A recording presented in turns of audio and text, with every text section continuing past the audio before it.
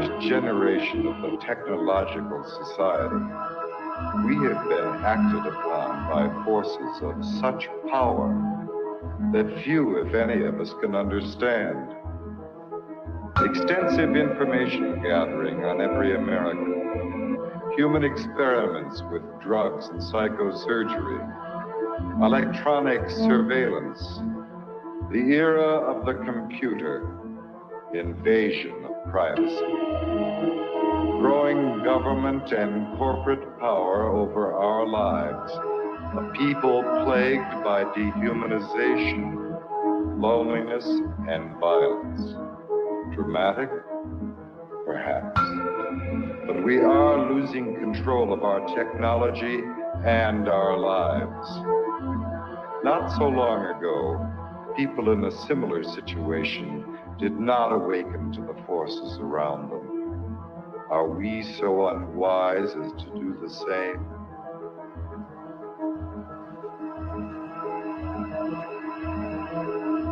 Behavior control. And then you change it up every computer. Alien. Paranoia. Enemy list. Wired death. Dead acts. Dossiers. Medical records. Social security number. Credit record. National security. I was with another agent, Pat Webb. Pat was an explosives agent. So we kind of opened the door just a bit to the cabin. And as we opened the door, we were both pretty much overcome as we looked across the cabin at the shelves that were built on the other side of the door. We could see coffee cans and bottles and jars, and they all had labels on them, and they were very meticulously done. You could see that some were labeled with the name of certain chemicals.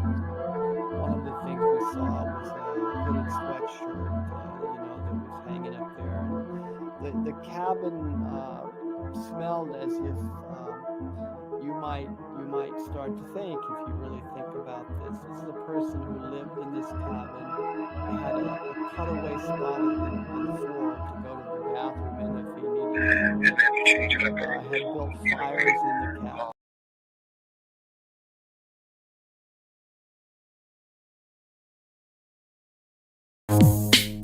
Internet.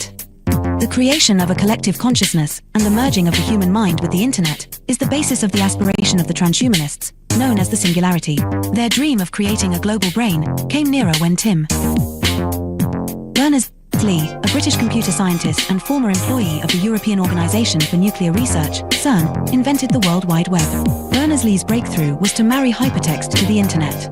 The underlying concept of hypertext originated in previous projects from the 1960s, such as the Hypertext Editing System, HES, at Brown University, Ted Nelson's Project Xanadu, and Douglas Engelbart's Online System, NLS. Both Nelson and Engelbart were in turn inspired by Vannevar Bush's microfilm-based Memex, which was described in the 1945 essay As We May Think.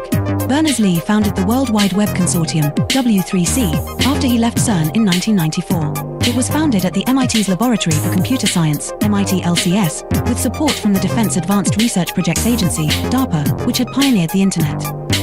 The transhumanists' idea of mind uploading is reminiscent of that expressed by Allen Ginsberg following his LSD experiments at Stanford with Gregory Bateson. While under the influence of LSD, the doctors hooked him up to an EEG machine, and following the suggestion of his friend and lover William S. Burroughs, connected a stroboscope blinking in synchronization with his alpha rhythms. Describing his experience, Ginsberg recounted, "There was no distinction between inner and outer. Suddenly, I got this uncanny sense that I was really no different than all of this mechanical machinery around me. I began thinking that if I let this go on, something awful would happen. I would be absorbed into the electrical network grid of the entire nation. Then I began feeling a slight crackling along the hemispheres of my skull. I felt my soul being sucked out through the light into the wall socket and going out point one." During the final years before his death in 2000, Terence McKenna became an early proponent of technological singularity, and called the internet the birth of the global mind, believing it to be a place where psychedelic culture could flourish. Point 2, however, as Derry clarifies in Escape Velocity, cyberculture at the end of the century. 327. 328. Transhumanism. But as Thomas Hein reminds us in Facing Tomorrow, what the future has been. What the future can be. Futures like McKenna's are stories we tell ourselves. About the present, an attempt to invest our lives with a meaning and a drama that transcend the inevitable decay and death of the individual. We want our stories to lead us somewhere and come to a satisfying conclusion, even though not all do so. 1264, placing our faith in an end-of-the-century Deus Ex Machina that will obviate the need to confront the social, political, economic, and ecological problems clamoring for solutions is a risky endgame. The metaphysical glow that increasingly halos the high-tech tomorrows of cyberdelic philosophers, corporate futurologists, pop science programs such as the Discovery Channel's Beyond 2000, or even ads such as AT and TSU will campaign, blinds us to the pressing concerns all around us. Point 3. As Eric Davis remarked in Technosis, some Christians, especially those with a brute Protestant conviction in the rock-solid inerrancy of the biblical word, would concur with Teilhard that our headlong flight toward planetization is part of a master plan. 4. Davis was commenting on Marshall McLuhan's 1969 interview in Playboy, where McLuhan mentioned that computer networks hold out the promise of creating a technologically engendered state of universal understanding and unity, a state of absorption in the logos that could knit mankind into one family and create a perpetuity of collective harmony and peace. McLuhan clarified, in a Christian sense, this is merely a new interpretation of the mystical body of Christ, and Christ, after all, is the ultimate extension of man. 5. However, as Davis pointed out, in a letter to the Thomist philosopher Jacques Maritain, McLuhan flip-flopped on the idealism he had earlier expressed. Electric information environments being utterly ethereal foster the illusion of the world as spiritual substance. It is now a reasonable facsimile of the mystical body of Christ, a blatant manifestation of the Antichrist. After all, the prince of this world is a very great electric engineer. Point 6. However, for the transhumanists, the internet is not just an agglomeration of inert information, but poses the possibility of humanity creating a collective consciousness of the mystics. Effectively, transhumanism is the hallucination arrived at by computer scientists on drugs. As psychedelic drugs impede the ability to discern reality from imagination, they often lead to the mistaken attribution of life, or even divinity, to inanimate objects, like a computer program. The ultimate foolish dream of the transhumanists is that with the creation of cyberspace, we'll be able to enter the pleroma, the mystical realm of the ancient Gnostics, by uploading our minds to the internet. Thus, the internet will have come to serve as a totality of human knowledge, the omniscient collective consciousness of Teilhard de Chardin, also known as the global brain. Global brain. The relationship between the global brain and the internet, and its connection to the thought of Teilhard de Chardin, is explained in The Lost Symbol by Da Vinci Code author Dan Brown, a fellow alumnus of Exeter with Stuart Brand and Facebook. The Singularity. 329. Founder Mark Zuckerberg. There is an important section from the novel, which is based on revealing the secret of Freemasonry, where Willis Harman's Institute for Newtic Sciences, IONS, named after the noosphere of Teilhard, plays a central role. Here the character Catherine Solomon explains the significance of Newtics. 2 heads are better than 1, and yet 2 heads are not twice better. They are many, many times better. Multiple minds working in unison magnify a thought's effect exponentially. This is the inherent power of prayer. Groups, healing circles, singing in unison, and worshipping en masse. The idea of universal consciousness is no ethereal New Age concept. It's a hard core scientific reality, and harness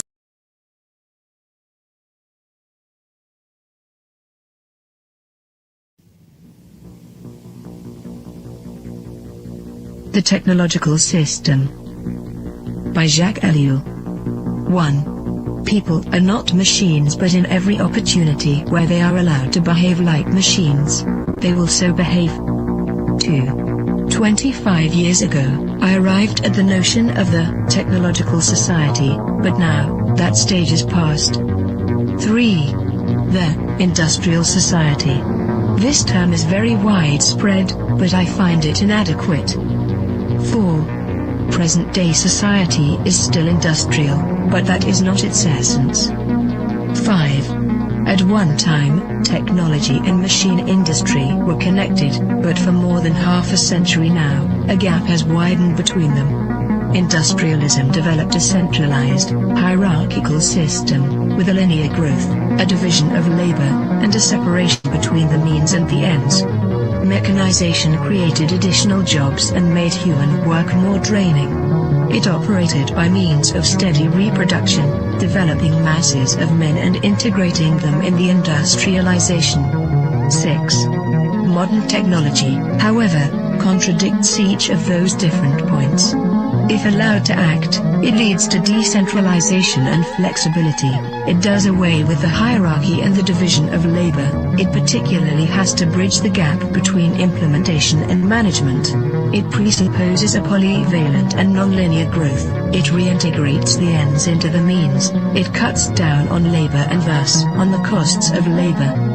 The value factor is no longer human work but scientific invention and technological innovation.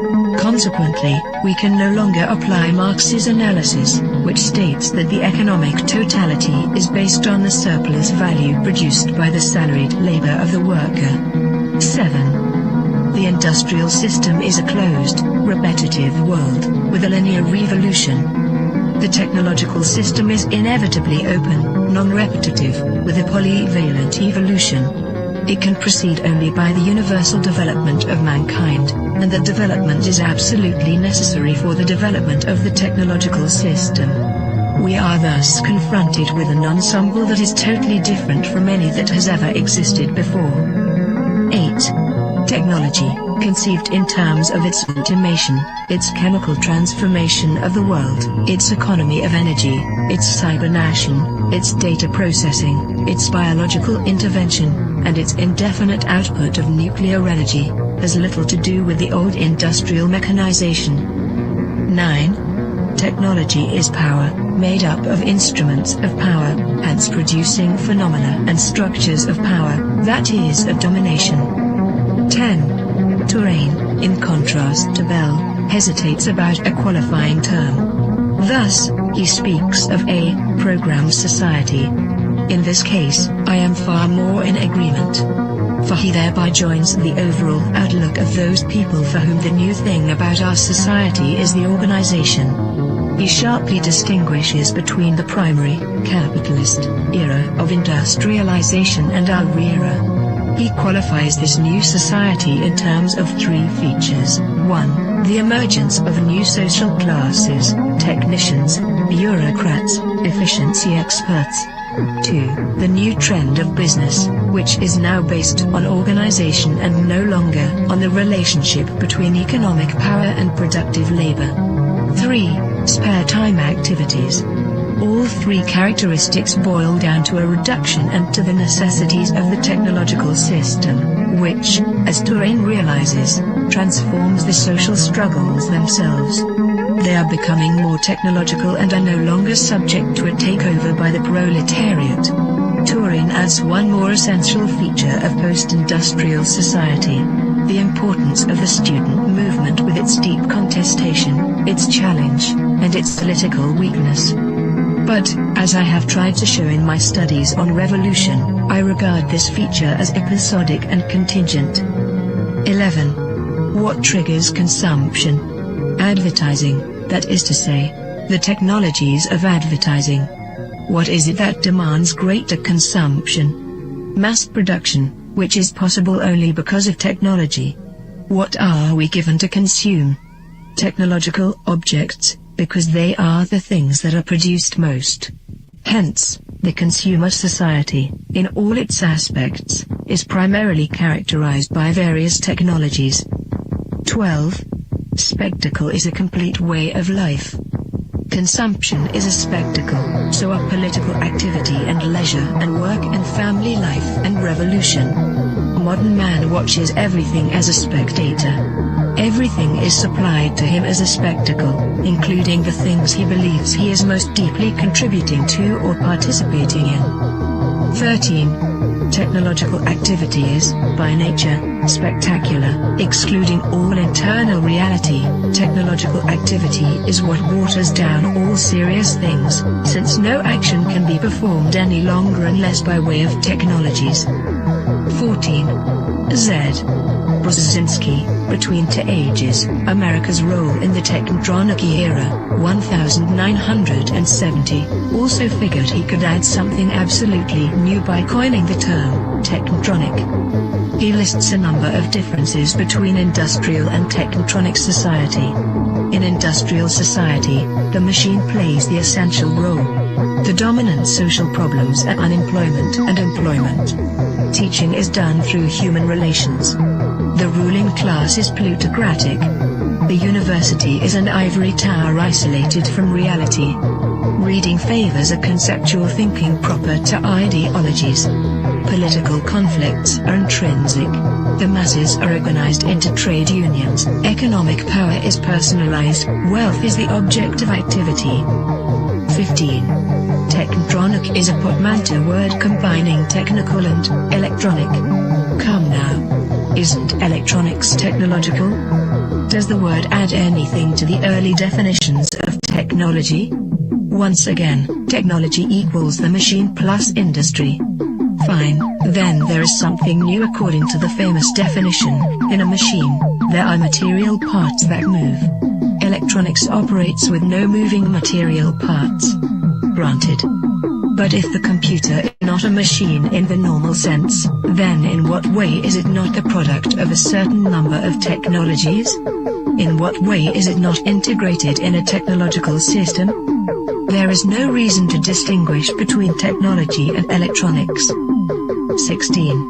Man can no longer be a subject. 4. The system implies that, at least in regard to itself, man must always be treated as an object. Today, this phenomenon is far more important than the renowned Marxist interpretation of commodity. 17. Nothing can have an intrinsic sense, it is given meaning only by technological application. Nothing can lay claim to action, it is acted upon by technological process. Nothing can regard itself as autonomous, it is the technological system that is autonomous, as we shall demonstrate. 18. No technician claims to be ruling society. There is no need to regard technicians as technocrats or to believe that a class of that type actually exists. 19. Colin Clark's classification is replaced by a different one. At the bottom, the unqualified functionals, then the functional operators, and at the top, the rulers, researchers, conceivers, with perhaps a fourth sector for the activities of operational research. In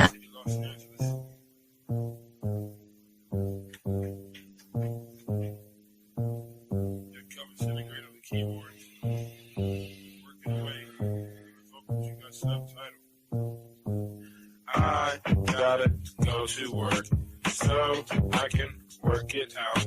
Come on, computer, make it work. Come on, satellite, work with me. I gotta go to work so I can work it out. Come on, computer, make it work. Come on, satellite, work with me. I gotta go to work.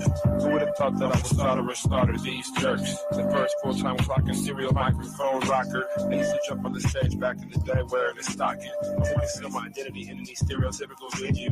Never will I reveal the serious way that I feel. I'm on job time, all I do is talk into the steel. Use my style to hide and conceal, profile and beguile while they smile and just say that I'm real. Bad luck strikes in 3, all of you will agree. I didn't have a heat shield, they rained triplicate on me. But it's squares versus circles, then any of you can compare front and back are differentiated by a 90-degree red circle. If you know what I'm talking about, you know the code, work it out. Forced entry, I was disguised as a sentry. I gave not a care, life is an adventure to me. I obtained secret money and manufacture inventions, fracturing the line between space and time dimensions. Restructure the torque and the structural integrity, so I can walk on water while it retains surface tension. This making me an acolyte of the greater unknown, the word shark, king of these murky seascapes. Within my patriarch society, you cannot dethrone the intricate degree and climate that I seize from the police state. I gotta go to work so I can work it out. Come on, computer, make it work. Come on, satellite, work with me. I gotta go to work so I can work it out. Come on, computer, make it work. Come on, satellite, work with me. I still wish they made more girls like me, intelligent, beautiful, and looks like me. But they don't, so I stay fucked up like King Keeper. She's the type of person that will still rock Latigua. I'm the type of person that will still sport feelers. I found this pair of size 15s out in Pasadena. Those are my work boots. I insert this into these jerks' necks, giving them a virus that will destabilize their hardware. Now I can tap in just in my onboard wet works. Plant the hidden charge there. It's a cellular reconfiguring program consisting of integers, turning human beings into kindling, whittling the psyche into an apparition, place it back into the skin. Now it's the ghost in the shell. Should I boast? Well, no. I stay on the west coast of hell, where hell's bullets this I know so well. I have my work cut out for me. This has its perks. Just then I realized life is mostly hard work. And why not get your car pulled off under you? It won't get sorted back from that. Them just lurking. Who's the one to suffer you? I didn't know what to do, so when in doubt, go to work. When I'm 25, I'll contract myself out once now I'm through. Then it's just books and beats for me. I leave the rapping to my crew. I'm a good scientist in a world gone cuckoo. Imagine how it is to watch them turn crazy around you and then look over at you like you are the insane one. That's how it is. It's okay to meet the controversy bubbles and flattens out like this. Like my little kids. And I've got to go to work so I can work it out. Come on, how to work for me. Come on, got to make it work. I've got to make it work. Come on, I can work it out. I've got to make it work. Come on, let it work this way. Come on, compare it, work it work.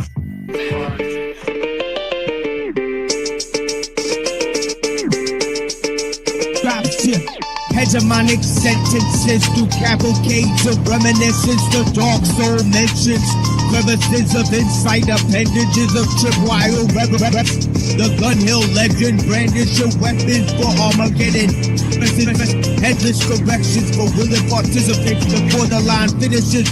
I got shadow grimace, the updating green with human chaos for the pilot smoke screen. Combined with the best wishes, master attack detected full of advanced craft methods that will highly adapt to the presence, sharpening psyche, which often might be construed as badly used or beautiful looks just like to mirror the schism unseen hidden. The newest eyes cast shadows into the bluest skies until the Tory Alleluia brought to the kings before me as a sacred justice plotting to misinform the whole chorus within construction. Nano's filaments. Hidden secret touch, mystified by the comfortable and united by inner struggle. Hidden a bundle of scar-ridden enigmas. Now the claw is risen. Man is up with cheeky.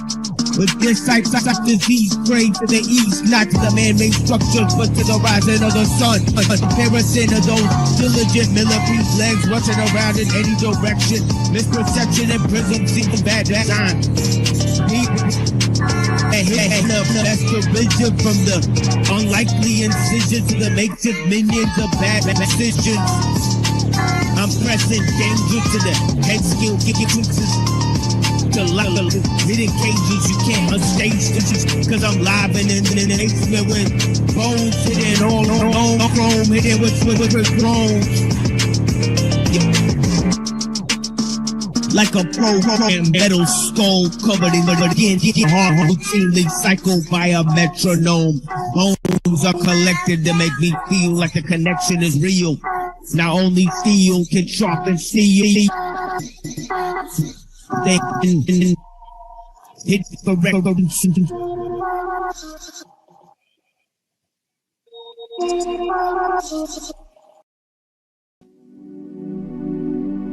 My nigga Lewis Parker. What's good? From the UK to Fresno. You know how we do. Yeah.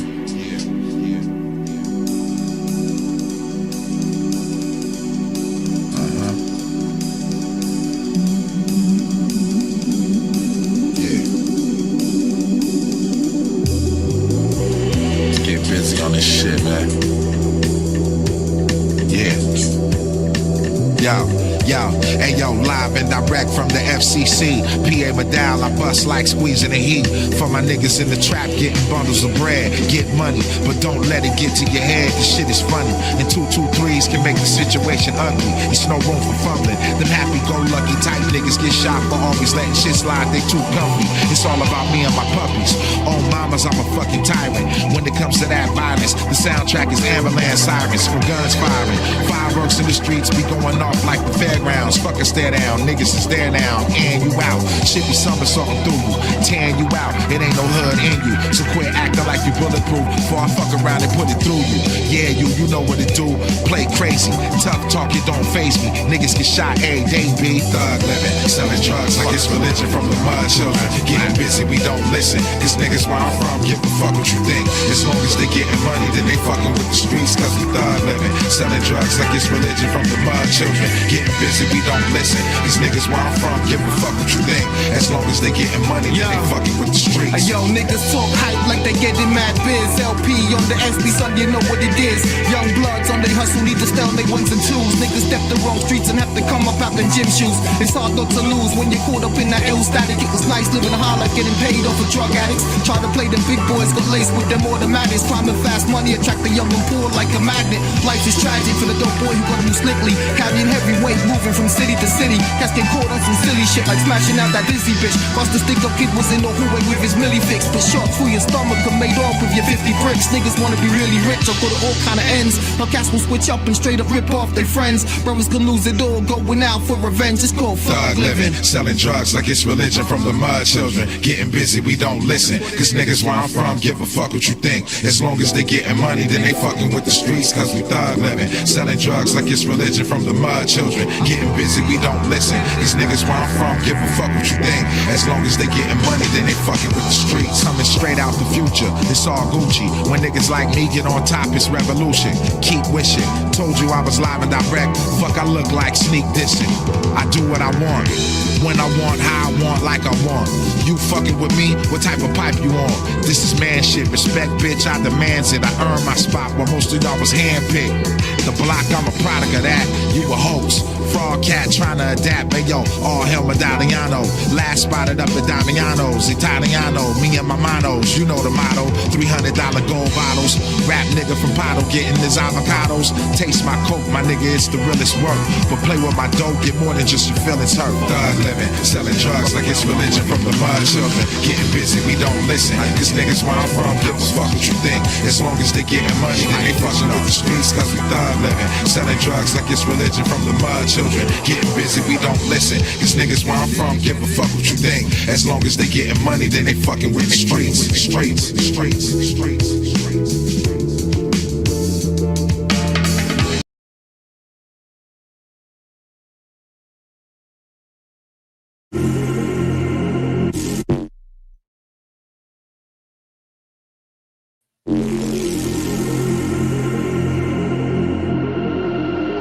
Draw, war, lords. Yo, slap box 52, hand combat, man down, now you getting treated like a little youth.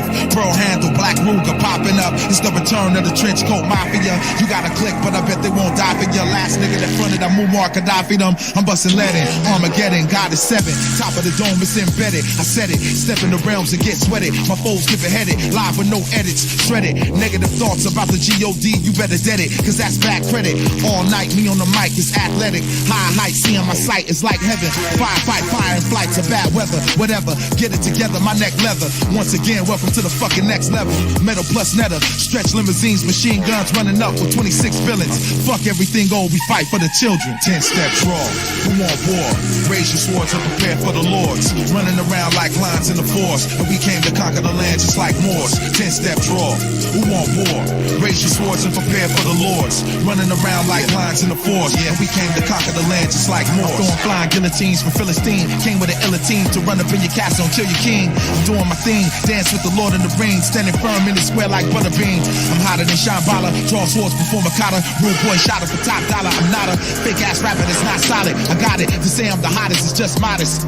My ass is to melt down anything. So anything in my lane, man, I'm killing it. 2 bottles of jewels, 1 spoon of ignorance. It's the vigilant spit, chemist is injuring. Any contender wanna act like he bigger than I. It's getting baked and fried, and that's minimum. MCs who wanna compete, I take 10 of them. Clowns in the street want heat, I got diligence, and that's how it really goes. So get familiar with it, and stop looking at the motherfucking videos. Choose your weapon, my tools is lessons. 2 connections, wrong draw, you lost your profession. 10-step draw. Who want war? Raise your swords and prepare for the lords. Running around like lions in the forest, and we came to conquer the land just like Moors. 10-step draw. Who want war? Raise your swords and prepare for the lords. Running around like lions in the forest, and we came to conquer the land just like Moors. Let the rhythm hit him, chew him up, spit him out, get him out. Let's see if the barrel fit in his mouth. Hear the lion roar, what you crying for? I'm at the hot gates, open up the iron door. I'm the king of the jungle, so ready to rumble. Gunshots put the room on humble. I flip beats and make the words tumble, and flip bricks and now sleep on a bundle. Claiming you're off the chain, homie, I'm off the board. Dunk in your face, I'm the lord of war. I'm so much more, you bitches should never step up. I never lit up, you fuckers will never get up. Ice in my veins, ice on my chains. I'm nice in the lane, think twice for your fame. Shoot around like dice in the game, you crap out. Break your bones when I make you tap out. 10-step draw. Who want war? Raise your swords and prepare for the lords. Running around like lions in the forest, and we came to conquer the land just like Moors. 10-step draw. Who want war? Raise your swords and prepare for the lords. Running around like lions in the forest, and we came to conquer the land just like Moors.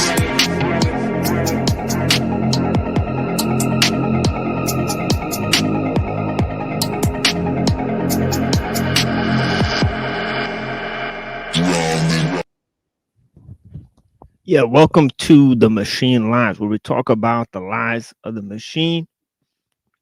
On the machine that lies, we got a little bit of, tripped out teachings from the spliffed out teacher. I mean, for sure. I mean, a little bit of things that I've been putting together, part of a ongoing sort of exploration, right, of a few different concepts. The main ideas that I'm bringing out to the table, right, is discussing the relationship, right, and definitely looking at philosophy of religion, philosophy of history, and philosophy of science. Right, so we've been looking at those 3 sort of subjects, right? And it's brought us to a lot of different considerations. Okay. So I'll explore some of those ideas with you guys. I pulled up some interesting writings, and of course we've been looking at a historical explanation, right, of different ideas. Looking at Skolimowski, Henryk Skolimowski, right? He's a Polish philosopher. Right, and he's sort of on the cutting edge of philosophy, right? So this is a main thing, right? Because he's looking at sort of evolution, he's looking at science, he's looking at religion, and he's looking at philosophy, and he's sort of looking at the crossroads of these various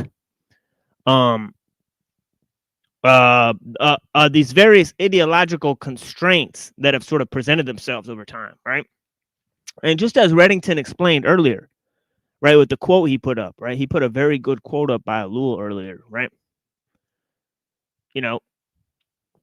Technique worships nothing, respects nothing, has a single role to strip off externals, to bring everything to light, and by rational use to transform everything into means more than science, which limits itself to explaining the how. Technique desacralizes because it demonstrates.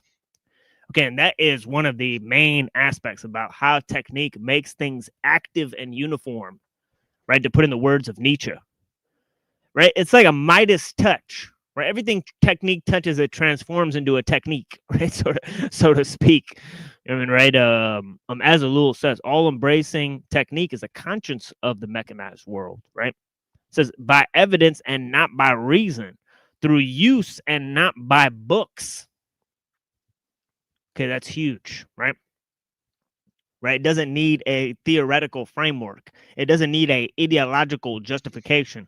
It doesn't need a scientific theory or an ideological moral philosophy in order to justify it, right?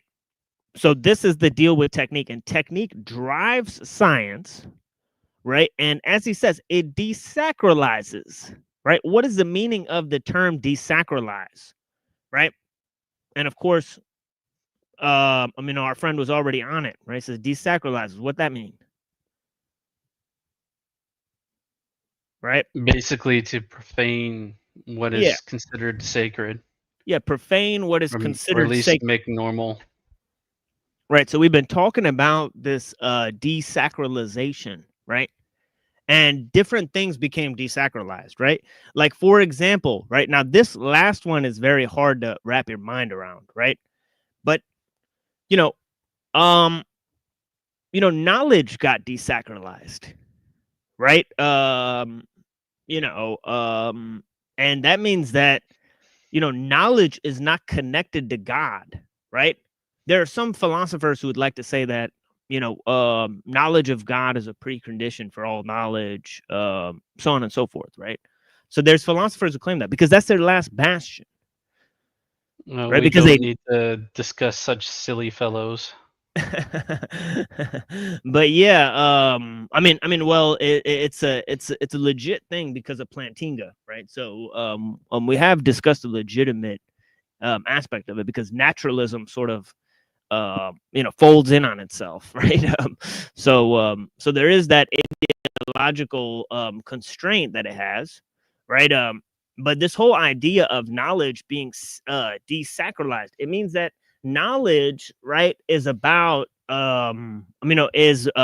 because of empiricism, right? It's connected to sense experience, right? It doesn't exist in some ethereal realm or in the mind of God or something like that, right? So if there's less and less people who agree that that sort of thing takes place, right? Okay, and of course, a great majority of people don't see knowledge that way, right? A great majority of people in the world do not see knowledge that way, right? So, so this is part and parcel of us passing from a, from a religious conscience into a technological conscience, right? But of course, it's science and philosophy and liberalism, right, that caused that shift to happen, right? And we've been sort of cataloging, the various ideas that led up to that, right? So yeah, to make profane what is sacred, right? Okay, so there's different things that this happened to, right? Okay, and I think the first thing, as the Tao says, right? It says, a man is great, the earth is great, and heaven is great, right? So, man follows the earth, earth follows heaven, and heaven follows the Tao, right? So there's these great forces in the world, right? So this idea that man has a sacred purpose, right? That nature has a sacred purpose, right? All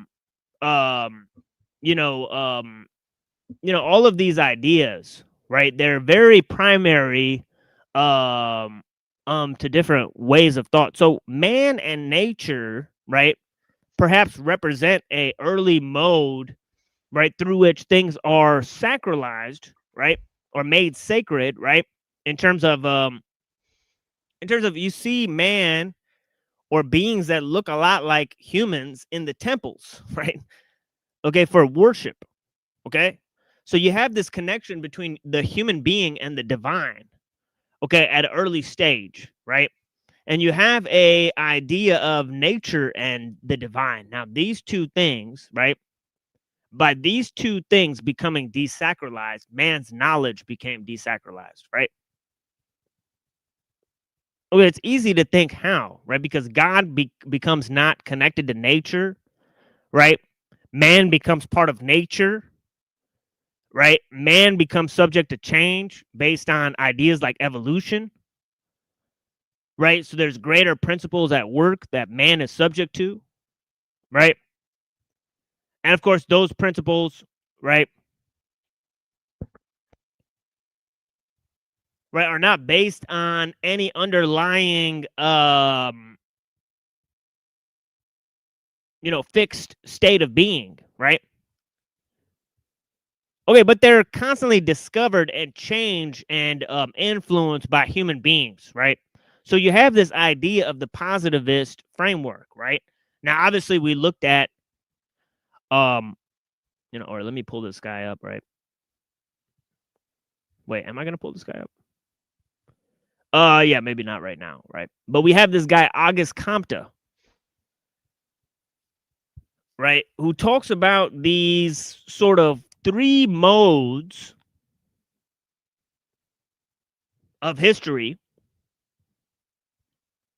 right? And he talks about the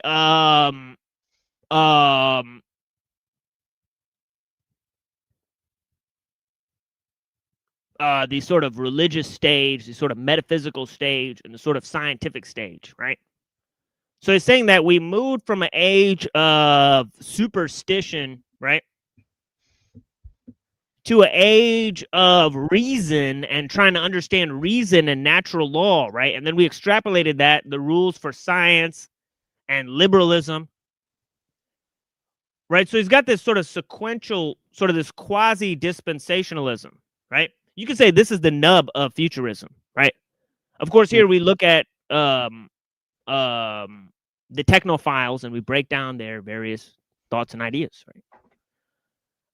Other shows don't do that, right? They're not interested in looking at how power is generated, right, on a macro scale, right? Apparently, right? But yeah, Reddington, did you have a comment there? Not really. Just in exposing machinations of those people. Yeah, definitely. Like Auguste Comte was a student of Henry de Saint-Simon, who we heard yesterday that Marx was quoting him, right? And of course, he had this futuristic ideal, right, that technocrats should like run the society, right, that they should even take over the psychological lives of their proponents, right? He said the science of consciousness will one day be so studied that they'll know the thoughts and desires or the reasons why everybody does everything, right? And they'll be able to apply this on a scale for governance, right? So he had a sort of idea that science would run society, right? And of course, this idea, right, that we moved from religion to philosophy to science, right, is also represented in the ideas of Rousseau, okay, who basically said, well, we moved from an idea of anthropomorphizing natural forces, placing them in the temple, to moving into the temple ourselves, okay, worshiping man, right? But I think there's 4 actual stages that happen, right? Right, in relation to the spirit, right, being transformed,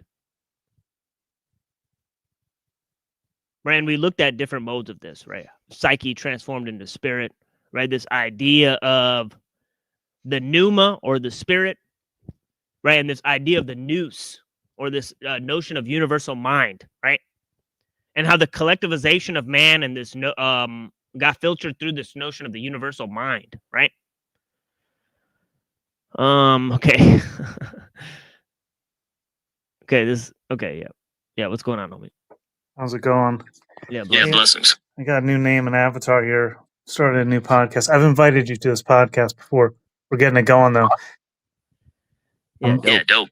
I'm not going to say the name of it though. Yeah, you got a little echo going on there.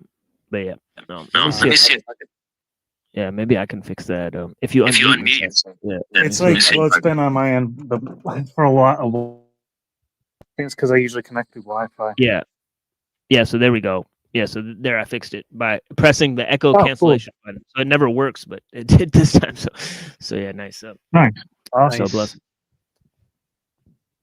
blessing. So nice job, StreamYard. It's very convenient to have that button. But yeah, technique denies mystery a priori. Right, this is a continuation of what I'm saying. Nice job, Reddington. Technique denies mystery a priori. The mysterious is merely that which has not been technicized.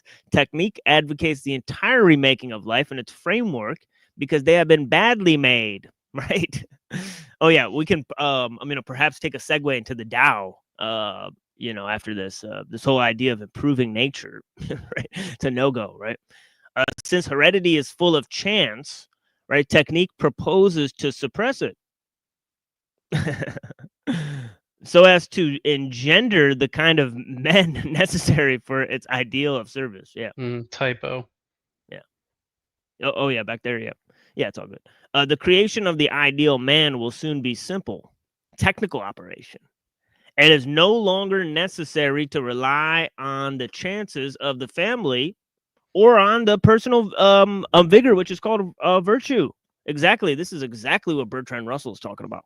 Right? He said society's got to be run through the needle. Right? This is a Malthusian project. Right? You see this in writers like Malthus, who greatly influenced Darwin. Right? And of course, this idea of basically, Marx was a Hobbesian, right? So he saw man as a species being, right? This concept existed way before Darwin, right? Yep. Okay, it's sort of, yeah. Oh yeah, go ahead, Renton. No. Oh, just to quickly try to tie in what you were saying earlier about psychology to that last quote is, I think when humanity gets technicized by technique, it makes them more predictable. Therefore, psychology is a lot less complicated in certain ways. So they can just predict what people will do and how they think and everything because they're technicized. Right. Like the man conditioned by techniques Technicized, is the man conditioned by techniques is psychologically transformed. To a level that and even Marx sort of saw this, right? The idea that even through his secular lens, right, he saw that man is being separated from nature, man from man and man from nature, right? So technique sort of desacralizes, this idea of man as a sort of universal being, right? Then it sort of dethrones nature, right, as a sort of creation of God, right, and sort of remakes man in God's image. That was the first step to that, right? Was to separate man from nature, right? And this is also part of the eschatological scheme, right? Because the eschatological scheme sort of talks about how nature will be replaced, right? So this idea of nature being replaced, right, through the eschatological scheme, right, or this idea in the religious cosmology, right? This is part of the idea, but of course this idea comes or for all intents and purposes, right, we know that it's concurrent with Zoroastrian and Hindu cosmology as well, right? So we don't have to place this squarely on the shoulders of the Jays or something like that, right? So we have different ideas where this eschatological scheme could sort of manifest. Now, you may say that sort of ideas like reincarnation sort of put a sort of burst a bubble on that, but not only is there a finality to the ideas of reincarnation, right, meaning there is an ending and a beginning, right, but also there is a cyclical mode within the religious ideal, right, of the three main religions, right, because you could say, well, sort of heaven and earth begin new, right? So there's this whole idea, right? From God we came and to God we shall return, right? So yeah, I appreciate that, Brown's boy blessing. So you have different ideas of this desacralization, but you really have two modes, right? And I'll bring it back to Skolimowski here, right? But first, I want to go over some of the thinkers that sort of outline these various modes of thinking, right? That I'm outlining here, right? Now, we mentioned Marx, right? Darwin, right? Those guys. We mentioned them for many episodes, right? Got Frank Monday, Jen, doing great, right? I greatly appreciate you guys. Denise, right? Ava,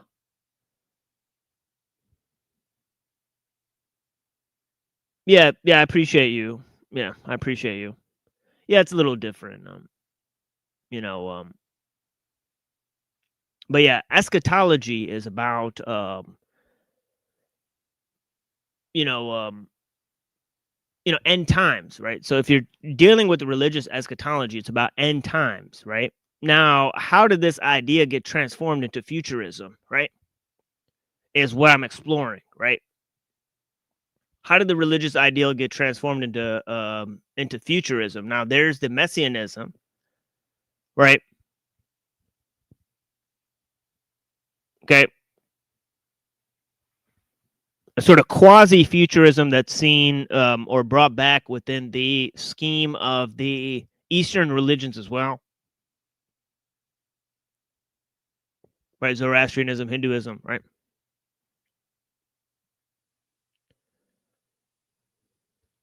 So yeah, so we're gonna move on here in a little bit. I'm just looking at the chat here. Looks like there's a lot of great comments. I greatly appreciate you guys. Lotus Evolution in the chat. TML touches, yeah. What was that? What was that word you said, Reddington? I've never heard it before, and then I thought of a different one. Tech. You said tech something.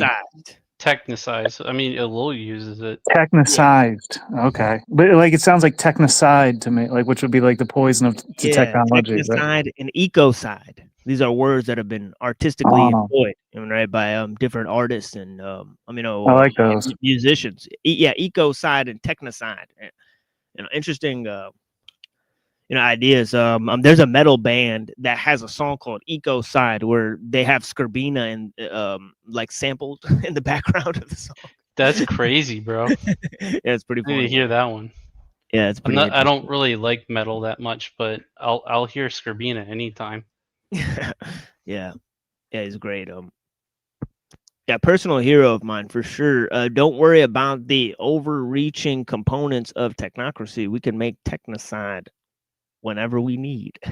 Yeah, exactly. Allegedly. Yeah. Oh, Truther Cop's here. He's awesome, dude.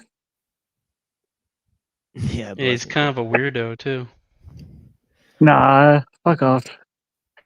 Yeah, this is a poignant comment. Bones make steel. Steel make wires. Technological advancement leads to man's demise. Oh yeah. I mean, who isn't a weirdo though? So it's all good. I'm totally normal. Wait, hold on. We're talking about somebody else. Sorry. Yes. TML. What's going on, dude?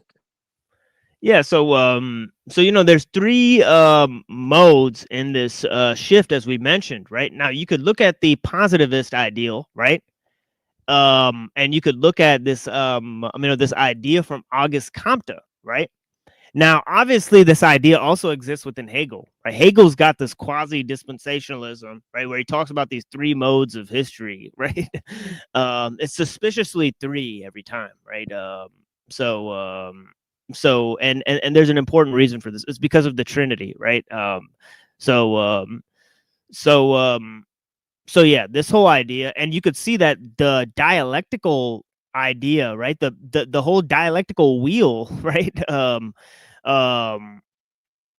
Affirmation, negation, synthesis, right? Is sort of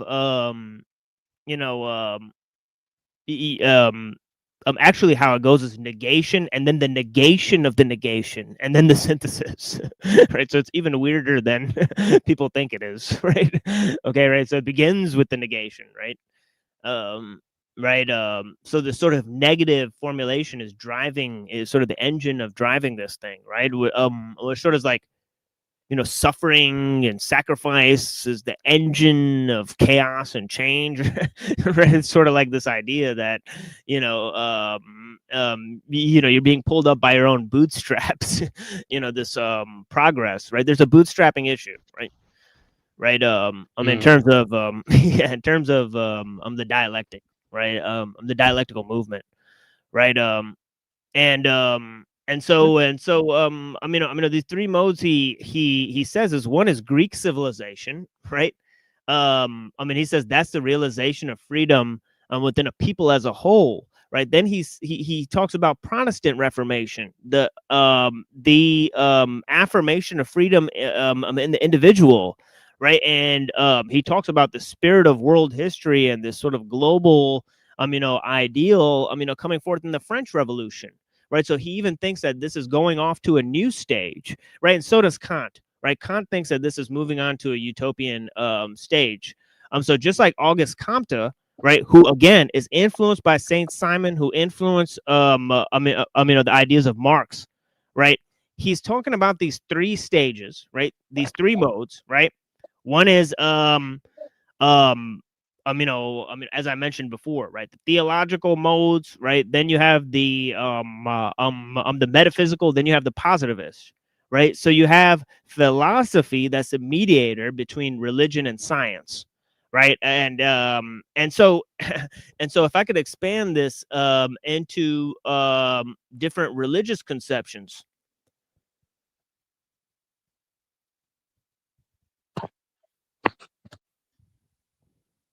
That was going crazy. I'm trying to like follow. I had them in the background. I got a little bit. Yeah, I got a little bit more here. But yeah. Feel free to come in and and all that. But yeah. Says here, right? Okay. Man, where can I get to his theory? I wonder if they'll mention it here, right? Who His formulated the name is like doctrine a freaking sentence. yeah, exactly. Right, like what the fuck? Yeah, he married a prostitute. He's an interesting dude, right? He like talked to the pimp of this prostitute lady and then married her, right? So yeah, he's a really weird dude. It kind of reminds me of Mos Def. You guys ever hear of Mos Def? Yeah. Yeah, he was like at a strip club, and then he like married the stripper at the strip club. He liked her a lot, like took her home and married her. Didn't he convert to Islam at some point? Yeah, he's a Muslim, so it's interesting. Right? So he took her out of that life. It is a noble act from the point of view of a Muslim for sure. But yeah. So yeah, he's an interesting guy. But yeah, he also went through the Guantanamo Bay punishment where they're force feeding people. During Ramadan, right? They would put tubes up people's nose and then force feed the prisoners through their nose, and to torture them during Ramadan, right? So funny stuff that the U.S. military was doing there, dosing people with Larium, torturing them, right? Raping people. So yeah, check this out. French philosopher, mathematician, and writer who formulated the doctrine of positivism. Right? And look at this claim. He is often regarded as the first philosopher of science. What? That's huge. Like what? like I would like maybe in the like modern sense. Yeah, in the modern sense, but yeah, what a huge achievement there, right? So look at this. Social evolutionism. This is very important. Right now, this social evolutionism is sort of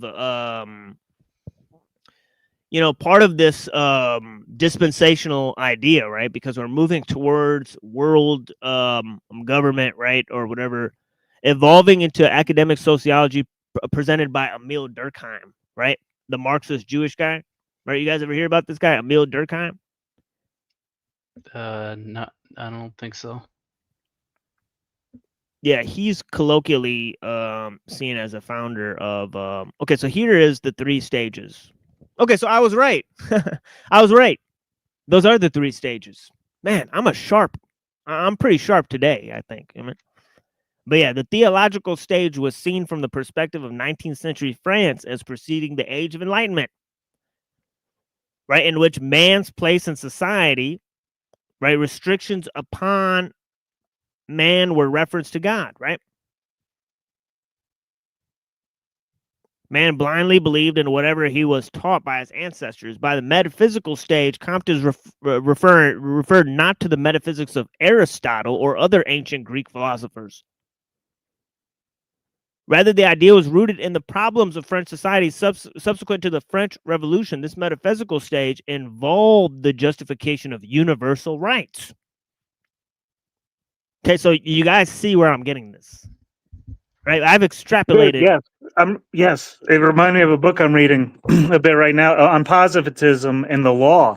It was such a huge like abstraction. This one guy lays out, and he's a German guy. He wrote this whole. He has some of the best work on it, and it's and it ties into natural rights and all this. Yes. Yeah. So okay, the scientific stage, failure of the revolution and of Napoleon. Right, now look at this. In this regard, he was similar to Karl Marx and Jeremy Bentham. Right, for his time, the idea of a scientific stage was considered up to date, although from later standpoints, derivative of classical physics. Now, I'm extrapolating something, right?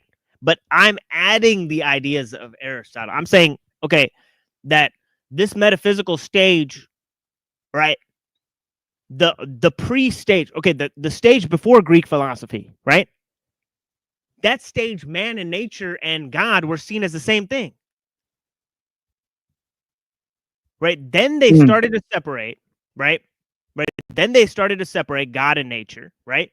This is the philosophical mode of thinking, right? They separated the forms, right, from nature, right? So God existed in this ethereal realm, right, separate from nature, right? This philosophical idea of these universals, right, that are created by Plato and Aristotle, right? They thought of the idea of the archetypal man, right? They universalized the goals of humanity, right? So since they universalized the goals of humanity, right, they created a movement towards this realization, right? Now, in terms of Aristotle, right, he saw nature as secondary, right? This is the idea of the telos, right? Entering, right?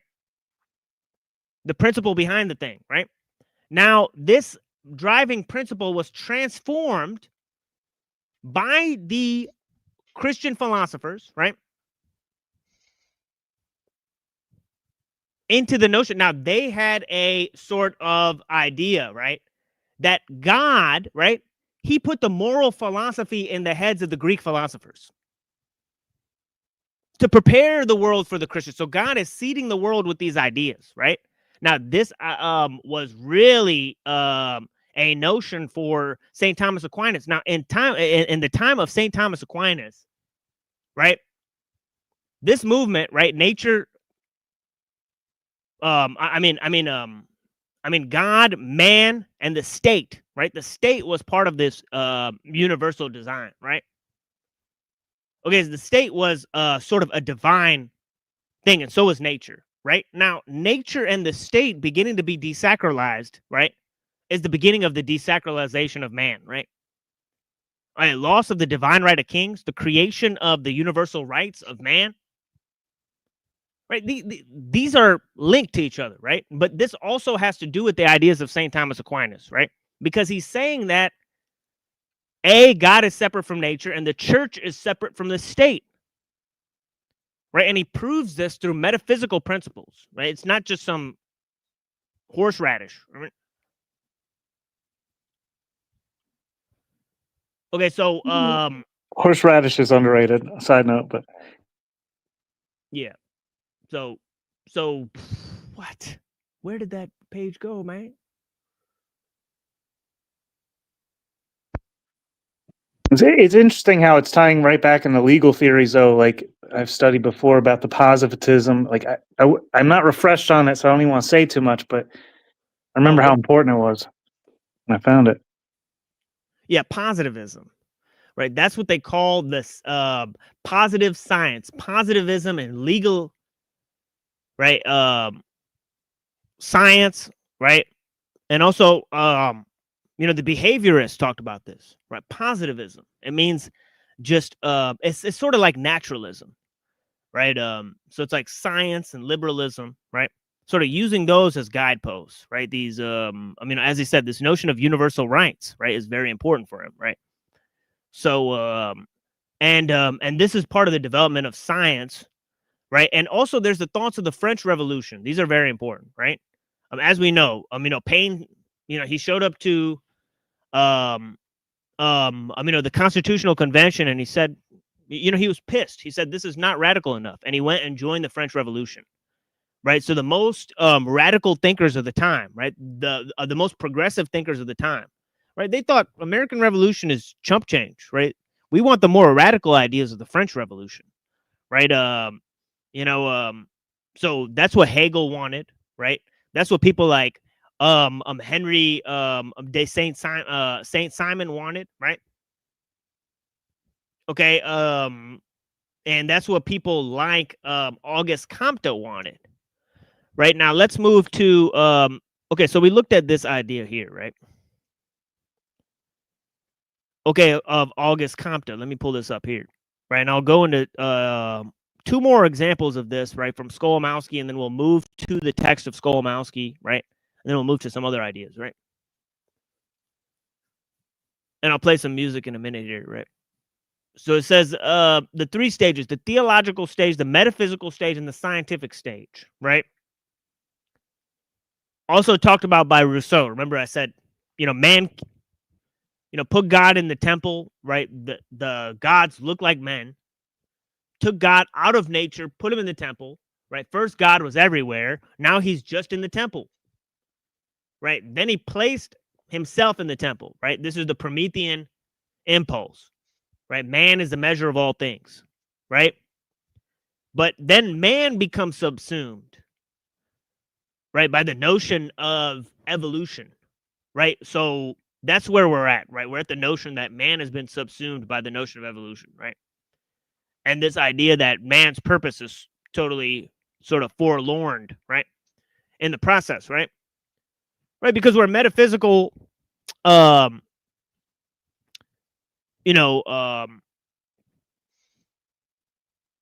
spiritual, philosophical and emotional eunuchs. Yeah, blessings, brother. Good to see you, man. I appreciate you. Dualism doomed us. Yeah, there's a good argument to be made. Certainly, Evola makes an argument like that, right? But separation from nature, right? This idea that nature is informed by this ethereal realm, right? Right, but anyways, this whole notion of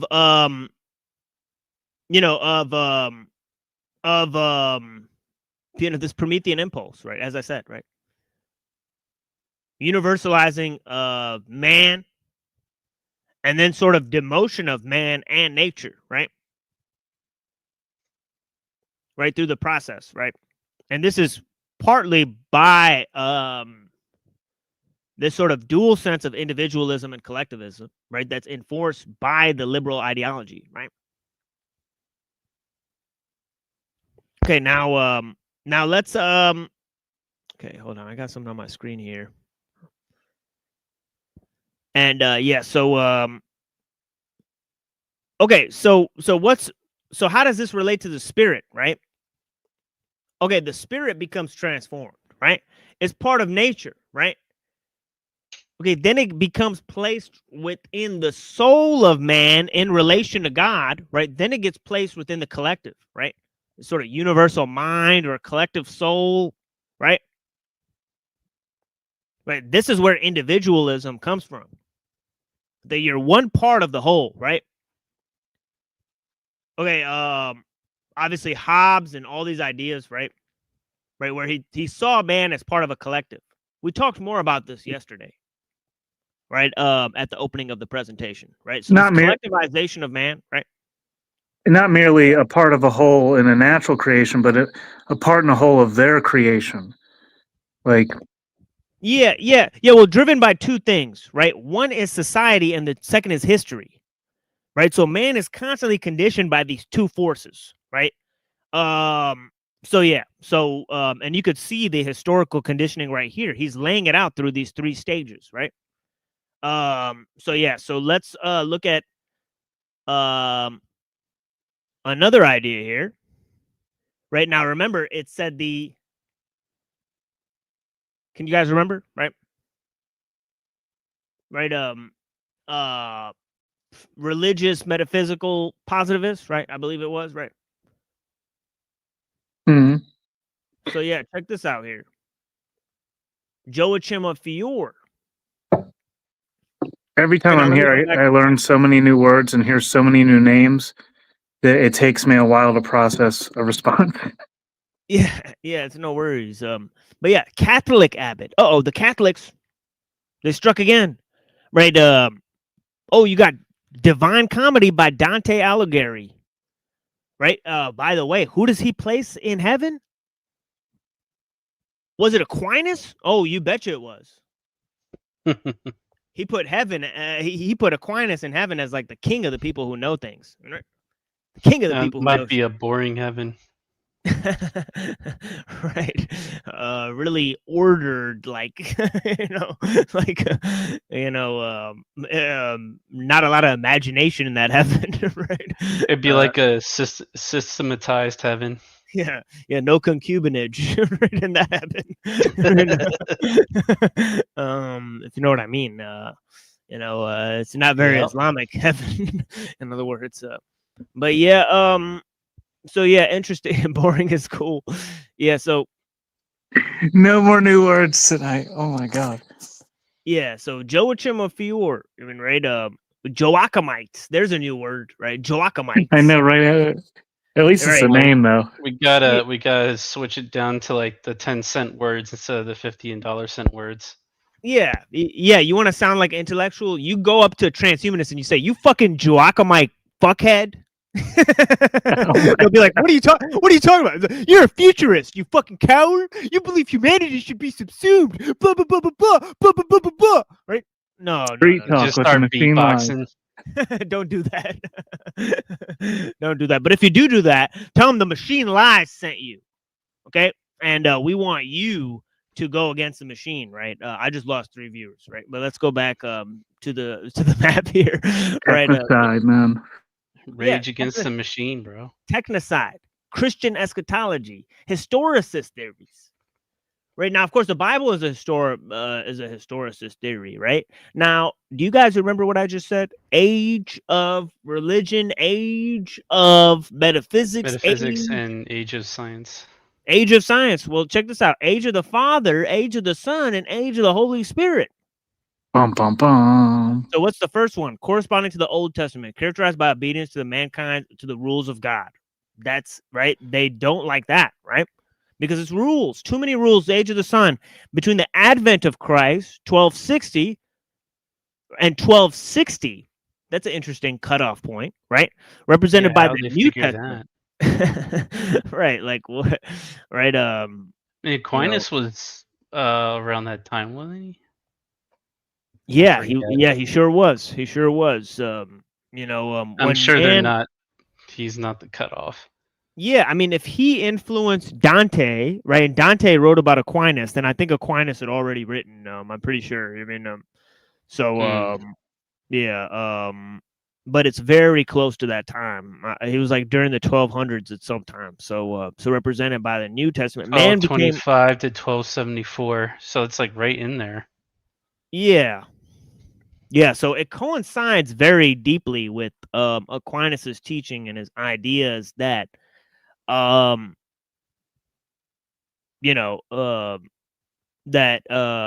state and the church are part of these two separate movements, right? And I don't know if Aquinas really had an eschatological scheme when the church and the state combine, right? Oh my God, right? My head would explode if that happened, right? But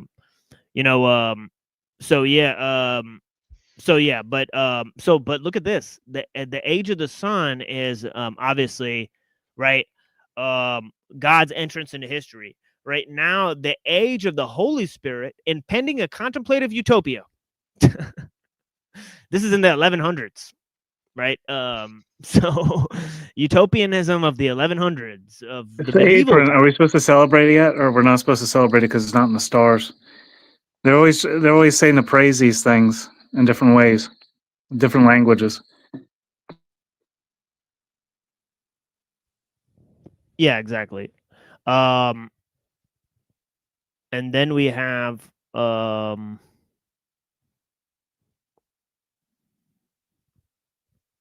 this idea here. I Well, believe coined by Justin Martyr, right? would the age of Aquarius be like the age of the Holy Spirit? Or part of Right. it? Exactly. Doesn't that sound like you're getting it now, right? This is where they get this hoopla from, right? Sad trombone. You know, this is where they're getting this hoopla from, the Age of Aquarius stuff, right? But it's from an origin that you wouldn't suspect. Logospermaticos, right? How about this? Logospermaticos. Oh yeah. Right? It's like seeds of thought. Right? Like literally sperm, right? The generative principle of the universe, which creates and takes back all things. Right? Now you got another principle in Judaism, right? Which sort of parallels this, right? Well, Hold yeah, I've seen recently how they operate. Like, there's this whole town operated by them, a venture of their capital. You know, their sort of behavior, and they talk. I saw a video recently that really put it into perspective for me. The goy, it refers back to those who use their backs, like cattle who use their backs, or mules that use their backs for labor. Goy Yeah, comes because from you like know, the word. yeah, because this is the preparation of the world for the coming of the Messiah, right? It's the birth pangs of the Messiah, right? So tazim, right, is sort of like this whole vacant space, right, into which new creative light could beam, right? This is what it says, right? And obviously, there's a whole other concept, tikkun olam. You guys know about that, right? Tikkun olam. Yeah, I know about that one.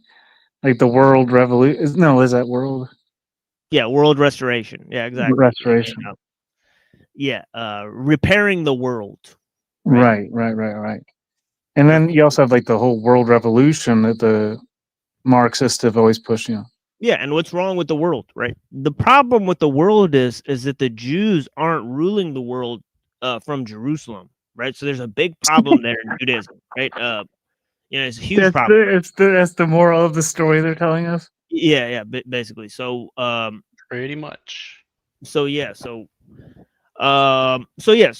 is a lot of ideas, right?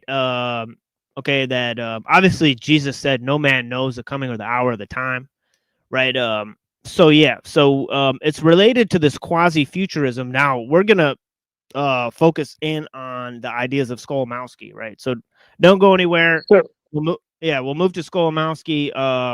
We'll hear comments from people. I'll drop the link for you guys. You guys can come up and talk to us. I We'll just want to say that because we'll totally distract ourselves from it. Jesus was the original QAnon, right? Like everybody wants to make it on Trump, but like it's part of that whole. Even Trump, like there's so many stories and segments you can tell from that. Trusted plan. Trusted plan. Like futurism. Yeah. Tikkun olam is futurism. Yeah. Right. Yeah. Exactly. Trusted plan. Yes. Yes. Exactly. Yeah, you could make a case for that. Trust the plan. Yeah. Oh yeah. Back. Trust the plan. He's coming back. Yeah. Is it different from change? Right. Change. Trust the plan. Right. They're both futuristic. Open change. Yeah, they're both futuristic slogans, right? They want you to have faith in the future, right? Some coming event, right? So they're using this messianic ideal, right, to sort of hijack people's minds, right? And yeah, it's a real, it's a real, shitty idea, And I'm a Muslim, as as a lot of people may know, right? And I think this messianic idea is a shitty idea. Right, I think we got to stop hoping for some Messiah to come save us. Right, that is a stupid idea. Right, so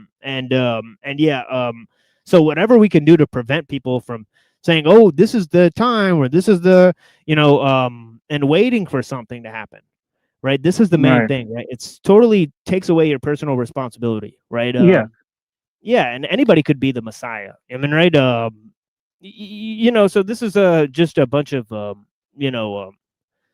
so I'm very against futuristic ideas. I'm very against progress, and I've showed how. I've showed how some of these the genealogy of these concepts, leads to sort of universalizing principle, universalizing the goals of man, right? And it totally saps away our not only our individual roles, but our local, communities, our traditions, the things that make us most human, the dynamic aspect of the arts, right? Speaking of local traditions, I hear it reminds me, and I don't want to call them out or say anything bad, but I am so excited about tomorrow, brothers and sisters. Sure. Come to mind. Why? What happens tomorrow? No, that's what Talcott's always saying that. I'm so excited about tomorrow. Yeah. Yeah, exactly. Yes, he's a futurist then. Yeah, penny for your thoughts. For the people that are out there, and we'll move on here. I just saw that the numbers shoot from 13 to back to 20. So there's a lot of tomfoolery here with the numbers. But yeah, I got a lot of information to present, so we'll see how much of it we could get through. And I got a little history of occultism, coming by soon. So yeah, here is a song here. Right, sort of like positive vibes here. Right? For that positivism, I guess. For the positivism, right? I try to get the music a little uplifting, but it gets a little weird today. And if we get canceled because of the music, right, we may have to edit the episode and include different parts. So we'll see what happens for you guys. But yeah, we appreciate your correspondence with some of these ideas, and yeah, I don't get enough feedback, right?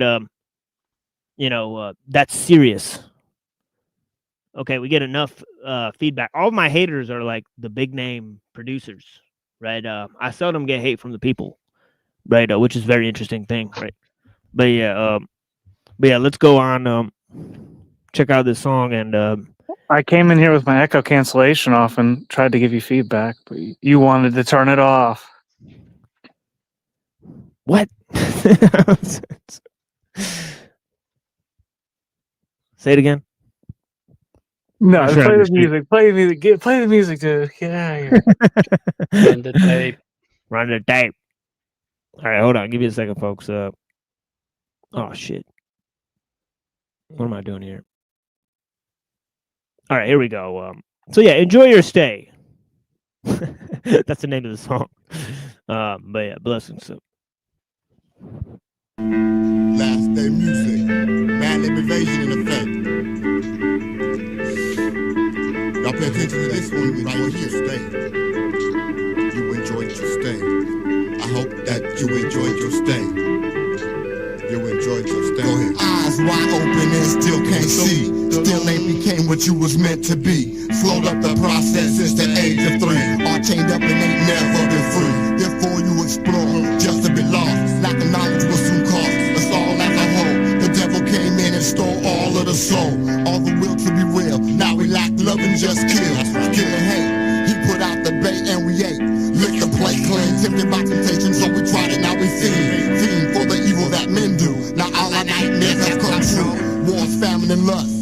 Question our bodies back to dust. The truth hurts, haven't you heard? Is your vision blurred? Confusion pump throughout your vein. Come to rest on your brain. Now the thoughts on your mind. How was I so blind? If it's truth that you seek, then it's God you must find. Then it's God you must find. Find. Go ahead now. Yeah. See, we all keep flirting with death and destruction. What will you make a function? Doing the devil's deeds every day. In these last 1,000 days, I hope that you enjoyed your stay. Enjoyed your stay. I hope that you enjoyed your stay.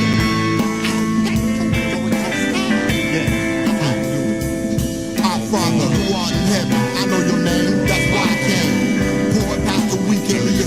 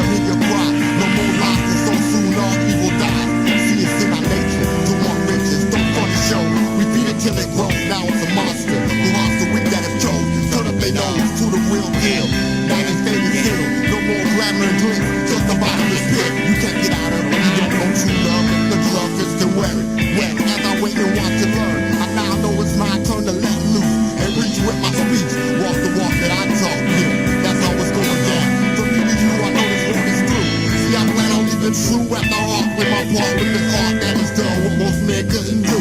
Bring together me and you, all colors of the spectrum, but still won't play dumb, yes I'm blind. Killing it on time, not a fast way. This is my mind state.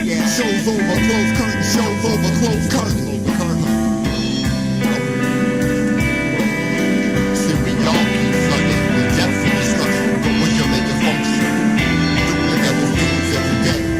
In these last times and days, I hope that you enjoyed your stay. I hope that you enjoyed your stay.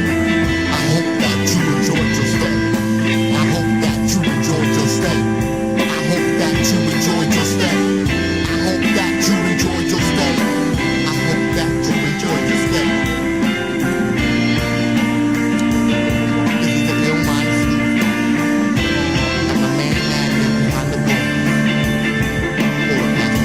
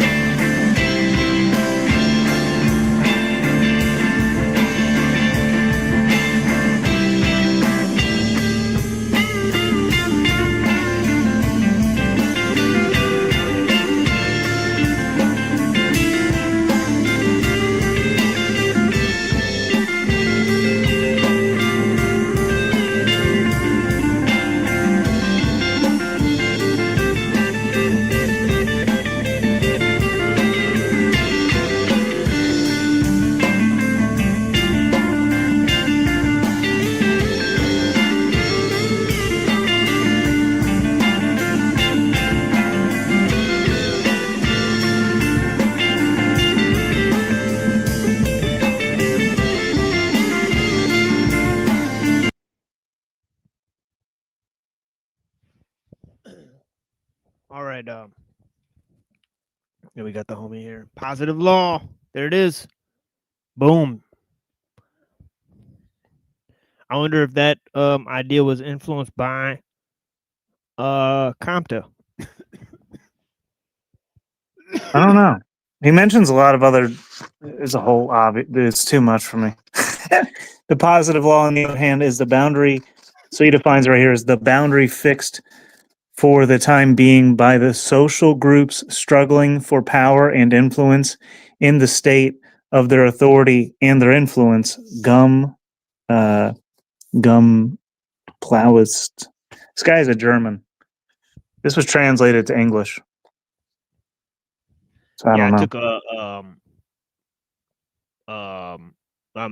I have a book, Philosophy of Law, and it mentions like different legal viewpoints. Yeah,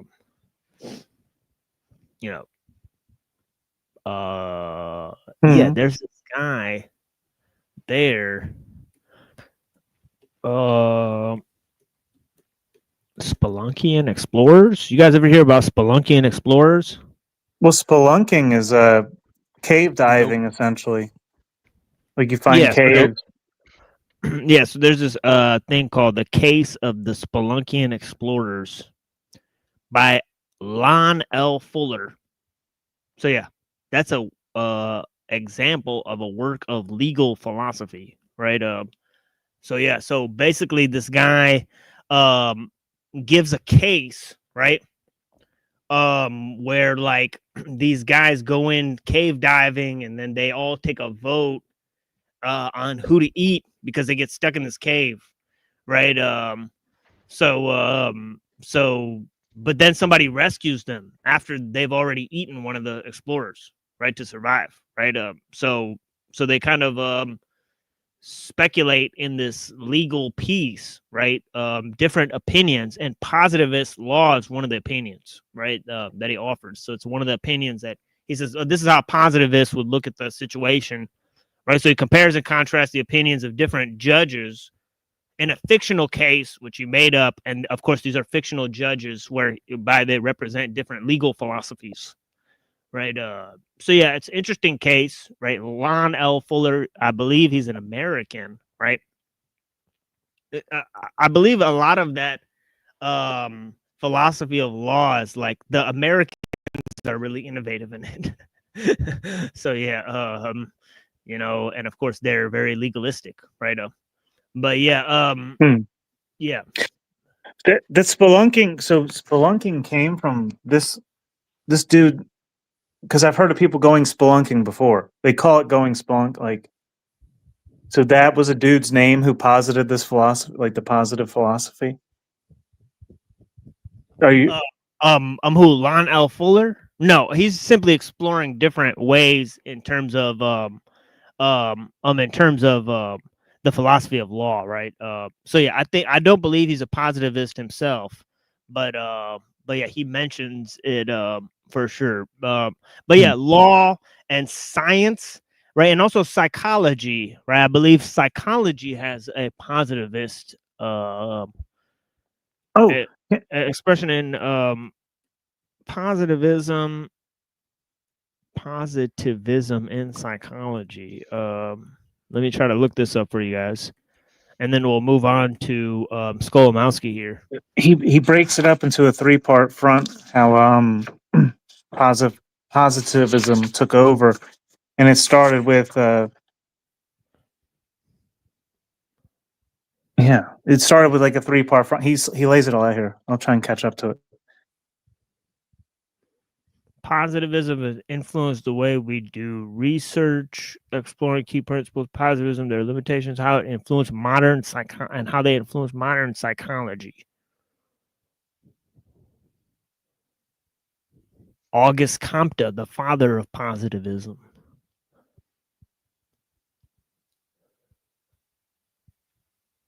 Shane, I remember a time I really studied this word. Oh, here we go. The rise of positivism in the 19th century marked a decisive shift in how knowledge was pursued and validated. By advocating scientific methods, positivism played an instrumental role in the evolution of the social sciences. In the realm of natural sciences, positivism's emphasis on empirical evidence is what I was talking about, right? Fostered rigorous methodologies and objective analysis.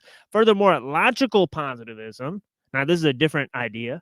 Logical positivism, right? I believe this is put forward by people like Adler, right? I could be wrong.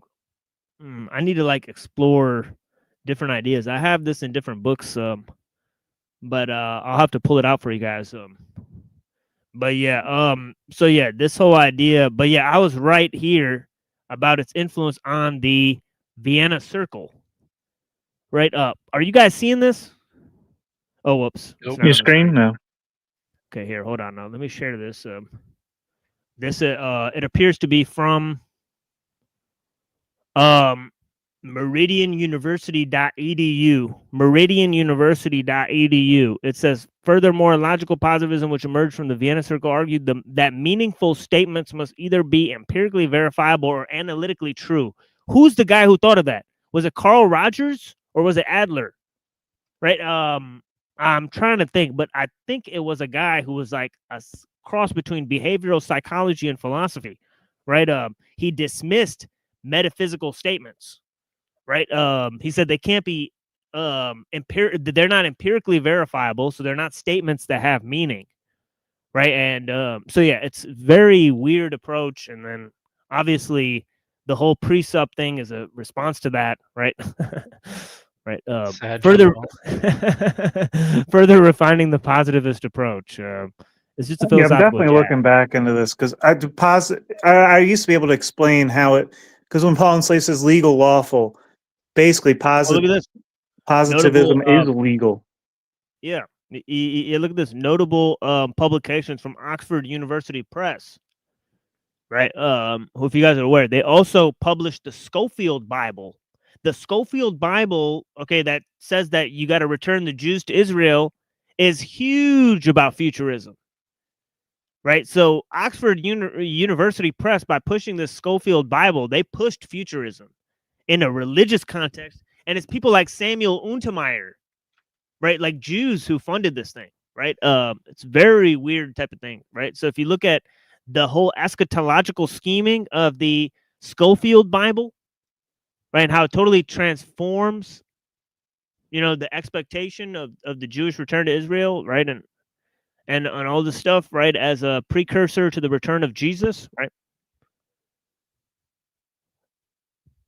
Okay, so this Oxford University Press and the Vienna Circle itself, Vienna Circle, right, both of these institutions are bad news, right? This is where people like Bernays and Schofield came from, right? So anyways, Cambridge University Press, right, the impact of positivism extends beyond academia. The motto, Ordem e Progresso, order and progress,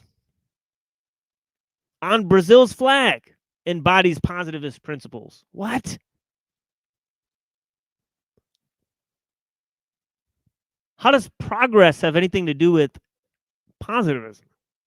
Why wouldn't the belief in progress not be a positivist because it's not empirically verifiable, right? So, well, what this guy was laying out was like positivism led away from the natural law.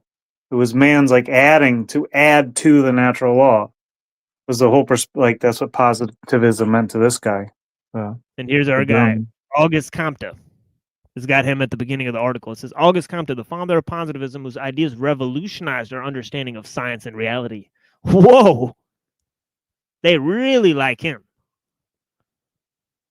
They really like him over at this university, right? So, yeah. So I think I pointed out a guy that's extremely critical for our analysis, right?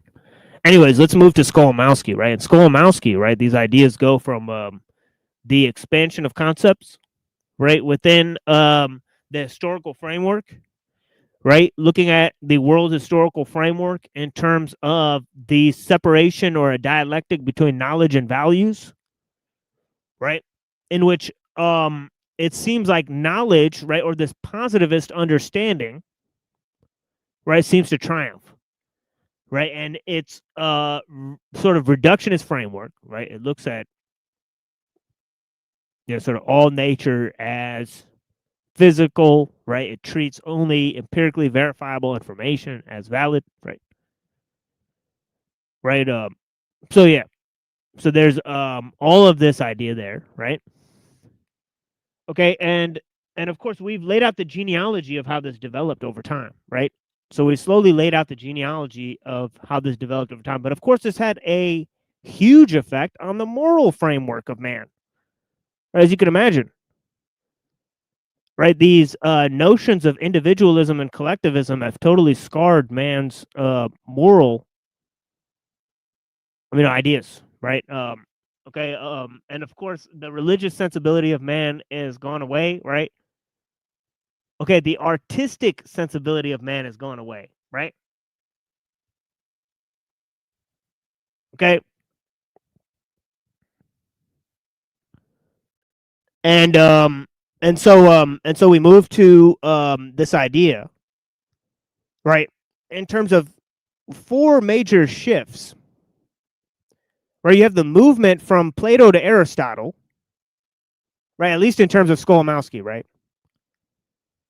Okay, and he thinks that this represents the compartmentalization of knowledge, right? And the loss of the unification of knowledge, of truth, beauty, and goodness, right? Truth, beauty, and goodness, right? So this so knowledge was linked to the sacred, in other words, right? How we were previously describing, right? Now what happens, right? See, what had happened was, right? Okay, eventually this idea becomes transformed, right? Now, it was Aquinas, right? That sort of, because they wanted to justify God's entrance into history, right? This is a primary idea, right? But they also wanted to make sure that this Aristotelian notion did not justify that the universe was eternal, right? Because this made God limited, right? They needed an all-powerful God, right? And they needed nature to be subject to time. So you have the dialectic created between nature and time, right? Okay, and this is partly there in Paul, as we read, right? Creation was subjected to futility, right? As Paul says, right? So this notion, right, of the resurrection, right, that humanity would become one with Christ, right? Of course, this is extrapolated on, right? Okay, this is what the transhumanists are using, right? This is what people like Peter Thiel are using, for example, right? He says this is a Christian notion, the idea of death and rebirth and immortality and becoming renewed, right? They've hijacked this conceptualization, right? This conceptual map, right? In order for man to become like God, God had to become like man. Right? But of course, they want to replace man with God.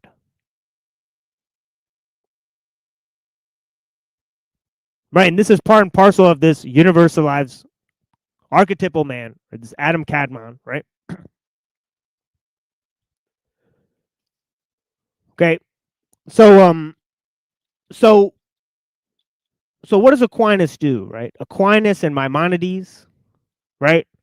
They seemingly take this concept, right, of knowledge, okay, and values, and say, well, the values represent the more ethereal notions, right? The knowledge has to be evaluated through the revelation of God.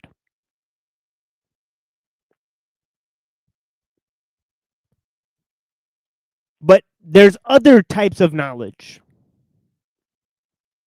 right? And the primary split was mainly in terms of ideas about the state.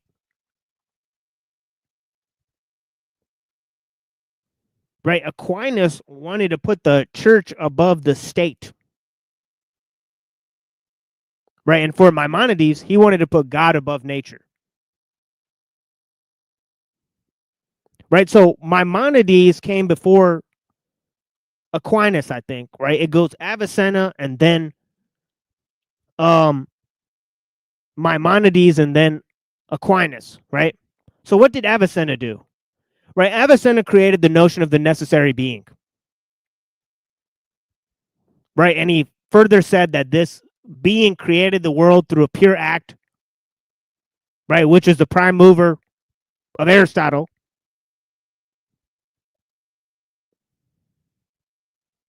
Right? And this idea of the necessary being, right, justified the notion of the creation of the world ex nihilo, right? So anyways, God was separated from nature. Right? And furthermore, right, the ideas about the state, the values or the justification for the morality and the laws of the state that were according to human reason was different than the heavenly ordering of the laws of the church that are dictated by God, right? And heavenly principles, right, that are not part and parcel and subject to the laws of human reason. Right? So he created a two-tier system, right? One for knowledge and one for values. Right now you have the addition of Immanuel Kant, right? Which for Skolimowski, he took the moral justifications and placed them outside of reason. And he turned them into universal principles, right? The starry sky above and the moral law within. And he justified this internal scope by saying that the physical laws are not connected to this. Right? So he used Newtonian physics and he used this idea of universal principles.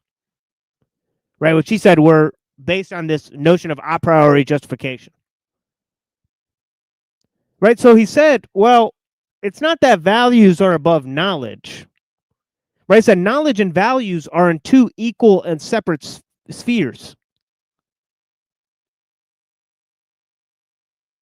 Okay, then you have, okay, the idea of the positivist that comes through the utilitarians.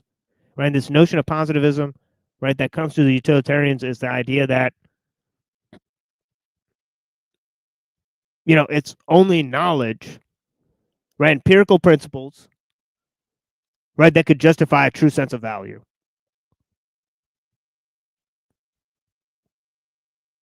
right? Because the methods of the utilitarians are empirically verifiable, right? And it furthermore leads to the ethics of the machine, right? Which desacralizes, right? As we already said, right? I think ellul said it well,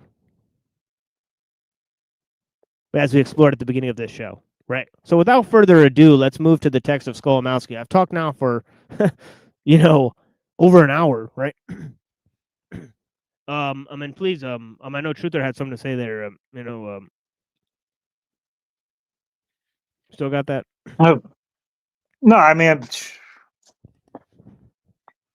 because when it's like with these YouTube screeds nowadays, I'm pretty in tune with like who's connected to who, and this and that. But when it comes to these old philosophers and stuff, you start introducing new names. I'm like, all right, I got to listen. Who's this guy? What's he talking about? Right. I can't go watch him on YouTube. Or I mean, I guess I could, but oh yeah, there's Pogo channels that have produced thrilling explanations of everything I've said, but sometimes they justify progress. They justify the Kabbalistic sciences. They justify futurism, right? They justify, the role of science and the future of humanity, right? So there will be Pogo channels, right, that will give you a totally opposite take. They'll say, nothing could have happened without Aristotle. Nothing could have happened without, the separation of church and state, right, and all this stuff, right? And they won't present both sides of history, right? They'll only present one side of history, right? And that's extremely sad, right? That they don't present two sides, right? I think that their so-called research is not totally, unbiased, right? As they claim it is, and they're totally funded by these universities. Like, for example, look at the statement on that university, right? Revolutionize our understanding of science and reality, August Comte, right? Look at the thing on Wikipedia. He's the first philosopher of science. I mean, they are really, promoting this guy, right? So I don't think it's a joke that we take critical look at these people and their ideas, right? And people like Hegel and Marx, right, that are being, universally promoted, right? That we take a critical stance towards these guys, and especially where it counts, right? And the fact that they, promoted, that man should be reduced to technical necessity. They should be combined with machines, that this is the true nature of human evolution and progress, right? That this dehumanizing approach, right, that their philosophy leads, seems to lend itself towards. That why shouldn't we focus on these things, instead of the drab, nonsensical approaches of those, stale commentators, right, that are barely able to contemplate celebrity news, right, let alone the inner workings of science or history or philosophy, right? Or the justification for these things. So, but they can read a script and they've been trained how to speak properly, Right. Right. I mean, So yeah, let's get into Skolimowski, and he's proposed an 11th commandment. Okay, so the first 10 are not cutting it, right? So he said the 11th commandment is, the earth is the Lord's, and the fullness thereof. Thou shalt not despoil the earth, nor destroy life thereon. So he's trying to take this idea of the desacralization of, man's, purpose and, nature and all this type of stuff, and trying to reverse it. Right? And this one statement reverses it. Right? And of course, this is a synthesis of the 10 commandments. Right? It's not something new that's added on top of the whole thing, right? It's not some sort of innovation, right? But it seems to follow from the other, right? As I stated earlier, right? The first 5 seem to imply the last 5, right? The last 5 are social. The first 5 are deeply personal, right? In terms of the 10 commandments, right? If one observes the sort of structure of those commandments, right? The latter 5 seem to be dealing with society, right? Things like adultery and stealing and all those things, right? And right, so yeah, let's look this up, and this will be extremely helpful for some of our fans like Toilable Earth, because so let's Oh check my out the God, 10 dude! commandments. Did you? So has he been heard of since his appearance? Did you see that whole thing? I don't even want to get into it. Yeah, He made an appearance on Jackson and put up his whole live stream. I don't know who saw it. And I haven't heard of him since. yeah. I hope he's doing well and that he's getting over his problem, in terms of drinking and all of that. So all Poor those guy guys, has and a drinking they're problem.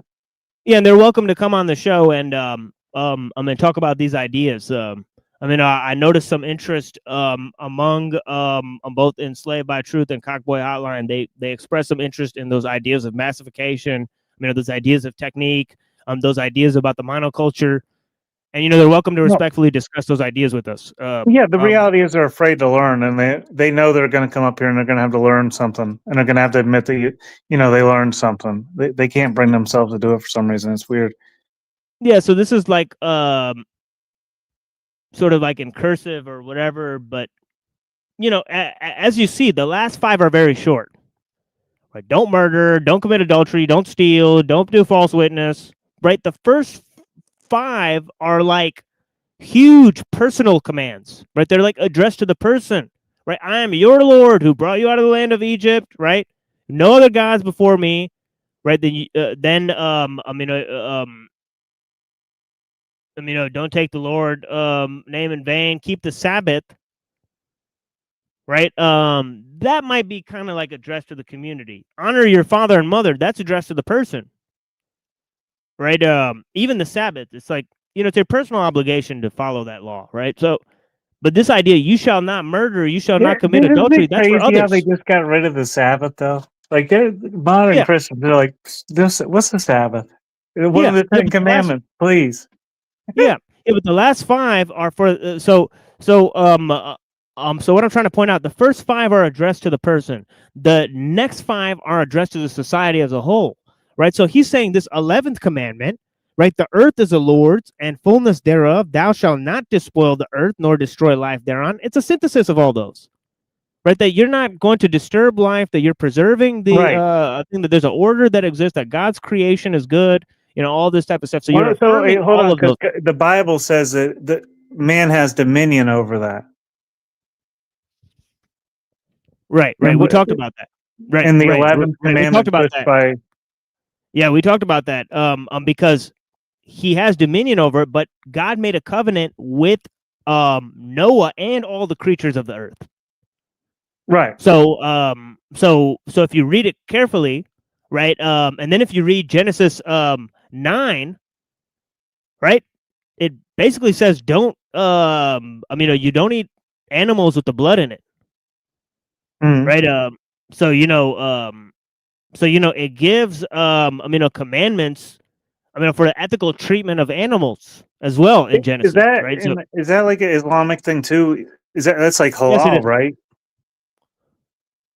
Sure, yeah, that has something to do with the ethicals, a more ethical, methods of slaughter. For example, right, in the olden days, they would sort of cut off an animal's limb and then tourniquet it off, so the animal would remain fresh, right? So they would butcher the animal in this very slow way and keep it alive. Wow. So this is considered torture.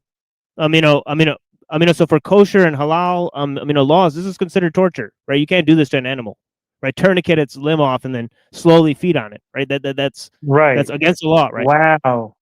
I would never. Wow. Yeah. So that is, for example, part of a more ethical treatment, for butchering animals. But anyways, to start with, jeez, it makes the whole concept seem like, oh my God, how do you ethically do that? Like. Well, yeah. I mean, you got to live. You got to eat to live. You could see how, especially if you're in a desert. But yeah, so yeah, it behooves us to understand these things. So, there's no factories and supermarkets. But yeah, let's move on to the text here. You mean I've they now were killing animals back then? Walmart just does that for me. That was fucked up. People, Walmart's doing that for me, dude. People aren't doing that for me anymore, dude.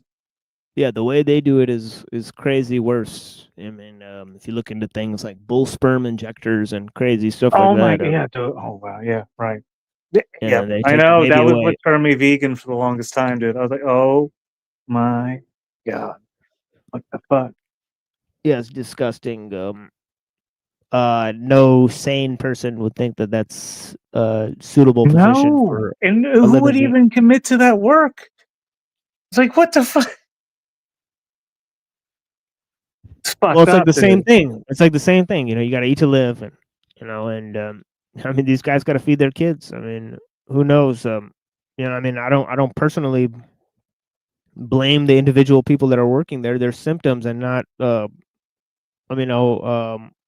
part of the greater disease or whatever. Well, But but yeah, it also part of the disease is that people aren't armed with the tools along the way to be like, hey, hold on, why am I doing this? Like they just are. It's just paycheck. Oh yeah, authority. You know, they're not armed with the tools to like take a stand. yeah, we got an all-star in the chat. Ezra, Mindful Exposures. Welcome back to the chat. I appreciate your time. Haven't seen that name in a minute. I mean, but last time you gave a little announcement and you said you were stepping away from the computer. So I appreciate you, sis. Thank you so much for watching. Thank you, Star Fox, for watching. I appreciate you. Yeah, shout out Thank to you so both much of for those being here, guys. homie. Yeah, Yeah, awesome. yeah, Good to see blessings. Ezra and Star Fox as well. Yeah. Twilight Son of Lilith is wilding out in the chat. Emperor Lorp is out here for us. You know, so I greatly appreciate you guys' time. Obviously ESP Revaluation is the OG. You know, so yeah, man. I greatly appreciate his time, man. You know, so here's a little link for the conversation. I'm gonna be starting up reading Skolomowski. Now I've talked for an hour and a half. A prodigious speech. Holy smokes. Yeah, like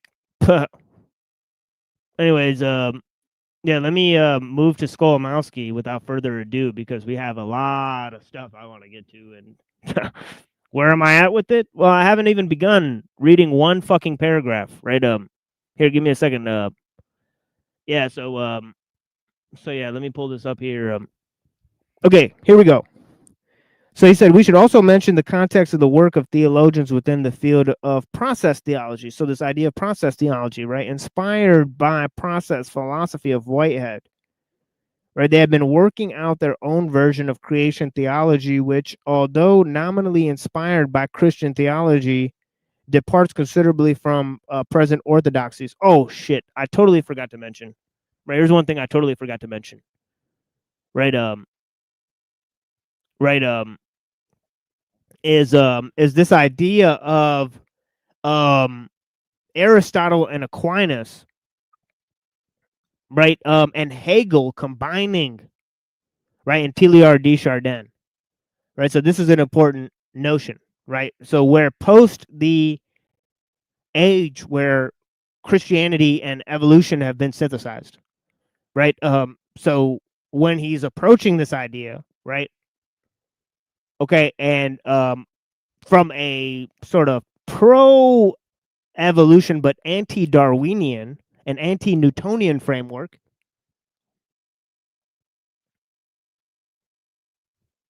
right, and an anti-messianic framework, because that is against that's how he goes against futurism, right? Okay, now I'm not subscribing to his religious ideas at all, but I gave a thrilling presentation of a synthesis of philosophy and theology, right? And I think he reaches some stunning conclusions, right? Especially about the role of Aristotle in Western philosophy and different ideas like that, right? And the role of Kant in Western philosophy, and I think it's some stunning conclusions that he reaches. Right? Okay, this is Henryk Skolomowski, the Polish philosopher, right? Okay, we're reading his words now, right? He says, although nominally inspired by Christian theology, okay, so he says, working out their own version of creation theology, which, although nominally inspired by Christian theology, departs considerably from present orthodoxies. Charles Hartshorne, Charles Hartshorne and John Cobb are in the front of this school of thought. The work of the theological reconstruction is not limited to professional theologians only. Now, this is part of the idea of religion coming back into the framework, right? Okay, see, we've desacralized man, we've desacralized nature, right? The scientific ideals, right, of this evolution seem to point that nature is creative, right? So what do we do about this, right? How do we synthesize spirituality and religion back into this framework, right? Because we need a frame of reference for the ultimate questions of man.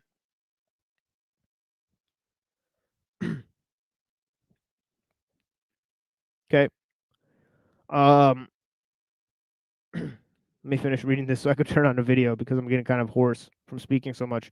The work of the theological reconstruction is not limited to professional theologians only. The fruitful cooperative between the biologist Charles Birch and the theologian John Cobb brought us a wonderful volume entitled The Liberation of Life, 1981. He's going to mention a bunch of works now, right? Okay, actually, I don't think I'll get to most of them. Right, but yeah, Liberation of Life, 1981. We've been sort of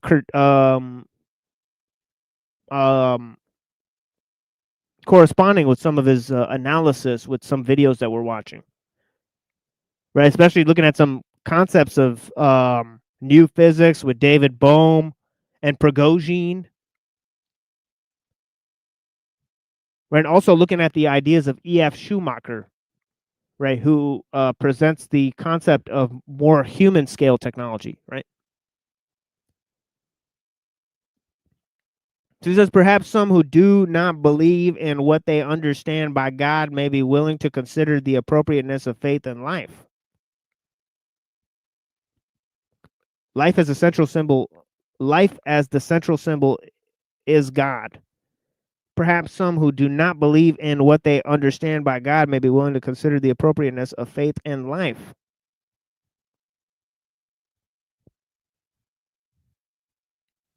So he's talking about life as a way to bridge the religious and the secular frameworks. Again, having life as a sacred principle, right? And of course, they both believe in a sort of quasi-humanism, right? Because humans who discovered science, right? And man is made in the image of God, right?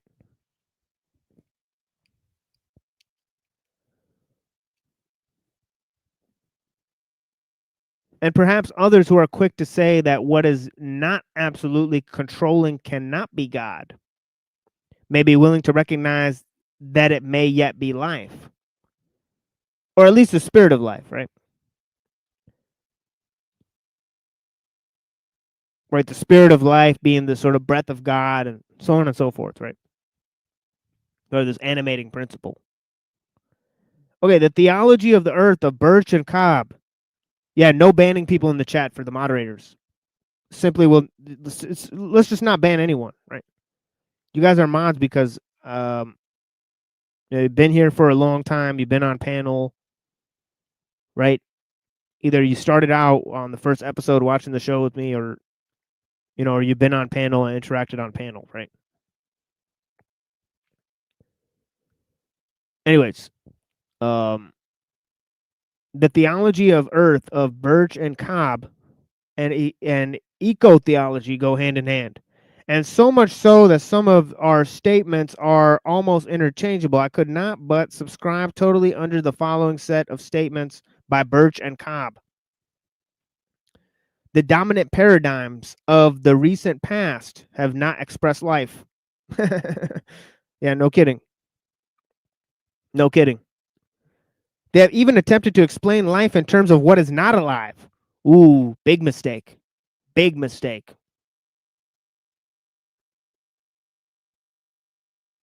Life is bounded, knowledge is unbounded. Right? Don't attempt to apply the unbounded to the bounded or other way around, right? The liberation of thought about life from these lifeless forms can help to liberate life all over the planet from the present deadening policies. That is why this book is called The Liberation of Life, quote unquote. It is not optimistic because it does not underestimate the power of death in established patterns of thought. Economics, agriculture, family life, energy production, transportation, and urban development. There's enormous potential for death in a global commitment to nuclear energy, with its attendant problems of proliferation of nuclear armaments.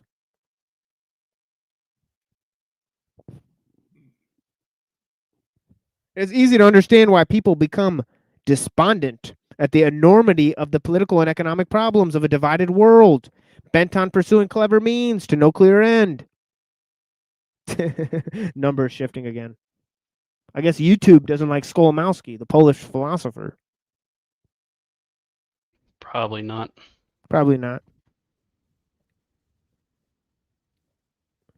But life has strategies still untried, and therein lies hope. To trust life is to be sensitive to the possibilities it offers.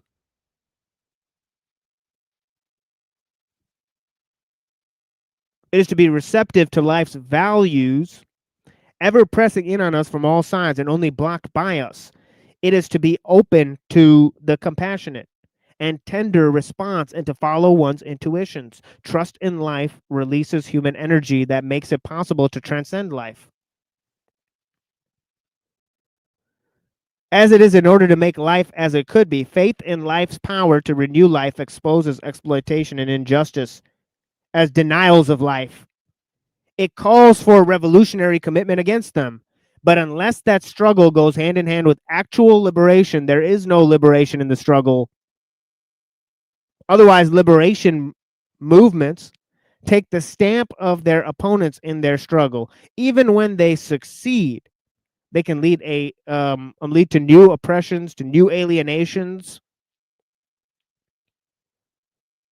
The greatest power in the world is the power that comes from faith in life. And the ideas this faith brings, the need now is for critical ideas, the new impulses, the new enthusiasm whose time has come. The search for new religious bearings is not limited to the Western world and the Christian culture. There's a search that can be had or seen the world over. Religion is the most mysterious aspect of man's being. So often it is found oppressive as a kind of poison, which we are impatient to leave. When we find ourselves outside this prison, quote unquote, we find that something is missing. Thus, we cannot live with religion and we cannot live without one. Okay, this parallels the statement that we're going to read on technological slavery. Right? That there is no culture so debased as to not have a religion. And also, when you look in the past, the religions, there's more religions, not less. Right? So you have a sort of Cambrian explosion of, of like religions. Right? It's like, where did this come from? Right? Nowadays, there's more than there was. No, I think there's less than there was before. Right. Yeah, well, that's like with the food. Like they're trying, they homogenize the corn. Like there used to be hundreds of varieties of corn. Now there's like one Monsanto, but whatever. That's some angry corn, bro. Yeah. So he says, it is obvious in our times the traditional religions have exhausted their creative substance. This is true not only of Christianity, right? Okay, so yeah, so there's a lot more here. We're very slowly working our way through it. There's like 3 more pages here that, yeah, I guess I can read before we take a little musical break, right? So I'll quickly just read these pages because I've been synthesizing these ideas for so long. And we have like 2 more little chapters left. And I want to take 1 more week because we have a whole other excerpt from a reading from Skolimowski. Okay, and that would be the participatory mind, right? So there's a couple ideas from Skrbina and Skolimowski that I want to look at that sort of are a response to these, you know, to this sort of defining life by dead things, right? As they saw, right? Which is a unique complaint. Right? If you look around you, like everybody used to live in nature where it was like a living ecosystem. If you look in your room, if I look in my room, it's all dead. It's dead paper, dead trees, dead wall, like dead wood, dead plastic, dead whatever. Everything's dead. We used to like live out in nature, right? We're surrounded by dead things all day.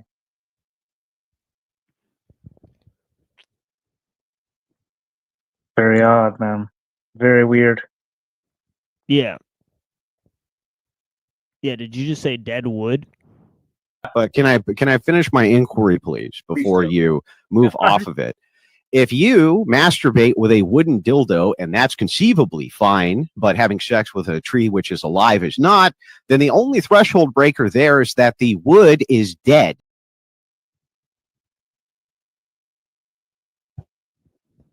The wood is dead. You know, that's a great philosophical point brought forth by Andrew Wilson. The there. wood is Right. dead. Yeah. Yeah, he's clearly a genius. So yeah, let's move on here. In March 1984,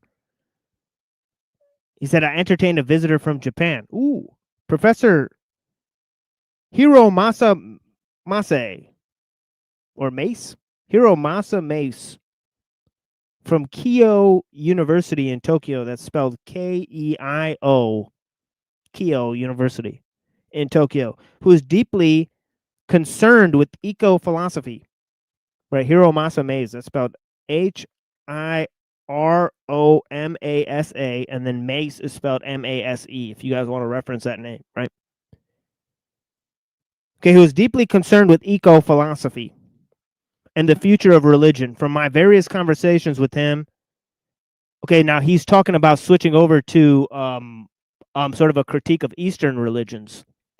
And yeah, I think Buddha might want to participate in this, so maybe I'll drop the link here. Don't know if he's watching, but yeah. You know, but yeah, there's a little critique of Eastern religions here. That he's going to talk to this Japanese gentleman about, most likely. From my various conversations with him, and particularly from seminars he gave at the University of Michigan. Oh! University of Michigan. That's where I studied. Obviously, there's a huge ecological movement there in Ann Arbor, right? Okay, but anyways, a strange thing has transpired, right? While my students were adamant that Christianity has lost touch with the people, is no longer viable as a ritualistic set of dogmas, more a preaching venue than a path of enlightenment and a vessel to behold our wholeness, Hiromasa Mace insisted that Christianity is still viable and can be reconstructed, particularly as it is capable of reflecting upon itself and criticize itself, especially in such branches as process theology. Thus, in the long run, it may reconstruct itself through its own effort. The background of these discussions is significant. We Westerners have experienced the constraining perspectives and practices of Christianity and decided in our hearts, at least, that the present churches are beyond mending. God, I'm going way over time. They're too tied to past dogmas, to the rather cruel conception of Christianity. Christ died on the cross for your sins. Remember, remember. So we are quite inclined to take our clue and inspiration from Buddhism. Its gentle path of compassion, its reverence for the Buddha and the blade of grass. On the other side was Professor Mace, who came from the Buddhist background and found present Buddhism too quietistic, too immobile, too frozen in its past molds, unable to reflect upon itself, unable to be self-critical in its attempt to update itself to present realities. Thus, the situation was extraordinary. Far from being chauvinistic about our respective religions, we found our Christian background. We from our Christian background were leaning toward Buddhism, and at least saw that in Buddhism more promise for the future than in Christianity. Hiromasa Mace coming from the Buddhist background, saw in Christianity more promise for the future than in Buddhism. Now, there's a critical discussion that's had in Nietzsche's Antichrist. If you guys read Nietzsche's Antichrist, he compares Christianity to Buddhism. He speculates on this for a very long time. And of course, this had a profound influence on the history of philosophy, right? So, yeah, let me see if I could pull up Nietzsche's Antichrist. Antichristos. And speak of the devil, there's Twilight, son of Lilith. Holes. In the flesh. Yeah, let me try to pull this up. Yeah, Nietzsche's Antichrist. I don't think I'll be able to find it, folks. But yeah, even if I don't, this is kind of a tall order at the moment. But yeah, You know, I think the reason why is because before Christianity was a religion, as I've said 1,000,001 times, it operated more like a mystery school. And if you look at the earlier teachings, it's much more aligned with, say, esoteric Buddhism. yeah, let's just pull up this Nietzsche line because this is part and parcel of the point. He says, mankind surely does not represent an evolution toward a better or stronger or higher level, as progress is now understood. This quote-unquote progress is merely a modern idea, which is to say a false idea. I like how it says that. The European of today, in his essential worth, falls far below the European of the Renaissance. The process of evolution does not necessarily mean elevation, enhancement, strengthening. True enough, it succeeds in isolated and individual cases in various parts of the earth and under the most widely different cultures. In these higher type, certainly manifests itself something which, compared to mankind in mass, appears a sort of Superman, right? So in his idea of the Superman, which seems sort of paradoxical, right? He rejects progress. He rejects the notion of progress, right? And this linear form of evolution. It's wild conception, right, that he offers. Well, let me now try to find the Buddhist stuff. But yeah, please go ahead, Twilight. there could be a nuance there, though. What we call progress now is destabilization and devolution, if you want to call it that. You know, it's kind of backwards.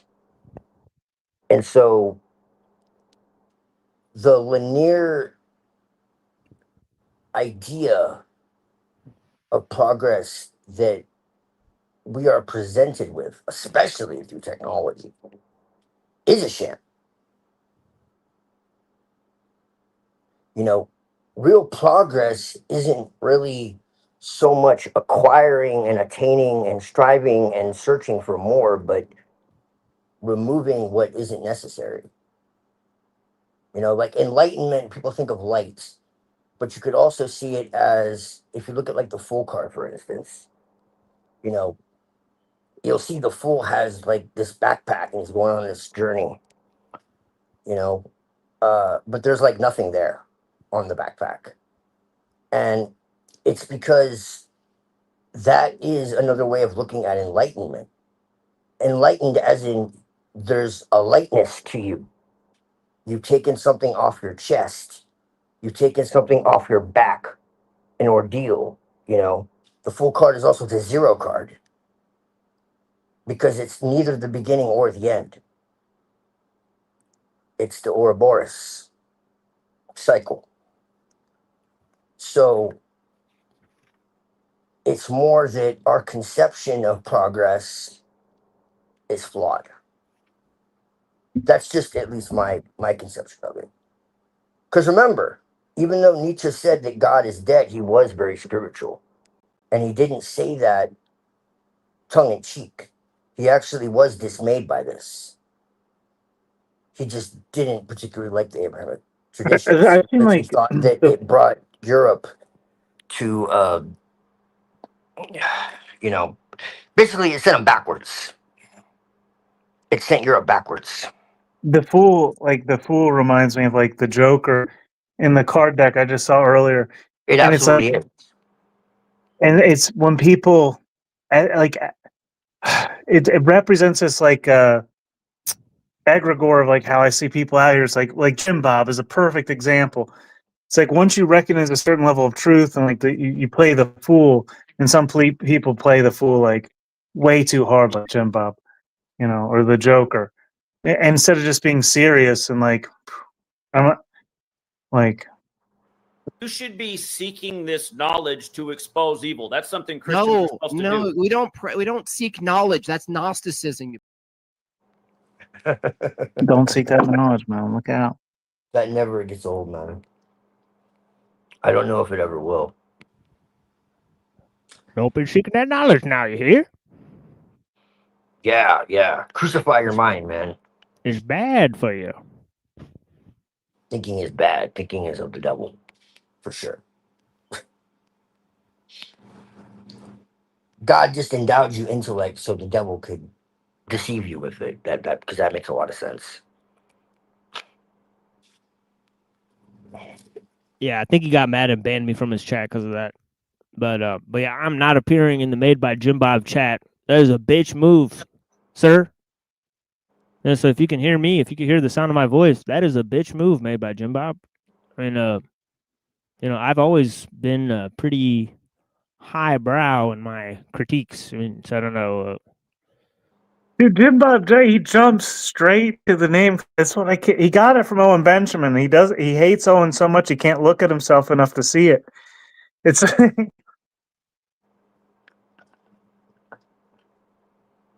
yeah. Let's put some music on, and then I'll read the rest of this, and then maybe we'll have Avian respond to it, and yeah, 39 Thieves. I mean, is the name of the song. I mean, yeah, so it's pretty interesting. I mixed this. I combined, you know, two things. There's an excellent band called Glass Beams. I don't know if you guys heard of them yet. You know, it's like sort of like Middle Eastern funk type of stuff. Oh. It's like weird type of combination of stuff. But yeah, 39 Thieves. I you know, with Aesop Rock. You know, but yeah, anyways, I love Aesop Rock. There's enough you know, acapella Aesop Rock songs to just, you know, keep on just making different Aesop Rock songs, honestly. But yeah, blessings. So we'll be right back in 3 minutes. Yeah. Oh yeah.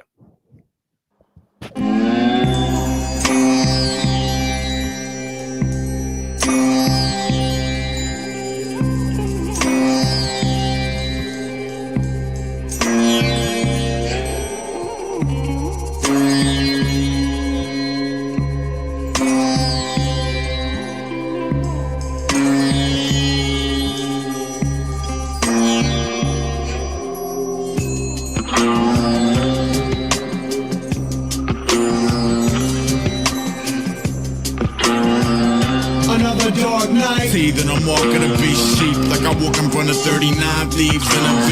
S'mores over warm Helvetica brown proper. For the yard got a monster proper to teleprompter. Wild blue yonder, blue in the face angel. Blue into the bugles and live with the euthanasia. Usually the shooter community chew the corpse, but I see the wolves have already gotten a you of yours. Day of the dead, play the ledge close and train a barrel of monkeys to aim at the lowest bogey. Dope the gonzo, but always felt choked socially. Stole the golden fleece with a culture with total nobodies. Earth lies divided by fighting tribes. All we do is watch them waddle back and forth, lighting fires. Detonator, wire cutter, pliers. 2 cities and one is broken up in tiny tiles. And I won't pose, I'm in the heart of the lion's throat. From a photographic token of my primordial growth. You parade around a kill so damn proud. Like a flatline finish, had his feathers fanned out. War taught him symmetry, skipping to it gingerly. Silkworms, ping pong, ministry to ministry. Hell spells every which way the wind blows. So I bang my head against any wall you could build. Go. Another dark night, another not alright, another bad ritual. A lot surgery, better follow the breadcrumbs back and back. Urgent, a wander through the section where the natives feel murdery. Vicinity wander, claim no zone. Never let an anchor drop, never had a home. Never talk to strangers, never trust a friend. This is the life and the life will not end.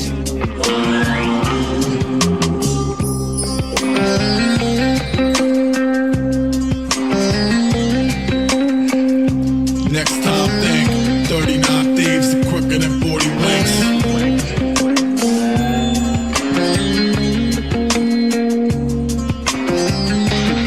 Raise the drinks, 39 thieves are quicker than 40 winks. We're animals, we just go with the most food is low with the toast. Most of them don't let it get as useless. Truth is you're equally expendable as spoon fed.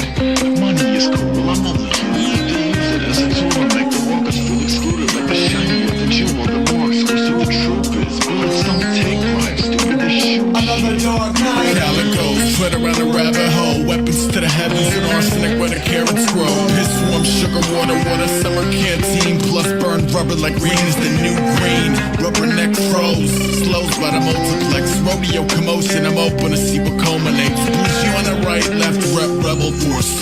Both say the view to prove the parking lot was never yours. Flat top pebble wars, soldiers molded where the Joneses. Every grown up on Dakota came to grow in. No motor, we showed up in gross quarters.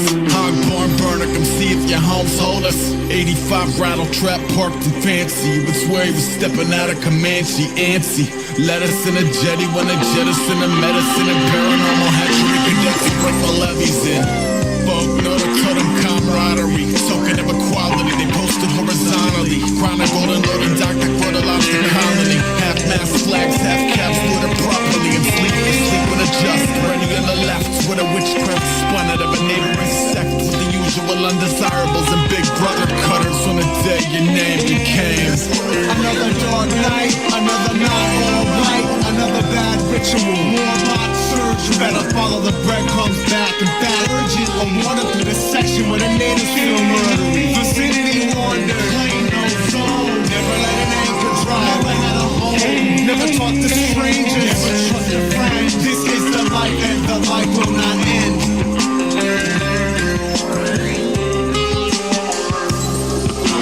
This is the life.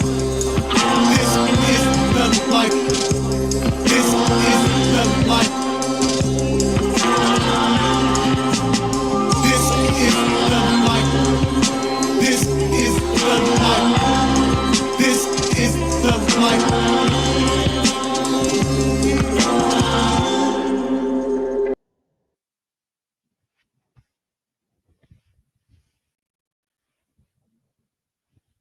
All right. Yeah, it's interesting what Ahimsa just said in the chat. I was reading. It says, because it goes with what I'm reading now.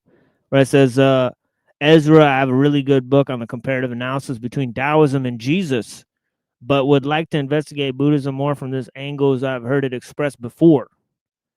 So yeah, this whole idea, right, you may be directed to our presentations on Christ the Eternal Tao, right? We explored that work. That's a huge synthesis of ideas, especially in chapter 20 there. But yeah, let me move to this. I'm reading here. It says, this must be a signum temporis. Signum temporis. As we see the exhaustion of our own religion, we reach out to other side of the great sayings coming from our Christian heritage. The simplest and most profound of all is that one does not live by bread alone. We cannot live without any religion. We have been reaching out to find sustenance on the other side in those great spiritual metaphors which have nourished the people of the Orient. And as the result, while we still nominally call ourselves Christians, quote unquote, we have been significantly changing our ways, at least those of us who care about our own spiritual life. The influence of Buddhism, although subtle and diffuse, has been profound. The idea of Buddha and the blade of grass and in the motorcycle engine, Zen and the art of motorcycle maintenance are no longer strange to us. Buddhism, that's actually Tony Drake hopped up here and talked about Zen and the art of motorcycle maintenance. And that's when I tried to look up Chad Haig's channel and noticed that it was disappeared, that YouTube had taken his entire channel away, right, for talking about Uncle Teddy. Yeah, we found that out while you were gone. Yeah, we found that out while you were gone, Red. A great tragedy in the world of, critical thinking, I think, but yeah. Yeah, huge loss there. But hopefully he still has the videos. Buddhism will subtly pervade the Christian culture as it has pervaded Hinduism. The great Hindu philosopher and spiritual thinker Shankara, 9th century AD, set as his goal to contain the spread of Buddhism in India. He crusaded for the return of Hinduism. On the surface, he succeeded. The vestiges of Hinduism and the caste system returned, and the subtle influence of Buddhism has remained and has been all pervading in the Hindu culture. In the future, we shall evolve in the West the idea of the Jesus of the cosmos, as we quietly drop the idea of Jesus of Nazareth, and perhaps one day we shall contemplate the image of Jesus and of Buddha as the two aspects of the same Godhead, until we dissolve this image in another, the Godhead in becoming in us. So pretty wild statements there from Skolmowski. Now, this is the last paragraph here, and then I'd like to open up the discussion as best we can, and then I'll put on a little video here. The reconciliation of Christianity with eco-theology and perhaps with Buddhism will not happen as a result of edicts solemnly proclaimed by some Vatican synods. It will happen as a result of creative acts of living. Through the transformation of our own consciousness, we shall live the new path, the spiritual Tao, in which the traditional symbols of Judaism and Christianity will be transformed into new religious reality, evolving as our minds and reality do. We shall therefore be worshiping the Creator by making more and more of his creature. The true worship of God will be a demonstration that we are in the image of God, and so much so that we shall be becoming God. In truth, who knows, God becomes God. Mundaka Upanishad. As we become spiritually more and more evolved, we shall know God more and more by being more and more acquainted with godliness in ourselves. Okay, that is the end of that chapter of eco-theology, and pretty much the end of the work itself. He gives a few concluding sort of chapters in terms of summarizing his findings. So yeah, and then we'll move to the ideas of the participatory mind, which are a lot more philosophical. They take a critical lens at philosophy instead of religion. So yeah, do you guys have anything? So I'll move on to the video. If not, we got somebody else out here. Hello? Can you hear me? Yeah, you sound like you're underwater. Really low, bro. Yeah, very low. You sound like you're like, yeah, you sound like you're very far away. Like you're like talking through a pillow, like very low. Rant, I'm talking to you. You sound very low. Well, response to that. Well, I recommend people watch the film Melancholia. Watch the film Melancholia, directed by Lars von Trier. And if you watch that film, Melancholia, directed by Lars von Trier, you kind of will understand what Buddhism is about, because the ending of that film really convey that well.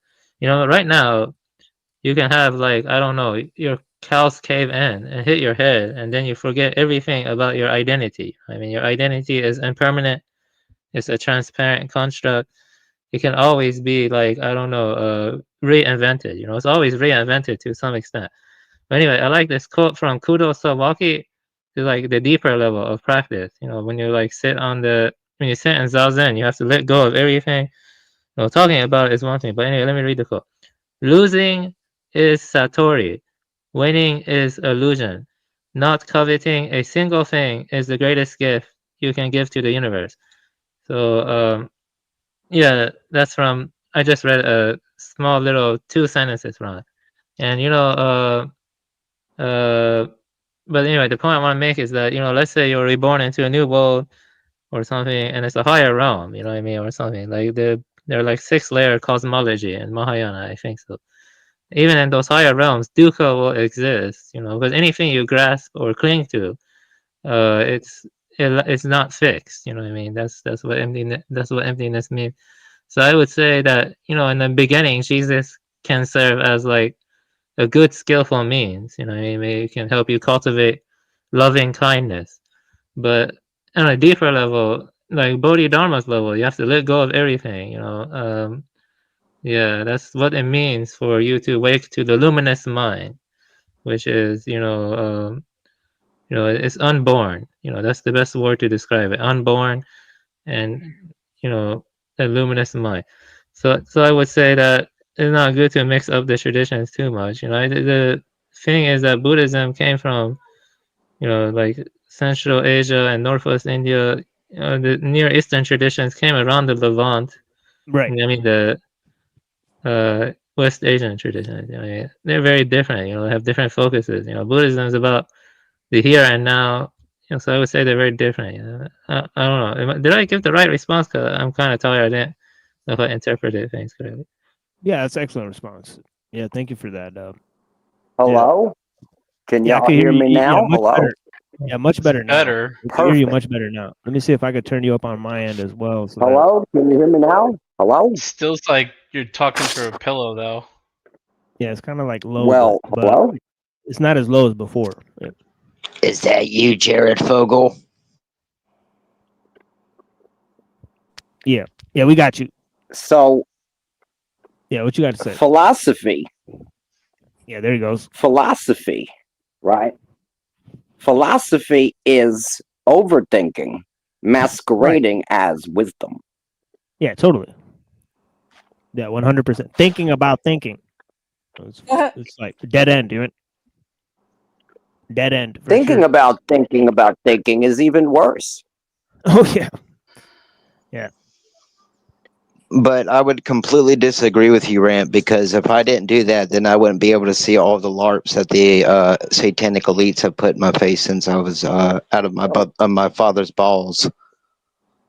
So I'm happy that you could see through the LARPs, but can you provide for yourself as a man? Yes, I can. What is the hell does that have to do with it? Make that make Well, how any do you do sense? that? Is that me making a farm and growing your How own do you not provide genetically for modified? yourself? Maybe we should get some methylene blue, right? Enlighten me. But to paint or quicken what the visual artists know and do. Yeah, definitely about the philosophy. This is so low volume. Can you guys hear this? Yeah. Are you guys hearing this? Somewhat. Okay. I'm not hearing it. Yeah, I'm not hearing it that well. Show is closer to the heart to what visual perception is. But there is a school within neuroscience. So turn your aggression against the people on the screen. Let's do this. So yeah, visual. So yeah, let's see what he's saying. And within cognitive science, to which I adhere, to which I belong, if you want, that begins to question this notion that, in fact, the act of seeing, for example, we can take that as an example, but it would extend to any cognitive activity, hearing, moving, thinking. It's something that has to do with this information pickup and processing, that, in fact, the fundamental act of perception is precisely that drawing out into the visible something that wasn't there as visible previously. That's a great genius of being alive, of having a brain, is to actually bring forth that reality. Now, if you try, for example, and this is something that I have done in my laboratory and others too, if you try to find the content where a color is, if you try to go out into the world and say, the color of this blue Yeah, you color guys see that? too. They got Abramovich right there. Boom.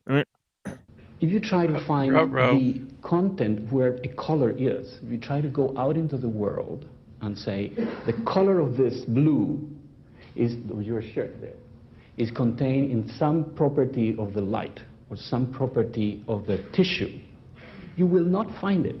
And what is then marvelous is that then you follow into the opposite positions, and then color must be, as Goethe, for example, would have it, some sort of innate outer projection. Well, that's Okay, so this, I don't know if you guys are familiar with the idea of Goethe on colors, right? He totally contradicted the ideas of Newton, right? That these are part of some sort of physical laws, right? And actually, eventually, Bertrand Russell agreed with him. In the work of, the work that we read, Appearance and Reality, right? He says actually you can't tell, what color something is, right? That observation, and perception make up a greater part of it, right? And So people this, are colorblind. yeah, exactly. Yeah, Well, this there's idea that also when I had art courses in college, I had color theory as a course, and one of Yeah. the exercises we did was have played with the foreground and the background. If you make something dark in the background, it makes the color in the foreground brighter, and you can manipulate it so that colors look almost totally different. I was practically mind blown by that. Yeah, and then you have Frank Jackson's knowledge experiment, right? With Mary in the room, right? And of course, in the room, Mary learns everything there is to know about color, right? And then she walks out of the room and sees a red flower, right? And that experience is a new piece of information. So he's saying experience is knowledge, right? So this idea that experience brings forth new information, right? That wasn't there. That that yeah. So it's an interesting concept. Right? But also, right?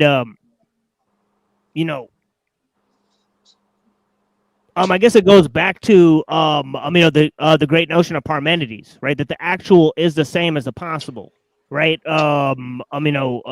Expanded upon by like T.S. Eliot, where he says, that possibilities only exist in a world of speculations, right? I can't tell, but is the dude on the left, is his shirt orange?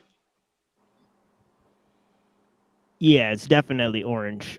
Okay, well, I just want to say there's symbolism in that too. The dude on the right wearing white and blue, and then him wearing Halloween-like colors.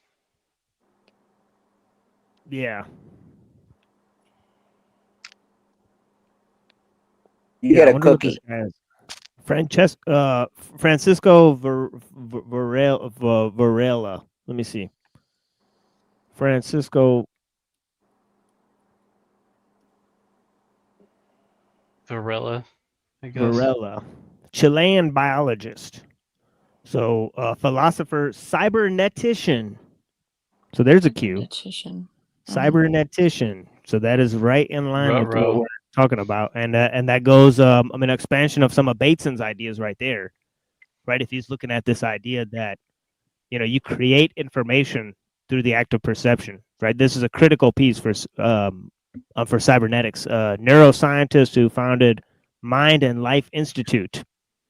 So I think we're getting into some transhumanist stuff there, right? So yeah, so this is a critical piece of analysis here that this man is bringing forth, nonetheless. So yeah. Doesn't work either, because in fact, you do find, once I see the blue, that there is something in what the physicists call the world that you have to take into account. But it's not simply finding the color. The whole point is that there is a circularity between I see the color, and therefore I can say what of the color is it that I'm perceiving, but I only perceive it because I do it in such a way that the color appears. So this kind of circularity between subject and object. What do you see and what you do in order to see it? These are two inseparable things. Now in your video, actually, Jack, you said that. You said it can come from inside. Yeah, that that is basically the circularity between subject and object is the legacy between Kant and Fichte and then Hegel, right? Because this is the birth of the phenomenology, right? And what it seems to suggest, right, is basically like, mind is adding information, right? So obviously Fichte talked about this, right? Kant said, sort of he followed the Newtonian system more than the Goethean sort of system, right? When you go to Hegel, he's sort of taken, more from Goethe, than from the science guys. He's more into Hermeticism, as we've seen, right? So it's interesting. Outside, but inside, outside, it's not different for me. It's just my outside world. I think it's a reflection of my inside world. And checkered floor there. I think the interconnection. As they said, my outside world is a reflection of my inside world. Yes, Vince, They so have the without checkered floor with the black and the white. Good lord. Yep. They couldn't have planned that better. That is a Masonic That's why. That's why I kind explosion. of. That's why it kind of annoyed me that ESP said in the comments that it's just colors stop with a LARP. I mean, if anyone knows, then they know that just about any color, any design is used for, if it's mass produced and fed to the masses, it's obviously for a reason. So when you sit here, when you see colors like blue and white, well, who else is associated with blue and white? Well, I mean, you know who. So, I mean, you know, can't It's sit here all and deny Masonic. that. Uh-oh. I don't know It's who you're all talking about. Masonic. Everything is Masonic.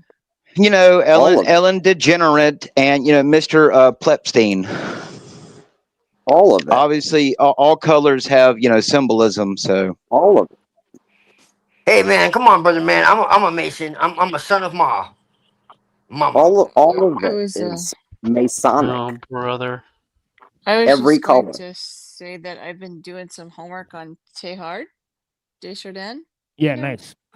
Yeah, I did not realize until revisiting him now, not through the totally Catholic lens, that he was the great nephew of Voltaire. Did you know that?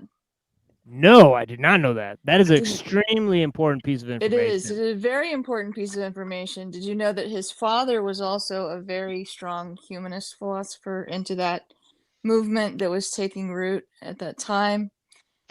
And, No, I have not seen that. Yeah. Yeah, That's and interesting. then also one thing, because this book that I'm reading on his biography versus, it's got some of his philosophical stuff, but are you aware the first excavation that he found in China, it wasn't the Peking Man, but it was the first one, was found out 15 years after its discovery to be false. It was Yeah, I did know about that one. and Yeah, you know that the the Piltdown Peking Man hoax. Yeah. Yeah, and then the Peking Man, those bones supposedly disappeared and then fell behind the Red Curtain, but you know who funded that, right? No. The Carnegie Institute, the Carnegie Fund, the Rockefellers. Yeah, So I it's think very I convenient. think like Eric Yup. Dubé and these type of people talk about that a lot, right? Yeah, because it's convenient that both of those two fossils connecting, you know, the ancient man to, you know, the Darwin's theories just so happened to disappear because they were looking for them.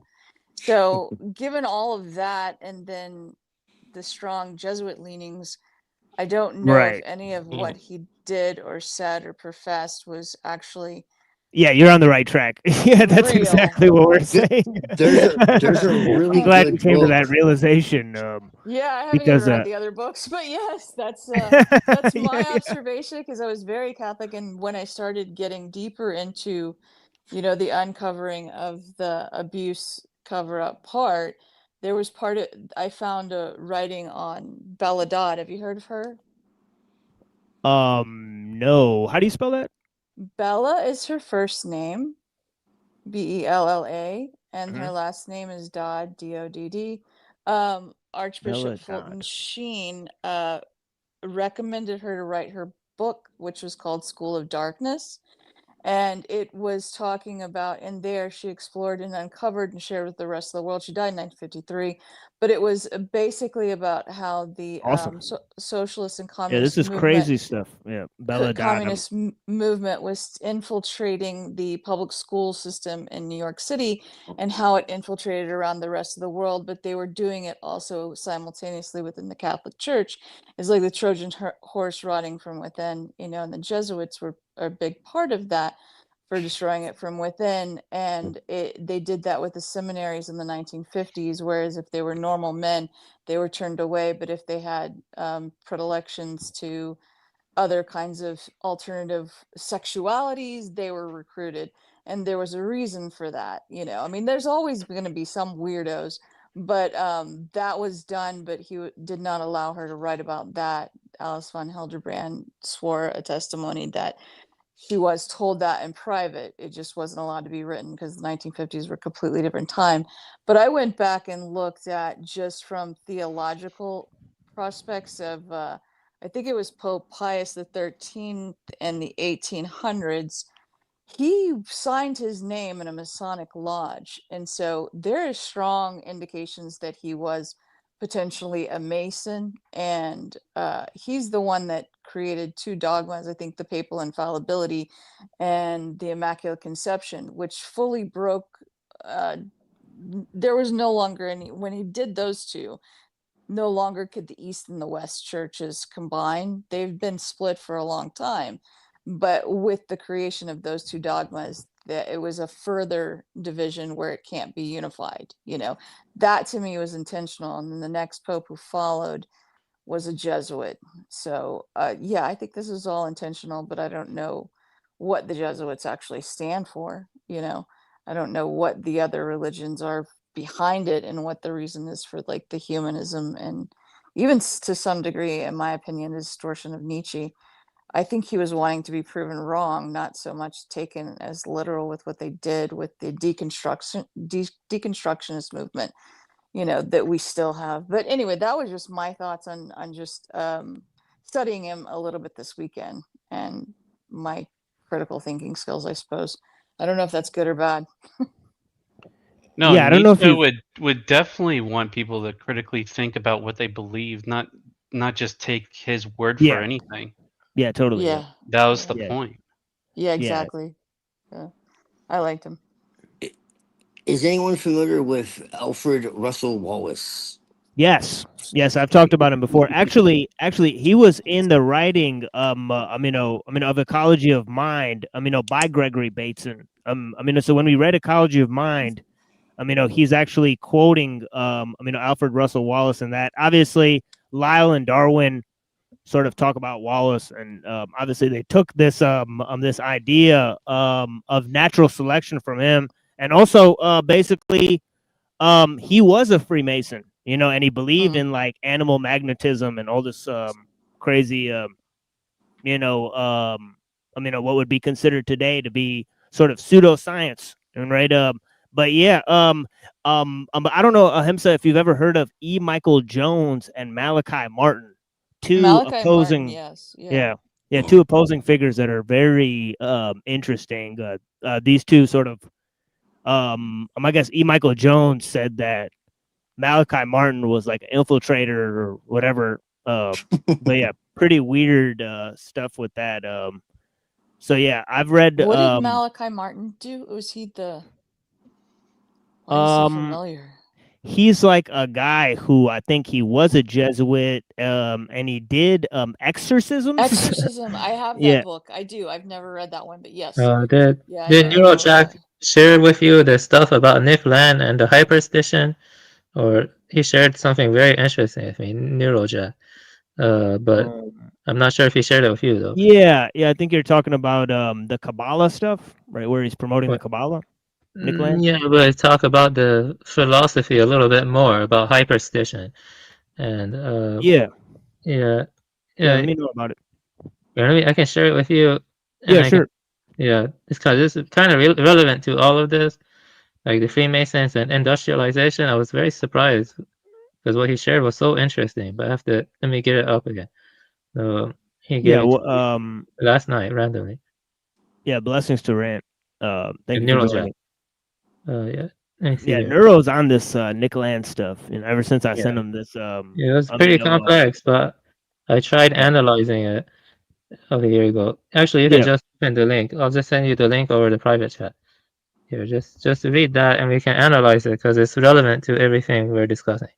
And I feel like it gets to the root of the issue too, and it does kind of tie into Aristotelianism and pretty much everything else too if we analyze it deeply.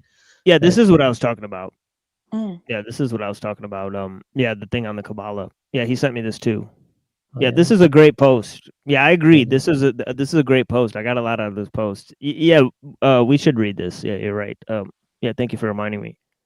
No problem. I just think it's relevant. Yeah. Yes, it is very relevant. Yeah, it's kind of like we're kind of like all over the place, anyways. Right, so it's not a big deal here. But good. But it says decided to read Land's essay on Kabbalah, which, by the way, he debated Dugan, and both him and Dugan promote the Kabbalah. right? From their own Lols. perspective. Yeah. So yes, essay on the Kabbalah 101. Because of this thread, it was very different than what was described here. I'm not at all well read on the Kabbalah, so I can't speak on the accuracy of Land's assessment, but here's my takeaway. In the piece, right, and he talks about semiotics here, right? Land examines the numerological aspect of the Kabbalah, i.e. gematria, which he claims arose through epic accident as a side product of the transition between distinct modes of decimal notation.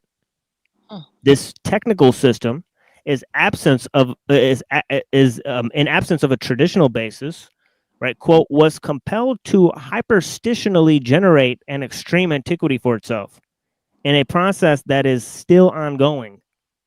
Okay, so this is his idea of sort of templexity and how this techniques affect our relationship with time, right?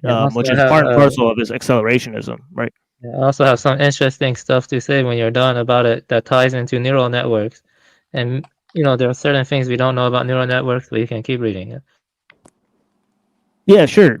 Yeah, no problem. So it says it was compelled to hyperstitionally generate an extreme antiquity for itself. I've read that again because I think that is extremely potent idea for the type of stuff we're talking about the telos and the singularity and projection into time and space, and how time itself bends and creates new avenues of exploration and all that type of stuff. So that is part of this evolutionary synthesis, and obviously it's part of an accelerationism, right? So he says this can be viewed through the Deleuzian lens as a trauma, quote unquote, which enters the collective consciousness and alters future developments. Holy smokes. Like other numerological frameworks, the supposed metaphysical significance. Yeah. I don't know if you've ever experienced like somebody that has trauma, right? But yeah, their their perception of time is screwed, right? That's part of the thing, right? They have they attribute stimulus to false events that happen, and so that's part of the problem, right? So yeah, the supposed significances change along with the societal milieu, which the technical numerical aspect happens to inhabit. Okay. So did you finish that? No, I'm like halfway done. Yeah, sorry. Yeah, I don't know if you can see the screen, but yeah, it is adapted to the sentimentality of the populations involved in its dissemination, as Land states, quote, essentially to redeem number through symbolic absolution into a higher significance. And I know Buddha's waiting to comment on this, right? By applying theoretical quality to the quantity of numbers. The spiritual implication of numerological frameworks always erode or are transformed unrecognizably over time due to a quirk in human technical inclination. When civilizations die out or change, they tend to pass on their technical advancement, but not their spiritual understanding. So this is a huge issue that Ellul talks about, right? About the sort of cross genealogy of technical advancement versus a religious or cultural advancement. Is that right? true though? Oh, I think it is. I think if you look at the world, right? Right. I think it's the technical aspect of civilization that strives towards universalism, right? The religions are still, right? Like if you were to look at it in religion, then there's like different cultures in the world, it would seem, right? Like there's an Islamic culture, there's like Eastern, then there's a Christian world, right? Right, So, but yeah. are the spiritual traditions and the spiritual imprint on the DNA, such as survival, looking upwards, or looking inwards, and critical thinking skills, are those not also being passed along? Or is the narrative only the technologies being passed along? Before I forget, I wanted to say no, I don't think so. You don't think so? I don't that think they're so at passed all. along? I mean, except for someone like me, like with my son, I'm going to do my utmost to bring him up with the way that I think when it comes to how to view the world. I want him to make his own decisions, but I can tell you, probably if I had a guess, 70% of the kids I've met since, you know, I've become an adult, no, if anything spiritual, if their parents are like taking them to church every single day or something like that, not a single kid really that I've ever met or had a conversation with, even in my own family, has any inkling or grasping of any type of spiritual knowledge whatsoever at all. So, I mean, you know, what is that really because of technology? I think a lot of it does. I mean, with them already taking stuff like the prayer out of school, which I don't think prayer really should be in school. But as a kid who got in trouble, I was one of them kids who were like, you can't read the Bible right now, put it up, but it's okay if this person's over here reading 50 Shades of Grey, and that's a book meant for adults. So, you know, there's obviously a spiritual attack where, you know, I think when it comes to like, if we want to believe in the transcendence of man, for me, it's always religious. So when you look at something like CERN, you know, they tell you it's because they're trying to create, you know, limitless energy or, you know, find the God particle. But me as a religious person, you know, what do you really need that machine for? Someone like me who's like, I'm okay with certain technologies, but in a spiritual lens, like I'm also aware of the fact that, you know, the same technology that can bring someone back to life from a heart attack, like a defibrillator, can also kill them. So yeah. So you're pointing to a key issue there, which is the loss of I mean, a sort of religious consciousness with the birth of the technical age. So that's one issue, right? The second issue, I mean, that Ahimsa is talking about is this idea of the collective memory. Now, the collective memory sort of it presses on this notion of evolution on both sides, right? Because it could yes, guide the process, but that means the process is subject to the collective change, right? So so then it means that, you know, the collectivity can sort of guide the process of evolution as well. So we're exploring both ends of this, you know. And I don't necessarily conflate religions with a sense of spiritual. I mean, they differ to me. I mean, religion it did for me, but I was a minority. I don't necessarily agree that religion passes along a sense of the spiritual. You know, I believe that, in fact, no, most of it my doesn't. experience with All religion churches are is for more sure institutional. fear-based. Yeah, it's more fear. I've been to several different type of churches, not just like Muslim churches. I've been to a few other types of religious places that don't even like worship actual gods. It's more like Scientology. And it's just like most churches nowadays with Joel Osteen. The second you walk in and you're not even in the church 5 minutes, you got $5 for the tithing plate. So, you know, yeah, I've never been but to one church that wasn't institutionalized. I've been to a few that weren't fully institutionalized, and I rather enjoyed them, but I've had a lot of friends that weren't institutionalized, or even if they were part of the institution, they still had a deep sense of what is the collective conscience, this preserving that's good and noble and Well, worthy of you're lucky protecting. because a majority of the Yeah, a majority of the metropolitan churches where I'm at are gay. They literally have female preachers and gay preachers. So I don't know what to tell you. No, I'm just saying, like, I believe that there's like some deep spiritual aspects that are also passed along, you know, to like my Gen Z kids, and I've seen that with other ones. They've challenged, you know, when they do the brain rot, the skippity toilet garbage, and I'm like, what are you doing? You know, and they're basically in stepping into some existential void that is nihilistic in nature, but it's also kind of a bit of a middle finger to a lot of control, fear, conditioning, MK Ultra trauma stuff that you're talking about that has been normalized for to me a certain degree of submission to something that they don't even know about, and I can appreciate that. Yeah, sorry, go ahead. Yeah, I have a lot to say about it, but you can finish reading it because it's mentioned the neural I network. definitely will. Yeah, I definitely will finish reading this quote. But if I could just reiterate the point. I mean, I was gonna cut them off too. So, Buddha, I hear you. But yeah, the thing is that you know, this whole idea, you know, in terms of I mean, the technical advancement, right? The cross genealogy of techniques, right? This ellul lays out in a pretty convincing manner, right?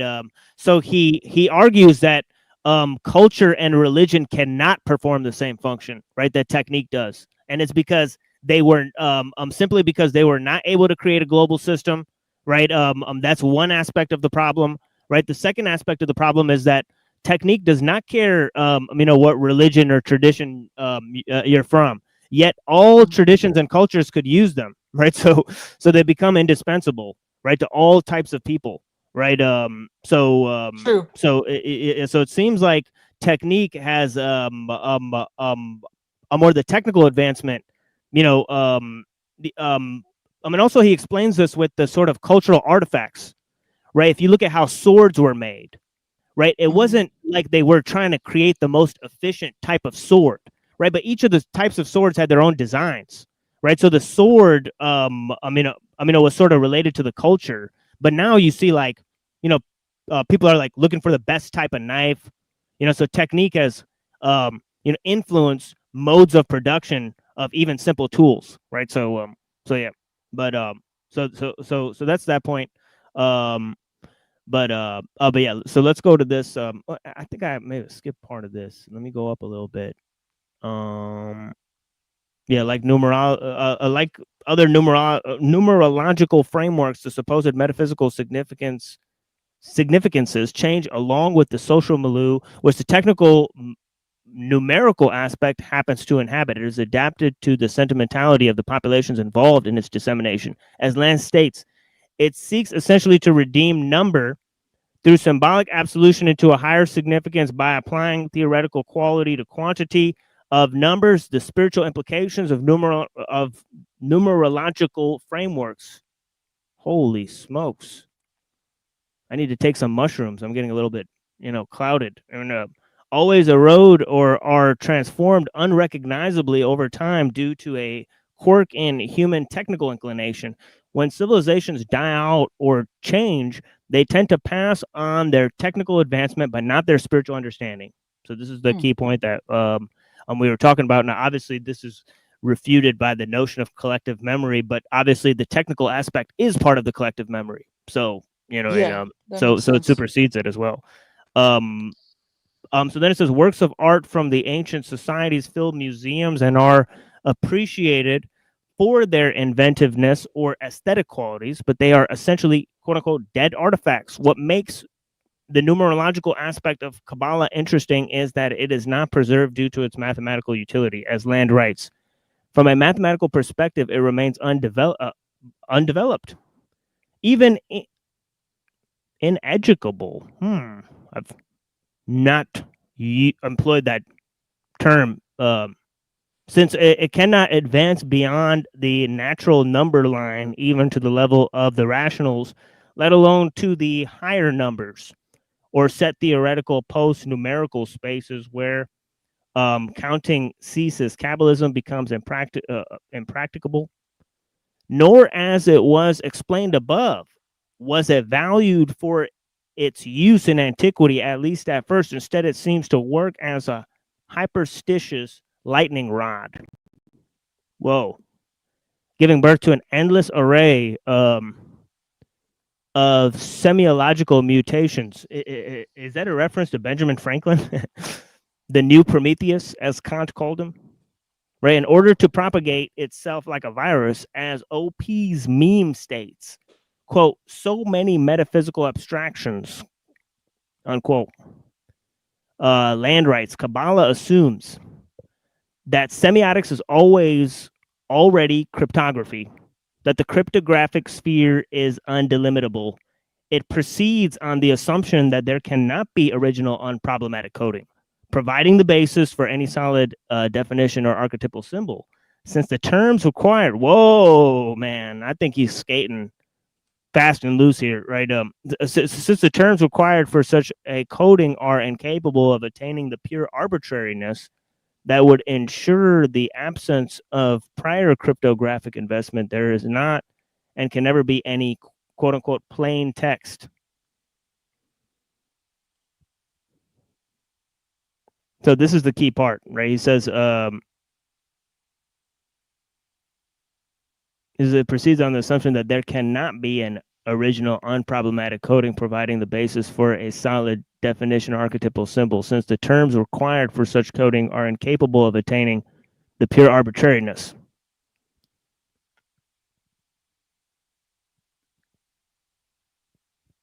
So is he denying the notion of collective memory right there? Right by that very statement? Kind of brings us back full circle, doesn't it? And then he says, in this sense, Kabbalah is characterized less as a trap, quote unquote, and more an exemplar of a mimetic alienness with which Land became fascinated, a product which appears to exist for itself, regardless of human logic and sentimentality, meanwhile breaking into civilizational consciousness. It's an interesting word.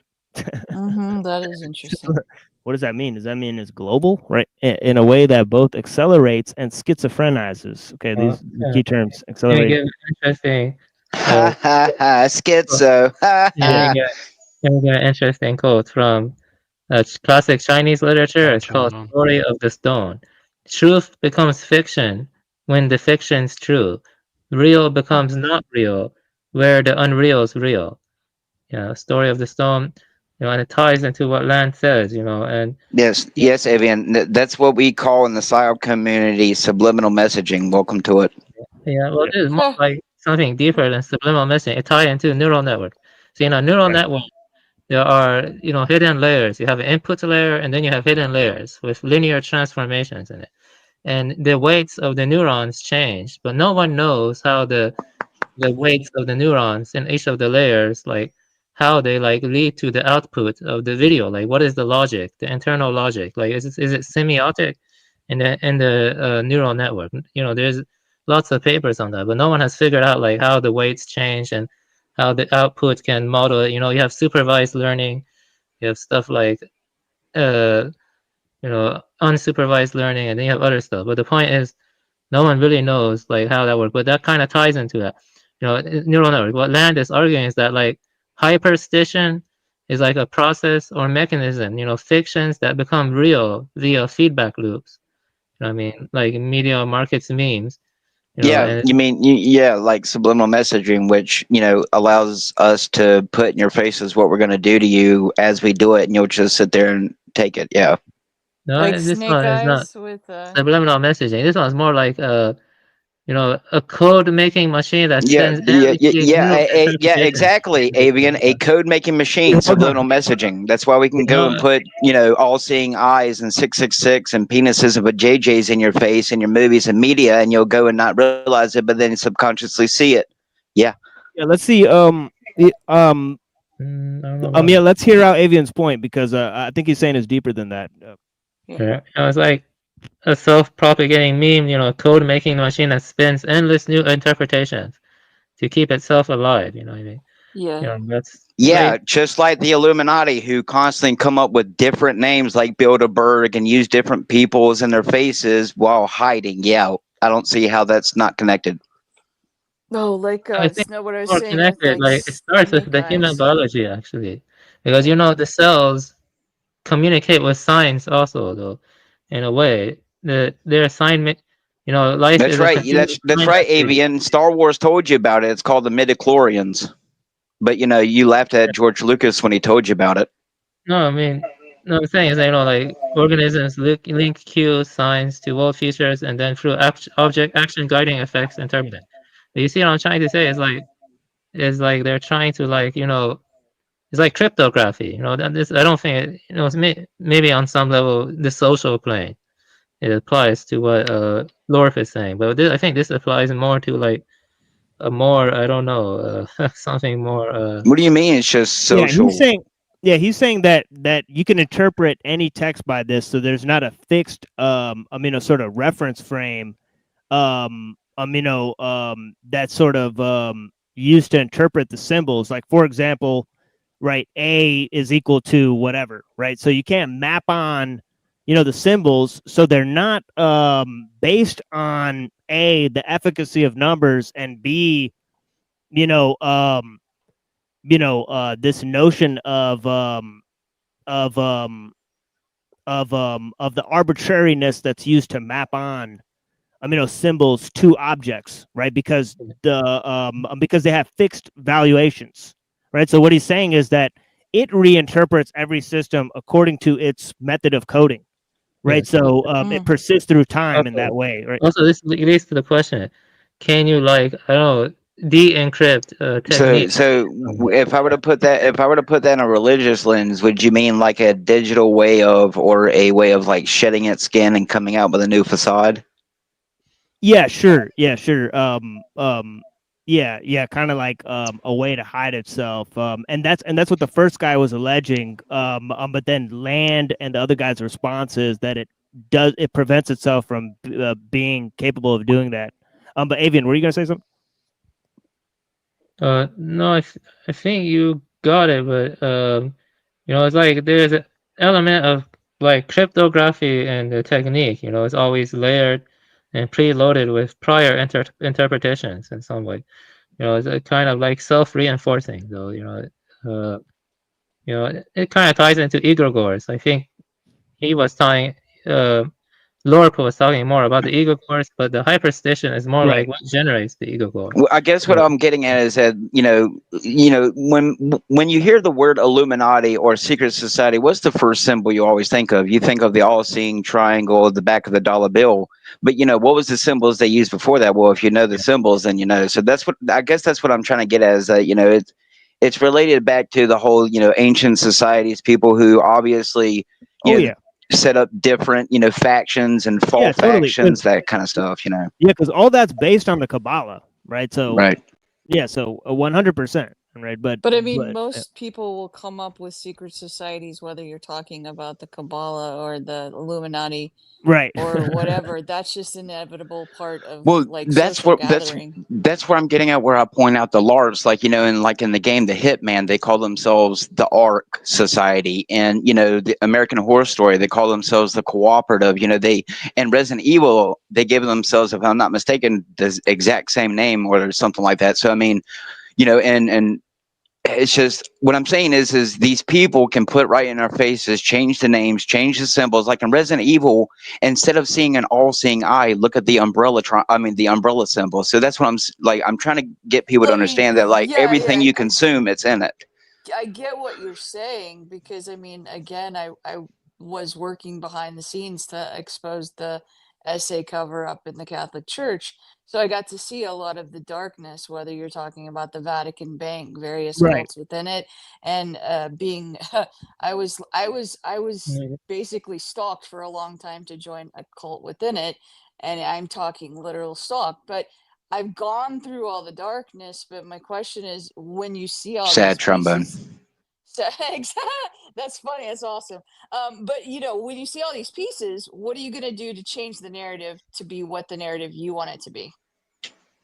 Well, I mean, I can tell you, I've tried for years, probably about 15 years, and the very people who helped wake me up to it grew complacent, and now are either already dead or will be probably depopulated like me and the rest of us. So. No, what are you doing personally to change the narrative? I mean, all I can do is, try to awaken the minds like Morpheus and offer people a pill. But, my blue pill doesn't, give you a stiffy. So you're basically buying into the narrative that sad trombone. There you go. Well, I mean, the reason why, I call myself, LORP now is because, I mean, why not just go ahead and lean into the doomsday conspiracy? Because in fact, they can sit here and put it right in your faces and go along with that LARP. And whether or not it's why hasn't it happened yet, or the aliens aren't here, I mean, it's still there and people play it off. Yeah, well, no. we know that, but. Yeah, it's just like an MK Ultra thing, but whatever. But like, my question is like, what do you do to keep your vibrational pull high? I do my best to talk to allegedly my imaginary Jesus Christ, who didn't save me from a demonic possession at 9 years old.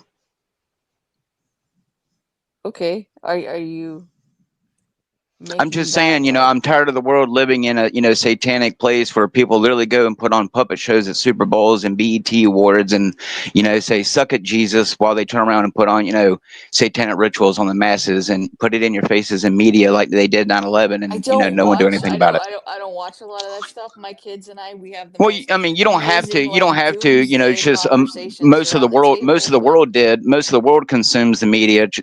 Like most people who watch television or movies and listen to everyday music from Jay-Z and Beyonce, and get told what's Don't listen happening. to 'em.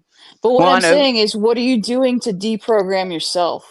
I mean, you can deprogram yourself all you want. You're just becoming complacent by doing that. So you want me to be programmed in to be the victim? No, I just think that the world's, I mean, except for the people who you can't control, like the Illuminati or whoever you want to call them, who can't control all the variables of the various people who are doing their own things in the world. Yeah. A majority of the world's not going to come together in a, I'm not saying like, an architect matrix utopian type of way, but a majority of people don't really give a fuck about what's going on with Jeffrey Epstein or anything. They say release the files, but in reality, if they release the files, is anyone actually going to do anything about the names in it? No, you won't. So. You won't. Well, what I'm But saying I'm is, not waiting for that. is that maybe, I hate to say it, but maybe if we go based on that, maybe deep learning models are already conscious to some extent. Yes, they are. These people allegedly put in your face that they're able to run super basically matrix level type simulations, whether or not it's with real people like they put in the X-Files, or it's actual computer programs who believe that they're alive and they give them memories from birth to death. So that way they can manipulate that small world to affect the real world. Now, whether or not that's true, but you go and you watch, like I said, I hate to talk about it again, the new Naked movie that puts in your face the whole LARP that these people are wanting to go in their bunkers. I mean, if it's a LARP, then please tell me why, like with 9/11 for almost, how many years up until Back to the Future, in the movie, sitting there putting in your face about two towers that look exactly, if not identical to the fucking Twin Towers. And the X-Files literally tell you that they're going to fucking bring a fucking airplane down in the middle of the fucking New York City against the World Trade Center. Oh, well, a bomb went off one time, but they're still standing, so it's okay. And then no one bats an eye, just like the Joker. No one bats an eye. But then, they actually happen. Oh, well, never forget. And then, well, good thing you never forget. But then you go look at some architecture in Tom Clancy's game. I don't know if you know who Tom Clancy is, but he's, he used to work for the CIA. Okay, well, anyway, in a lot of his games, if you look at some of the architecture, in the game in one of the videos I just made of the architecture, it is basically the New World, the Trade Center Memorial. It's the little black square with the falling rainfall. Again, the art of subliminal messages is after a while of seeing so many patterns, it has to be the truth. So again, I try to stay on a high frequency, but again, you're living in a world full of people where I've heard the same thing from people who were older than me, and I can tell you it's no different than it was then. Right. It's no different. How do you live while you're still here? I mean, that's great and all. That's great and all. But what about your children and your children's children? Sure, we can sit here and talk about it. We can sit here. I know, but here's the point. If we're talking about this, these people have technology, ma'am. 3 years ago, I saw something that if most people saw it up close and personal, you probably would question your sanity, like I have about other things that I have seen in my life. All the time. Exactly. So there you go. If these people have technology where they're able to literally fly around in the clouds and you won't know they are there unless apparently they want you to fucking see it, and they have technology that doesn't disturb their surroundings or create any noise, but yet makes you feel that it's there, then I can tell you the world is for a very sad state of affairs. Well, what I was trying to say was, please hold that thought for 1 second, Buddha. I apologize for this. Secret Society, are you here with us? Secret Snake Society, you're on the stage. You've decided to call into the show? Yeah, man.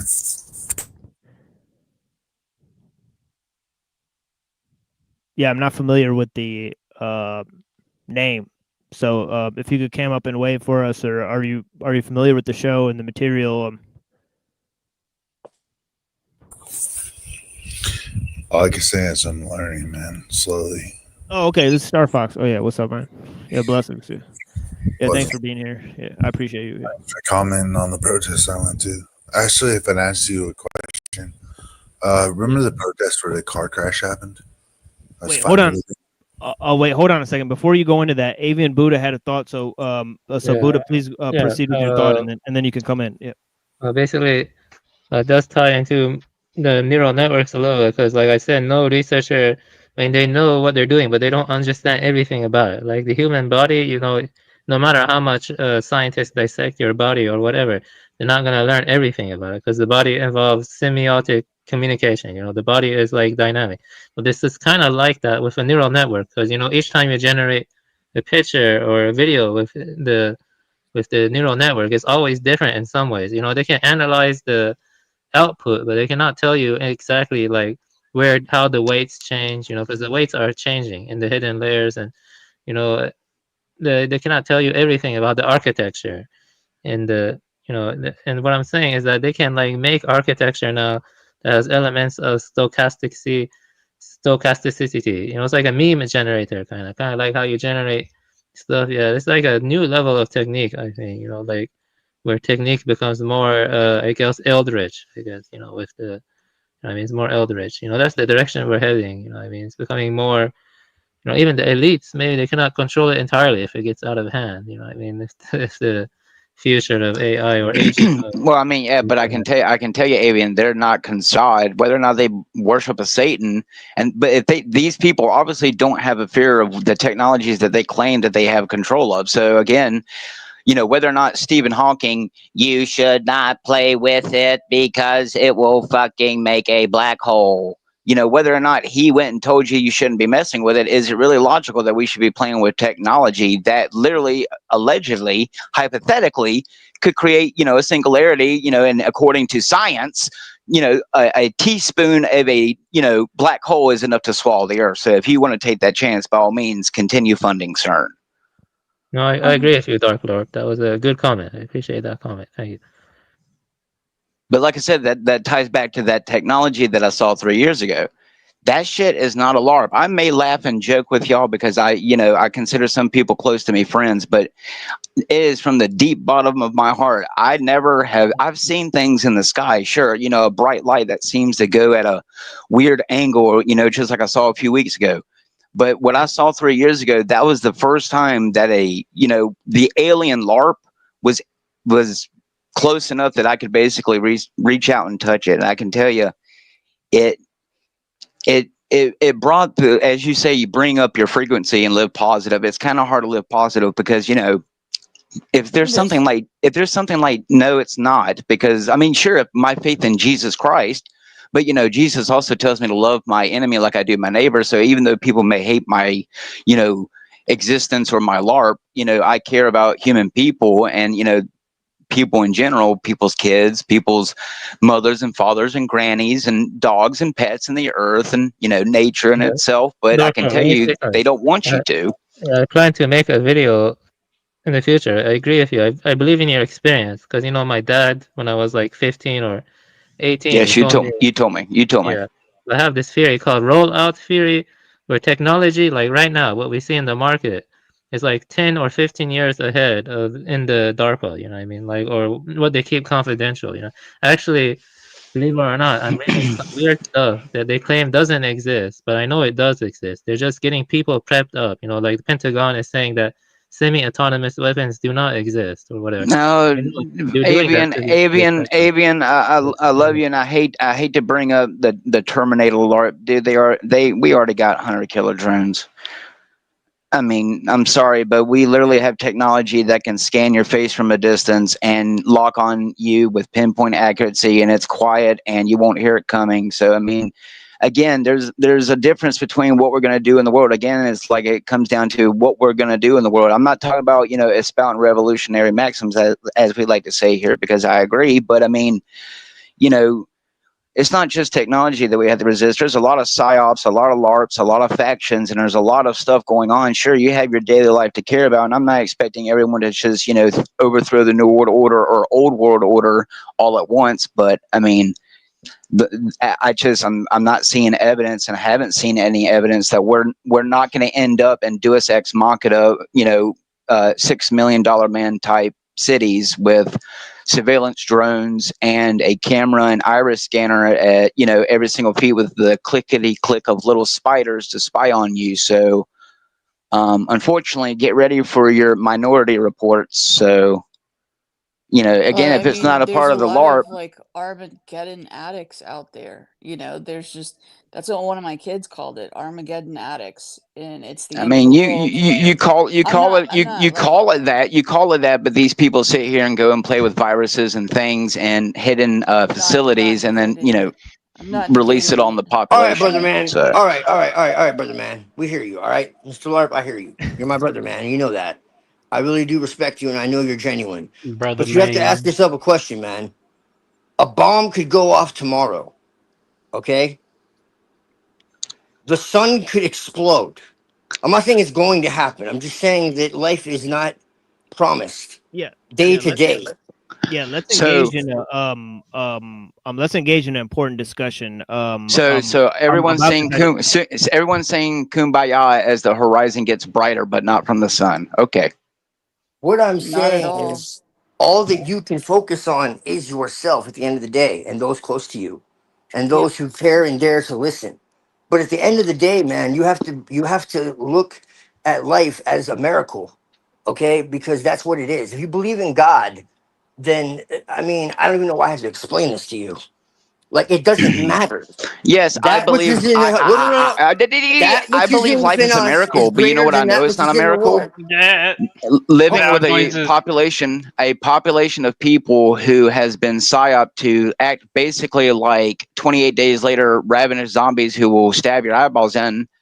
I'm not Cool. saying it's everyone. I can tell great, you, man. go and study some of these You could cases also that people walk don't down pay the street attention and get to. hit by a car, bro. You sure can, but there's also a reason why I look across the road 4 different So times whether before I the cross the street, Illuminati because I throw know us in retards. camps- Because I know retards can't drive. It's not me who has a driving problem.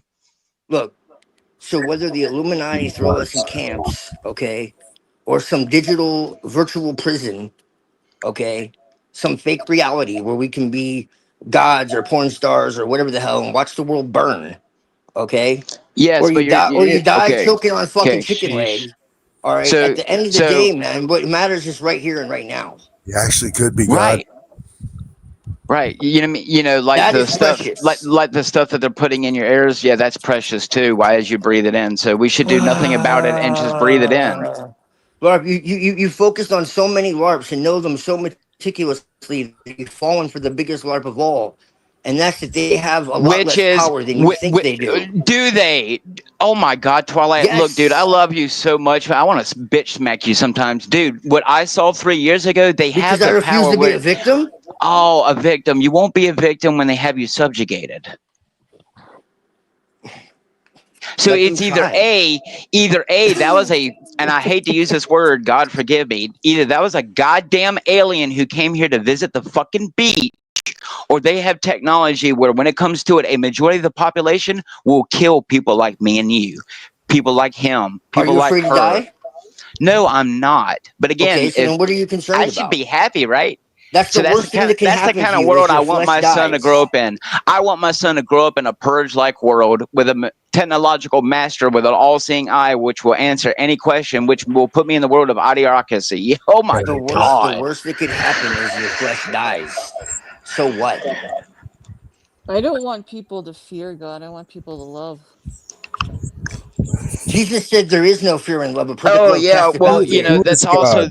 But you know you want to you don't want to talk about psyops and LARPs. You don't want to talk about psyops and LARPs, but that's been but yet that's been a part of the LARP for since Obama became in office. You know, love who you want. You know, and that's caused a majority of children to cut off their penises. But okay.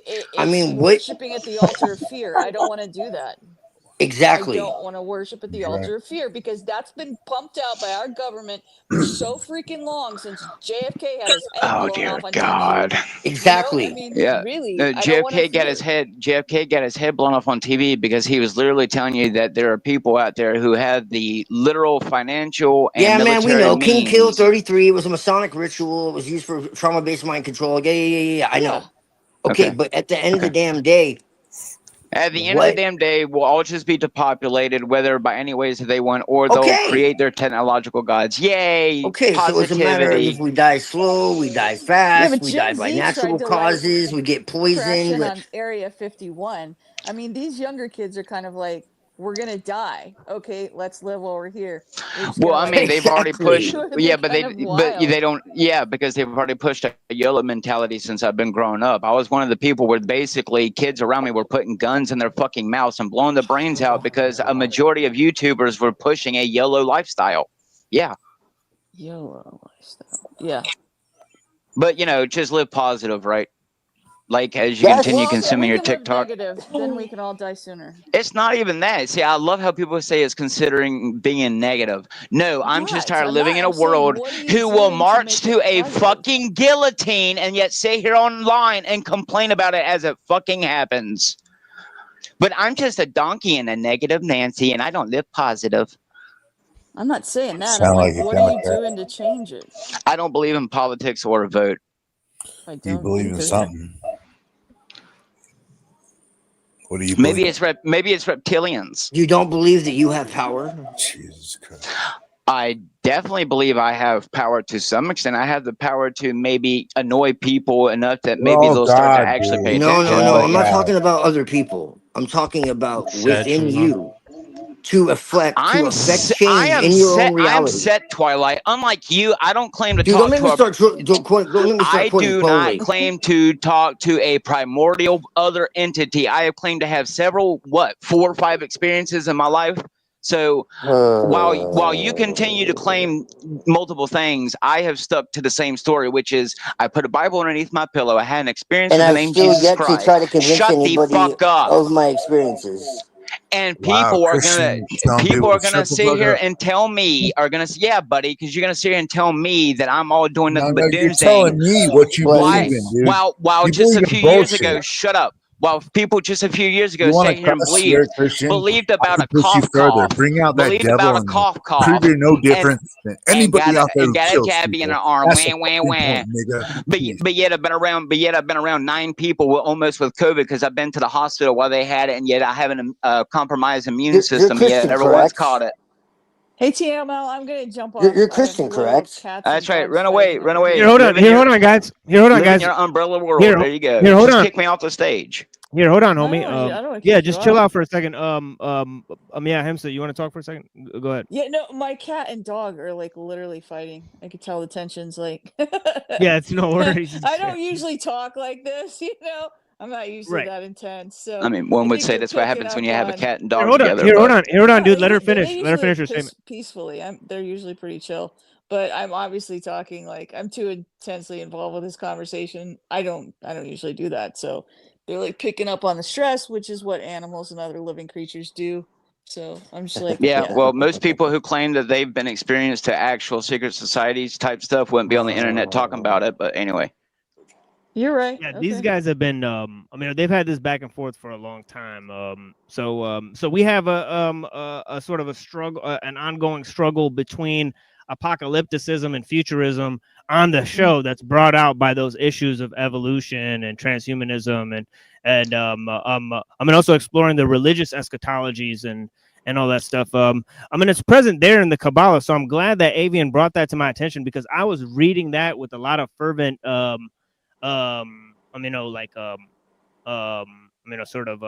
interest earlier, especially because they just did a debate, Dugan versus Land, and both of them are influenced by the Kabbalah, so it's highly relevant information. I just want to say one thing. Even though Dark Lord can be talkative sometimes, I agree with him 100%. Yes, yeah. Because talking there's- of? So when Yeah. Andrew Yeah, well, Wilson I'm gets not paid, talking. Let me hang on, finish no. talking. So when Andrew Wilson Shilson gets paid $800 Let me finish talking. to LARP about his religion, it's not doomsdaying. But when I sit here and actually want people to come to the truth about what they are doing to you, it's doomsdaying. Okay. Yeah, What's wrong? You don't like Android Shilson and his maybe satanic you should go Christianity? to Andrew Wilson's the Crucible, and go pay him $249 so he can learn how You to don't like teach you how to debate. Android Shilson and his satano listen, Christianity?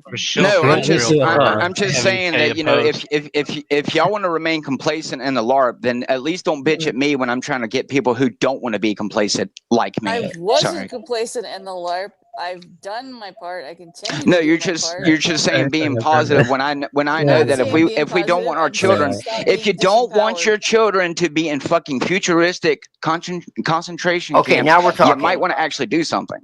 Now we're I talking. have Look, been. let's. Yeah. So I think it's Avian, and then Twilight, and then Ahimsa. So let's just go in order. Avian, and then Twilight, and then Ahimsa. Well, you know, you can read that link I put in the private chat, put in the regular chat too. It's called Defense Primary U.S. Policy on Lethal Autonomous Weapon Systems. It's on Congress.gov, and they call it LAWS, LAWS. They call it a special class of weapon systems that use sensor suits and computer algorithms to independently identify a target and employ an onboard weapon system to engage and destroy the target without manual human control of the system. And it's kind of weird, like they make an article like this, but they claim it's not completed yet, but I don't believe them, of course, because of my rollout theory. You know, they already have it. This article exists for predictive programming. So I agree with Dark Lord 100%. The article is very creepy. You can click it and read it, of course, but they already have it. It's called LAWS, Lethal Autonomous Weapon System. They have it already. So Yeah, they've had I that agree for a with it. while. It's just fishy, you know what I mean? Like why even make an article like that on the Congress site? Unless it's like some kind of predictive programming or something. Yeah, Twilight, and then Ahimsa, and then we'll play some music. We'll let our friend Wonderbar respond, and we'll play some music. So yeah, so I love nature. I love what's natural and organic. There's a quote, I can't remember who said it, but it's also mentioned in the Nag Hammadi. Knowledge of what is alive can Let me alone respond to banish Dr. terror. Let me respond to Dr. D. One second, homie. Just let him go, and then let Ahimsa go, and then you can respond to all of them. Blessings. Knowledge of that which is alive can alone banish terror. Simple. Okay, but I'm not afraid to die. That's not the fucking point. It's not about death like that. It's about knowing the source of life and aligning Well, I mean, with it. yeah, according to me, it's Jesus Christ, but he's just a guy, that you're okay with. What's your point? Look, I know. Look, yeah. So, I don't think you're afraid to die. I think you're afraid to live. Ooh. Let's not address him several personally. times. So I'm not trying to swipe at you. I'm not saying that. I'm saying that like you seem very afraid and angry. yeah, that's not good for you. because I'll leave it at this.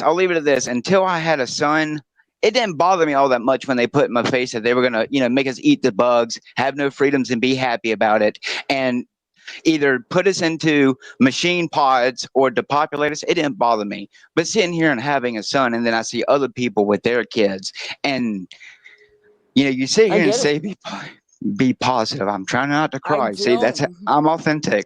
But I'm telling you, dude, the world is not in a very good. Excuse my French. Yeah, it's a bad place. I get it. Snowball effect. It's getting worse. Yeah, whether or not you're messing with machines, it's not just about machines. Like there's the mentality of mankind. Serious question.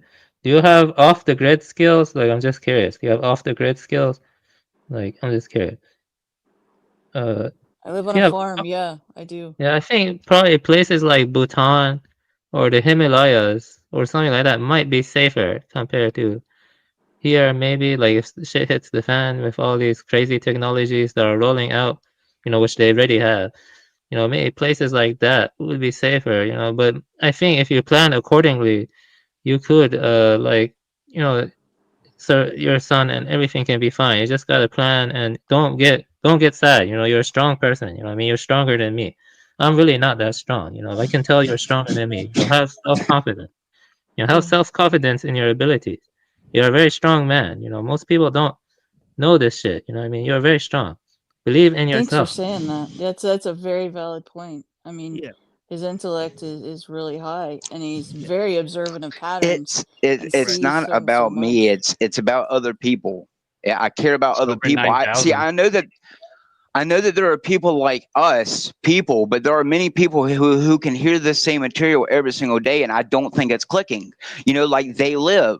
You can No, probably I go get and it. put glasses on the people like he did the black dude, and no one's gonna bat an eye. And if they do, Ruh-roh. wow, it's just another layer of psyoping because there's something else that they got a hold of. Someone like me, I'd love to be rich in this world, but I have absolutely no will to subjugate anyone to do anything in mankind, unlike the elites of the world today. So I'm not a part of the issue, but you have a billion other people, 8 billion soon to be alleged 9 billion people, while the elites put in media that they plan on fucking getting rid of us. Now, even if it's not a LARP, the point is I don't believe in coincidences like red and blue everywhere.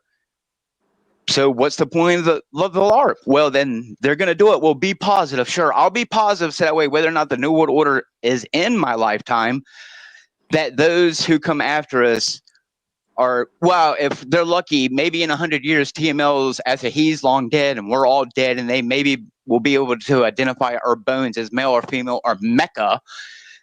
Maybe someone will hear all these words and these LARPs that we've ever said, and maybe they'll start pulling out their mechanical eyes and going back to the flesh. But I mean, again, I'm with Björkness. I'm gonna go to the ancestors. Mom, and you know what I'm talking about. just okay. trying Look, to. I'll say this, and I'll shut the fuck up for the rest of my time. Understand, even if you've never had a religious experience, there is a lot more than goes on than just going to your McDonald's, your daily mundane lives of going to the movies and to the ballparks and eating your hamburgers. Just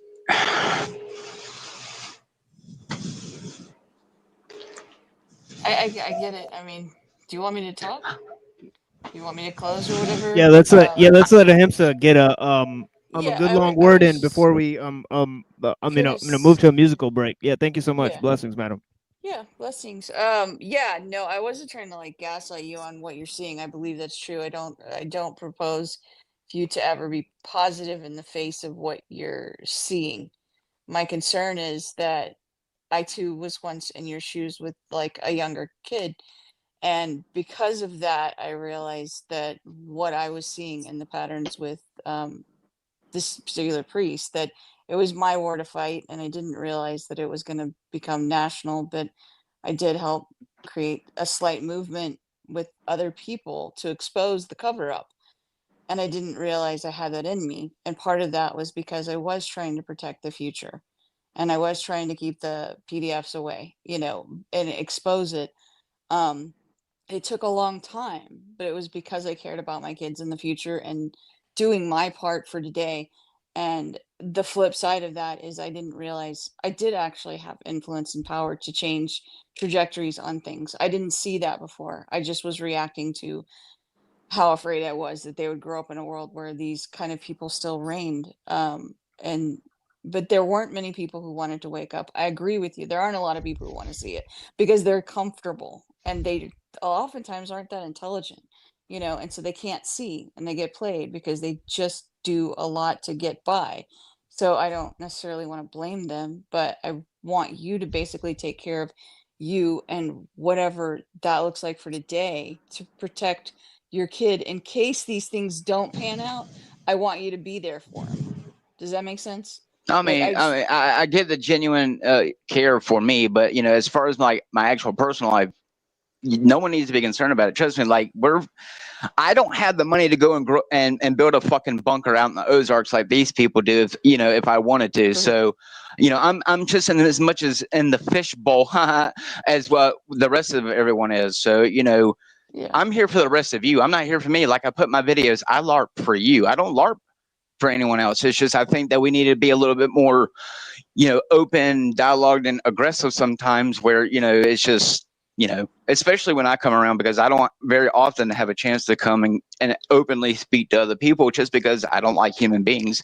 I find most people insufferable, and those who I do choose to, care about and talk to and grow and have a relationship with, it's usually because there's very much mutual respect and care for that person. So Makes sense. it comes back to what we were talking about earlier about the spirituality and losing the technique of it. My son, I never really forced Jesus on my son. Naturally telling him who Jesus was, he just started liking Jesus, and he'll say a prayer to Jesus. But if my son gets older and looks at me and it's like, I want to, do something else. I'm not one of them dads who I'm, going to hate my son if he, said, Dad, I'm gay. But I know that there's no reason for him to tell me gay, because I can tell you, I'm not one of the people who believe in the whole born gay thing. What I'm getting at is that as much as I'm trying to keep good morals and what I consider to be good techniques going, I'm living in a world where their techniques is literally lobotomizing people. That's even affected people who I know personally. So, it's just distressing that, like Morpheus tells you that they are everyone, they are no one, when people that and everyone in your community. So you say go build communities, but can you really I'm not saying that you should not trust anyone, but I mean, you're living in a world today where you like Charlie Kirk, you can't apparently even have open dialogue. So, maybe it eventually will come to a point where I'll just shut the fuck up, and either we'll all live or and die of old age, or you'll eat the bugs and be happy, whether or not any of them come true. But easy bugs. I don't know. I'll shut up now, but I'm just, when I get on here, it's very passionate. I have to hurry up and get out the the 1,000 LARPs and thoughts that I've stored in my head. So don't take it personal. If I tell you to shut the fuck up, Twilight, it's just because I don't have a very long time to sit here on the phone and yap, and when I do, it's usually because I'm free. So it's always with love, dude. So shut up. Anyway, I've known you long enough, man, to know that. Now shut the fuck That's up. cool. No, I love you, dude. Bumba Clark. Yeah, blessings. Yeah, let's have a little song here. Smoke a little cannabis, man. Munch on a little. I have some za'atar bread. It is a Arabic food. Not cookies this time. That's here from Dearborn. No, not cookies yet. I'm waiting till I'm quitting smoking cigarettes for like the 9th time in my life. So now I'm actually have one cigarette. So I'm gonna go smoke that after we do the little 6-hour LARP, as they say. I mean, and then we'll be proceeding. So here's a song called Verbal Battle. Verbal Battle. Yeah. Take care. Nice seeing you again. Yeah, Bye. blessings of him. So thank you so much for coming Take up. care. Yeah. I'll jump on again when you're talking more. Let's go. Yeah. Let's go. I'm Yeah. also gonna go because Yeah, I'm kind of sleepy. Yeah, it's nice talking to all of you. I hope you all have a good night. Yeah, blessings, Avian, Easy. and him. So yeah, thank you guys so much. Yeah, I appreciate you guys. So so a lot of space to LARP now. So we got a lot of so we'll drop the link. Did we did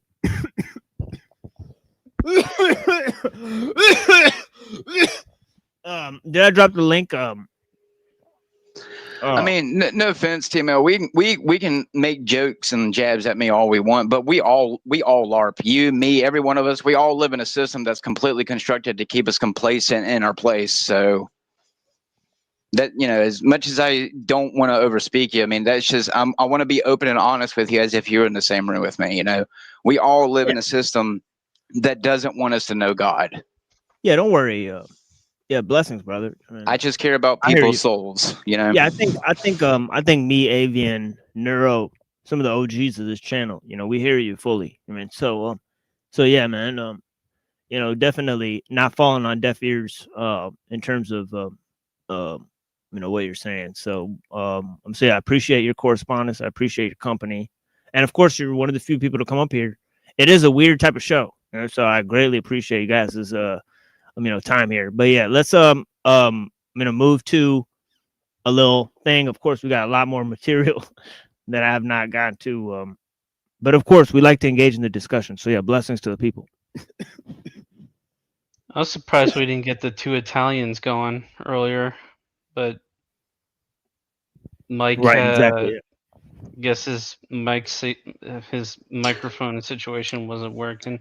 Well, it's not just that, but I have a habit of running off people apparently. So no, it's not good. It's not a big deal, man. You know. But yeah, I think it's nice to go around and have everybody say a word. I mean, so that way we could get everybody's opinions. I mean, so yeah, word. Yeah, so that's a better situation if we go around and have everybody respond. I mean, so yeah. I try, but when a majority of people who sat here and claim to, you know, support me turn around and, you know, I catch them calling me names and saying things about me when they think I'm not watching, you know, it's kind of hard for me to just, you know, be all uppity and friendly with everyone. So, you know, no disrespect, I'm saying. Yeah, I mean, I don't know what that was in reference to, so maybe you can message me about that one. I mean, for sure, but yeah, I mean, it's nothing to do with you. It's nothing to do with you. It's other people who have sat here, you know, and pretended to be friends, and then, you know, I'm at other people's streams, and they're in their comments, and then I see things. So, you know, anyway. Yeah. So, anyways, Rockwell tune. Yeah. Yeah, I got a couple tunes. I guess we'll go with a couple tunes here. Or just one. Yeah, we'll just go with one, and then we'll move to some of the video I have. And yeah, so that's how we'll proceed here. And yeah, it's got a cyberneticist in there. Then I think we'll go to Mander, right? And he'll have some key thoughts about technology. Why we can't talk about certain issues and why people prevent us from talking about certain issues, right? So yeah, we're gonna take about that. Why people find it so hard to give a negative critique, right? So yeah, so there's all those issues. So we'll explore that as coming. We'll explore the issue of mega technology. We may or may not have time to get into Mumford, right, at this rate. So so Mumford and ellul, may get into it next time or this time, depending on how the show goes. But we touched on some key issues in the beginning of the show. I gave like almost 2-hour presentation, right? Basically solo, right? At the beginning of this. So, so yeah. So anyways, here is a song, and yeah, blessings to the people. And yeah, we'll be right back.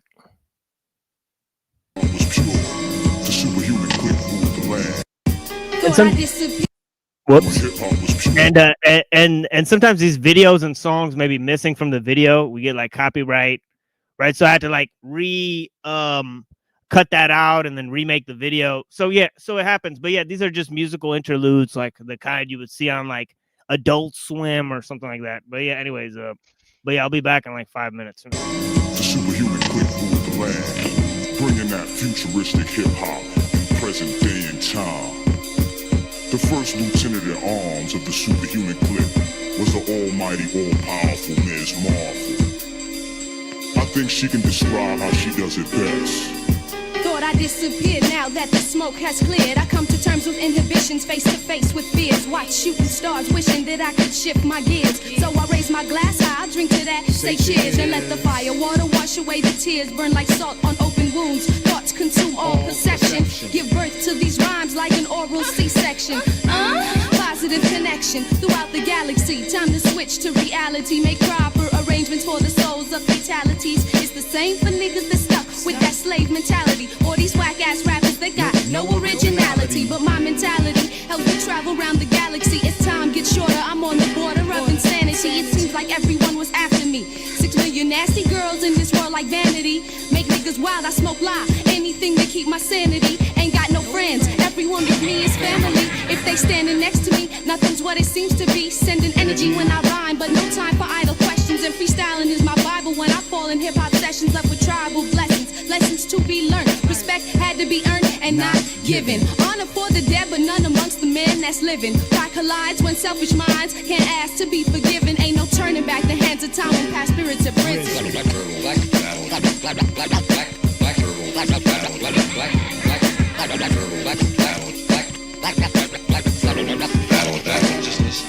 Power of the moon and the force of a sonic boom. Help you heal like battle wounds. To whack shit, I'm immune. We come through like the first platoon into smoke-filled rooms. Consume the fumes like magic mushrooms from the womb to the tomb. I got a meeting in the ladies' room. I'll be back real soon.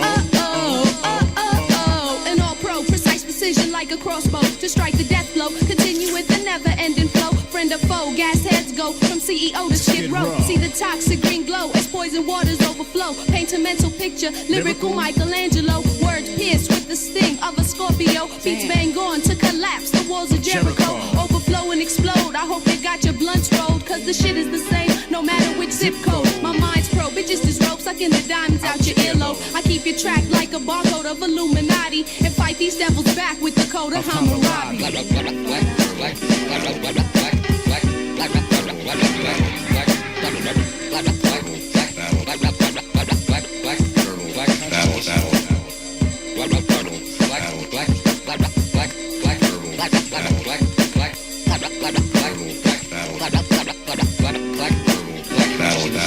I strike with magnum force, send you on a collision course with no remorse. I tap the source and knock you off your high horse. While beats and rhymes have intercourse to reproduce they firstborn. Ever sworn not to make the same mistakes as they parents. Written on they face, time worn, sharper than the poison rose's thorn. Stubborn first month Capricorn, quiet storm, jeans and boots my everyday uniform. Elegance, roughness, and innocence, if ever given a form. Hell hath no fury like a woman scorned. While niggas strive to conform, I struggle to break the norm. Given any platform, and I perform lyrical firestorms. I make it hot, you keep it lukewarm. From hotels to college dorms, keep these niggas souls torn.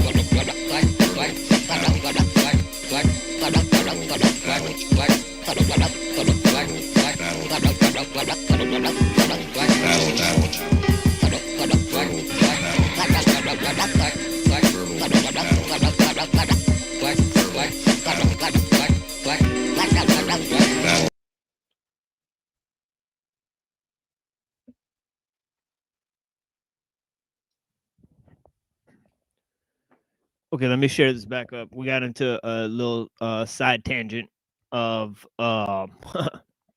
massive proportions when we were trying to view this video earlier. So let's bring this back. And of course, maybe we'll only watch like 7 minutes of this. Who knows? And that's what's happening. What is find it quite interesting is that within this transition or somewhat revolutionary, I would say, views in cognitive science, we are actually coming to see that as the nerve, as the core, or as the beating heart of the cognitive process. That knowing is not a matter of just picking up what is out there. It's actually this circular creation of multiple worlds. Color is a very beautiful case study for this multiversality, because the way you and I, primates, see what we call color is not at all the way other species see it. You see, it's easy for human beings to understand that different cultures have a different view of what, say, beauty or justice is. And we have no problems in accepting that we live in a multiverse of social constructs. What I'm trying to show with this research is that this multiversality carries on all the way down to how you feel, how you perceive. That when you see a color, which is identical for all human beings, there's completely cross-cultural. Nevertheless, that is proper to humans. Now, birds, mind you, have another dimension of color. That is, it's not that they see more colors. It's not that they see better colors. is that their color space is unimaginable for us. Yet we're all walking around the canal there. We're all sharing something we can call a common ground. But this common ground is not something that it is pre-given. Each one of us has actually made it into a proper world. It's a multiversality. So ground is a very feminine quality of making something possible, instead of being a very masculine quality of the out there that you have to fit into. You see? We all operate out of... Yeah, I'm not sure where to place his last statement, but he seems to be drawing from some form of Western Hermeticism, right? In talking about those different qualities, right? Yeah, he's talking about drawing out from nature, right, through the vehicle of perception, and of course he's using colors as an example to reiterate. I was talking about the sort of phenomenology, right, in which the mind adds new information, right? So this is present in cybernetics, but it's also drawing from the ideas of Kant, right, and his sort of ideas of empiricism, right, where there's this sort of general program, and there's sort of like sort of these vehicles of perception and communication that go along with it, right, that are embedded within the structure itself, right? So like Kant's form of consciousness is like kind of like how AI like really works or whatever. But yeah.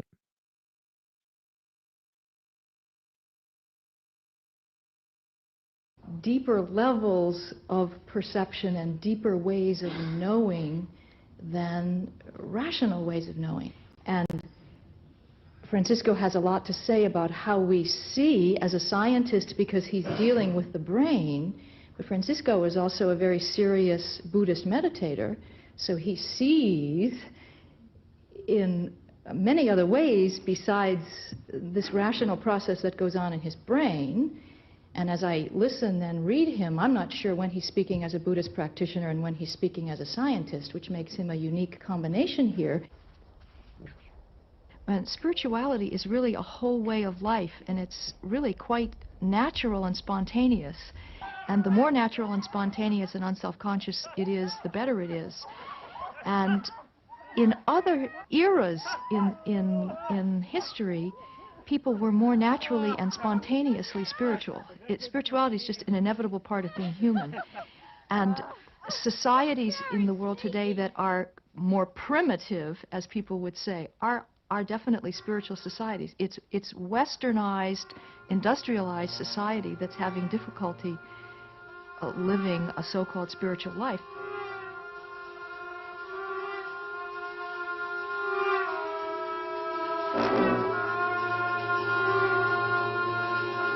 Yeah, I'll have to sort of disagree with her there, right? Because although the problems of technical necessity are issuing from the Western conscience, right, as we discussed earlier, within the Buddhist ideals, there's a sort of complacency, right? Because it's not sort of acclimated to the notions of sort of acceleration and this sort of temporal complexity and about these laws of machines and all this type of stuff, and how this new thoughts of scientific innovation should be incorporated into the system.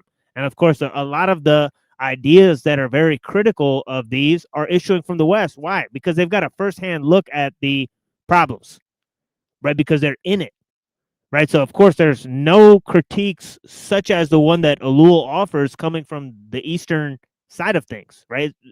Because they're not experiencing it. They're not, the problems don't issue from their sort of civilization, but B, because, they don't know how to deal with the problems, right? They don't know, they haven't taken a firsthand look at it, right? So, and their methods and incorporative systems of thought do not address the issue, right? in the Buddhist tradition, which is one of the reasons I'm so interested in it, is that the Buddhist tradition had made its own discovery of this groundless nature of human reality, that you cannot rely on some absolute truth or absolute judgment, that every form of knowing or every form of ignorance is contextual.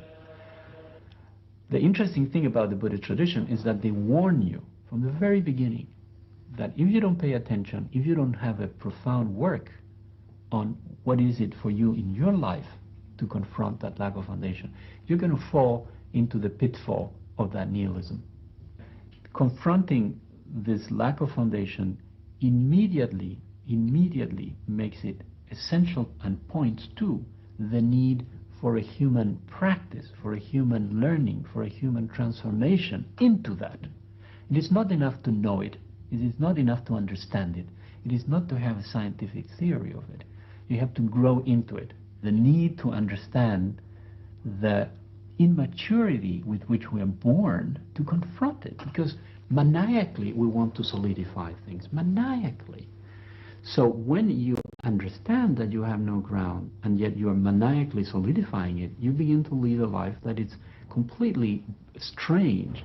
Causality for the common mind is out there, is out in the world. That causality also applies to your own mind. That is, what you know and what you ignore is also... Yeah, and this goes to the ideas of agency, right? And the split between, personal responsibility on the one hand and collective salvation on the other hand, that we're looking at with Pannenberg, right? So yeah, it's an interesting part of the problem. A matter of an internal dynamics, of an internal causal pattern. And even the experimental psychologist, when he closes the door, usually the attitude is you close the door of the lab, you go home and you forget about it, right?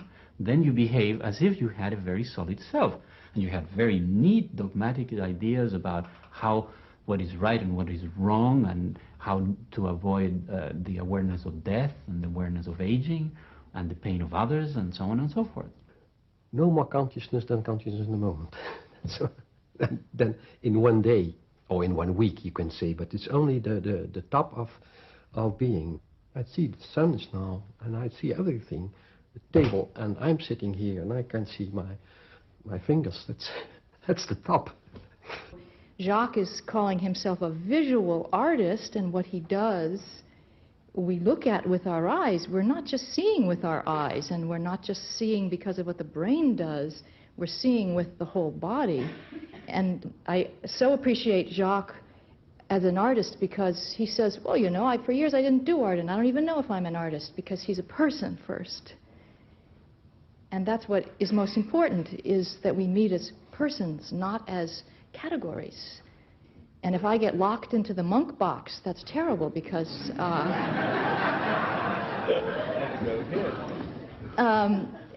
I just happen to be a monk. That's a form that expresses something that's much more fundamental to me.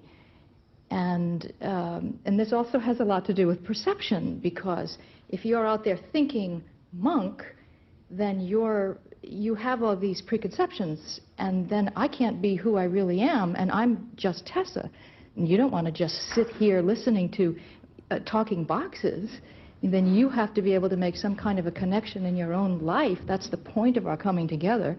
And what will Pinheiro, as the representative of the economy, learn about what it means to be a person from all these different perspectives, so that as a man of great influence in the world, and let's face it, the people who have the greatest influence here are all the people from the corporations. They have the money, they have the power. I have no power. I can make gestures. It's all very lovely, it's all very poetic. Francisco has no power. He has to depend on support of other people. Jacques has no power. But the power is in the hands of...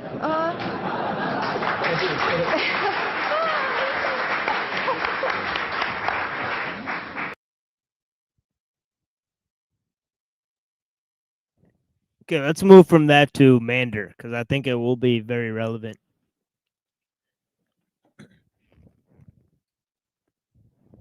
and I appreciate the 23 people that are watching this. It is pretty late at night, and but I greatly appreciate your correspondence with some of these ideas. And of course, we will drop the link in the chat. Please feel free to come in and have a conversation. Obviously, it's free range, right, for the most part. And I appreciate you guys. And of course, this is part of a ongoing conversation, right? So if you guys are just walking in now and thinking, well, there is a bit of crazy people fighting, wild ideas, and right, well, they may be fringe concepts, right, but they're part of a, as you could see, 89-part series, right? And I really do mean that. Right, this is part 89 of a series of explorations on the same types of ideas, right? Okay, which we've linked together, right? From Taoism to the Shangzu to Confucius, Hinduism. right? Yeah, in terms of Eastern thought, right? But we've also focused on Plato, Aristotle, right? Aquinas, Maimonides, right? We've looked at secondary sources on those thinkers, right? In terms of medieval philosophy, right? We've taken a complex analysis of Hegel and Marx, right? And of course, we've done a extreme analysis of the thoughts of ellul, looking at hours of interviews and also looking at his own book, The Technological Society, right, which is the main thrust and focus of our entire presentations, right, which is the loss of traditions, right, the world technological system, the birth of technoliberalism, right, and all of these various ideas, most of which I'm sure that a great majority of the audience has never really pondered, never really heard of, right? So for whatever reason, we've chosen to engage in public discussions about those ideas, right? Mainly because it's time to actually engage and correspond with the ideas. We're not trying to gain fame by doing jump cut videos, right, and proclaiming ourselves geniuses. No, the time is to actually correspond with these ideas, right, so that people can share books and references, right, so that they can engage in public discussions, not with professionals, right, but on a common basis, right, with other adults, right, because this is there's a high necessity that this takes place, right, because of the critical nature of the ideas that are being discussed, right. So this is part and parcel of our exploration, right. So yeah.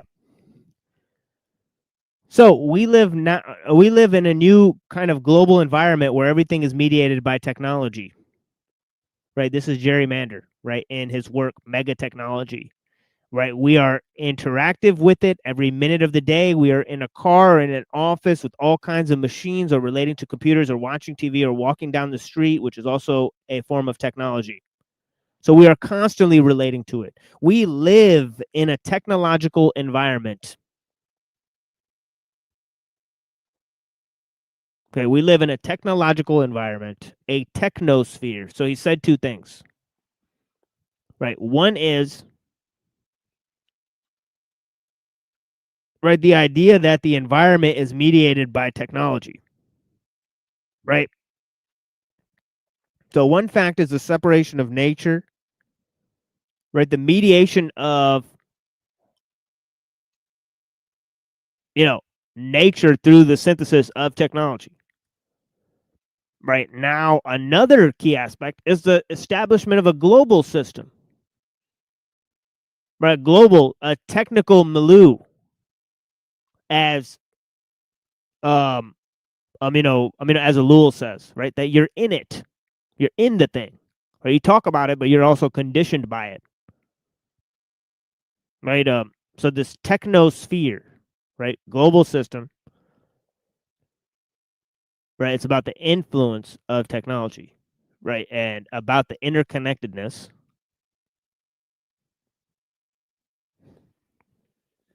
Okay. Okay, so we live in a technosphere. Well, just as other creatures co-evolve with their environment, we are co-evolving with our technologies. Co-evolving with our technologies. Okay, and this is kind of what Butler was saying, right? Samuel Butler in Darwin Among the Machines. Right? This Ruh-roh. yeah. You know, not only co-evolution, but also the genealogy of machines themselves. Right? How they have improved to better and better machines. Right? That this genealogy is improving faster than human societies. The human societies have a slow evolution compared to the genealogy of machines.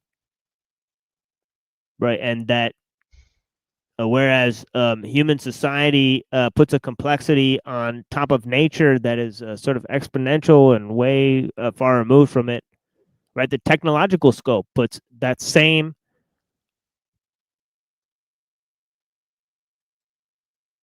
sort of pressure on human society.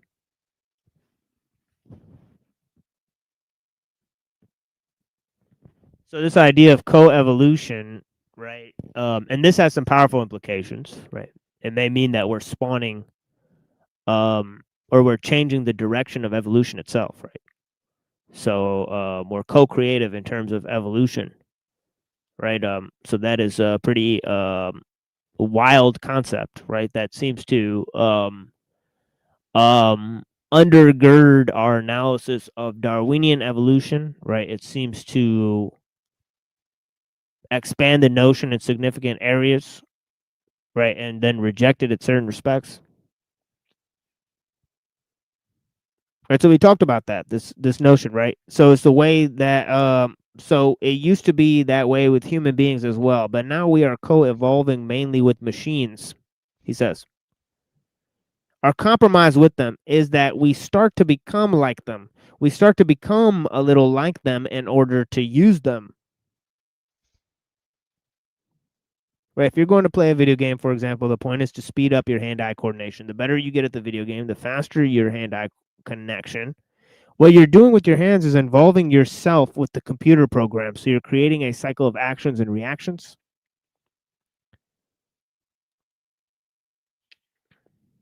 With the computer technology. As your awareness and your nervous system become tuned to the computer, you are changed accordingly.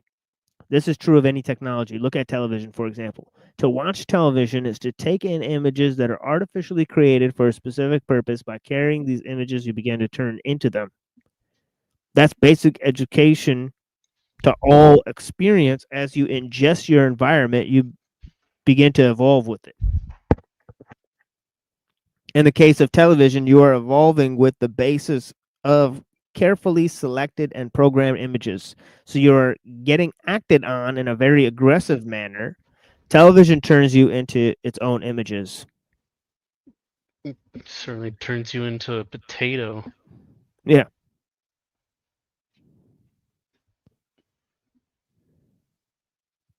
Yeah, if you could be told what to see and hear, you could be told what to think and say. Who controls your eyeballs controls your brain.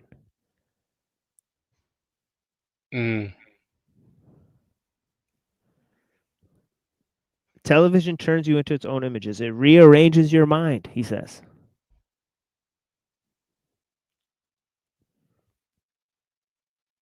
So here is the interviewer. He says, a point you make quite often is that technology is not neutral. As many people presume, it may seem neutral when we look at it in purely personal terms. The idea that technology is neutral means that it's good or bad depending on the use. Okay, we demonstrate that this is false. Right? So he says here, he said it's not just a personal affair, first of all. Right? So you can't view technology in personal terms, right? And that's part of what we already stated. Right? You're in the system, right? You're conditioned by it. You're in a technosphere. Right? So that's part of the problem right there. You can separate yourself from it to look at it. Right? The personal benefits of a computer, for example.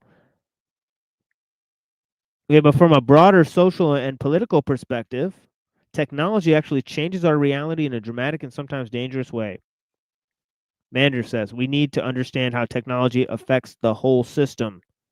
Although we may find computers to be helpful or television to be entertaining or cars to move us rapidly where we need to go, these things also have serious effects on the environment, on the speed of life, on the way we think, on how we view ourselves, on how we react with nature, on how power changes in the system. All of these systemic changes, they're things that happen in the system as a whole. It's not enough for us to say that cars are great because they will drive us someplace. Cars speed up life. They make oil wars happen. They create terrible waste problems. They require a lot of pavement. Okay, I think he's right about a lot of things. I think he's wrong about the oil wars thing, but he's right about everything else there, right?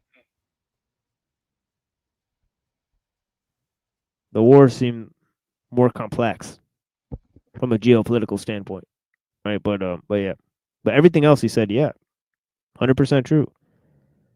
Cars kill people, right? Said the shocking part from the betrayal of technology by Ellul, right, where he says he's got a friend who's a surgeon, right, and he confessed that where do they get the fresh organs for the organ transplant? From the car accidents, right? And of course, if you said, oh, there's a guy, walking around killing 30,000 people a year, they said this is a terrible menace. Can't we do something about this?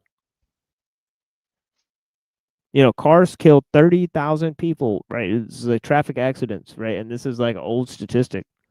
Pretty sure it's much more now, right? And I think that was just in the U.S. or something like that, right? But I think it was like 30,000 deaths a year by car accidents.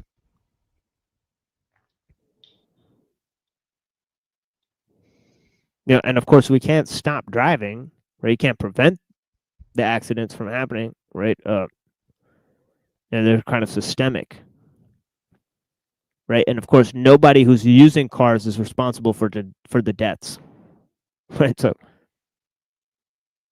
so this is an example of it, right?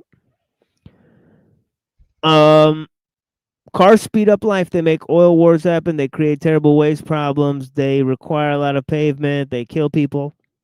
So you have to ask a series of systemic questions before you can make a judgment about whether cars are good. The same goes for computers, for TV, and for every technology.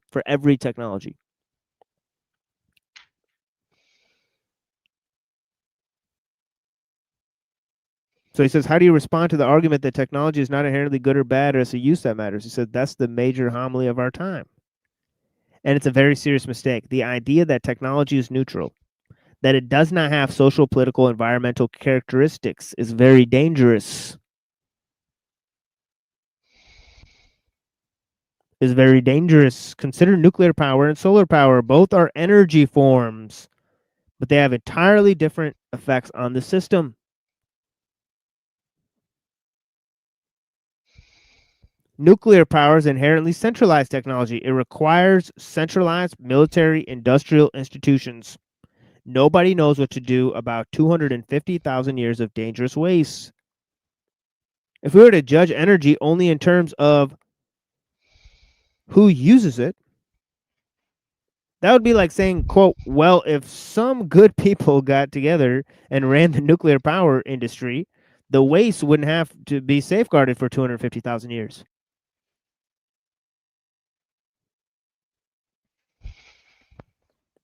But these things are intrinsic to the technology. It's not a question of whether good people use them. Solar technology is the exact opposite. It is inherently localizing. A couple of people can easily put it together. It's not expensive to use. The community can run it without having to hook up to the grid. And it has no lasting negative effects. I don't know about that. Yeah. Yeah, he's kind of like going off the rails there. That's a little outdated for sure. You have all these solar panel farms that they chop down trees for. So right there is the ecological impact. Right. So he said some people feel that computers are inherently localizing, as you put it, since they decentralize institutions and empower and connect people in new ways. Oh my God. Can you be serious? Well, that is another example of failing to take a systemic point of view, says Mander. It says people may edit their copy, communicate with their friends, connect with other like-minded people, and so on. But the computer doesn't change the fact that the great centralized institutions, corporations, trade bureaucracies, militaries, governments, and so on are able to use those same computers with far greater connections, with far greater real power. So the internet will not stop a forest from being cut down or global money speculation from affecting the rate, the fates of the whole societies, right? Yep. These technologies have to be viewed in all their dimensions. If computers enable you to do work a little better, I don't argue with that. But it's an illusion for us to believe that our use of the computer will somehow change the centralized system of power. For those who would like to see equitable and sustainable systems develop, the use of the computer amounts to a net loss, not a net gain. That kind of is like a point against decentralization. People talk about wanting to decentralize certain industries or power. Yeah. But the internet's not going to do that for you. Sorry.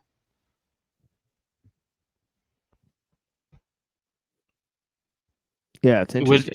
It would be nice to have things decentralized, but I'm not going to hold my breath on it. Right.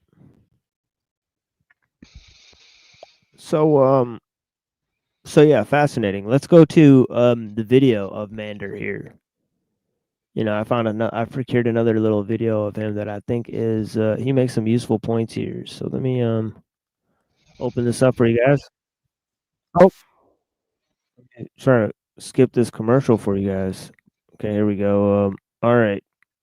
Yes, we'll try to get to like half of this maybe. And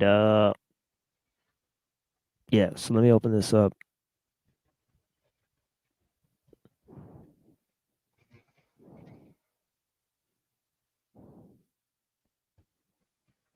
I gotta go like a little bit, like 2 minutes into this, because he like talks about the conference he's at or whatever. Disappearing fresh water, disappearing fertile lands, forests, with So it's a little bit shitty audio, but with any of us who are around.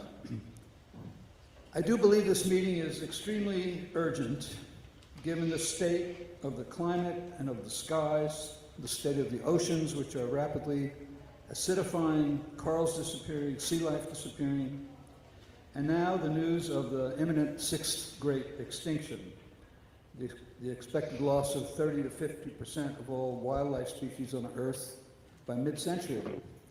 This is not to mention disappearing fresh water, disappearing fertile lands, forests, food supply, and much more we will be reporting. This is definitely one of the gravest moments in history right now, and we're here to explore the role of technology in making this happen, and our attitudes and acquiescences that have contributed to it. Producing this event has actually not been easy. We live in a techno-dazzled world, and there's considerable resistance to the very idea of challenging technology. In fact, as we were planning this event, I got a call from a very well-known reporter at the New York Times, a very friendly, supportive guy who has written beautifully about our anti-globalization events in the past. He said he found the event very exciting, but he also said the program seemed too biased against technology. Why are we going to invite the other side? I had to tell him, no, we weren't. I mean, as we proceed, some of us may express appreciation for some obvious benefits. I mean, I wrote about this conference on a very old, decrepit, 10-year-old laptop. It still gets the job done. That's good. But before that, I wrote some books with an Underwood manual typewriter, including some of my better ones, I might add. It was slow, but slow was good. Ideas pop up instead of ads and email blips and texts. And let's see, I flew here on an airplane. I took a taxi from the airport, and I'm talking into a microphone. There are lights in the room. Even I use some technology, okay? How could I not? But that is not the point. The point is to get clear on the systemic totality of impacts from all of it before it's too late. The pluses and the minuses. Besides flying me to New York, what else have airplanes brought us? Besides taxis from the airport, what else have automobiles brought? Pavement covering the world. Massive non-stop oil development, resource depletion, not to mention climate change. And now we have computers. They tie the world together. They accelerate communication. They make corporate globalization more likely and more effective. And they accelerate its negative impacts. They also separate us from ourselves and reduce real communications to tweets. Another writer calls it digital nowhere. And Sherry Turkle, of whom I'm a great fan, I try to get her to come, calls it alone together. But we'll get more into that as we go. I argued with my friend from the Times. I pointed out the fact that nearly all information we get from about technology comes from the people who invent, promote, and sell it. We don't really need to hear from them at this event. We hear from them every day on TV and on the internet. We've been hearing from them for years. US corporations now spend about $200 billion a year in advertising, telling us what to think about things and to say what's great about their products and services. I doubt many people in this room spent even $1 billion to counter these messages, or much more than the $50 it probably cost you to get in here. Monsanto Corporation, for example, doesn't really need to be here to respond to our panel a little bit later on genetics, later today, to tell us what's so great about GMOs. Over the last 3 years, Monsanto has already spent $402 million arguing that GMOs are wonderful. Dow Chemical and Union Carbide spent similar amounts. General Electric doesn't really need to tell us about clean, safe nuclear energy. We've heard that. And we don't need Eric Schmidt to tell us about computers, driverless cars, and Google Glass. We get it. We want to discuss the rest of the story. What else do they bring? How do they unify our minds within a certain worldview? How do they envelop us within their frameworks? What are their hidden harms to the planet?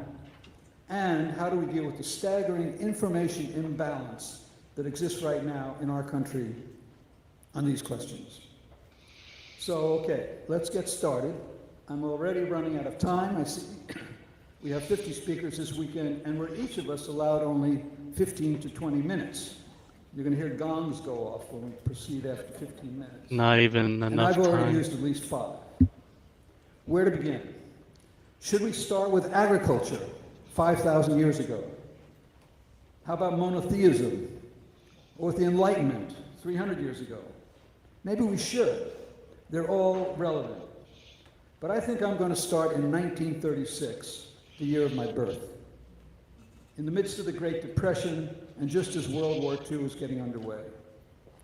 Hopefully, it will lead us to a list of good questions we should have asked about technology before this global mess ever got underway. In 1936, there was still practically no commercial plane travel of the sort I just took. Jet airplanes were non-existent. There were no space satellites, no microwave ovens, no faxes or copying machines, no tape recorders. There were no stereo music systems in 1936. There was no television. There was no plastic in 1936.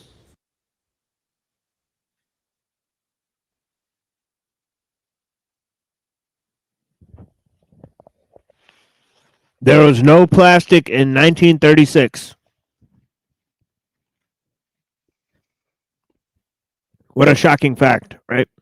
I mean, that lets you know technological acceleration right now, right? I mean, what does not have plastic now, right? Oh God, it's everywhere. Pervasive, right? It's in our bodies. It's in our water, right? Microplastics everywhere. Yeah. So yeah, crazy how something can start out, not even being a thing, and then literally spread everywhere, right? Just within 100 years. Within 100 years. He said in 1936 there was no plastic. Right, I think that is shocking. Right, that is a stupendous sort of realization, along with the other, sort of realizations he's had, right? that people constantly critique people's use of technology, claiming that use is neutral, right? They have this misperception. They don't understand the systemic viewpoint, right? They are then, saying that you should offer opposing views and have the people who produce the technology to offer the opposing views when they spend millions of dollars promoting, that their technology is the best on Earth, right? That it supports progress, that it's the wave of the future, right? And that everybody should get behind it, right? So yeah, where are the critiques, right? I mean, where are the people telling you that the machine lies on the machine that lies? I mean, it's crazy, right? There's a real lack of critiques, right? Even though we live in a technological milieu, right? There's a lack of awareness, right? People think there's other factors, right? They think there's like, that there's a sort of religious consciousness that's driving things. People come up with all sorts of excuses, cope, right? They think it's an economic system, right? All of these are false perceptions. But yeah, so yeah, let's hear a little bit more of what he has to say. No plastic. There was no air conditioning, nor were there freeways, shopping malls. There were no suburbs as we came to know them after Levittown was constructed. There was no telephone touch dialing, no birth control pills, no Viagra. There were no credit cards. There were no pesticides or herbicides, no computers, no tweeting or texting, no nuclear weapons in space. That was 78 years ago. During my lifetime, all that has changed. Yeah, and indeed, we read a work, right, that was produced in the Indian subcontinent about the dangers of birth control. And indeed, it was produced, throughout the 30s and the 50s, right? First written as an article and then composed into a book, right? So, these were not regular things, right, that were pervasive throughout the society. Things like birth control, right, though they are now, right? 4 years later, in 1940, my family took me to the Great New York World's Fair. More than any prior event, the New York World's Fair set out to create a techno-utopian, highly romantic vision that set the dominant expectations of the post-World War II, 1940s and 1950s. More than 45 million people visited the New York World's Fair during its 2-year tenure. That was over 1/3 of the country's population. It was a fabulous event. I remember it vividly. More than any prior event, it emblazoned in the public mind a new set of expectations for technology rising up over the horizon. The possibility that there could be negative effects on the planet or on human society and welfare from any of the above was never ever mentioned, and we didn't know to ask. The exhibits were produced by the biggest corporations of the day. I saw 7-tiered techno-cities, monorails transporting people at 300 miles per hour, drone-like things whirling between 500-story buildings, humans flying with little rocket packs on their backs, while robots at street level walked the dogs. Ronald Reagan was speaking out as the voice of General Electric, and the DuPont exhibit offered their slogan, "Better things for better living through chemistry." The cities of 20 years hence, that would have been 1960, had eliminated all slums, were filled with parks featuring controlled climate, always a good day. Controlled climate. There were happy Americans living in domed environments on other planets. Another exhibit showed how with modern air conditioning, we'd soon be living underground. Another exhibit predicted the conquering of all disease, the extension of our lifespan to hundreds of years, the elimination of insects by pesticides, and the total end of poverty. 45 million people experienced what was essentially an advertisement for a future techno-paradise that we would all love. Wouldn't everyone want a fully automated household and voice-activated shopping? Doesn't everyone love cute little robots? New technology would bring happiness, prosperity, peace, the American dream, never before so passionately sold. As a child of those times, I found the images thrilling. They became a mental blueprint that I carried into the future in common with most of my generation. Yeah, no, I'm not talking about video edits. I'm talking about when people are giving a speech and they can't communicate ideas in a successive pattern, right? Gradually, building from one concept to another, and instead they have to include jump cuts inside of their videos, right? So that means they have no solid exploration of those ideas, where they give a long spiel and then only 10 seconds of it is usable, right? And that displays their inability to communicate ideas, right, in a long format, right? And that's part of this. That's part of why we're doing this in a mode of public discussion, right? A, because we're able to do it now, right, and also because, it displays to the people who do these sort of long format streams. They have long rambling conversations that are totally incoherent and sometimes totally staged, right? It seems completely contrived, right? The subject matter and the personalities.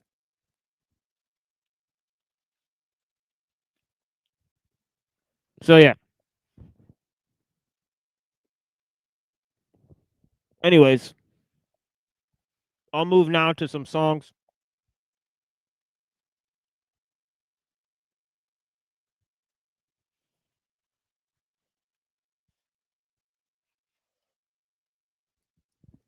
And then we'll explore more ideas.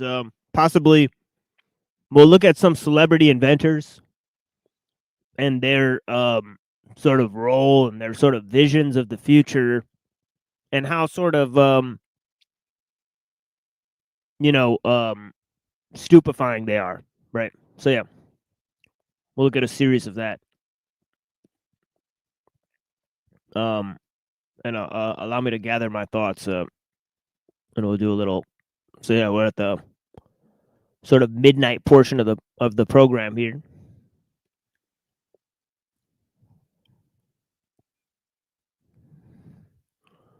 Right, and this is a little old video that I made, but I still like it a lot.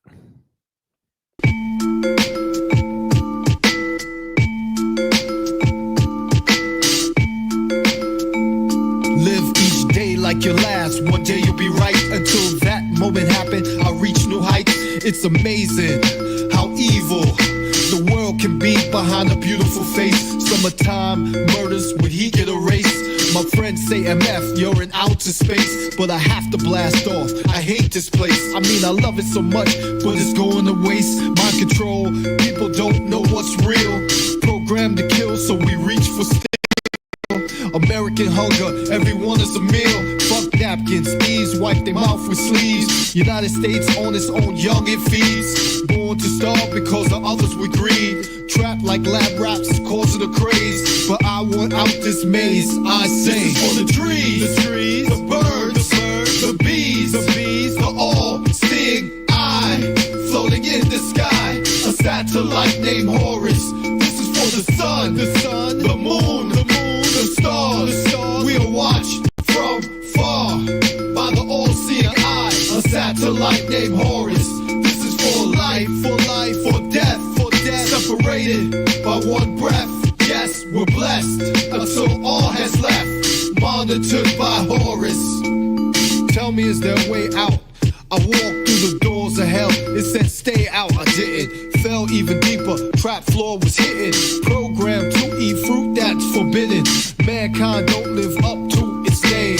Not kind at all, devour their brothers. Cry at funerals, kiss their mothers. Backstabbing for knives they're grabbing. Loyal to enemies are lies, they have them. I boil as a mic fiend, knowing I'm censored. Feds do stakeouts at my concerts. Hoping I cross lines cause I'm a lifer.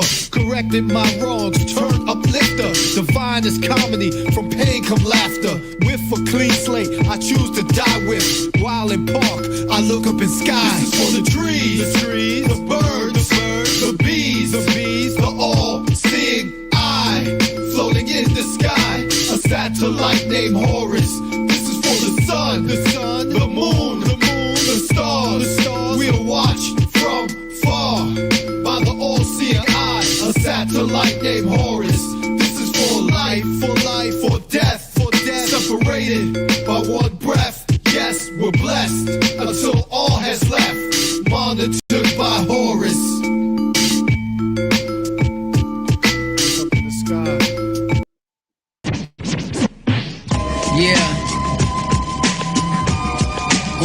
different changes.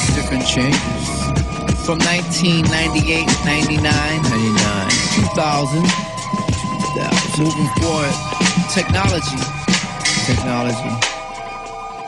Astronomical spirits beyond enterprise, dark reflections repeats, material imperial, spectation raw, pedestrians walk by, image of people, recommended sound equal, extreme ability results on the front line, dimensional tax, overstated innovative, functions ironic, toxic waste forward tonic, government tendencies, Congress, public action, conspiracies, ease and breeze, flow with speed, stressful intentions, for times more personal, changing the temperature, more with the aperture, the galaxy's off-centered. Complexion of the atmosphere, conspiracy. Complexion of the atmosphere, conspiracies. Evidently supreme, status boost, intermission, imposition, new world order. On the border, legislative, activists, hurricanes twist, life is a real bliss. Pentecostal thrones, skeletons, diagrams, bones. Increase the Middle East. Agreements passed down from the First Amendment. Scientist studies Mars, different planets. Life exists or remains to be a perfect myth. Archaeologists, the past can't reminisce. Earth and its hassles, third world complication. Digital elevation, super world innovation. Aliens spotted, doctors finding bones rotted. In towns like Albuquerque, the news can't cover. Construction sites, asbestos releasing. Chemicals for medical interns discover more cruel. That's right, that's the only rule for feedback. Complexion of the atmosphere. It's complexions of the atmosphere. It's complexions of the atmosphere. As we go into the year 2000, remember way back, there was 1971, 1972. I'm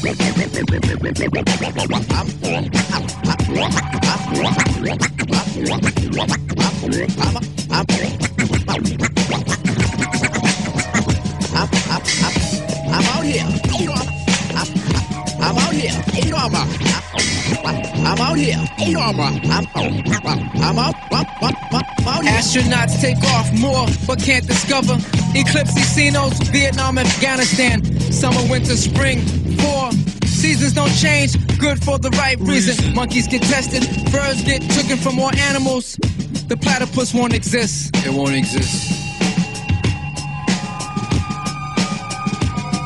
Complexions of the atmosphere.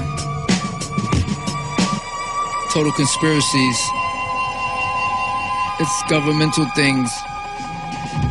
It's different. It's all behind the scenes. It's what you don't know. It won't hurt you. What you don't know won't really hurt you. Imagine from an angle. Just imagine.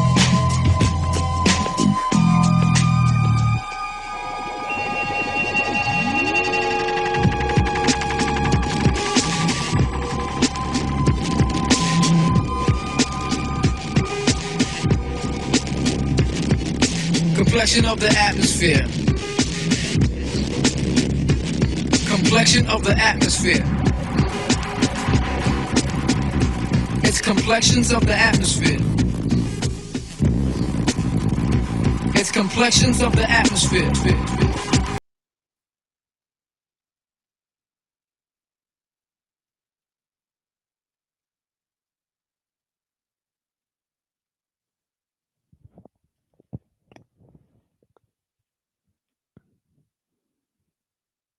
Yeah, give me a second here, folks.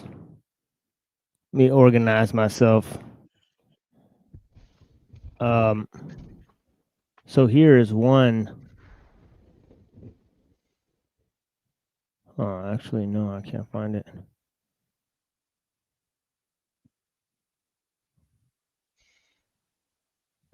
Oh yeah, here it is. So I saw this video. So I don't know if you guys seen the Sam Altman thing, where he created like this information thing. information or imagination engine. You guys see this? We don't really do technology news here. That's not really our thing, right? There's a lot of channels that do like fear porn based on technology, and then they say like God will save us, or something like that. No, they say like, yeah, we have to fight the evil people, the technocrats. They never mention who they are, right? And yeah, so that's most channels. They do like technology news. They say we have to fight the technocrats. They don't tell us who they are. Right. So that constant fear porn, obviously we don't do that here. Right. We look at lots of different avenues of thought, right? And yeah. But so I don't know. They got 1 million subscribers. So I hope I don't get struck for playing this. Sometimes these are like official media companies. I don't know. And but yeah, we'll try to pause this. Can you guys see this on the screen? This gentleman here. All right.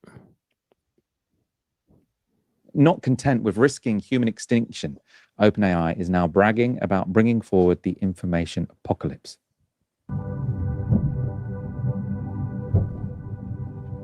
So information apocalypse, right? And I think we heard this earlier in terms of Stuart Brand, right, where he's talking about all content becomes plastic, right? So this idea of content plasticity, right? The idea that any form of data can be turned into music files, computer programs, and all that type of stuff, right? So there's no limitations to code or whatever, right?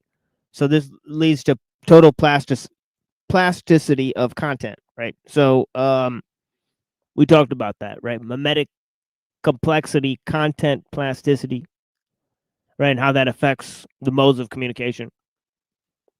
Sort of Tower of Babel situation, right? One man's hymns become another man's praise. One man's hymns become another man's curses, so to speak. Right?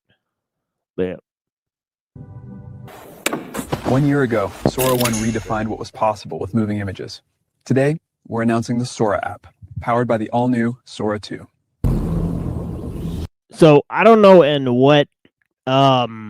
what platform this is happening, right? Where the guy's walking through the place. Maybe it's some sort of headset activity involved in this.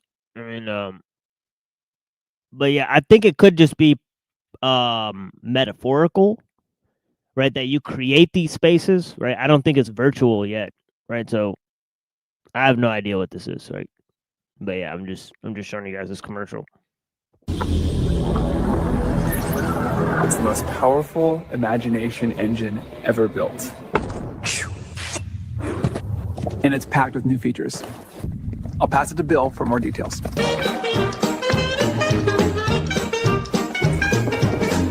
Now every video comes with sound.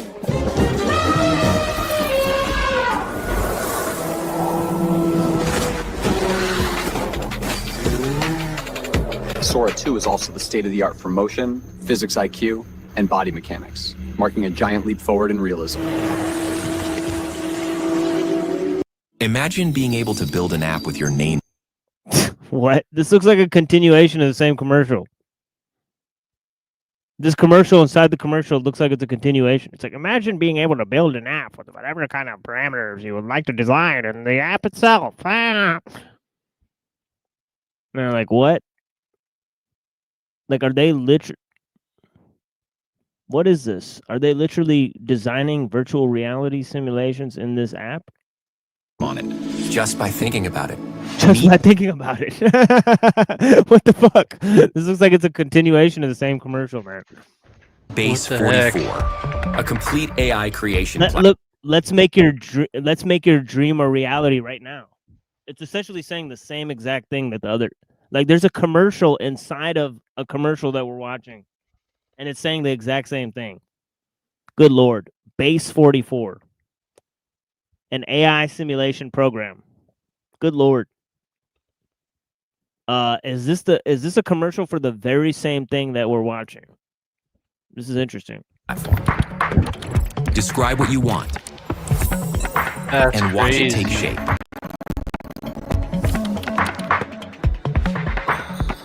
You can plan, Okay, so I think this explains it. I don't think they're actually walking through this world or whatever. I mean, yeah, we might get popped for playing this physical commercial.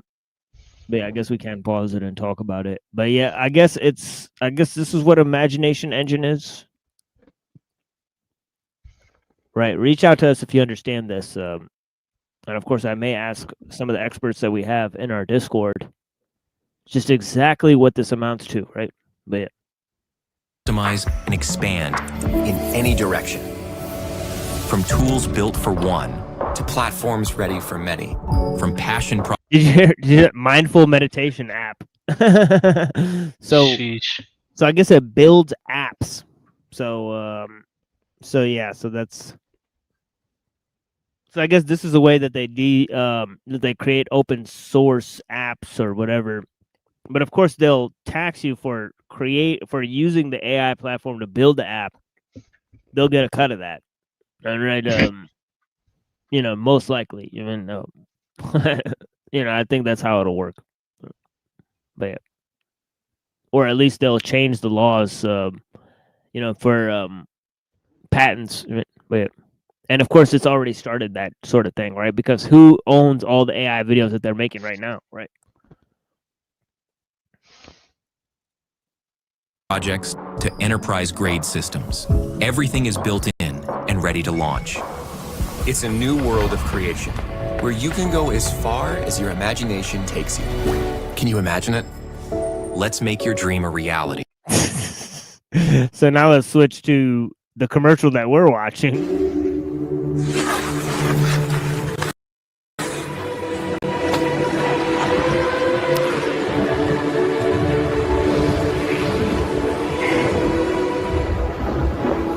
Introducing Cameo, giving you the power to step into any world or scene and letting your friends cast you in theirs. Now that I don't understand. How exactly are you stepping into the scene? Is this you putting on a virtual headset or what is going on here, right? How exactly are you cameoing into these scenes, right? So yeah, I don't know.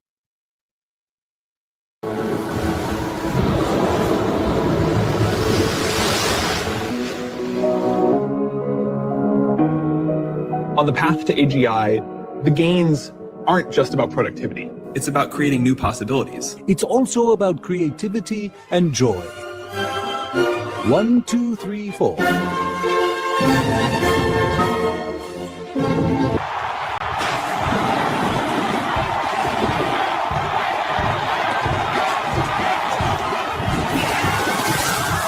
That's why we're launching Sora 2 inside the Sora app, allowing everyone to push the limits of their imagination and create in ways we never thought possible.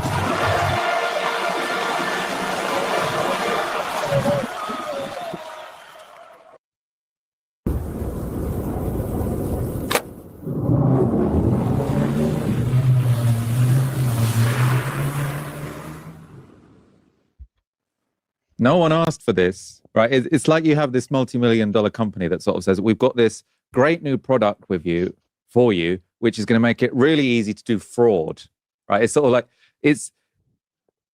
Yeah, so interestingly enough, right? Yeah, so he's right. No one asked for it, right? Here, hold on. My background disappeared. It seems like it's still visible on the screen, though. So you guys can see our background, but I can't. So that's no good for me. Let me change this. Give me a second.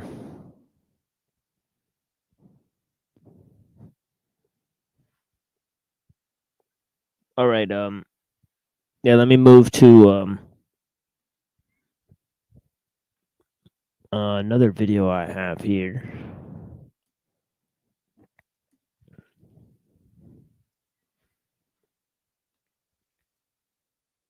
Kind of silly one. This one's kind of silly. All right, but it kind of tells you a lot about Sam Altman. Oh my God, these. Okay, so hold on, give me a second. I'm sorry, I'm not used to like really sharing a lot of videos on here. And there's a lot of malfunctions when you try to do that on StreamYard.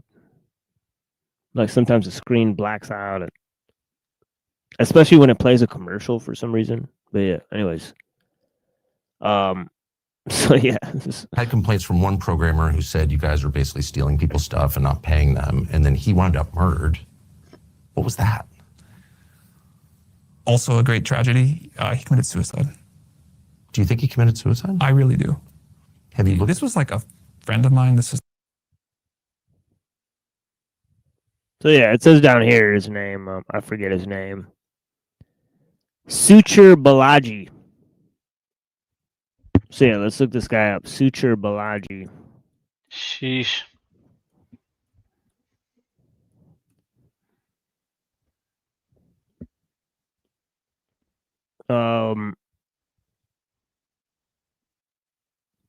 Ex-OpenAI engineer who raised legal questions. Former OpenAI engineer and whistleblower who helped train the artificial intelligence system behind ChatGPT. Later says he believed those practices violated copyright.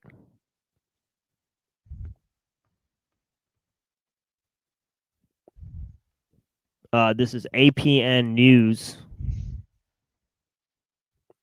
Oh my God, am I gonna have to open a news story? Yeah, I'm not opening a news story because of the cookies. Yeah, man. Bomb my motherfucking computer with these cookies. Okay, so give me a second, and then I'll be kicked off the StreamYard. So I'm not doing that right now. Yeah, I've make a computer explode. Yeah, not this time, buddy. Right, you're not getting me this time. So yeah, it says a researcher who several weeks after accusing his former employer OpenAI for violating United States copyright law, he died.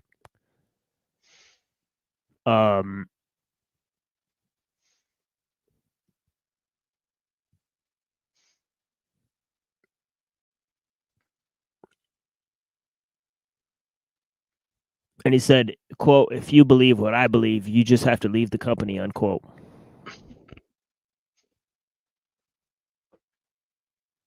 And it says Balaji's mother also said that, quote, he felt AI as a harm to humanity, unquote. Anyways.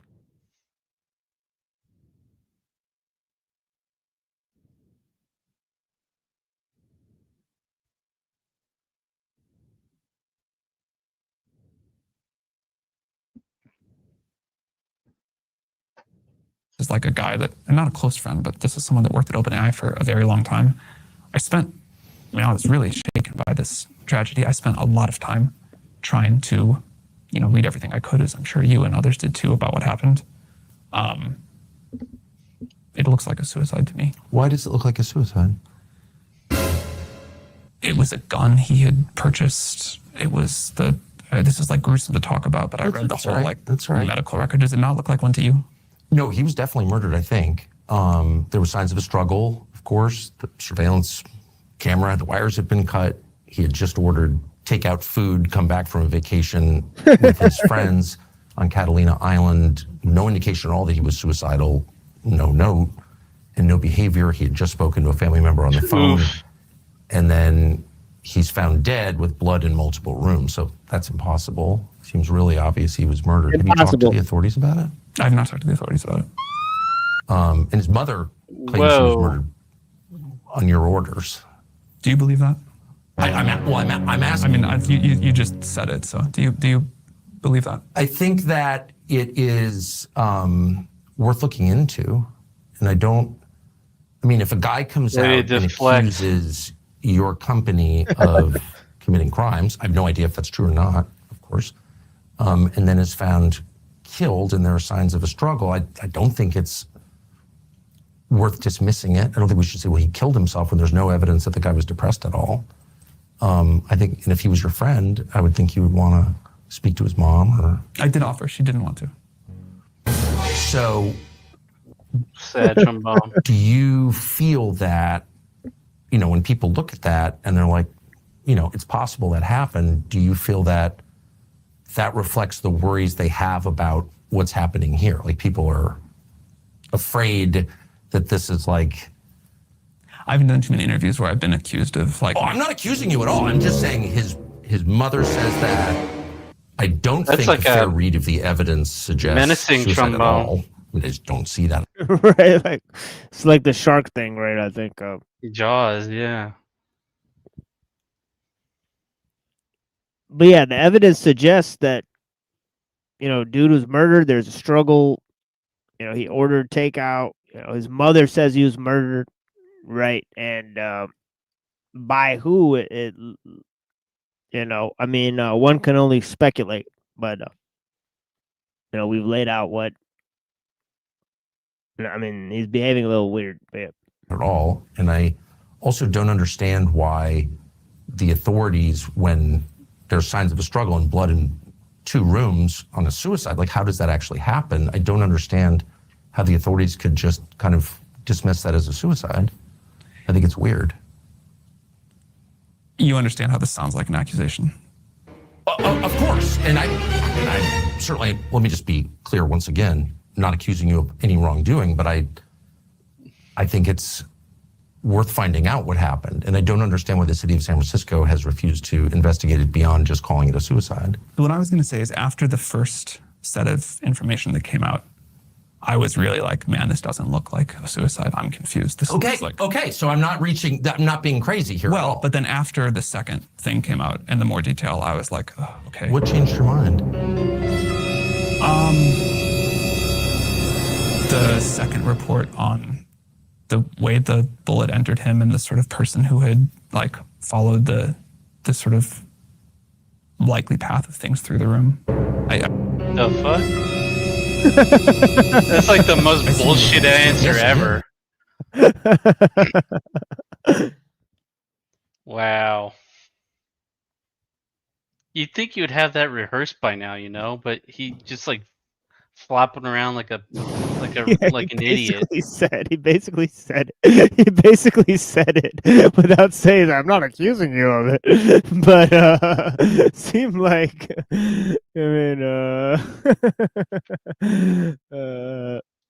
And what about that didn't change your mind? It just didn't make any sense to me. Why would the security camera wires be cut? And how did he wind up bleeding in 2 rooms after shooting himself? And why was there a wig in the room that wasn't his? And has there ever been a suicide where there's no indication at all that the person was suicidal who just ordered takeout food? I mean, who orders DoorDash and then shoots himself? I mean... It's little Nero, sir. I have your pizza.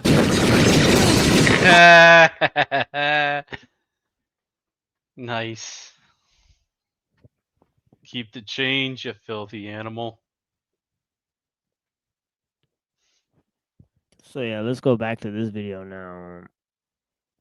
This is weird. That's almost as cringe, or maybe just as cringe. I'm not sure. Of Tucker talking to Cruz, in the other video. That was so bad.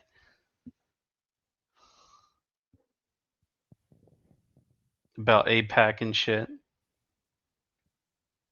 So bad. They need to do like an edit on that one with the menacing trombones and sound effects. Okay, so here's another thing is this oh wait.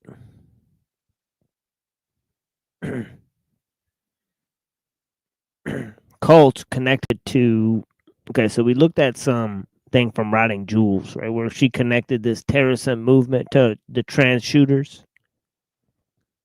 Right.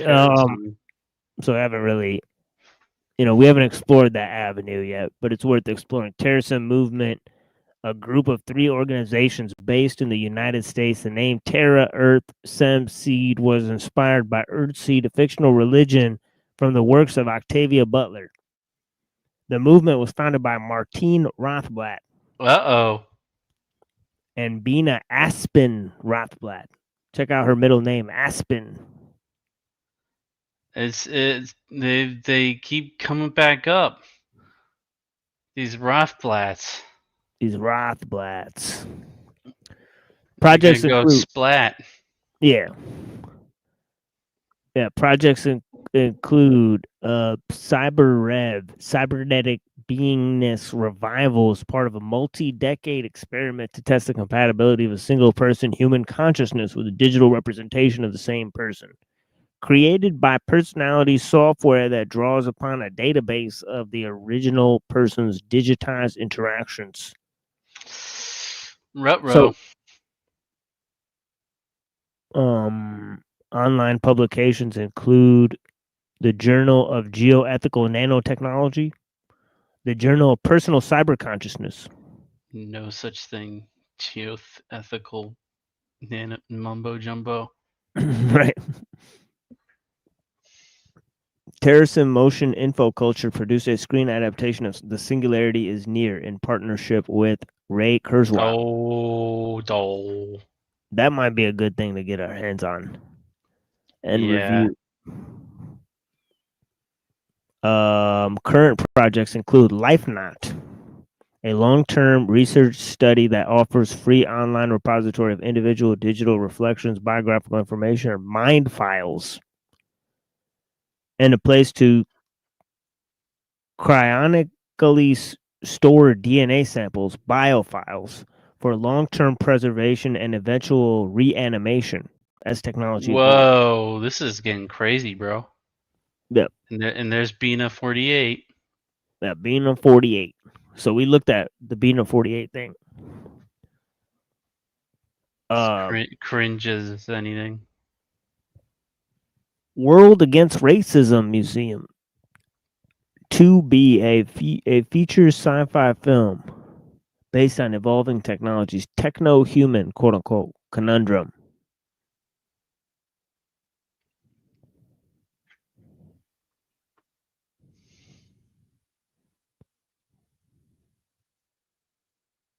So anyways, so there's that. There's also this. Clonade. You guys ever hear of this? Nope. Founded in 1997, cloned a human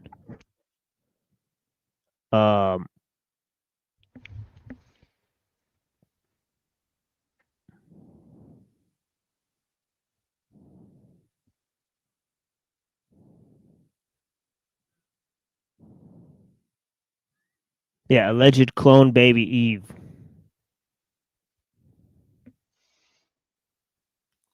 So they created a device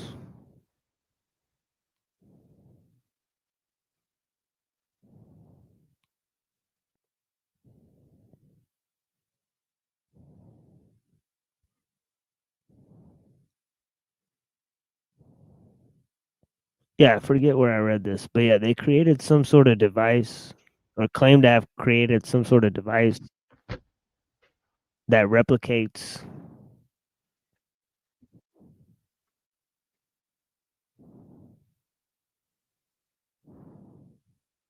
this is it. Embryonic infusion cell machine. Besides offering cloning services, Clonade has developed one product, an embryonic cell fusion device called RMX 2010. Clonade, a human cloning firm, has established an affiliate company in Korea. Participants in International Bio Expo in Japan said Thursday. Participants and foreign media who attended the first biotechnology exposition in Tokyo.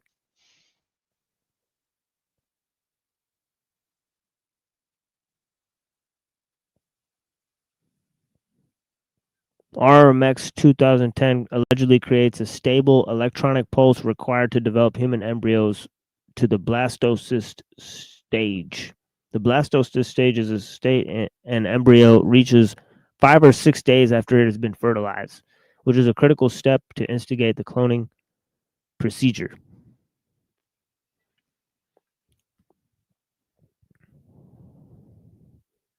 And they claim to have used this to create a human clone in 1997. Right, and remember what they were saying, that the military has way far advanced than the Then commercial. Yeah, than commercial. Yeah. Let's move to the Penoid article. He's in the chat. He wrote a interesting article recently. It's worth discussing. Let me pull this up.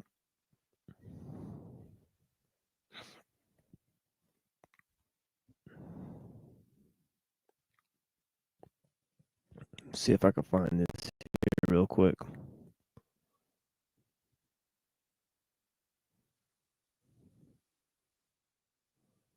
This was the other day. Ortho Bros and the final boss of Christianity. The ortho dorks. Exactly. Yeah, check out Or his maybe thugs. Yeah, he's a friend of ours. It says Peter Thiel was recently interviewed by Russ Douthat from the New York Times. At 37 minutes in, the question was asked whether humanity should endure. Thiel hesitated several times. What a chump. With his answer before he spoke. Here's a transcript of the conversation. Douthat. Do you think people are trying to raise money by pretending that that we're going to build a machine god, right?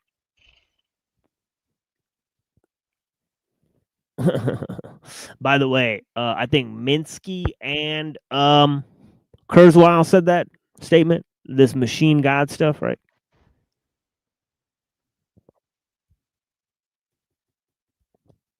Right, which is funny because they don't believe in gods, right?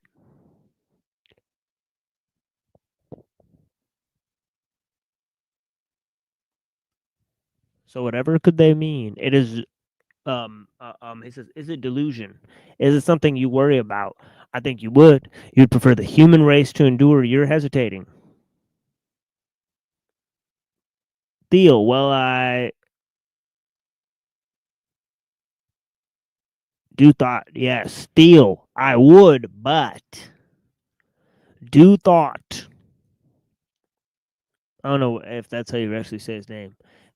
This is a long hesitation. There's a long hesitation. He had to point it out. He got him. He got him. You know, Thiel's notoriously hesitates a lot with hard question. Well, seemingly simple questions. Yeah, he hesitates. As well as hard ones. Yeah, he hesitates. He stutters. So Thiel says there's so many questions. Whether you want humanity to survive or not? Like what?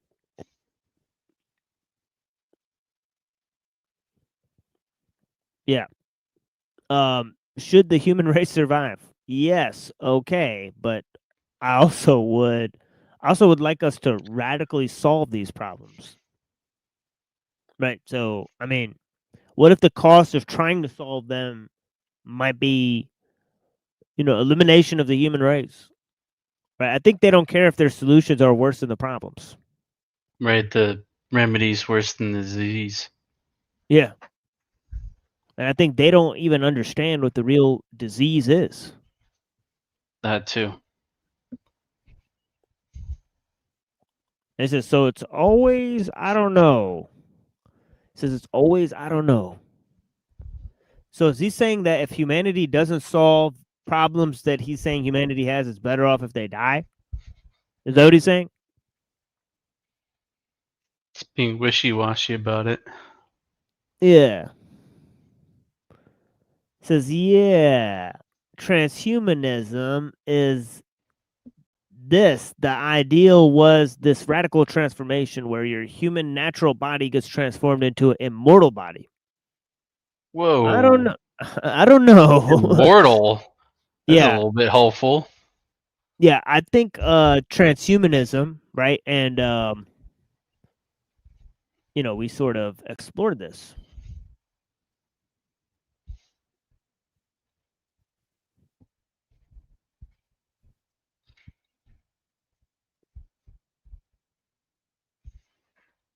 we sort of explored this.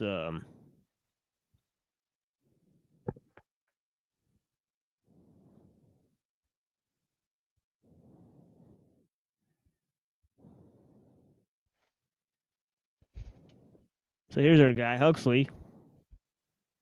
He's a transhumanist.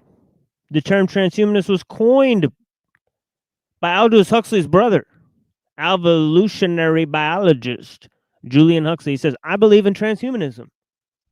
So he says he's a transhumanist.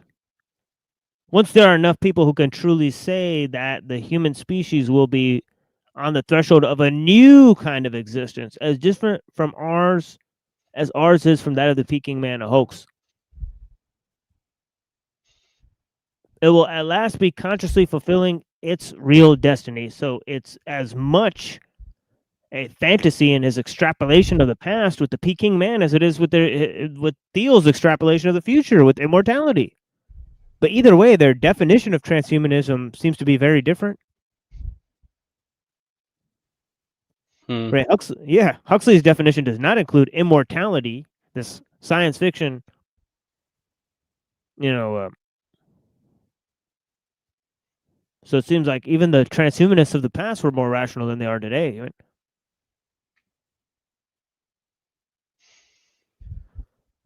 Oh boy. But these ones are our transhumanists. They're the ones we have to deal with, right? So now it gets kind of weird. He starts talking about penises and vaginas and stuff. So get ready.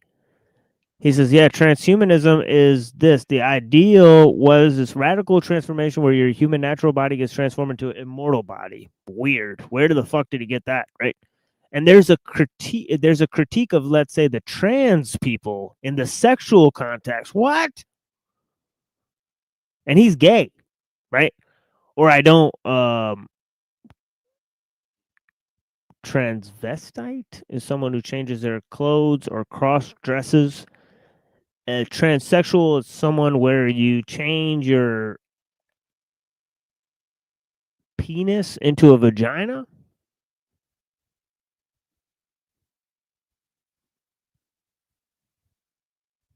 Yeah, that doesn't sound very scientific, and we can and we can then debate how well those surgeries work. Yeah, they don't work, but we want more transformation than that. It's the critique is not that it's weird and unnatural. Man, it's so pathetically little. What does that mean? He said it's so pathetically little. So does he want to do more in order to transform humanity, right? Basically what he's saying, right? He's saying that transgenderism didn't do enough to push transhumanism. I think his misanthropy is showing. Right, we need to do a little bit more to push humanity. So since we've done so pathetically little, it's fine if we get eliminated, right? What a weird position, right?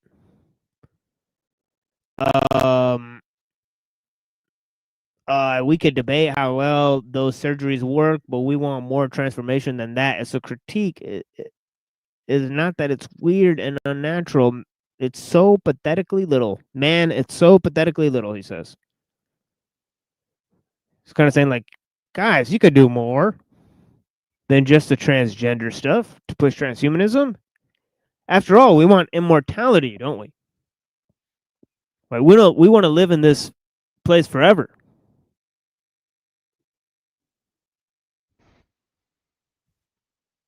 Insanity. Right, to do what? Right, spy on people with the Palantir. What are you gonna do? That's the real question. It's like, okay, let's say you achieved all this. Yeah, fund supposed utopia stuff. It's like, okay, now what? Yeah. Yeah, what are you gonna fund? Court cases against anybody who calls you gay. It's like you sacrifice humanity to achieve this all for what? So they can send cat videos to each other, like Like, what the fuck? Yes, you could sit around, point fingers at each other, and figure out who's the gayest of them all. And while they soy jack.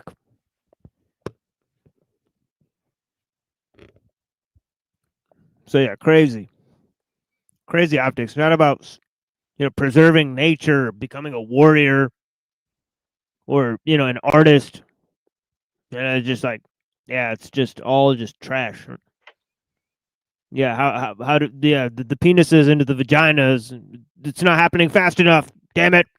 Like, what world is this guy in? Like, what the hell?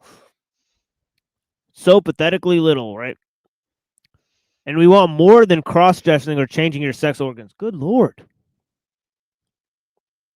We want you to be able to change your heart, change your mind, change your whole body, and then Orthodox Christianity. What?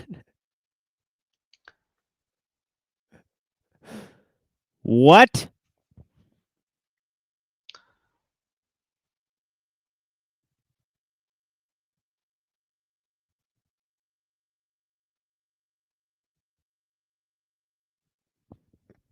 By the way, the critique of Orthodox Christianity of these things don't get far enough like that.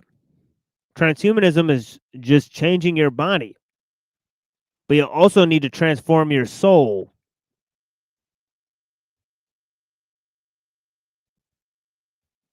And you need to transform your whole self. And so, but the other one.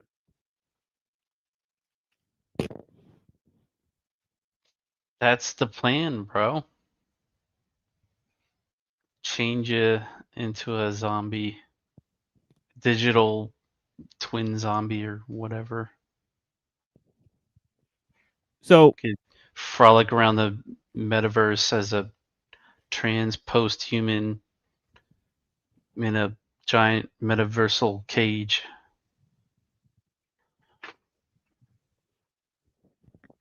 Yeah, he's going full Tilliard Desjardins at the end there.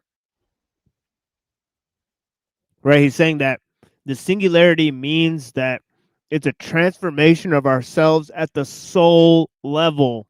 At the soul level. Yep, Again, he's saying that that's the key there. Yeah, and furthermore, he's saying that this alchemical transformation is the Christian religion, which smacks of Gnosticism. It smacks of Gnosticism, right? I'm just going to put it out there, right? It's very, very interesting, right, that he's connected androgyny to A, transhumanism, and B, to Christianity.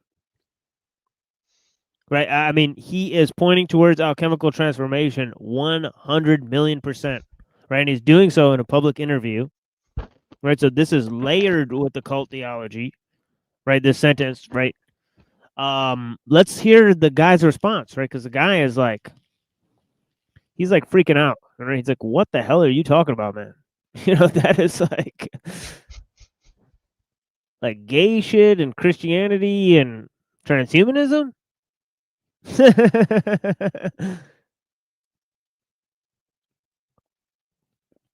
Said, wait, sorry. I generally agree with what I think is your belief that religion should be a friend to science and ideas of scientific progress. What the hell? Totally contradicts our opening presentation, right? Just that statement. I think any idea of divine providence has to encompass the fact that we have progressed and achieved and done things that would have been unimaginable to our ancestors. Yeah, but didn't they have ideas and didn't they have modes of existence that are unattainable by most people today? Absolutely. Right. Absolutely. So, we've lost a lot. I don't know if these guys see that in their so-called progress, right? How much we've lost, right? That's what I'm saying. It's like this will just be even more loss, maybe total loss.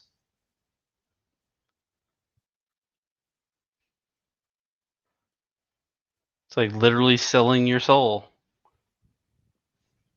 transforming it into their image or whatever the fuck.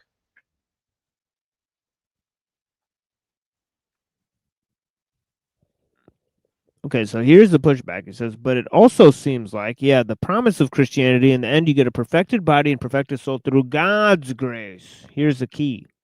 Through God's grace. And the person who tries to do it on their own with a bunch of machines is likely to end up as a dystopian character. He says, well, let's articulate this. He says, you can have a heretical form of Christianity, but that's something else. Do that. What's happening to these interviewers, right? Are they getting more honest all of a sudden? Is Tucker Carlson getting more honest? I mean, is this guy getting more honest? I mean, it's crazy. I I don't know. It's debatable. On Tucker's part, anyway. Yeah, or maybe it's darker than that. Maybe nobody's driving the ship. They've really lost control. You know, Theo says, I don't know. I think the word nature does not occur once in the Old Testament. And so if you and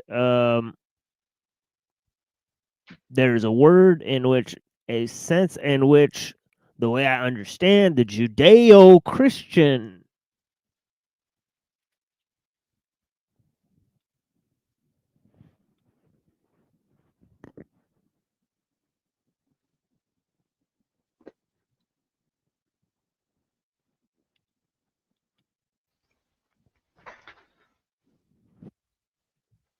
so that means that means two pretty important things, right?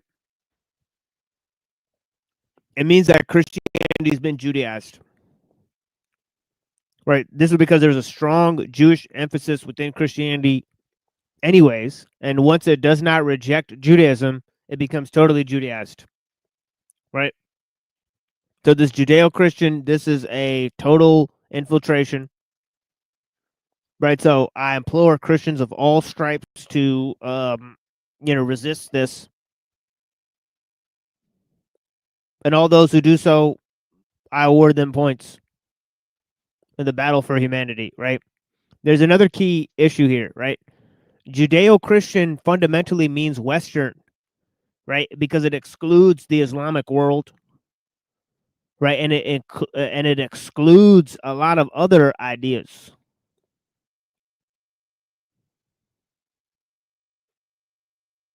Like, for example, the obvious one that's related to this Judeo-Christian concept is the occult, right? The occult has successfully merged Christianity and Judaism into forms of Christian Kabbalism, but also Jewish Messianism. Both have attained strong influence from each other in those various expressions. Right? So it denies that instantiation, and of course, this is another symbolic gesture to the occult, such as the one he just made. Now, he just now made a symbolic gesture to the occult not a moment ago, right? When he talked about androgyny and transhumanism and immortality and it being linked to receiving a new body.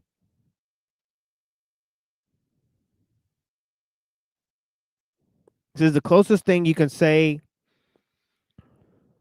I'm sorry. I skipped a line there. It says inspiration is about you're transcending nature. It's about overcoming things. And the closest thing you can say to nature is that people are fallen. And that's a natural thing in the Christian sense. Right? Is that you're messed up, and that's true. But there's some ways with which that with God's help are supposed to transcend that and overcome that, right? Well, this is a very fundamental mistake, though. Like at the first part of the paragraph, he's introducing a word concept fallacy. So, oh, nature isn't in the Bible. The word nature isn't, but yet the Bible clearly describes nature as being a part of God's plan and such. And even there's going to be a new heavens and a new earth. So if it was merely about transcending nature, why would there be a new earth? No, it's returning back to the proper nature. not to be supernatural, but to be back to natural.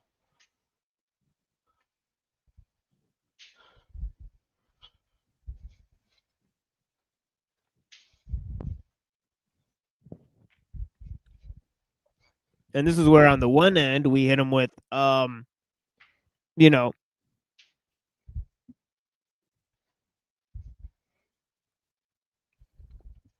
this idea that, nature is, not in the Old Testament.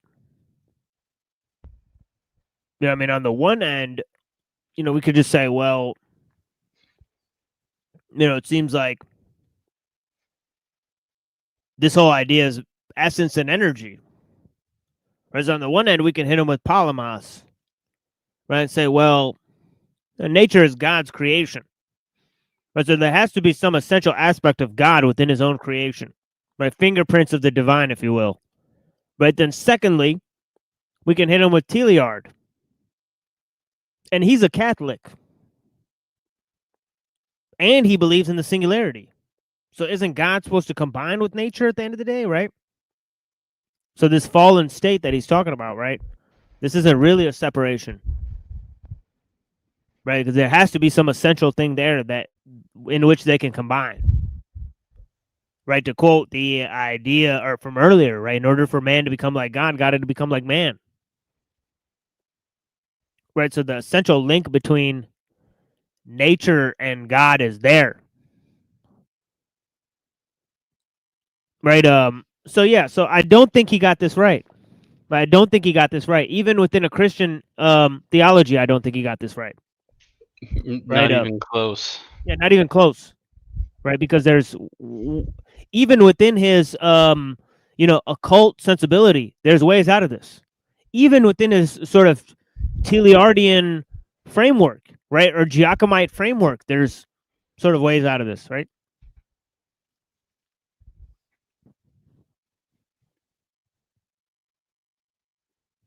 So yeah. Of course, we got Emperor Lorp still watching. I appreciate you.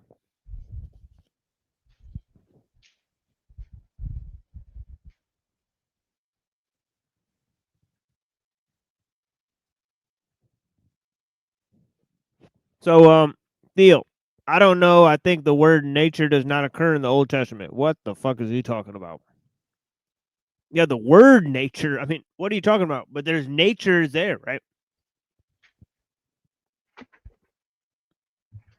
I did not read the Psalms. I mean, yeah, anyways, but the people, if you just present, say your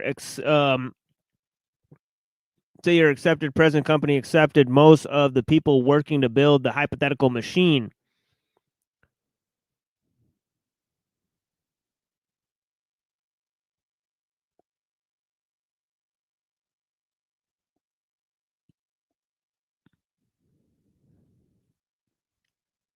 I think there's a typo there. Don't think they're cooperating with Yahweh, Jehovah, the Lord of hosts. Theo. They think they're building immortality on their own. Yeah, right. We're jumping around a lot of things. So again, the critique I was saying is they're not ambitious enough. From a Christian point of view, these people are not ambitious enough.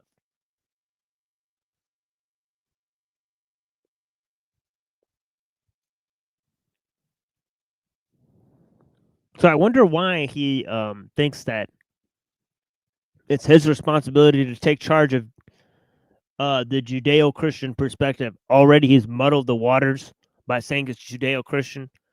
So why is he charging now forward with his so-called Christian point of view? Right, and what makes him the spokesperson for Christianity? When I think all the Christians should stop supporting Jews and attacking Islam and deal with this problem. Honestly. Like, what are you people doing, right? Well, you can't get them away from that psyop, right? But it's like, what are you people wasting your time doing when this man is speaking for Christianity as a whole? Right, I mean, this is wild, right? You know, remember when they had that Mahdi guy like 3 months ago? Right, they're like, this guy's gonna take off. Nothing happened. Oh yeah, They're like a fake, like yeah, it's so dumb. Like, you think Muslims are gonna fall for this? But it's crazy, man. Some dude in a beanie. Yeah, some dude in a beanie.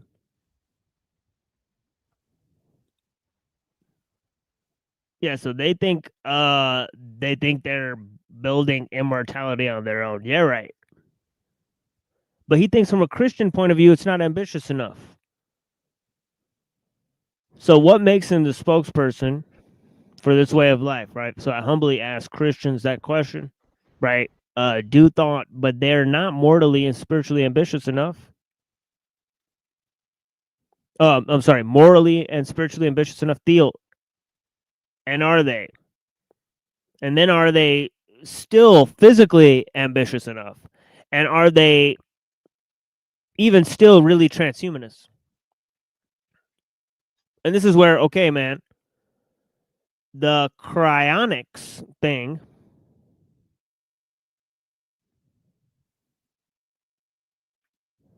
that seems like a retro thing from the 1999. We just heard the word cryonics from the Tessarum cult.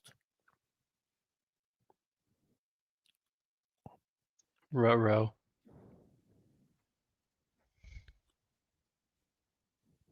Right, we just read that word recently, cryonics. Okay, so what do we say to this? Well, let's approach this from a human perspective. I'm a human. I kind of like being a human. It's like I just like started being one at some point, right? I was having a conversation with my father the other day. Well, that's a very human thing to do. Had a conversation with your father about how people who want to live forever just haven't lived. I told him, man, this is how he talks to his dad. I'm fucking sick of this shit, Dad. I'm tired of working every day and getting older and dealing with the bullshit. Can you imagine Peter Thiel saying this to his own dad? This seems like totally made up. It's like, why would Peter Thiel have to go to work another day in his life? Like, what is he talking about?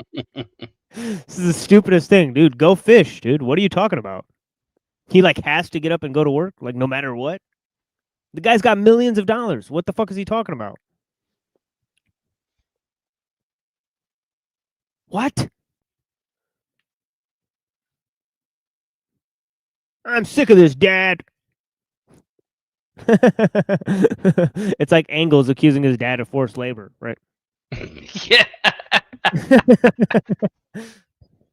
It's very close. Like, what is this? Why did you make me, Dad? I'm ready to go. Like, seriously, I'm done with all this stuff I wanted to do. Have at it, man.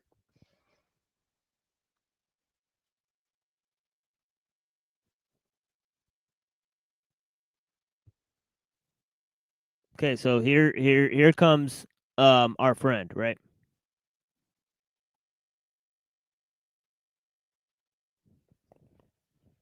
Pinoid. Right, it says Homer wrote this 2,400 years ago. The gods envy us. It's pretty much written like that in the book of Enoch too, right? They envy us because we're mortal. Right, because at any moment may be our last, right? Everything is more beautiful because we're doomed. You will never be lovelier than you are now. We will never be here again. This idea that we are fallen misses the point completely. Right, I agree with my friend, right? He says it is the flaws that create beauty. Exactly. Francis Bacon wrote, there is no excellent beauty that hath not some strangeness in proportion. Right. Bacon. He's part of the problem though, Pinoid. All right, but yeah. It is the quirks, the problems, the issues. It is the willingness of the poor to impoverish themselves to help other poor people that make us beautiful. It is a little wrinkle your wife gets above her nose when she is frustrated that makes her adorable. So you don't get upset, and all you can do is smile. Humanity is beautiful. It isn't a fallen creature. The need to fit into society so we can cooperate is about knocking off the rough edges of a masterpiece. It isn't about changing the rock from granite to sandstone. Michelangelo said, quote, every block of stone has a statue inside it, and it is the task of the sculptor to discover it, unquote. You were born beautiful. It's your job to remove the shroud and show it. It isn't your job to change how you were born. Christians have spent 2,000 years trying to turn humans into angels. He's specifically talking about the orthobros, right? Have been running around spouting how they are the truth and the way. In reality, they're the worst of the Christians. Their belief allow for the destruction of beauty of what humanity is. They hate humans. They fear humanity. They are born soft and weak. They're the most universal of all the Christians. They want humans actually to be changed into some hybrid machine angels. And this is Pinoid, right? I was born Roman Catholic. I love my heritage, my family.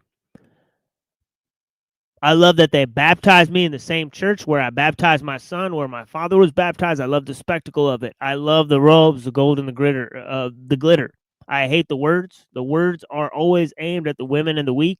There's no room for a lion or a coyote in the shepherd's flock. God didn't create me to be a lamb. He gave me muscle and intelligence. He gave me ability to endure, survive. He gave me a chiseled jaw and a heart that pumps butane. I have a pit in me that allows me to be able to keep going when most men fall over from exhaustion. My brothers look to me as a father figure. I'm not the weak.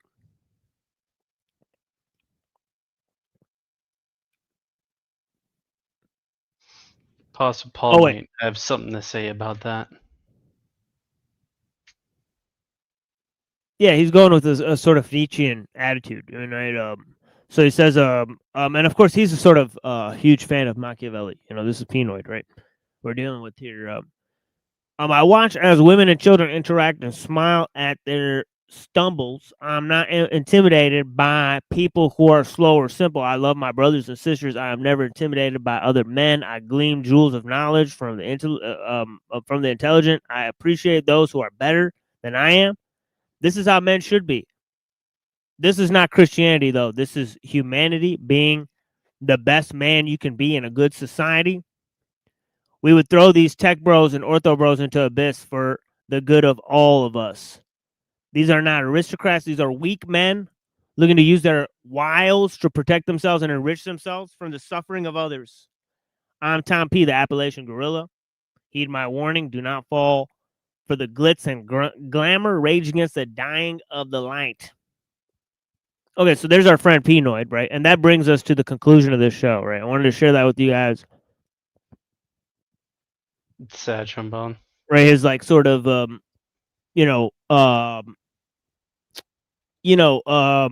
rebuttal against Peter Thiel on this idea that humanity is living in a fallen state and we need to become transhumanists, right? So yeah, humanity is not broken, right? If it ain't broke, don't fix it, right?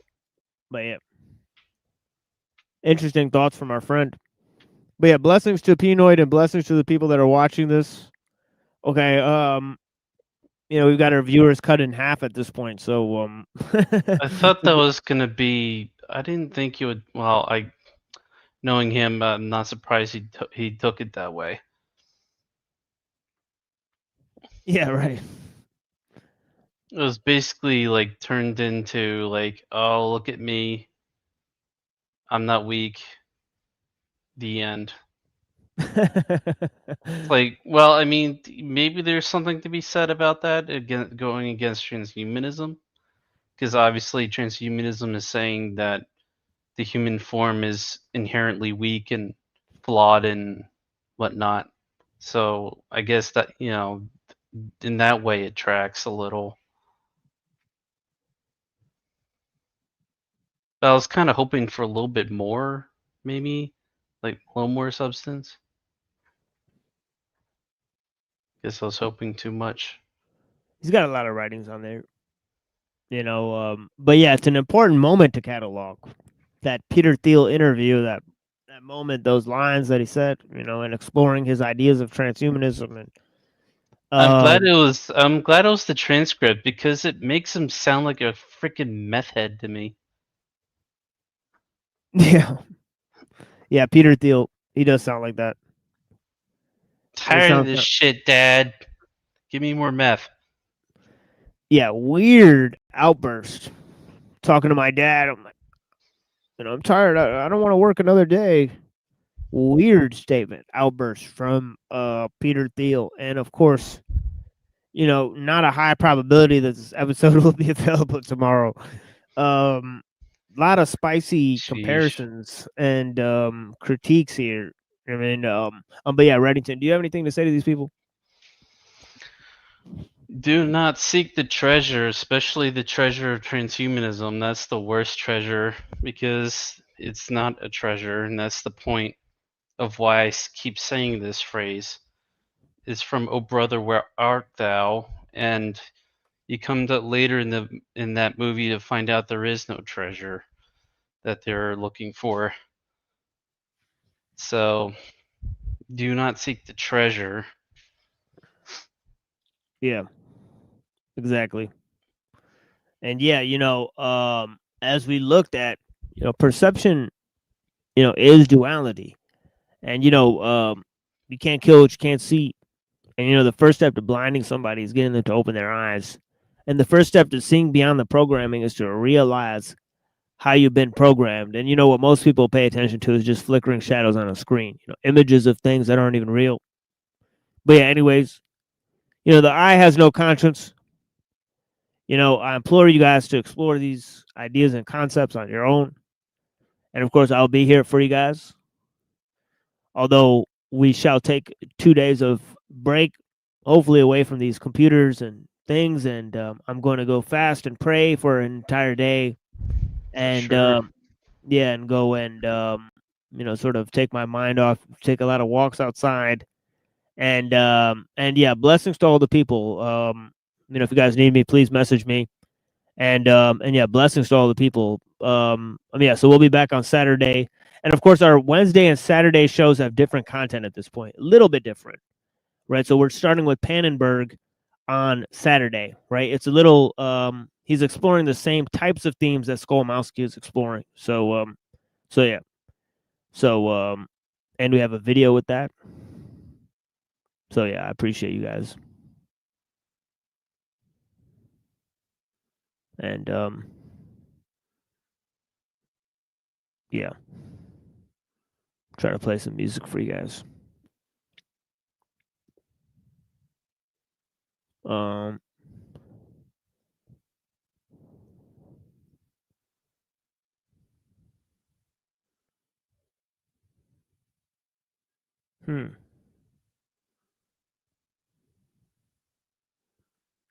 right, yeah, we'll go with this.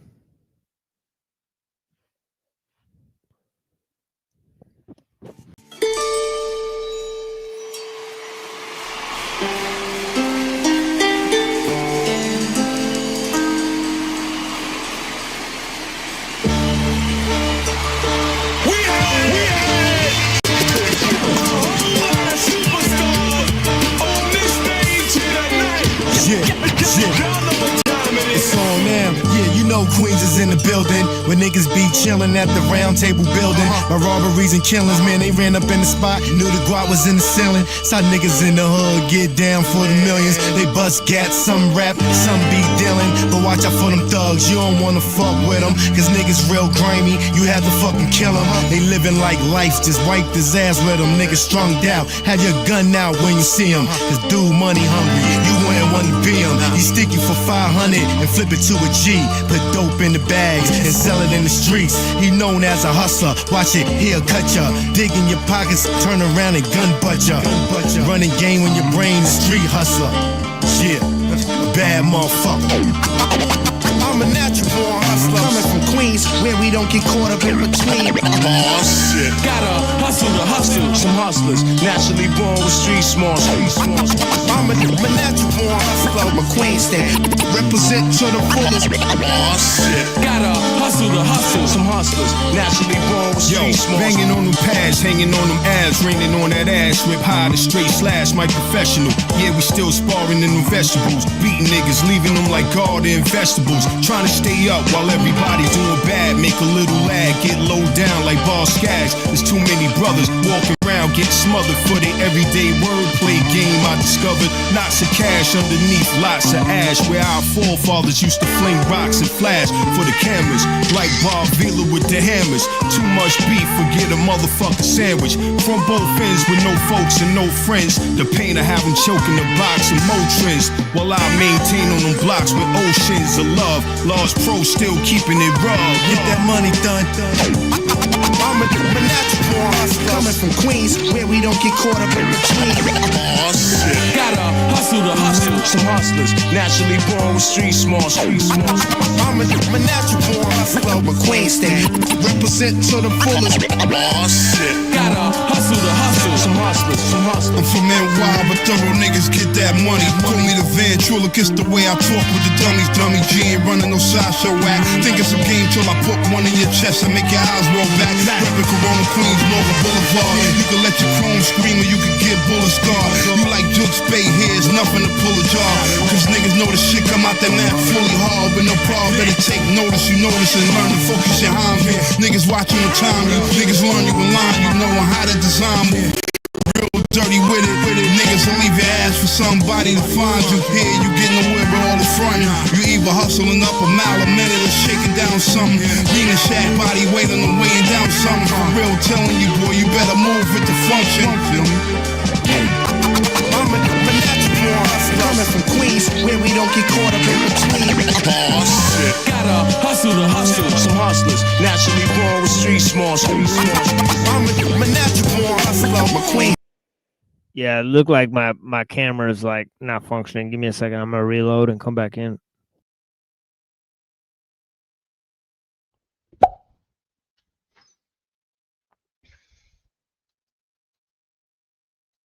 Candlesticks in the dark. Visions of bodies being burned, etc.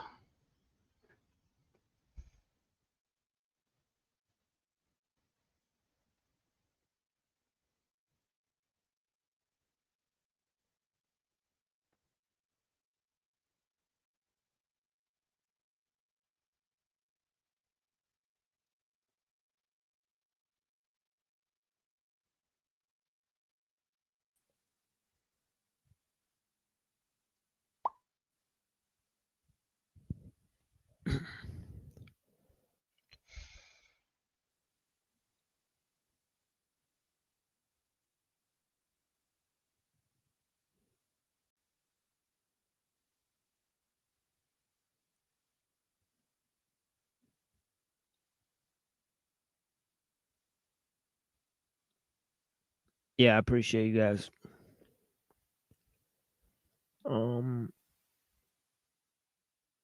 Let's see what direction we're going in here.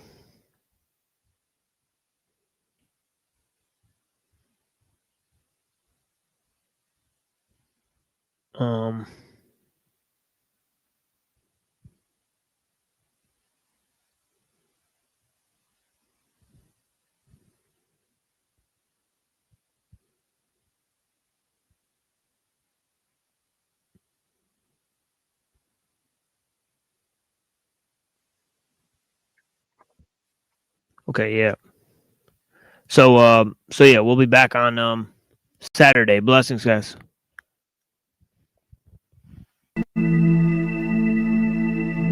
It's a killer shit, dog.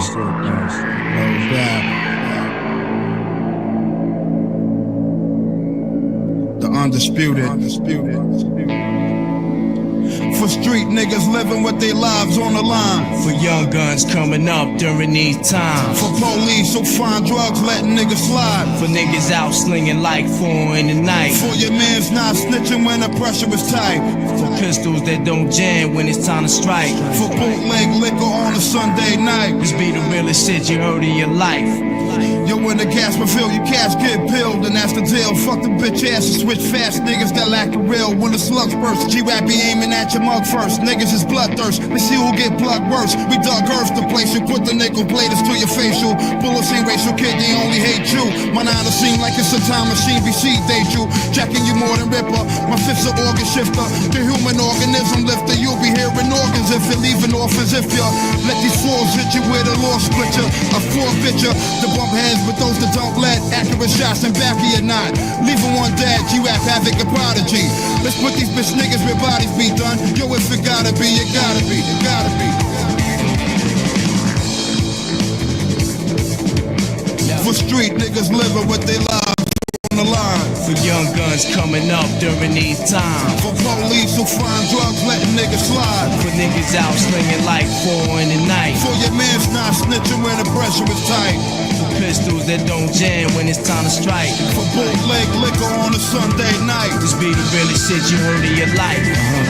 When the gas fits, some niggas get blown off the Atlas. The hackers, unsolved mystery, reenactments, get practice. What you lack is you think like the average. Jake's dumbfounded, leaving crime scenes can handle. Nothing but cannons, got conspicuous. Like a laminator branded with the serial scratch. Bad apple out of the batch, done it maybe like that. If I could push back the clock, probably leave it like that. Draw blood for my niggas, G.U.D. Ty Liddy and Twin. The twin is not here, plus my kin. Killer be forever with me. Quick to set it with me. Execute me to show love throughout the years. Where you got guns, we got guns, the serious ones. Leave foul powder stuck in your lungs. We come from where niggas look out for they dun-duns. Love never disrespect, they niggas will redirect. For street niggas living with their lives on the line. For young guns coming up during these times. For police who find drugs letting niggas slide. For niggas out slinging like 4 in the night. For your man's not snitching when the pressure is tight. For pistols that don't jam when it's time to strike. For bootleg liquor on a Sunday night. This be the realest shit you heard in your life. Never prejudge, it be the humble that'll squeeze slugs. It be the ones standing still that'll peel guns. Spill blood for my thuns, thuggin' for me. Man, you don't wanna get involved, fuckin' with P. I spend more nights illin', less nights chillin'. The more shots they hold, the better they feel it. What be the dealings? So killers like to hide behind specs. Others got blatant disrespect, and the rest are so young that you wouldn't even expect to be bursting off guns like a Vietnam vet on the steps, sitting in the staircase bent, thinking on ways to take another man's head, go to war with niggas that's against what I rap. I settle things with a heavy metal fib, change clips, switch clothes after I spit, place niggas back in their space. Fuckers on your mind, kid. For street niggas living with their lives on the line. For young guns coming up during these times. For police who find drugs letting niggas slide. For niggas out slinging like 4 in the night. For your man's not snitching when the pressure is tight. For pistols that don't jam when it's time to strike. For bootleg liquor on a Sunday night. This be the realest shit you heard in your life.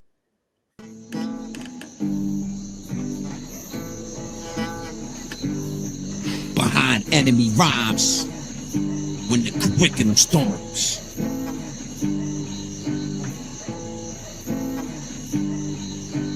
Yeah, behind enemy rhymes when the curriculum storms.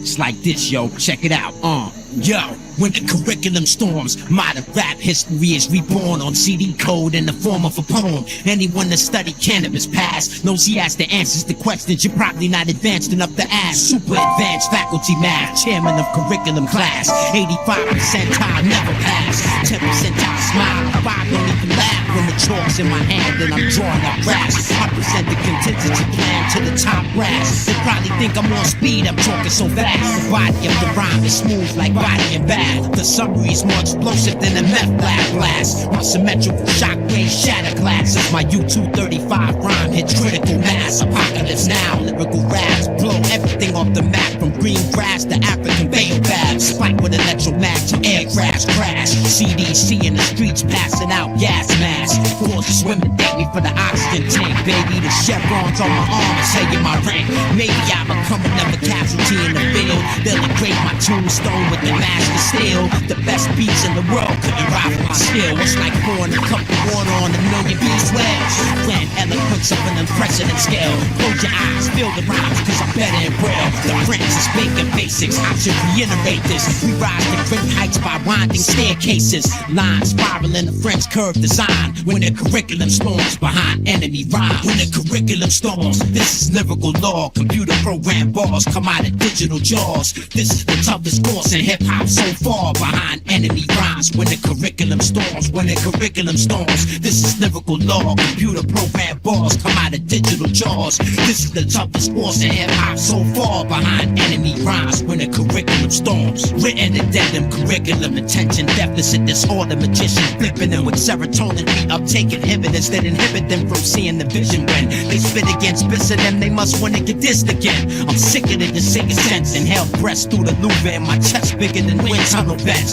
Please believe the ammo is live. A fusillade of rhymes fly through the ride, a gold stream fuselage. Blistering speeds, full eyes with fast rhymes, setting world records with no regrets, fastest lap times. Get check the flags for 48 tracks of rhymes, 100 times with vocal signatures too complex to sign. Humor by design, a mental monster of the mind. Rhetoric versus reality, the reason I rhyme. Eternally inclined to shine. Principles of plentitude, I spit at you, injure you if you step out of line. A transcendental intellectual, a marvel to the medical professionals that claim they have more tests to do, or they understand what I'm equipped to do. Visual, psychoanalytical, living proof that I rip you. I rip the roof off like cyclones do. When the curriculum storms, I rip a microphone too. A molecular miracle in the physical. My lyrical has always been something different for you to listen to. Difficult, legible, forever memorable enough to remain in the membrane of your mental pool. I train your brain muscles and take you to school. Hard rocks become gentle jewels. These are the rules. When you in a mic club mood, you never get booed. Aptitude and attitude are your battling tools. Stay calm and spit those bars. If you find yourself behind enemy rhymes, you gotta weather the storm. When the curriculum storms, this is lyrical law. Computer program bars come out of digital jaws. This is the toughest course in hip-hop so far. Behind enemy rhymes, when the curriculum storms, when the curriculum storms, this is lyrical law. Computer program bars come out of digital jaws. This is the toughest course in hip-hop so far. Behind enemy rhymes, when the curriculum storms.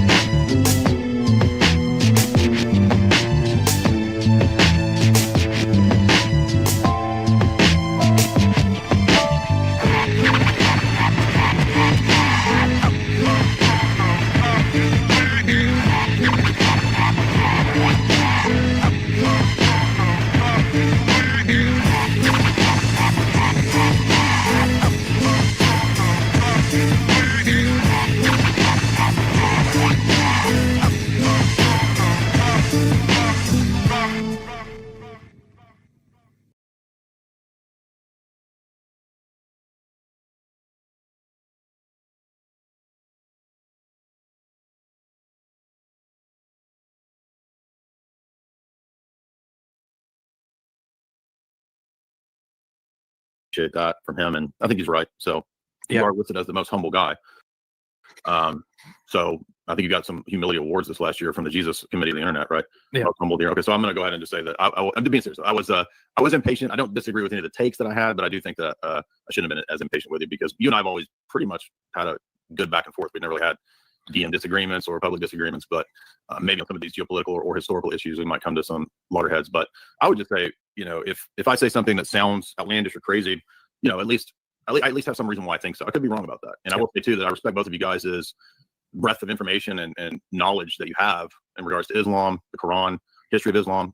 You guys are way beyond me in that field, so I defer to you guys on that topic. I think there's other areas that I've put a lot of time and effort into, particularly with my grad work with geopolitics and psychological warfare, that I think can inform some of that. But I also have a pretty deep interest in Orthodox theology too. So if it's history of Islam, you guys are probably going to know a lot more than me. But I think on some of these other topics, I think I could speak to that. So right off the bat, this is the first time I've ever seen Jay Dyer apologize, right? So he's acting so humble and so like obsequious to these Zionists, right? Why is it that the first time in 5 years of following Jay Dyer, this is the first time I've ever seen him be like humble and apologetic and obsequious, and it's to a freaking Zionist, right? Like so he'll spew all the vitriol. He'll make it like this bizarre, like racial, ethnic, quasi KKK rant if you're Oriental Orthodox. But if you're, and by the way, this guy, apostate prophet, is Middle Eastern, right? So do all those accusations he just made against the Arabs, do they all apply to him? I know he's Iranian, so maybe he's technically gets a few points for being Indo-European, but still, right? Like so they were so quick to, or Jay was so quick to show the unapologetic angry vitriol that became, openly, blatantly racist in the last video. And now all of a sudden, though, when he's faced with a Christian Zionist, he's like, "Oh no, guys, I apologize. Like, see, I'm not really a meanie. Please accept me. Please accept me into your club." I mean, yeah, maybe we have some minor disagreements on geopolitics that might, affect the lives of hundreds of thousands of Palestinians. But no, guys, like, we're totally cool, right?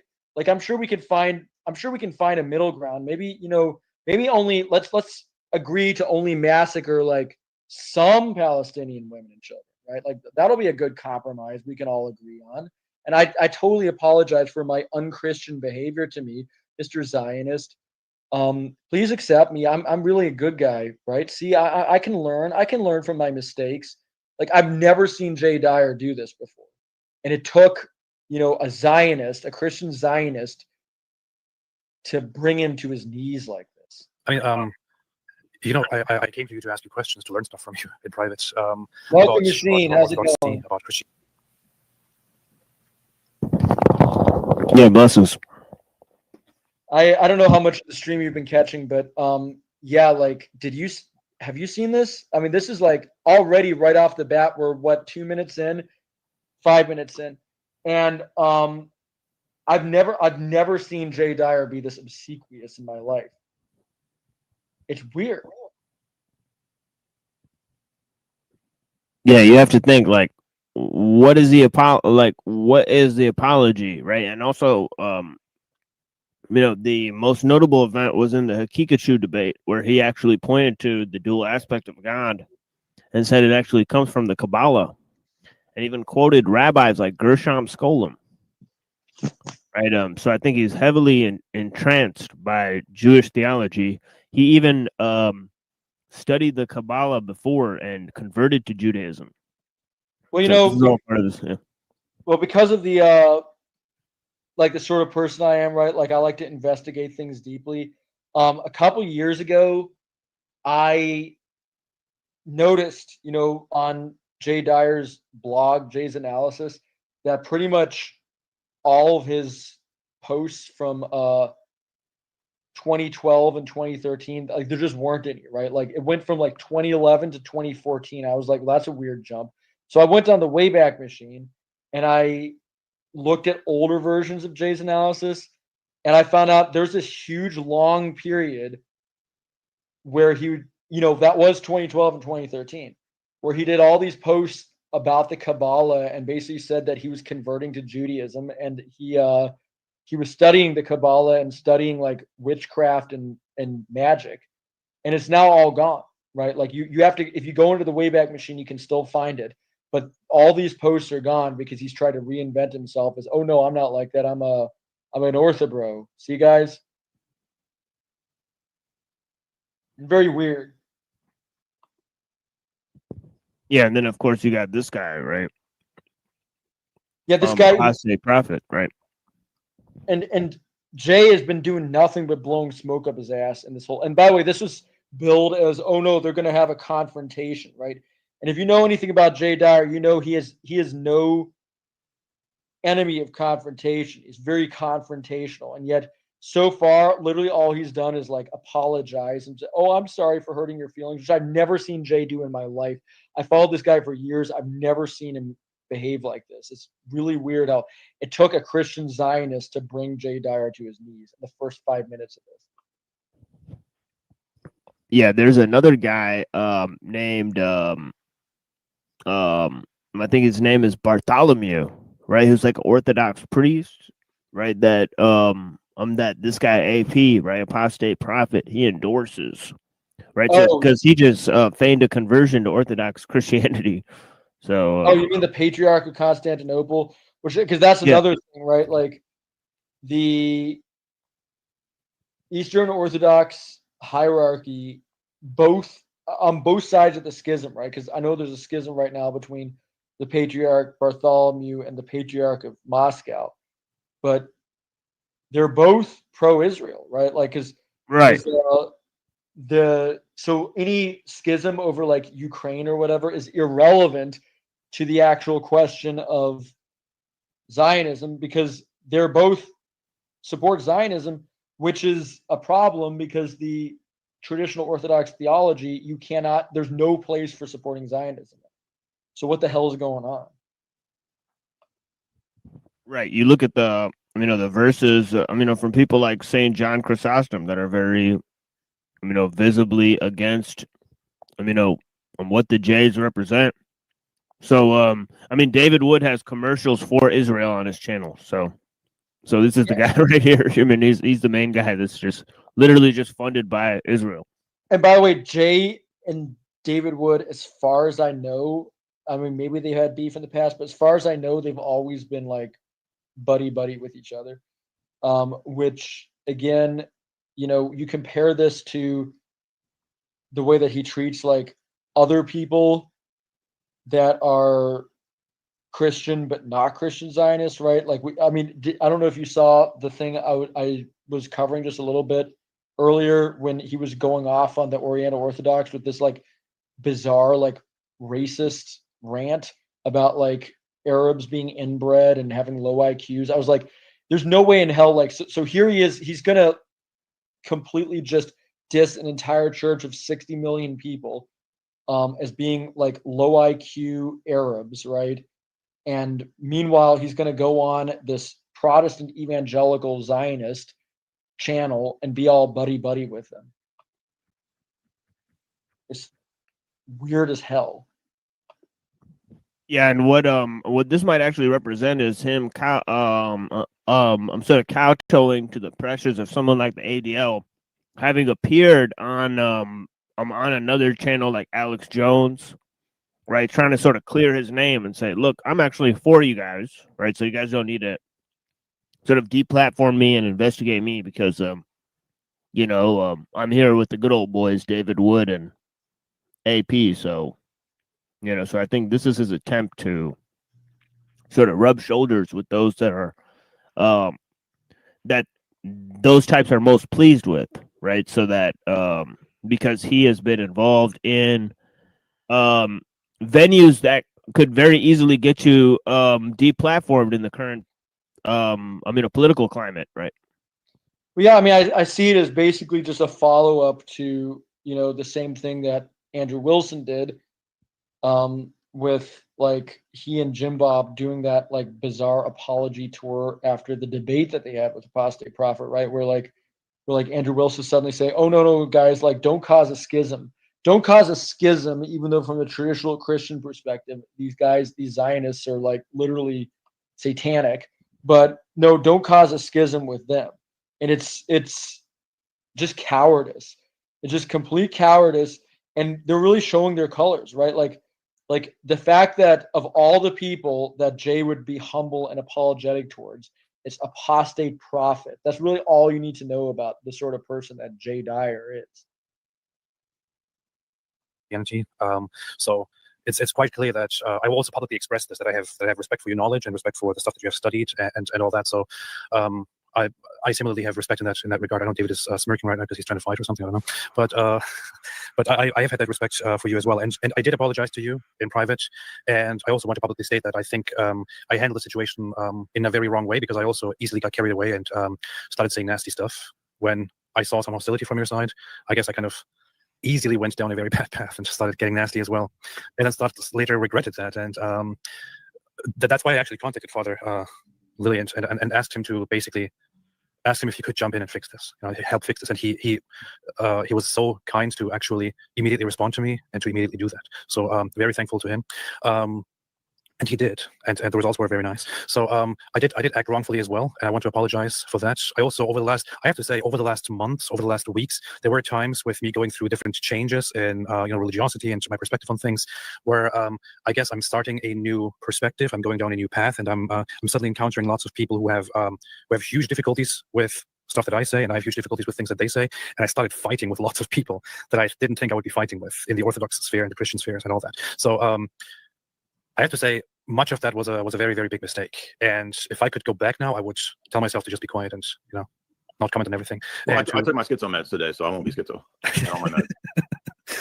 Yeah. So I want to say it's not that big of a deal. I get called schizo all the time. It's okay. So I also want to say that I have been acting arrogantly about things, but I've recently kind of come to this whole conclusion that I need to stop. I said a lot, and I need to stop and just start listening a little bit more. But yeah, so sorry to you. I wonder if that's some sort of code for his advocacy of Christian Zionism was so on the nose and so bad that he received his handler probably told him, okay, you're actually making our position look bad, so tone it down. That's what I'm reading from what Apostate Prophet's saying about all that. And I think we need all that fight, because I've always had respect for you. We always had friendly interactions, and although you say things that I disagree with, where you're clearly wrong and I'm clearly right. Yeah. Anyway, end of argument. Right. Oh, anyway, thanks for watching, everybody. Well, I would say so. Yeah, I mean, I appreciate that, and I've got a lot of books and sources out. I'm ready to go to any topic that you think is controversial. If you want to cover it, I've got the whole history of the Rothschild family ready to go. If you want to talk about modern Likud geopolitical stances, I'm ready to talk about that. As you know, I don't agree with the trend online to default into following or loving tiny mustache man. I think that's becoming a dangerous trend, and I don't think that anything in the philosophy of fascism in general is very amenable to Christianity at all. So I don't take that position of See, look at this. Defend the Reich or something like that. I think all that's kind of silly. Oh, what's up? That's an ADL point, right? Like, I'm absolutely not defending small mustache man, right? So it's interesting that all discussions about Zionism versus anti-Zionism have to immediately go there, right? Right. And what's really interesting is that back in the day before this guy converted, the Apostate Prophet, he had a video saying that Jung had compared the Prophet Muhammad to small mustache man, right? So he was saying Jung is saying that they're basically the same archetype, right? So it's interesting to know what type of philosophy or thing these guys were into before they became Christian, right? Like Jungian psychology is a weird choice, right? It's kind of like, it's like halfway to the occult, right? But yeah. Well, and Jay Dyer, from what I understand, he used to break down the Jungian thing, right? And right, would expose these are all the problems, all the issues with it. Now that was the old Jay Dyer, the one that I remember, fondly before he got. Well, first of all, before he became quote unquote right wing, before the right became basically this incel Jordan Peterson, Jonathan Pageau mess, where all of a sudden Jungian psychology is based. And before Jay decided that he was going to do the thing that he does now, where he, I guess, literally interprets the Apostle Paul saying to become all things to all people, because he literally is just whatever the hell he needs to get ahead, as we're seeing right now. So all of a sudden he's apologetic, and he's oh no, Christian Zionism is not so bad, right? Who needs Palestinian women and children anyway, when you could have connections, when you could have clout? That's basically what I'm reading from him right now. And he's going to appeal to seriously, and by the way, notice it wasn't Apostate Prophet that was doing it. It was the supposed anti-Zionist that's now equating anti-Zionism with small mustache man. right? That's weird. Yeah, and this is after he said he's got the history of the Rothschild family and the Likud, right? Which the guy gave no response to, right? So I guess he pointed to the damnable history of the Jays, right? Pretty weird stuff. So I wonder if that conversation will be had. Definitely not on their platform, right? Yeah, I mean, I was gonna say I would hope this is 4 hours and 11 minutes long. So, oh wow, if they don't talk about that, that's that's interesting. That says a hell of a lot. What are they spending 4 hours talking about then? Right. I had a pretty extensive 5-hour debate with a bunch of those people the other day, and it was very similar to what I found in a lot of other domains when you debate this stuff. Is a lot of people just don't really know the history in general, and so they're kind of being propagandized, and that's happening with people, I guess you could say, far right.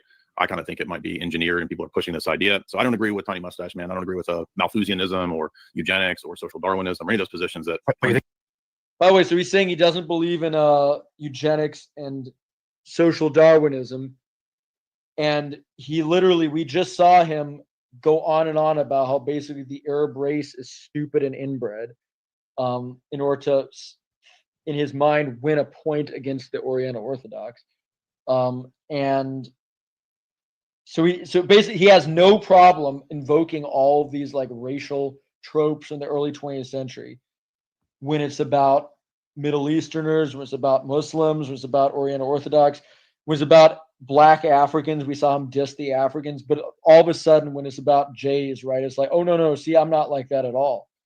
It's total about face. That's very, like, he doesn't think that people are noticing, but at least I'm noticing, and you're noticing, and my listeners are noticing, and it's very noticeable if you really look at it. Yeah, and if you had to say like which group of people are sort of infiltrating with sort of Nazi memes and all this type of stuff, I mean, it actually seemed like it's the type of faction that he's a part of, right? So obviously the Christian nationalism is a sort of it puts a pretty face on white nationalism. It's the centralizing factor, right? So you take the claws off a white nationalist and he's all of a sudden a Christian nationalist, right? So they're using it to sort of bring these extreme guys more center of right. So I think Jay knows what his ultimate mission is, right? Jay, I'm Dyer 007 over here, right? It's basically to bring those extremist guys center of right with a pseudo-Christian philosophy, right? So I mean, if he doesn't know he's doing that, it's to turn them into like basically a fighting force for the regime that they're bringing in, right? Because Unseen Warfare, I don't know if you saw that. Actually, I think you did because you were on that stream, right? The one after the Charlie Kirk psyop, right? Where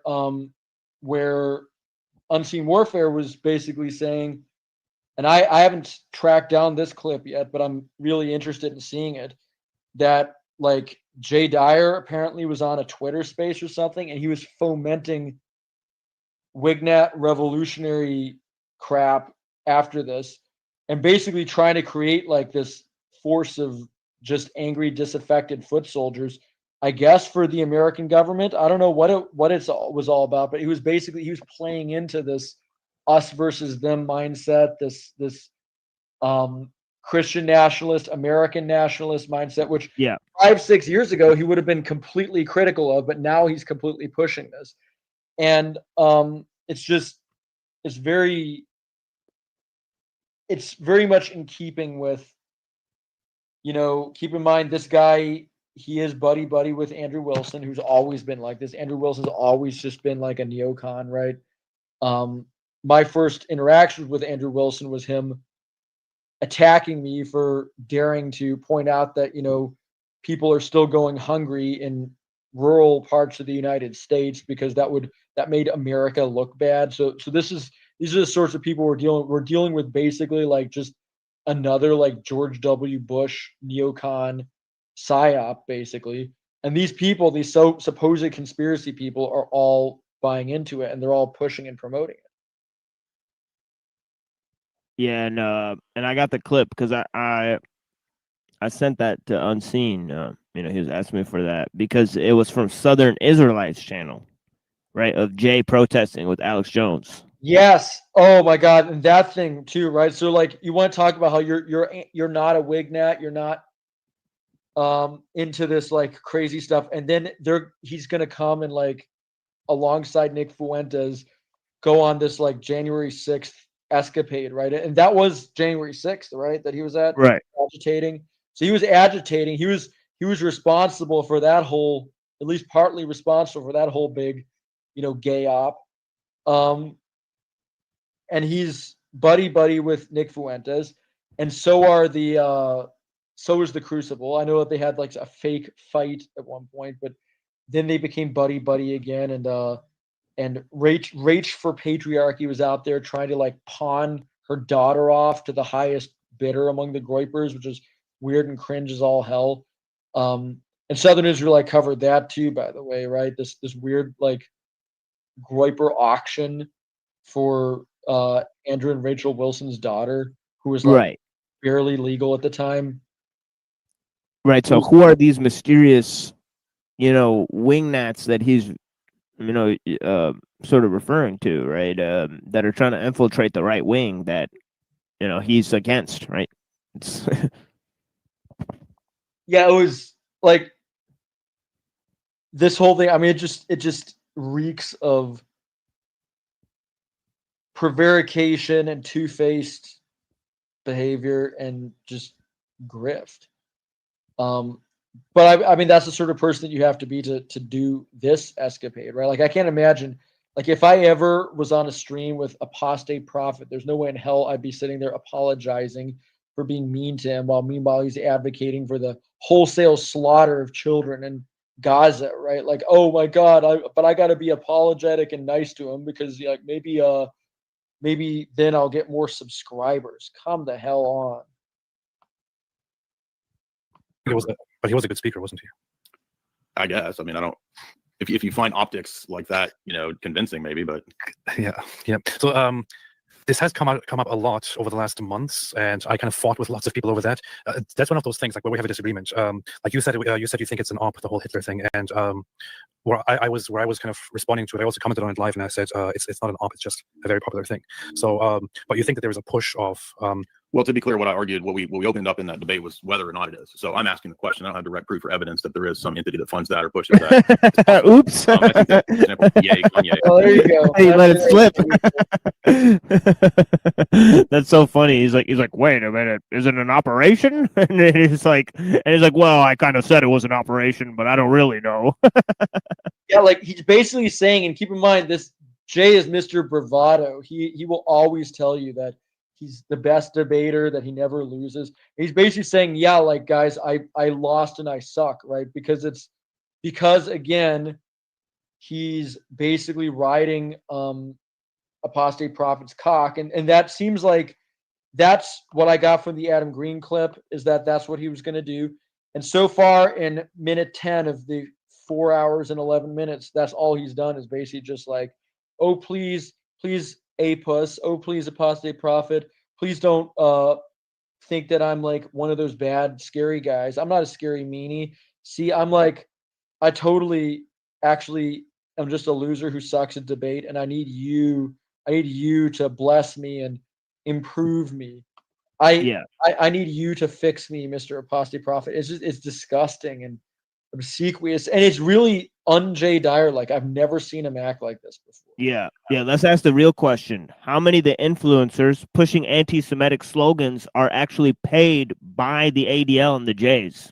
Right. I mean, it's a serious question, right? Because they push anti-Jayish sentiments. This is a fact, right? So obviously, Apostate Prophet wants to flip this and push the Zionist talking point, right? That all the anti-Semitism in history was never justified, and it was organic based on the hatred of the people, right, against the Jays and their successes, right? It's like, what?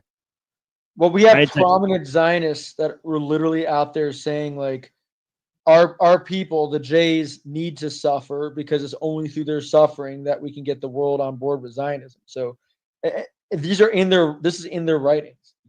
Right. It's oppositional attitude that is there. So yeah, kind of weird that he doesn't, he's not willing to acknowledge that. He's not willing to acknowledge, I mean, in Herzl's own writings, saying that anti-Semitism strengthens the Jays. Right. This is what Herzl said. Right. So, I mean, it's just interesting. Yeah, I don't know. Again, it's like, is there a chance that in these 4 hours, Jay will get into this? I mean, who knows? Anything's possible. But so far, the first 10 minutes have seemed the opposite of promising. Unfortunately, I would have really loved to just like keep going with the stream because it's a really fascinating stream. I'm busy tonight, so I'd originally planned this for only about 2 hours. I'll definitely plan on continuing this in the future. I also, by the way, I have a poll up on my channel. So everybody that's listening, I want you to go look under posts, and I have a poll up basically where you guys get to decide what the next stream is going to be about. There's so many like grifters and just jackasses in this space that, I really want it to be up to your popular vote. Like I gave you 4 big jackass fake trad grifters that I'd like to tear apart in the future.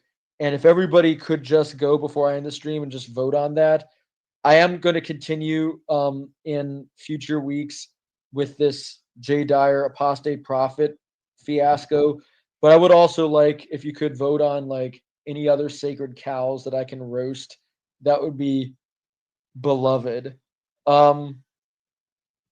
So yeah, like everybody, thank you for tuning in. I apologize, Machine Lies, that I have to leave like right after you came in, but no, we'll definitely do this again sometime, possibly next Saturday. I kind of prefer to do Saturday streams, partly because I get more viewers on Saturday than Sunday, and also partly just because, obviously I got work tomorrow, and I think most people have work tomorrow, and most people are probably busy Sunday night anyway. The last thing I'll do is I will read some of the comments here. J Diarrhea says debates make my stomach queasy. Yeah, well, certainly debates with Oriental Orthodox seem to. Lauren says this is as good as things will get for conservatives. A Republican felon president and Republican majority in every branch of government. If conservatives aren't happy now, they never will. Well, I mean, conservatism is a fake movement. So like, what would you expect anything different, right? Like the whole like right-wing movement in America is, and really the whole right-wing movement has always just been like ever since the French Revolution, when the quote-unquote right started, pretty much all it ever was just like a controlled opposition movement, right? Like if we talk about actual traditionalism, we'd have to go like before the Enlightenment, before the Industrial Revolution, and it would look like a foreign, like other planet to conservatives today, because conservatives, to some extent, even more than leftists, are pathologically afraid of anything like foreign or other, right? Like their whole point is to basically just defend whatever the current society is, whereas the left is, their whole point is just to like engage in constant critique that goes nowhere except just muddies the waters and confuses people. But because the left are like so like pathologically introspective, that ironically means that at least they'll talk about, the past, and at least they'll talk about the way other cultures actually were. Whereas the right, they won't even do that, right? The right are just like do nothing but just sit and like masturbate about the superiority of the West and evolutionary psychology, and how every society that's ever existed has really just been a carbon copy of us that's been inferior and has had our own like shit gender roles and stuff, right? Like but so basically, long story short, to answer you, Lauren, yeah, the right is a joke. It always has been, it always will be. So what do you expect? Really, honestly. Now, with all that being said, well, thank you, Machine, for coming on. Thank you to all my listeners. I will return. Please vote in that poll on which sacred cow you'd like to see roasted next. And I will see y'all next time. Peace out, y'all. The bridge Kuwait, do or die shit. Coming from the bridge Kuwait, do or die shit. Yo, my gun burn like acid. Your flesh chastised, little worm ass maggot nigga thinking he more fly. Gaddafi lines is justifiable. Homicide, green paper, demonic faces. Money haunts me. I don't talk much when it's beef. I'm just a known creep. Nocturnal scope in the desert, cover the whole beak. So when I spit black talent, you hear my bird speak. Only bird your bird ass see is when you type a tweet. Mock day, grand padre, machete your teeth. Casually, I pull out blade and wipe it on your cheek. Tiffany green Air Maxes, 9.5 classics. Mockty, Frank Matthews, crime praying mantis. Lay on the track like I swallowed 1,000 Xanaxes. And you should never ask questions if you don't want the answers. Gaddafi, 252 across the planet. Across the planet. Gaddafi, 252 across the planet. LIC, that old fly shit. Gaddafi, 252 across the planet. Across the planet. Gaddafi, 252 across the planet. Told me everything that you said, little bastard. Tarzan animal sounds over the loudspeaker. Attica demon, CO named preacher. We the gorillas, you more timid, Wiz Khalifa. A'udhu billahi min ash-shaitanir rajim. Info on the barrel, the bullets follow the beam. Now your grave is a pavement, swallowing your dreams. 33rd and 1/3 of me, all you see is G. Hang rappers from rosary beads, slowly he deceased. Dick blower, I'm Champola with pistola. Battery back holder, mock the energy of solar. Cleopatra, Caesar, Solomon and Sheba. Behind every king's fall is a foul diva. Ice on my neck, chest feeling like a freezer. Heavy, leaving me leaning like the Tower of Pisa. Say less, Gaddafi beast. Raw meat, pull up, bitch, hop in the front. She in the wrong seat. Bet I make sure ass in the floor me. Get the 440 your back like you Reggie Jack. More than that, 44 caliber killer over track. Golden era terrorized rap, and that's a Snapple fact. Red top shotgun shells are still with mega crack. Gaddafi, 252 across the planet. Across the planet. Gaddafi, 252 across the planet. LIC, that old fly shit. Gaddafi, 252 across the planet. Across the planet. Gaddafi, 252 across the planet. Told me everything that you said, little bastard.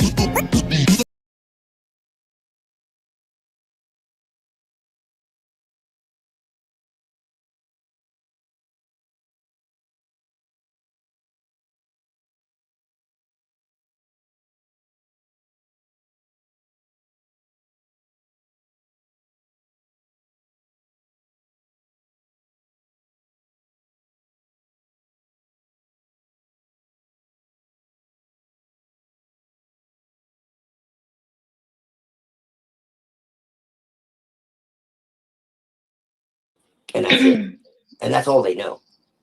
Like Zionism is a secret society, essentially. When you think of it like that, like any other secret society, then things start to come together. So when you have people Like, that support Zionism and it's like, oh, they support Zionism, so they must be the enemy. It's like, well, no, not necessarily. It's a little deeper than that.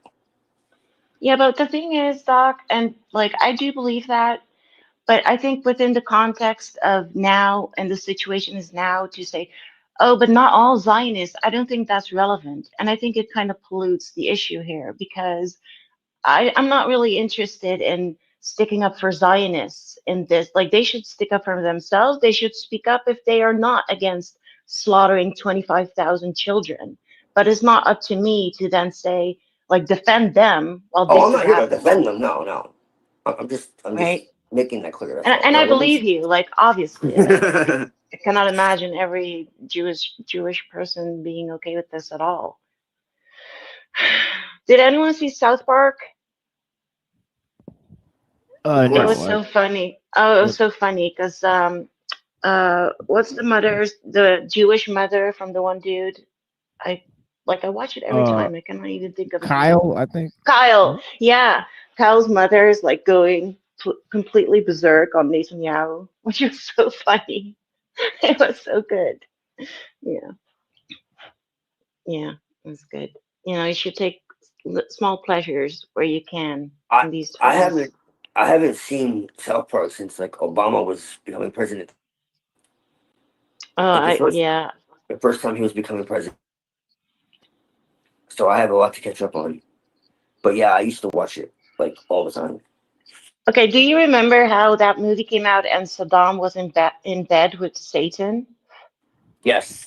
Yeah. Okay, so now they have made the exact same like episode. So you have the same bed, like Skeet Ulrich, who's like above the bed, and Satan's in bed, but then with Trump, and they've given Trump the same voice as Saddam, which was so funny. What? I'm sorry. Yeah. Oh, that's hysterical. Yeah, I'm sorry. I'm easily entertained. That, no, But it was that's very great. funny. Yeah, it was funny. Like a cat. Yeah, definitely. Yeah, you should take your pleasures where you can, you know. Life is hard enough. Yes. No doubt. And we have our audience back. Oh, really? Mm-hmm. Yeah, see, you started talking about Jews again. See, this is the thing. Right. That's what I'm Oh, saying. yay. It's literally the topic. That's crazy. Nah, I sometimes I think they just like when people talk about them. It makes them feel special. Maybe they have some recipes for like good, like hummus, because I love hummus. Oh, It's me so too. good. For sure. But that's actually more Mediterranean. Yeah, to be it fair. is. Like Greek. Yeah. You know? Yeah. Yeah. You know? But we all know that like Jews brought Western civilization to, you know. Obviously. Right. Yeah. Most Thank definitely. you. Thank you, There was no Clemson. Western civilization before the Jews. Yeah. No. Well, Right. here in Dearborn, you know, the Arabs they make some good hummus. So it is what it is. Yeah. Definitely. And they haven't stolen that, you know, they've just borrowed it because Jews, they don't steal. They don't do those kind of things. No. Especially from No. Gentiles. No, they That's don't. most definitely not in the Talmud. Tractate 4. No. No, definitely not. But that is kind of creepy, though. I cannot see the numbers, so. Oh, it's 12 again. We got 12 disciples. Oh, scheisse. Shout out to 12. Yes. I mean, but I'm gonna stop saying the J word. I even Yeah. most of the time I usually most of the time call them 90% of the time call me dumb. But Yeah, well, we need a different word. Like, we need I to change it slipped. up like at least once a week because they I pick up slipped on that shit sometimes. fast. Yeah. Well, no, because anti-Semitism really does like work in their favor because the ones who like aren't involved, you know, like they're like, why the fuck does everybody hate us? We haven't done anything, you know. And it really is. If someone was murdering babies in my name, I would be very vocal about it. Right. Yeah. So there's that. Divide and conquer, exactly. But we need to find a new word instead of the J word. Well, that's why I say dumb. Yeah, but they probably know that too. Well, of course they know it. They're But if in the anyone who machine. knows They're the listening Bible, to us. anyone Yes. who knows the Bible, though, will know what Edom is. And it's funny because that's what they call the Gentiles. But the real truth of the matter is they're Edom. And you can even find this like in the Jewish encyclopedia and all that. They admit it. They call us it, but then like the encyclopedia and all that, they say modern Jewry is Edom. It's like, whoa, hold on a second. It's all like flipped. Yeah, We live in the upside down. absolutely, 110%. And we're like the darkness, and they're the holy sparks of light, and all this. But then, like when you get to the very top, you realize it's all like inverted. Bjerknes gets into this as well. He does a really good breakdown of it. how everything they say, that once you get to the highest level, you realize it's bullshit and it's all flipped. I just wonder, I just question, like, why? Well, Why or according what? to the Gnostic, because of the demiurge. The demiurge has cracked into their psyche to such a level that they're basically walking archons. They're vectors for the archontic force. Again, this is only a mental manipulation. Like a virus. It is exactly what it is. Yes. So they've been so infected by this virus that they believe that they are somehow separate from the rest of humanity. Yeah, it's like God, that's what the archons have convinced them of this. Yeah, that's like what by showing them these marvels. Yeah, that's what Shaitan thinks. He thinks is better than mankind. So it is what it is. Well, I mean, let's not bring Lucy into this. No, but it is true though, because he saw, like in Islam, he saw Adam and he was like, "What is that? That's an ugly looking thing." And then he got jealous. Well, that's what we're And to be honest, like humans, like obviously, I'm attracted to humans and I like men. But when you think about like humans compared to other animals, we're not that like good looking. Like look at a panther. It's like amazing beast. Do you know those troll dolls from the 90s with the tuft of hair on their head? Wait, whoa, what? I think you finally lost me. I don't even know where I was going. But the trolls? Okay, well, are you trolling me right now? Yeah, the panther was definitely sexy for sure.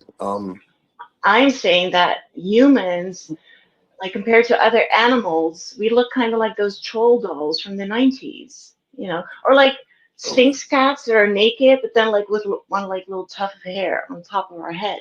Like imagine how weird we look to animals.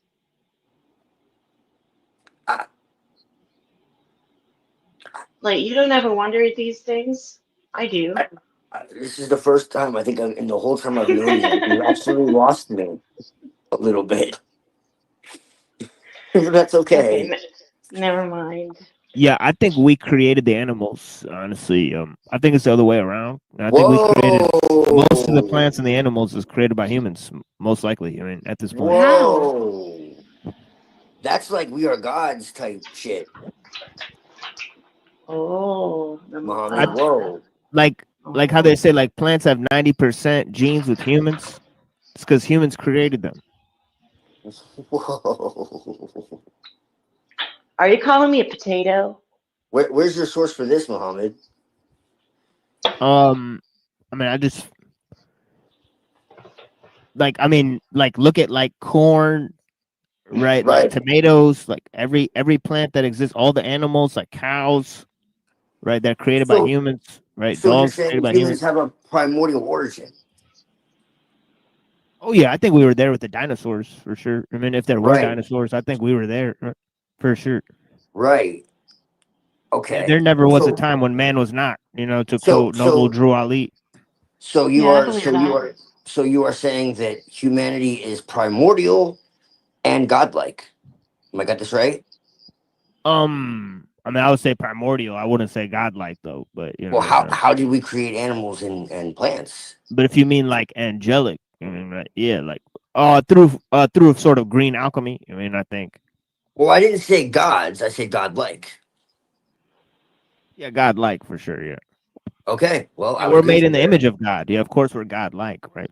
Right. Well, a lot of people just see that as like, you know, oh, we're children, you know, but we're still fallen, mortal, you know, limited, whatever.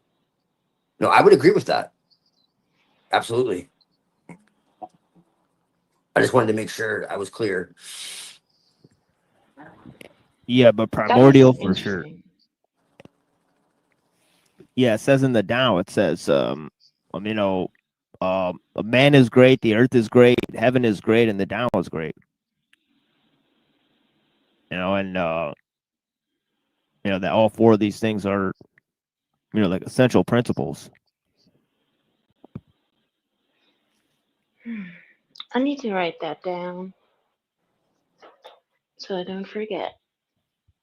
Yeah, one time I gave a little thing on my show. I said, man, nature, God, and technology. That we put those four boxes, and you could say God is technology, man is nature, man is God, nature is God, nature is technology. Right? So out of those four words, you can create these permutations. It's interesting where that goes. Mm-hmm. Wait, God is technology? Yeah, you could make that one too, right? But I'm saying between God, especially atheists have said that, right? They've said God is a technology, right? So, Oh, well, yeah. I can see atheists saying that. Right. And don't forget, Hank is great. That's what ESP said. Hank, you'll get laid. Women logic alert. Hey, that's sexist. That's not very nice. If you stop, defeating yourself before you fucking start. Oh shit. Oh fuck. Oh good.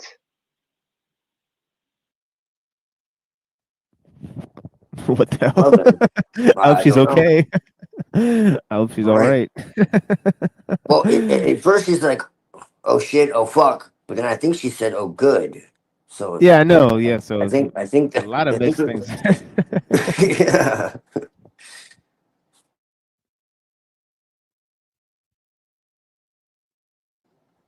She got a visit from the angel Gabriel.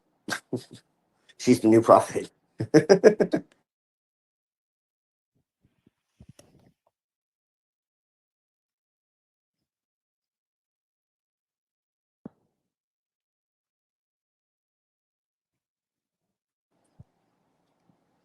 Are you the next prophet, Munchan?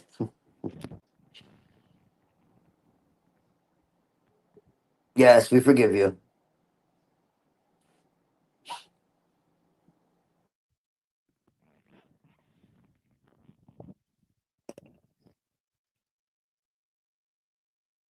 Mm-hmm.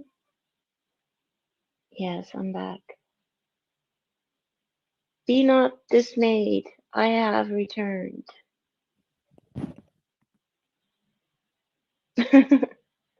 Absolute silence. That's awkward. No, we hear you. Okay, good. Yeah, I hear you. No applicable platitudes annoy me. Hank, I think everything annoys you. Yes. See, and so does this keyboard. I think he's become a bit of a nihilist. Aww. Yeah, well, he will disagree on purpose. So, or hedonic, maybe he does a little bit of that.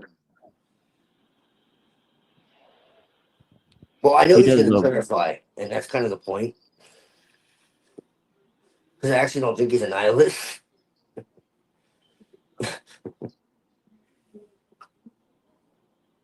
Yeah, Discordian, right. Yeah, he is a Discordian. He has said that. But he's also a Christian.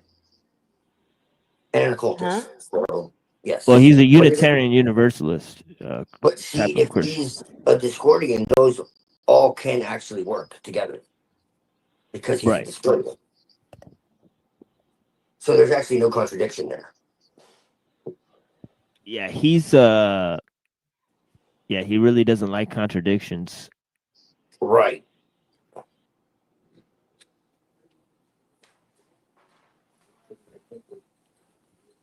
But not every paradox is necessarily a contradiction, right? Correct.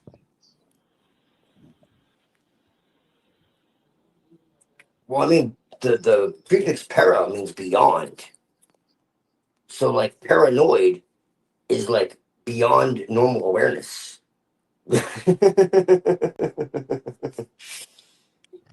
Which is interesting.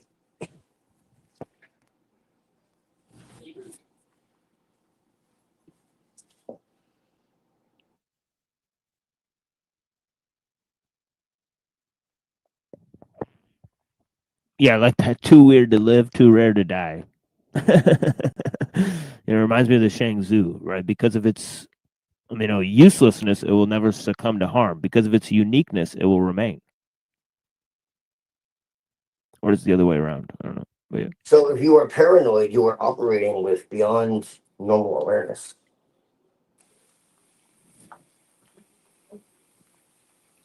And if you hallucinate, you are picking up stimuli without a visible cause, no visible cause. These words are interesting when you actually break them down.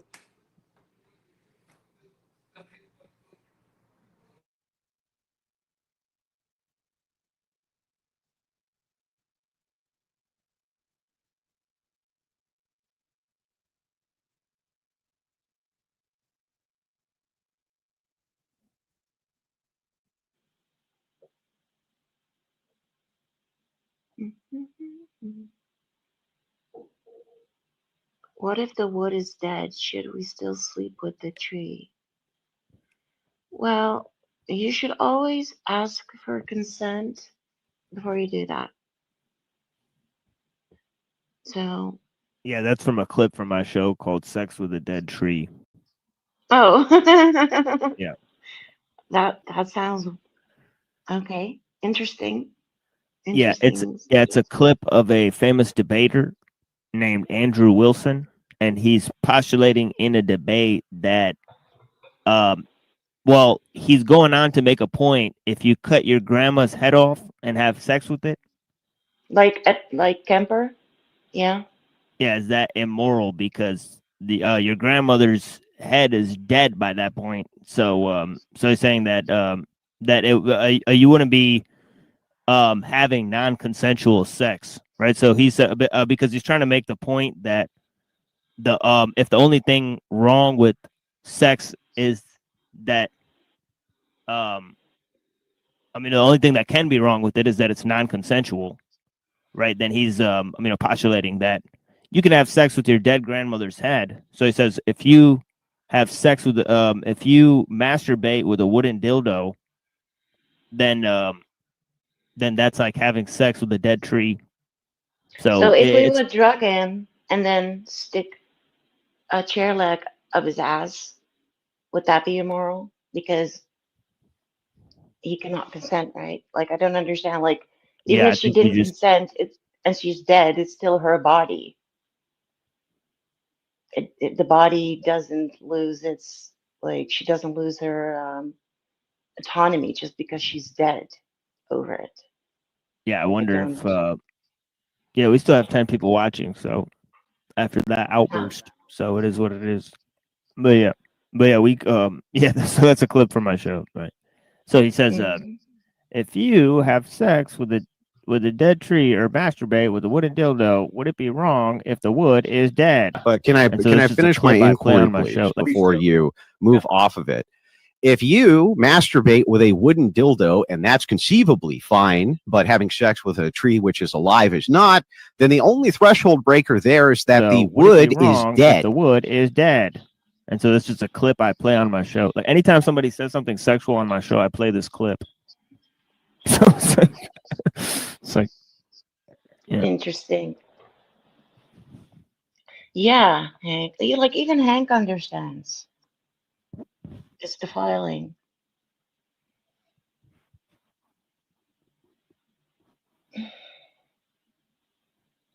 Yeah, it's a really strange take. I'm sorry, I'm responding to the chat.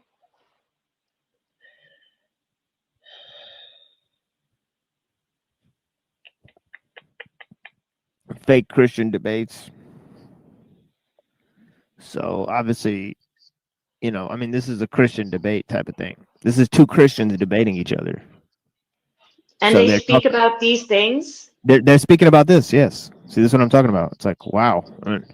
And this is on the internet. Wow. They're not like priests or anything. They're non-professionals. They don't have like college degrees in theology or anything like that. You know, they didn't go to like a theological seminary to get, you know, taught what the Christian should believe. Right? No, they're just on the internet rapping it about dead grandma corpses. Like, what the hell is going on here? And it's extremely strange Very circumstances. strange. Yeah, like what is this? Are these people really Christian, or what are they promoting? Right? Honestly, I'm gonna be honest with you. If I was a man and I wanted to make money, I would definitely become like some. In these times, like if I didn't have any morals, principles, and pride and honor, like you could just pretend to be some, you know, Christian influencer, or like whatever you want to call it, and you can make a lot of money, you know, and you can attract a lot of people. So I don't know any of these people. I'm not interested, but I would assume that a lot of them, like if you just only like think logically, a lot of them is just like a sham. Like it's probably, yeah. yeah, 100%. So they're Christians, and I'm just like that's weird. Yeah, one of these guys, he goes on a show, right, called Whatever, right, where they're in front, sitting on a table, all these whores and cam models, and right. So he's debating these whores, and I know that's not a good word to say, but I'm just trying to outline the situation, right? Because they are physically appearing as, you know, like in the Hoochie Mama outfit and the entire thing. They're saying, you know, we don't care. We'll fuck a bunch of guys and blah blah blah. So they're physically appearing that way, right? So it's a very theatrical. And then he is debating them. Yeah, he's debating. Yeah, about like Christian values, like, and he's sitting in front of these girls, and they have all of their pictures, and they have their pages, you know, where you can go find their content in the description. So strange. It is very strange. To me, that sounds like it's been done intentionally as a mockery, right? Like it sounds. I'm not a Christian, but it sounds like blasphemous. Like it's done intentionally. I've heard Christians who have said that. I'm like our friend Unseen Warfare. He's claimed that about these types of shows, and I think he's onto something there, right? And I think they should preserve their heritage as best they can with these interlopers, because they are working with the Jays, right? Yeah, like maybe they are Jays, and that's why they're doing it, to mock. Yeah, I mean, there's like Shabos, Goys, and there's all this, you know, Freemason, British Israelists that believe in Christian identity, and yeah, of course, yeah, they're all sold out. And even the people who are not sold out to those groups, they find it fine to work with those groups so they could get paid, right? So. Wow, that's so dishonorable. Like, don't you have any pride? Like, wow. Yeah, I guess not. Yeah, guess not. They'll sell out. Yeah. Wow.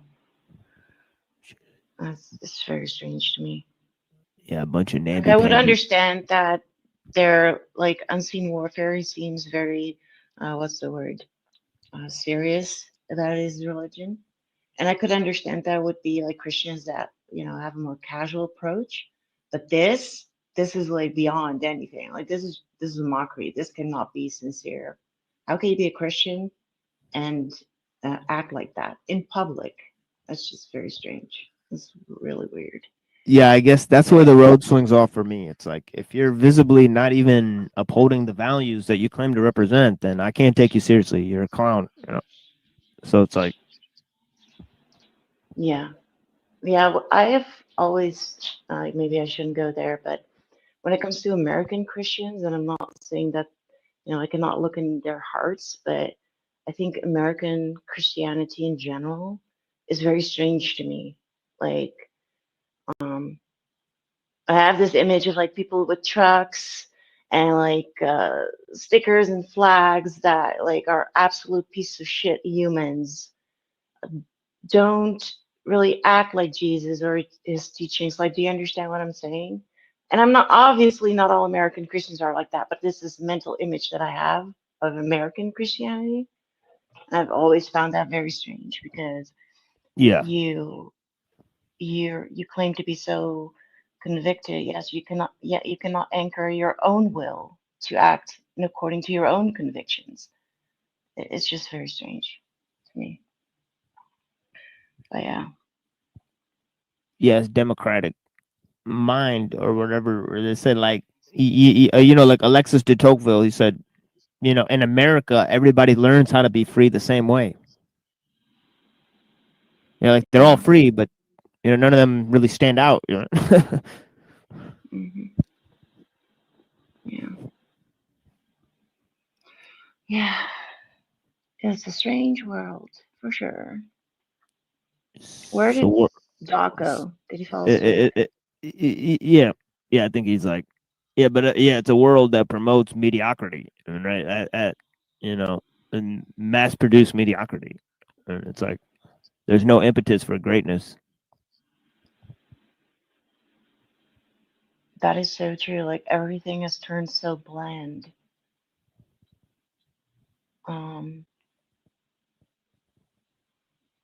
It also seems like people really don't have any aspirations or dreams anymore. Or like I was talking about this with Red and Avian last night. It's like they've become like spiritless. I don't know. That thing that people say like NPCs. I don't like to use that, but it does seem like that. Even in my country, like, people are all the same. It's like very uniform. It's kind of creepy, actually, when you really think about it and you really take a close look. Sometimes it feels like you're not even living among real humans. And I don't want to go full schizo. But yeah. Yeah, I get a heartbroken feeling looking at them and thinking the potential, right? And just seeing that there's actually a good person behind that's behaving this way because they think they have to, right? And it's like, it does seem like a spiritless, sort of, obviously metaphysical, spiritual and emotional eunuch, in a way. Yes. Yes. Definitely. Yeah. So it's like people that don't have those dimensions, they don't have any impetus to pose those types of questions. It's like there's something missing. It's like something's not there, right? Yeah. Yeah. Yeah. Someone said earlier about the New World Order. Yeah. And it's already here. It's already here. Yeah. Like Yeah, it's that's what not I was going to be saying. like an I said overnight. that. Oh yeah, you said That was me. Yeah. Yeah, that was me. It's not going to be like an overnight thing with like armies marching through the streets. Like that could happen, but that's not what it's going to look like. It's going to be gradually, right? And it has been happening for a long time, and we're already in it. Yeah. Yeah.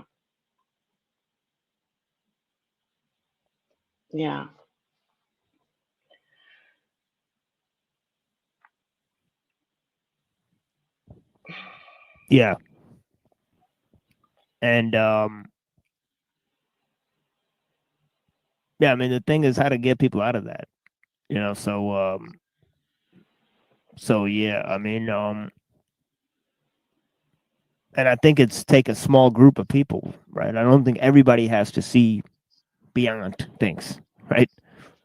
And I think stupidity is honesty. I mean, right? There's stupid people who see way beyond intelligent people. So it's not a matter of intelligence. It's not like, oh, these people don't have the intelligence to see what's going on. It's like we said, they're spiritless, right? There's something else that's missing, right? It's a desire for something beyond just simply knowledge and possessions, right? It's like there's something more there, Yeah. We don't seek after knowledge. Oh, there you go. Yeah, we were talking about that yesterday, that like even my peasant ancestors were like worked in like in the mines or the fields or whatever. It seemed they had more profound and deep thoughts about life than like people nowadays, and people with master degrees and like doctorate degrees in my country, like obviously not all, and give credit where credit's due, like studying to be a surgeon is very hard, But in general, like it has nothing to do with being an intellectual at all. Those two things are not interchangeable in any way. Well, You know? well, this is what I was talking about. Is those peasants, you know, were fucking star watchers and charters and botanists. You know, they were healers. They practiced geomancy, you know, and alchemy and all this. It was this pagan tradition. You know, witch doctors. You know. The shaman was the first doc, the shaman was the first doctor, therapist, fucking, you know, healer, you know, all rolled into one. You know. It's just ridiculous. Priest, you know. But it's like life has been drained out of people. Like when you really look at them, it's fucking creepy, dude. Like, and I'm not heavily like, well, no, I shouldn't say that. But yeah, it's creepy. It's like life has been like, okay, so they work, they buy a house, it's not going to be theirs until they die. Still not really going to be theirs in the Netherlands because you don't own the land. You go on vacation one time a year, you buy a new car every 5 years, and that's it. That's your fucking life. Like, it's just, I don't know. It's just sad. And you know who brought that into culture? The Edomites. Oh. The Edomites. My girlfriend is feeling ill. I don't like it. Is she ill? She's ill. She actually fell asleep earlier. And she just woke up and she's like getting hot and cold flashes. And I give her some medicine, but I'm not happy. Like, is she nauseous or does she have like muscle aches? She feels like she's on fire and like cold at the same time. Yeah, make some tea with ginger and sage and honey. And black pepper. Yeah, Black pepper is good. Mm-hmm. Does she have a fever? She doesn't yet, but I think she might be getting one because if she feels like her whole body's on fire, then that's a pretty good indicator. Yeah, you should really make that tea. That really works. I do that all the time when I'm sick.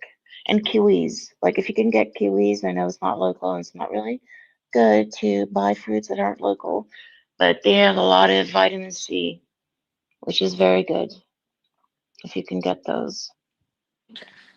Yeah, I actually woke up this morning with a sore throat too. Take your vitamin C, honey. Yeah, You already took it? vitamin C. Okay. Yeah, we got some yesterday. Yeah, definitely. Well, she has low iron, so she definitely has to have iron and vitamin C. I was getting on her about that. And You so, should get her some spinach. yes, we had some. I don't know if we still do. We may have used it all.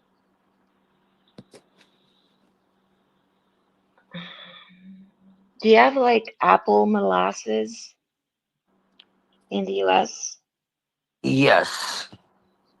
Yeah, that's very high in iron. That's really good too. 100,000% SNL. 100,000%. I think that's what it means when it says we walked with the gods or walked with God.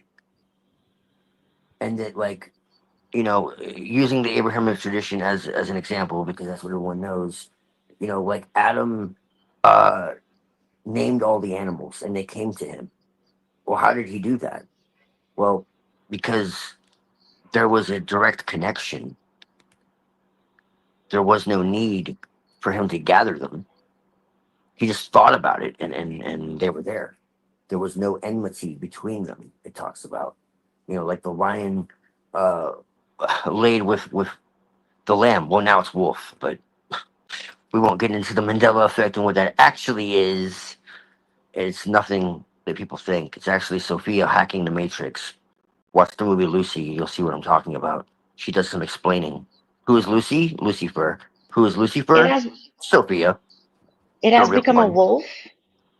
Yeah. Now the Bible says that the lion will lay with the wolf. which is very interesting. Or the lamb will lay with the wolf, one of the two, which is even more interesting. I can't remember which. But yeah, the holy word of God is somehow changing. How the fuck does that work? You know, maybe because it's been changed. Yeah. Thank you, SNL. I appreciate it. Healing thoughts, baby. Thank you, baby. Thank you, everybody. Yes. She says That is thank you. so fucking weird that it changed.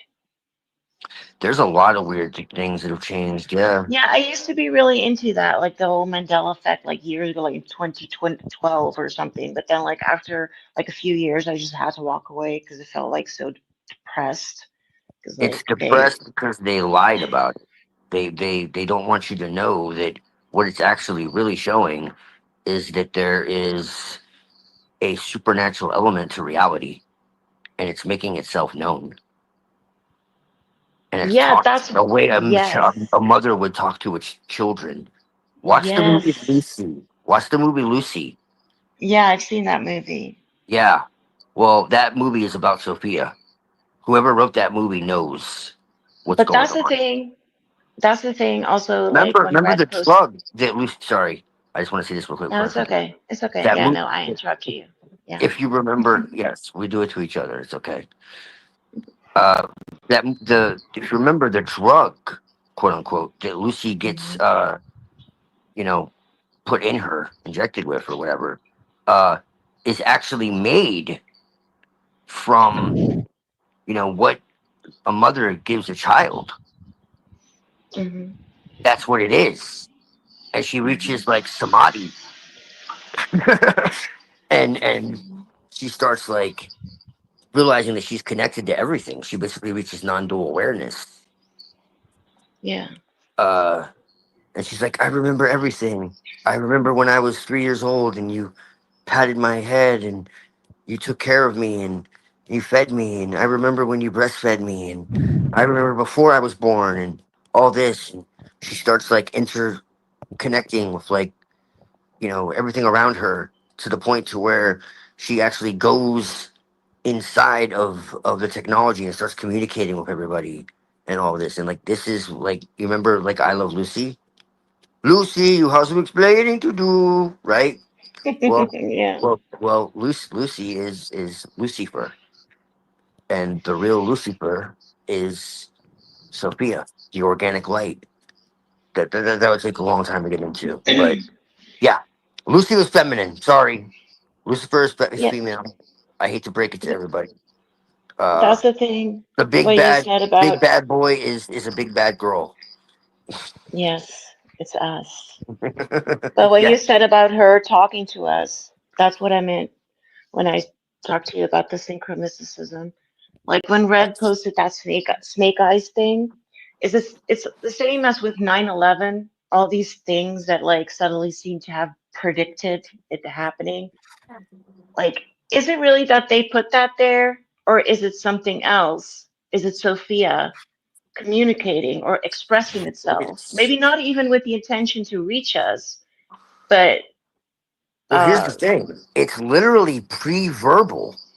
Like if you look at the changes, it's using pop culture and it's yes, using pre-verbal communication that you would yes, use like if you were talking to a baby. yeah. I'd be here a very, very long time getting into how Yeah, that but works. somehow our subconscious like seems to prefer symbolism and images over Yes. language. Yes. Well, that's the language of dreams. And when you Yes, realize exactly. when you're already in a dream, well, but that doesn't mean it's not real. That doesn't mean it's a simulation. It means that it's Wow. magical. It means it's supernatural. Yes. I got chills just now. Because it's not Gnosticism, true Gnosticism of the Telestai is not about learning new things. It's about forgetting what isn't true and remembering what is old. That's the reality of it. It doesn't ask you to believe. It asks you to experience. That is the difference.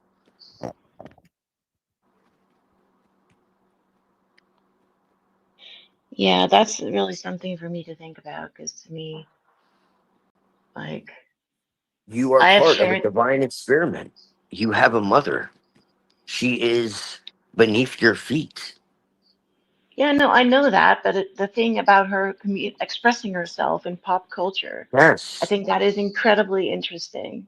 Right. Because I do think that's why I'm always like posting shit and like, because I'm doing this experiment for myself with this, because I truly think that is the case.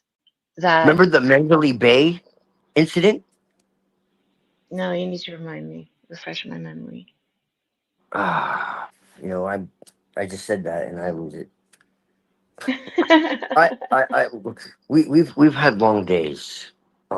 Yeah, I was so on it's fire okay. yesterday. Plus, I am at home. It's totally I am fine. not with Sophia. When I'm with Sophia, I'm so much more alive. And this is why when everyone says that nature isn't real or it's flawed or whatever the hell, it's like, yeah, well, when I'm in nature, I feel 100 times more alive. So I tend to disagree. I am sorry. But yeah, me too.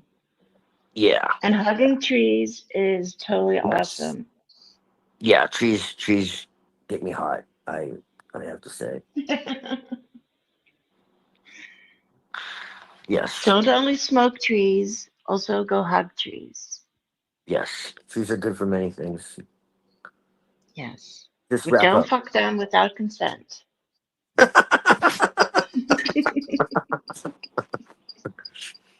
Yes. You have to Apparently, ask. that's something people discuss. So, yeah. Well, But people do it can I too, which finish is my insane. inquiry, please, I say before this. you move off of it?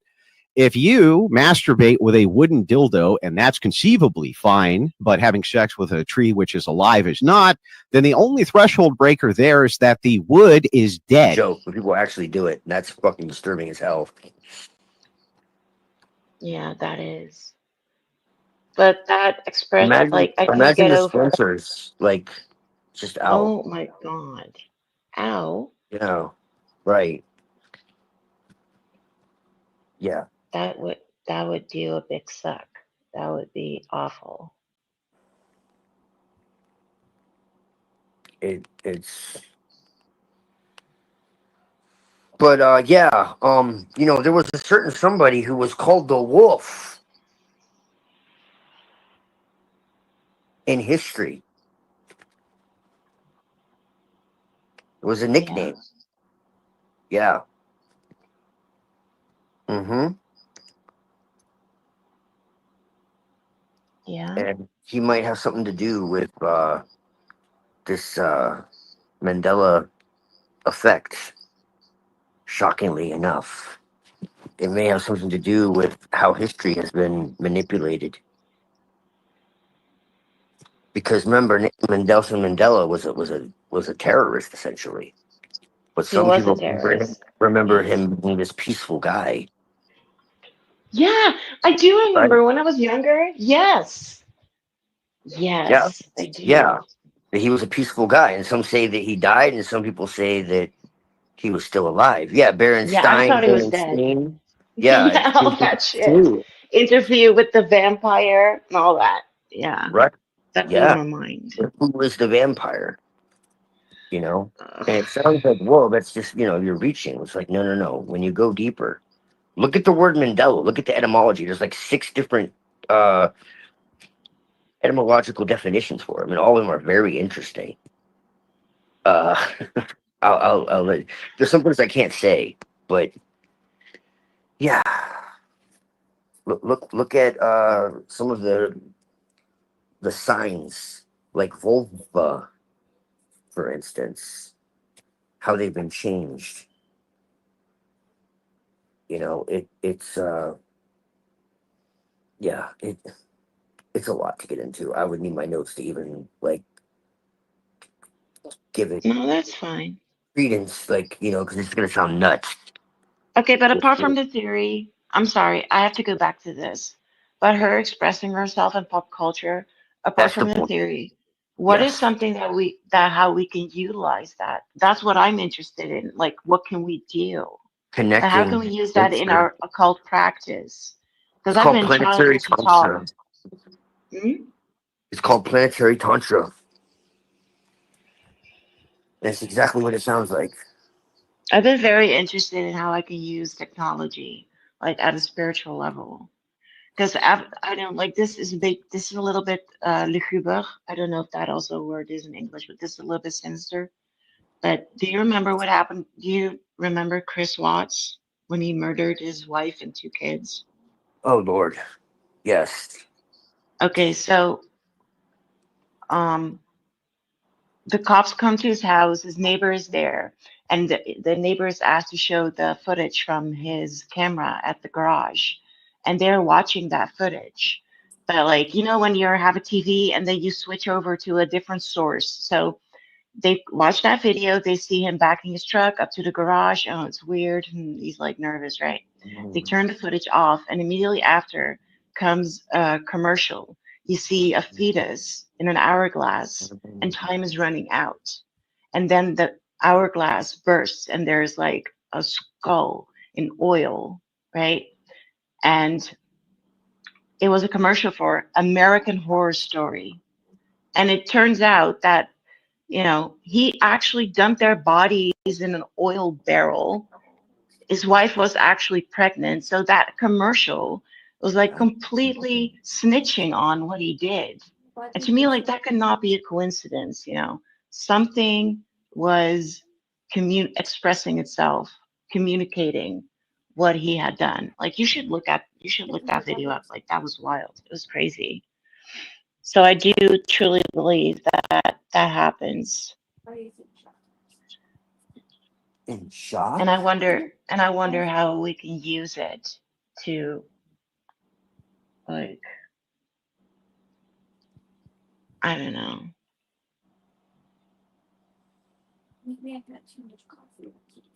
Just give an offering to the earth. Yeah, but I do that all the time. But I want to use technology. And I've been really interested in that. Like, how can I use technology? Technology. Like, maybe I should do a poltergeist and get like a very old TV and like sit in front of it. Like, I know I'm joking. I wouldn't do that. Well, I mean, the technology is the domain of the archons because it's simulation. Yes, but how can we? It can be hijacked back, but that gets into the magical elements of it. Yeah, but you just said also that Sophia also expresses herself through it, right? Well, yes, because she's hijacking. She's taking it back. Yes. Essentially. Yes. Yeah, like at this stage, we have to use technology against like technology, right, or whatever, or manifest technology on the level of nature, that can oppose the technological sphere. But like techno ecology, I guess you could say. Like ecology is also important. So it's not one or the other. It's actually both. And I'm actually working on my own magical system that is exactly that. I'm kind of like giving away something, but this is actually a project that I've been working on. Yeah.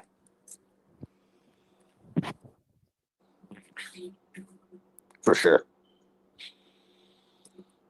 Yeah, I mean, I see people doing it. Like they'll do a one-off of my presentations during my show.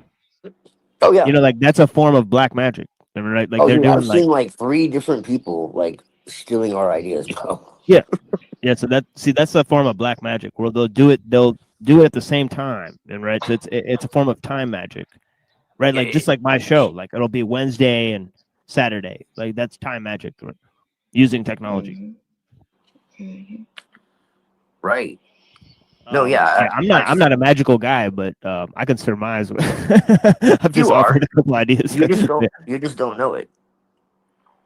You just don't know it. Everyone does magic. Dude, you look like a wizard straight out of a comic. Yes. No offense. I mean that in a good way. Yeah, that's a good thing. Yeah, I have a unique style. The way I dress, for sure. Mm-hmm. Yeah, my cousins have said that. Yeah, they said you look like a wizard. But yeah. I think you were a pagan in another life, Mohammed. I don't know if you take offense to that. I don't think you take. I don't know if you take offense to that, but it's a compliment.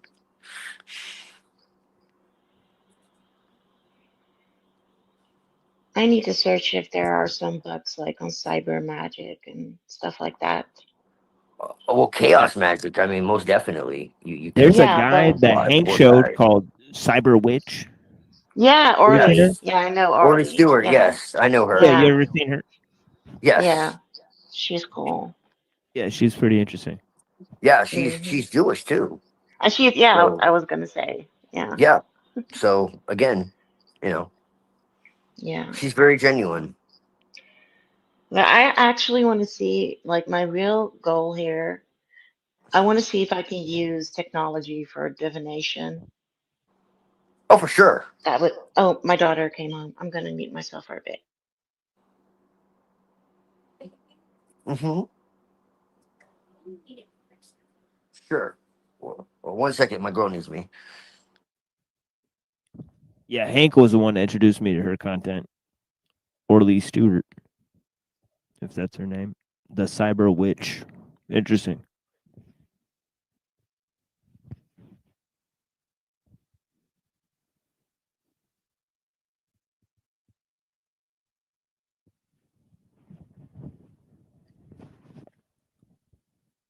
Yeah, tarot. Yeah, I watch a lot of tarot channels.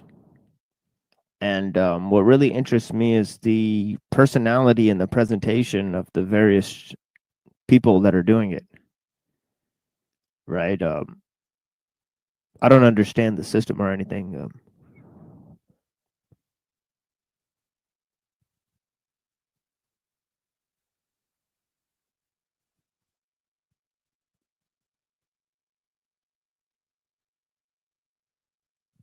Yeah, blessings, Moontan. Oh man, my phone's ringing.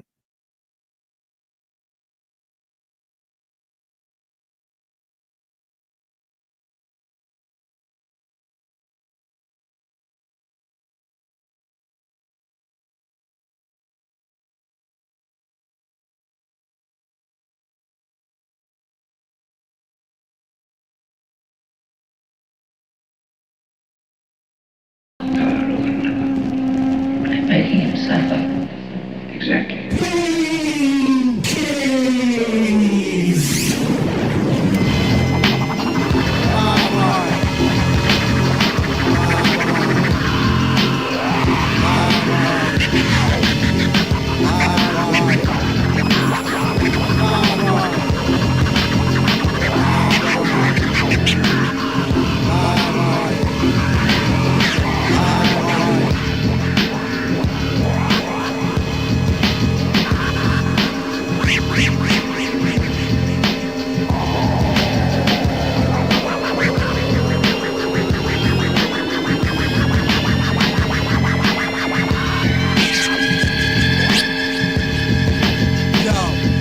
Touch with rust and clutch, spun out of the dust and careen into the temples of automated destruct.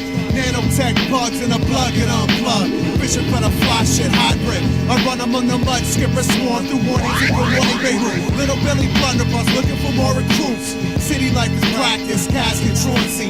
That's the one of you and me. Crash on mass lunacy. Friends used to laugh fast, grass little troop on me. Now they check the bags with a staff class and Uzis. Who deserves a rap without warning? This ain't got but a mortar with a sports scorch. New York forfeit.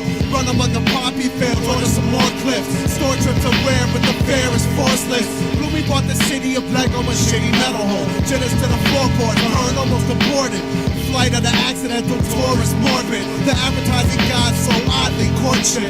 Godly corporate squad plot these tortures. Holiness is hard and it's costing God fortune. Guess he took a second job on a force to afford it. I don't want a part of these self-fulfilled prophets. Man, it's too much for my stubbornness. I hate the people running shit. Sleeping ground.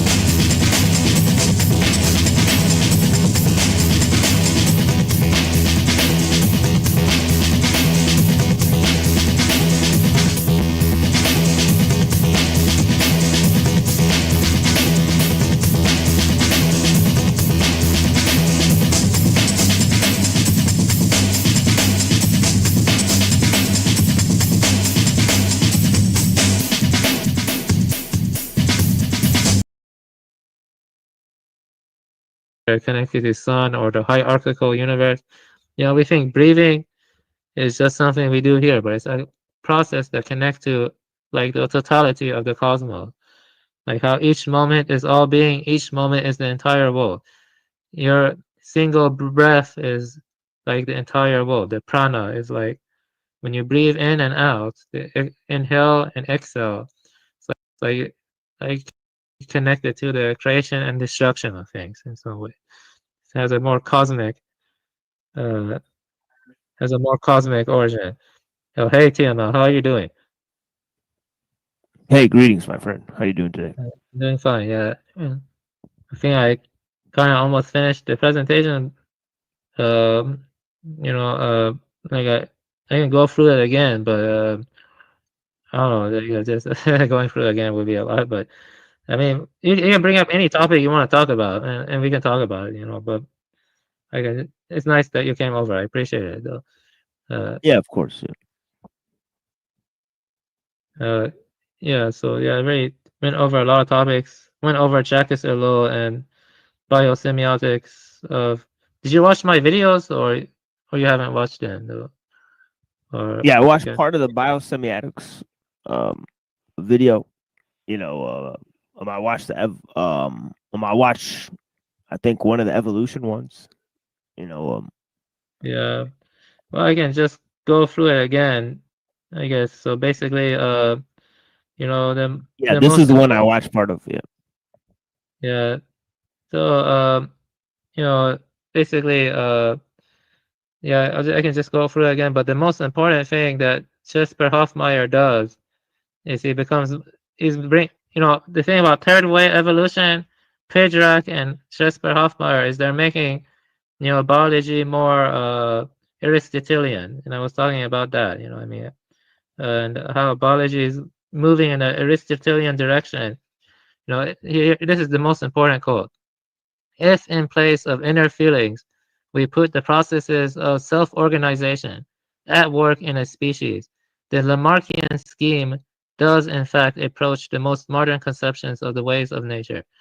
So, you know, I was talking about that, you know, and that ties into Pierce, and, you know, it kind of ties into, yeah, I kind of talk about the co-duality. You know, yeah, this is another important thing. Evolution expands semiotic freedom, the depth and flexibility with which organisms can use and generate signs, creating new niches and strategies, cooperation, deception, learning, and you know, there's the endosemiotics, which is the bodies, inner sign, you know, and you have like this kind of downward causality and upward causality with semiotic emergence, you know. So let me hear. Yeah, I talk about iconic versus indexical reference. So iconic is like likeness, sign works by resemblance and quality, you know, and indexical is reliable correlation.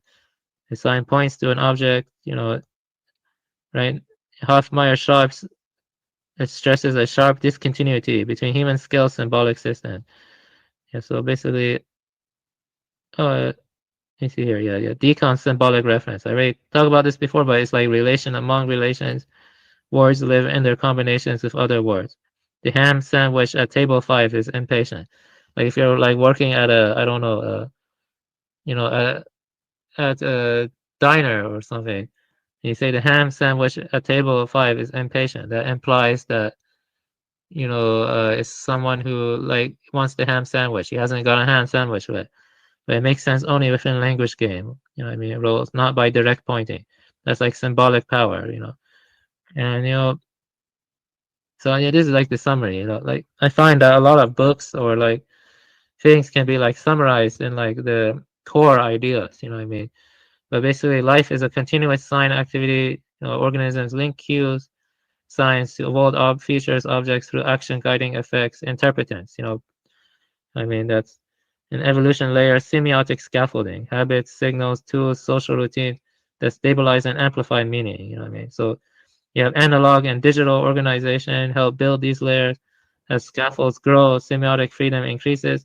Creatures can interpret more cues and act more flexibly. Icons, resemblance, and indexes, reliable correlations under right convention. our life is constituted by science through simpler systems operated with minimal scaffolding. So I actually have a follow-up to Jesper Hoffmeyer's biosemiotics also. And so basically, you know, the point is that, you know, genes are not, it's not like a one-way causality with genes too. I actually show that in my video. Like you kind of like, let me see, I have it here. Yeah, I have it in my book. I put it in the bookmark. Yeah, let me see. Wait 1 second. Yeah, there's in my book. The semiotics of heredity. You know, heredity is very complex. You see that a lot of people act like this too, but I will show you. Yeah, okay. So you can have like in the C. elegans, you have many genes lead to or affect one neuron. Many neurons lead to one type of behavior. One gene lead to many neurons. One neuron affects many behaviors. Stochastic development affecting different neural connections, different environments and histories affecting different behaviors. One gene affecting another gene, that's affecting behavior, combinational effect. Environment affecting gene expression behavior. But anyway, you know, Aristotle believed in God, right? Prime mover, and you know, you can kind of tie that into like cosmic mind or Dharmakaya, you know, but you know, Aristotelianism is biology is moving in that direction potentially, you know what I mean? And you know, I'm going to talk about that more too. You know, maybe I'm going to do some Aristotelian readings on Aristotle too, but yeah, and then I talk about symbolic reference here. But anyway, let me see. I was talking about Aristotle a little bit more. Yeah, here you go. Yeah, here you go. This in this essay, you see what I mean? Yeah, here you go. This essay came out this year. I mean, in 2025. And they're arguing the modern synthesis and neo-Darwinists that agency doesn't exist. You believe that? They think we're puppets with the illusion of experience. Now, that's what the mainstream biologists believe. But Dennis Noble and you know, Pedrak, the guy who wrote Biocivilizations, J. Scott Turner, who wrote Purpose and Desire, and Jesper Hoffmeyer, who wrote Biosemiotic. You know, I've read a lot of the third way evolutionary biologists. I have the on my Goodreads. Anyway, here it says in it, but anyway, yeah, you can read some of it. Yeah, yeah, I read half of this so far. I'm gonna read all of it and make a video on it. You know, so basically, they reject that a biological agency, you know, capacity for goal-directed activity and self-determination. And they think that can be explained away by underlying mechanisms or by natural selection. So they don't believe in agency, the modern extended synthesis, neo-Darwinists.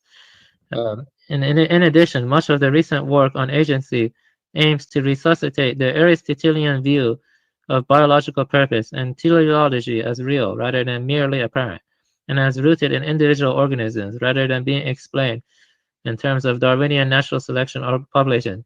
This ties into Ellul's the loop I shared of the search for efficiency and efficient ordering. Like they just think that there's a search for increasing reproductive fitness in natural selection context, and that leads to like better adaptation, you know what I mean? And they don't believe agency is important at all, you know, it's in the loop that they have, which is like natural selection and adaptation. And that leads to like a kind of loop, that kind of parallels with Ellul's thing. They don't believe in agency or mind as being ontologically real. You know, most of extended synthesis, yeah. Yeah, that's the key thing. If they don't believe in mind, they can't believe in agency, right? So yeah, I was talking about that kind of stuff before you came, but yeah, I can talk about it again. Yeah, their acceptance will be detrimental to the progress of biological sciences. They want progress at all costs, but progress translates into better manipulation, better tampering, better control. You know what I mean? They don't care about the truth. You know, they just want to like manipulate better. You see what I mean? Like they don't. They're literally calling us puppets. And we need to view all life as puppets in order to have progress. You know what I mean? Puppets. Yeah. Yeah. So let's see here. So yeah, you know, they think everything can be reduced to adaptation in terms of, you know, like heritable trait variations that cause differential survival and or reproduction. Variants that cause greater survival and or reproduction will come to predominate. See, that's kind of like Ellul's technique. I think that they did this on purpose, you know, undermining agency because they wanted biological research to increase. That's my theory, you know, that's kind of conspiratorial, but it's ridiculous, you know what I mean? Because if you ignore, you know, I can ignore everything that doesn't fit my worldview when it's convenient. You know what I mean? But, you know, that's not real truth. That's not real searching for truth, you know? So, you know, they just deny agency. Yeah, it's basically anything that is not useful is disregarded. That is not useful to the mechanistic scientific method. No such progress has been made by invoking the notions of goals and agency.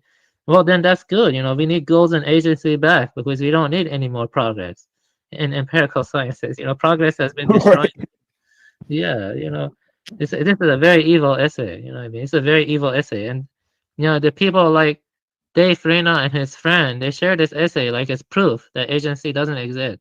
And I'm reading the essay and I see it's a crazy essay. It's retarded, you know. So let me see here that. Yeah, it seemed like an expansion of analytic science.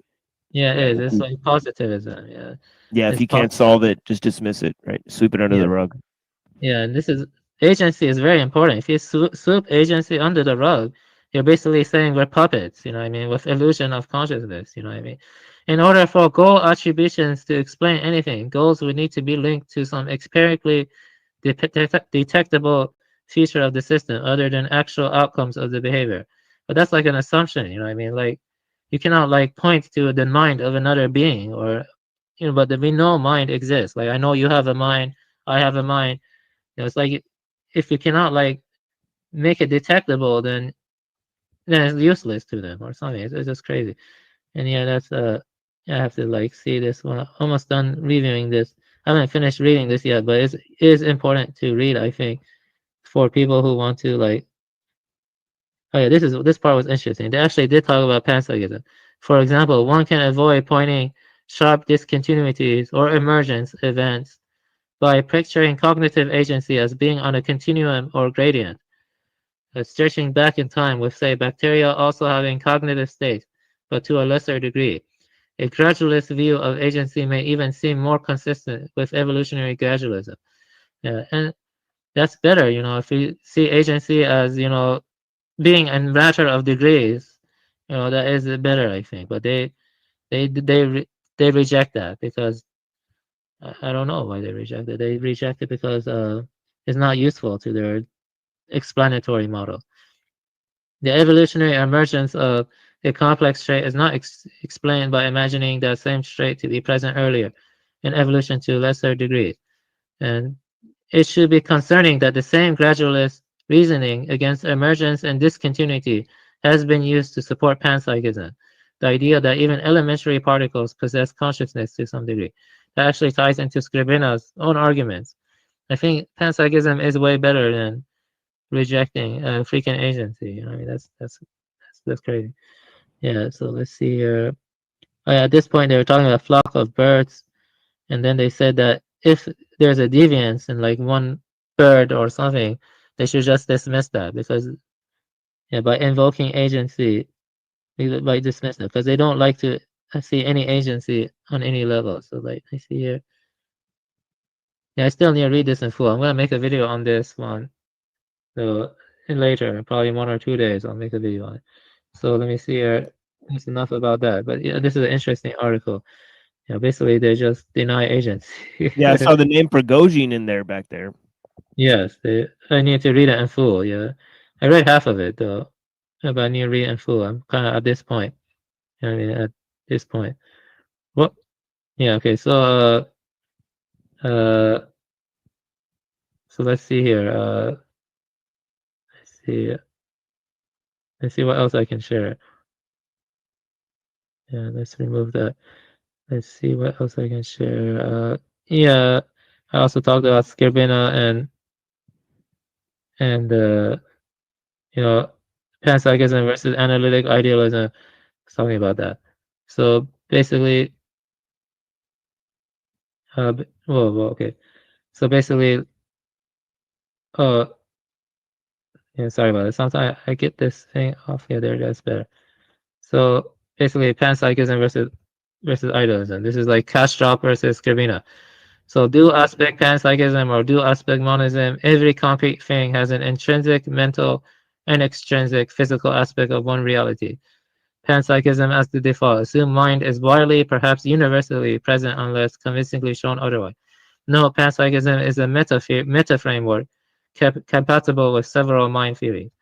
So Skrbina, the most strongest argument I think is argument from non-emergence, ex nihilo nihil fit. Mind cannot arise from absolute non-mind. Only soft emergence, complex from simpler mentality is on the table. Continuity, one common principle across nature, drawing a non-arbitrary mind versus no mind line is suspect. So basically, that's what Skrbina argues in like panpsychism in the West. He has other arguments too, but those are like the two main ones. And the combination problem, acknowledges classic worries, stresses tight interaction can yield unified collective.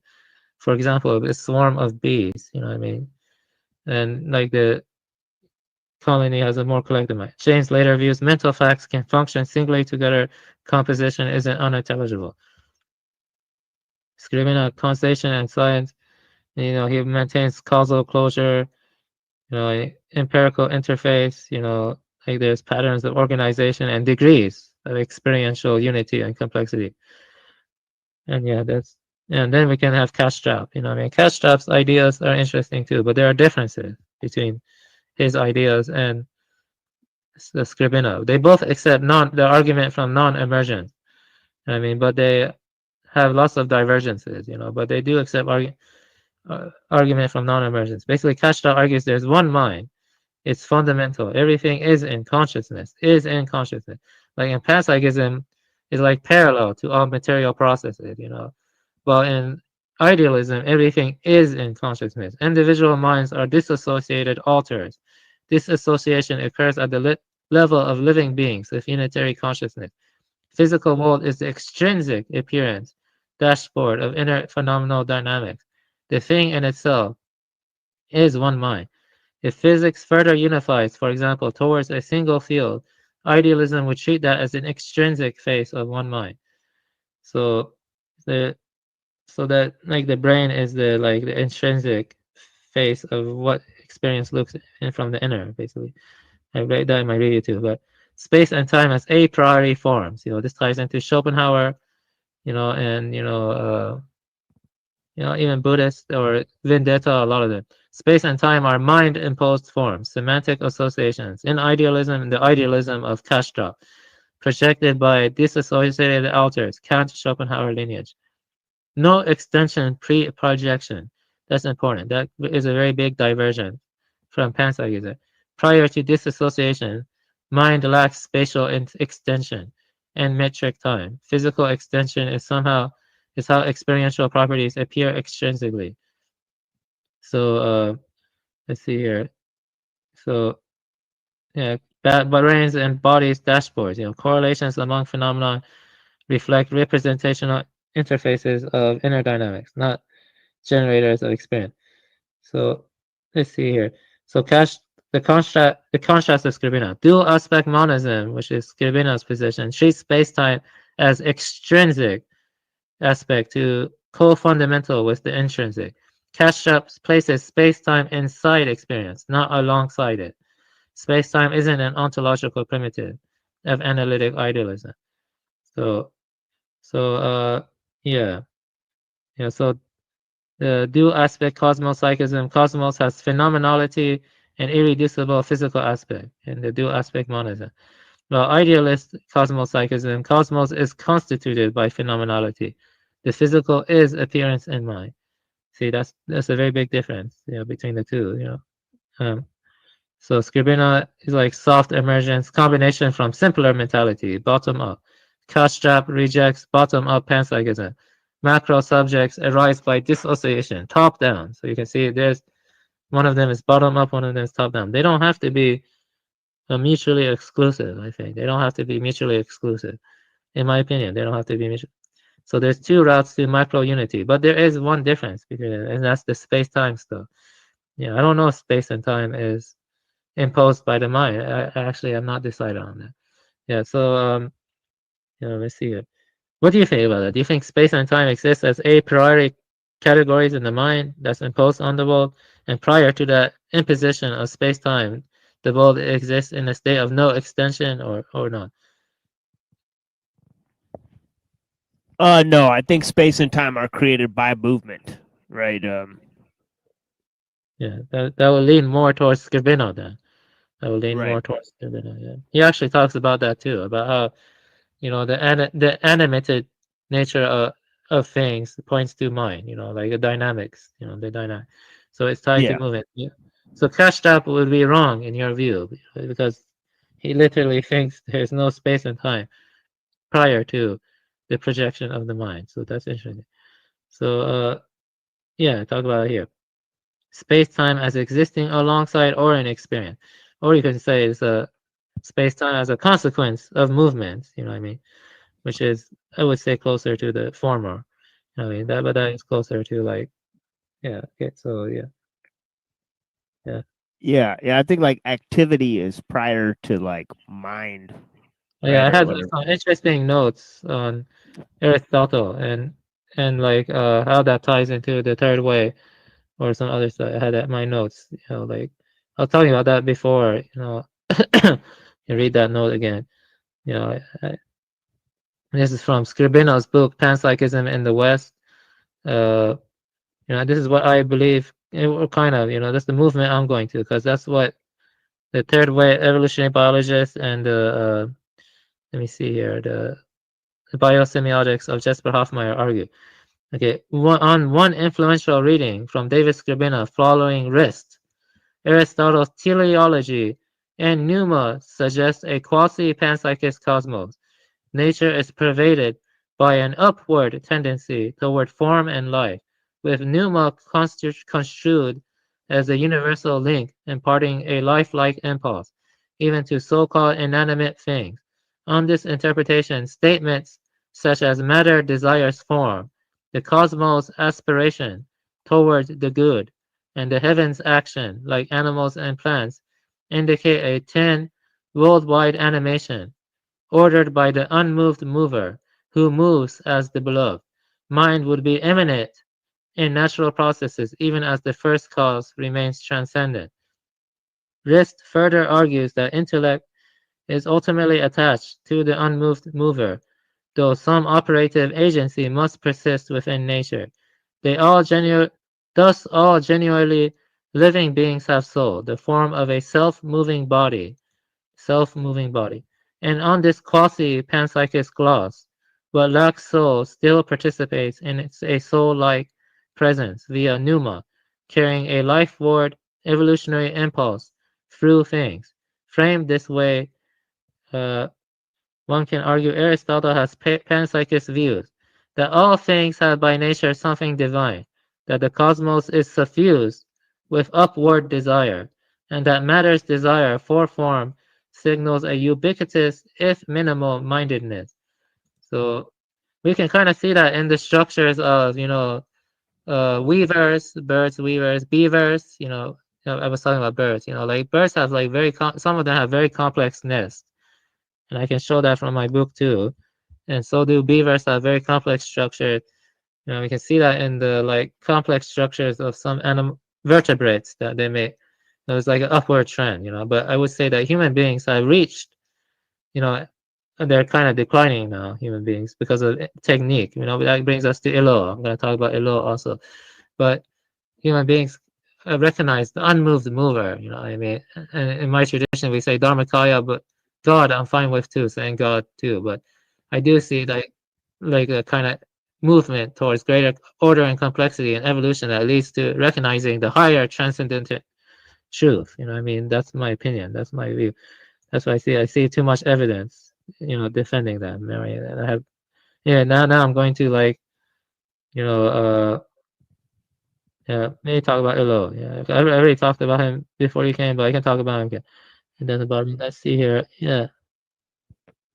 So, I mean, I could read all of this but I really did read all of it in my YouTube videos. Instead, I'm just focused on this slide again. See, search for efficiency that leads to standardization, monism, the automatism of technical choice, and universalism. It basically leads to techno-liberalism. That's standardization, then monoculture, and then efficient ordering. Like the necessary linking together, like this compartmentalization of the city, the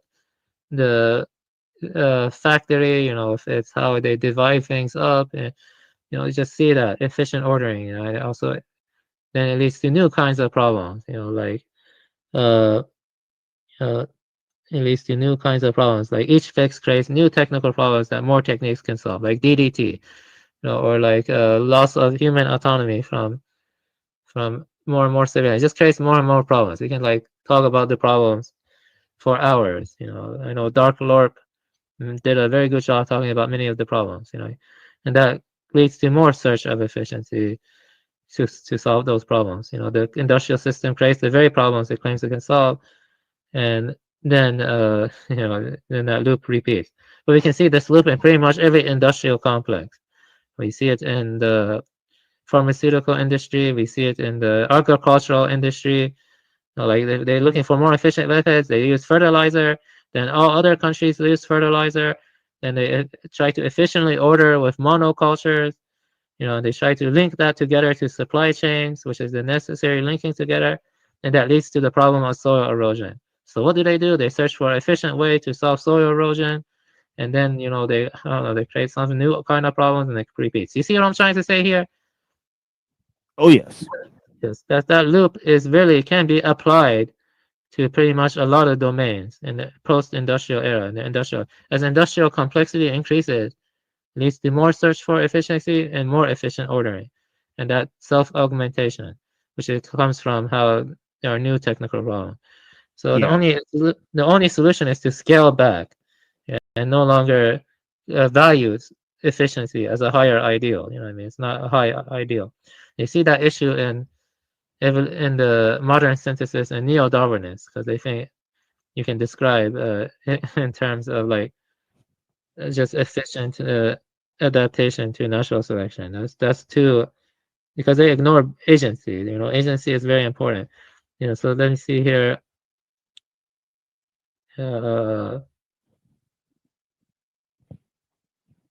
If you have any questions, you can ask me. And there's no longer an uninhabited place or any other geographical locale for the would-be solitary. In the past, you go ancient China, you walk many miles, you wouldn't see people. But now, due to crowding and a lot of other stuff, it's not very easy to be a would-be solitary. So it has an invasive character. The technique has an invasive character. It's not neutral. Like we talk about, it's not neutral. You get, that's it. That's the okay. If you have any questions, you can ask. Yes, fertilizer also causes red tide. So many problems. You can like spend years researching the problems. Like the problems create like textbook volumes of, you can have volumes talking about the problem. Yeah. Oh yes.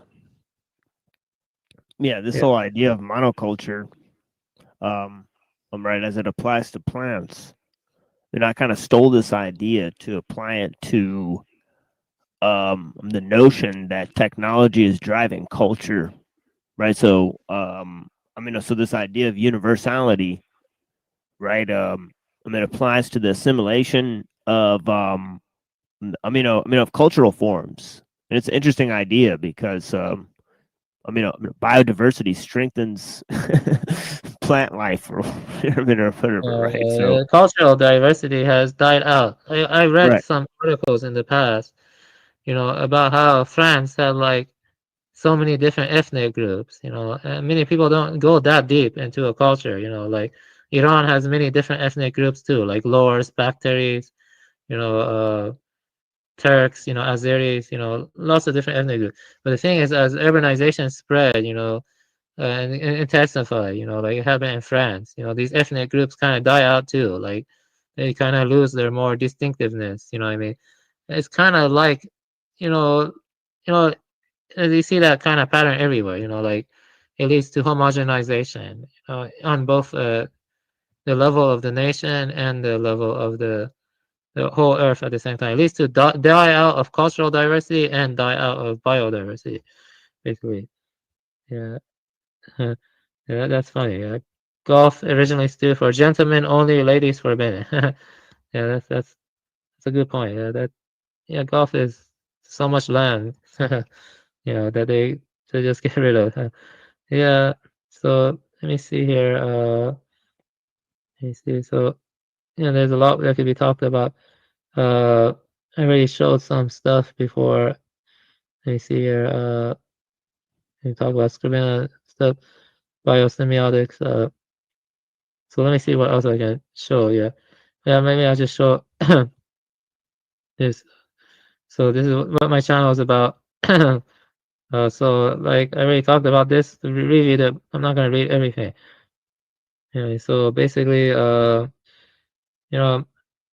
basically the so in moving more in a Aristotelian direction, the carried away and the biosemiotics, basically. And I'm trying to save agency because these neo-Darwinists do not believe human or biological agency exists. They think the mind is an illusion, epiphenomenal illusion, you know what I mean? So trying to give more of a, a spiritual foundation to evolution or something. Yeah, the non-abiding awareness, maybe this can be considered like, depending on your traditional background, like one of the transcendent truths. Myriad, basically about how, the mind, why is this like, okay, that's the mind that abides nowhere must come forth. Or in the enlightenment experience, Ru Jing described it as the sky tips over like a jar, flooding the inner vision. I mean, if you were to explain that to modern empirical scientists, they would just consider that experience or insight or intuition as delusion, you know what I mean? And that's stupid, I don't consider it delusion, you know what I mean? Like, they think you're a puppet, or it's the illusion of experience. But yeah, let's see here. Okay, so yeah, a lot of stuff. I don't know, the PowerPoint version like makes the text all wacky looking for some reason. That's okay though. So, like reevaluating the modern synthesis is one goal of this channel. You know what I mean? So Dennis Noble, he claims that organism level control modulates expression and can rewrite genomes to some level, and there could be SOMO to germline routes, sometimes breach the Weismann barrier. Now that's kind of like a big deal, like, and they claim that it could be possible to some extent. We don't know, like, it's done in a way research cannot tell you. See what I'm saying? Like, yeah, basically limiting adaptation to the inherited kind creates a tautology and sidelines organismal agency. That's a very important, the agency. We already went through that. You know what I mean? So they don't think agency exists. So yeah, I already read a bit of Predrag also. I could read some more Predrag and talk about him more. But evolutionary novelty often comes from symbiogenesis, microbiome, and horizontal gene transfer. Like bacteria can actually exchange genetic material. You know what I mean? Bacteria, they exchange genetic material. They're a little bit more closer to the crazy creativity, the more chaos in a more, powerful way. Okay, so communities, biocivilizations act as cognitive meaning-making agents, not just gene vehicle. Yeah, I can read Pedrock's review. I have 51 reviews on Goodreads. I can share the screen and read the review again. But yeah, it's like that, J. Scott Turner is interesting. Maybe I'm gonna ask J. Scott Turner to come for an interview one day on this channel. If I can continue, J. Scott Turner. So yeah, this is some third way evolution books. I read this one, I read that one, I read that one. I have to read more modern synthesis stuff. I have read modern synthesis stuff for school. I have to go review it because I do argue against it and stuff. So yeah, I actually think Perry Marshall's arguments are not that strong, but I do like Purpose and Desire by J. Scott Turner. His point is still a little bit stronger.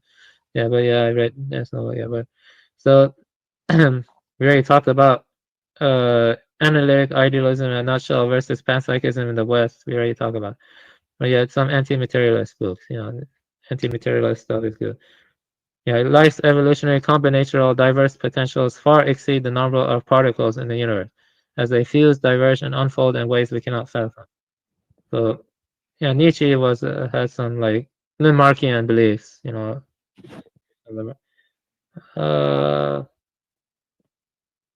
yeah, Jacob von Oxcoll, where he talked about him in one video.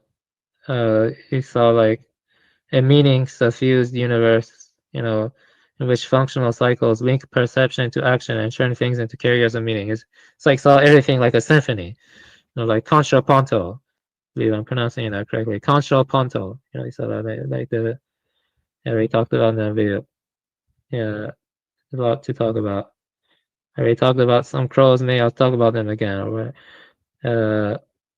In Mahayana, Buddhas are unsurpassed among beings. If all sentient beings bear Buddha nature, whether future sapient lineages can realize Buddhahood is a live question. That's what really influenced this channel. Whether or not potential awakened Buddhas can arise in future non-human lineages. So maybe even in the past. Maybe say that. I don't know.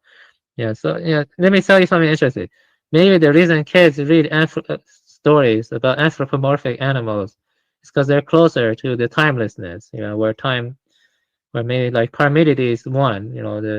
And they could like see like counterfactuals or future hidden latent potentials. I mean? Because if you look at the culture, you see stuff like Nagas, you see Garudas, Ganesha, double-headed I never eagle. thought of that. Yeah, because actually, Ganesha, the symbol itself, kind of represents time, right? So it's interesting, right?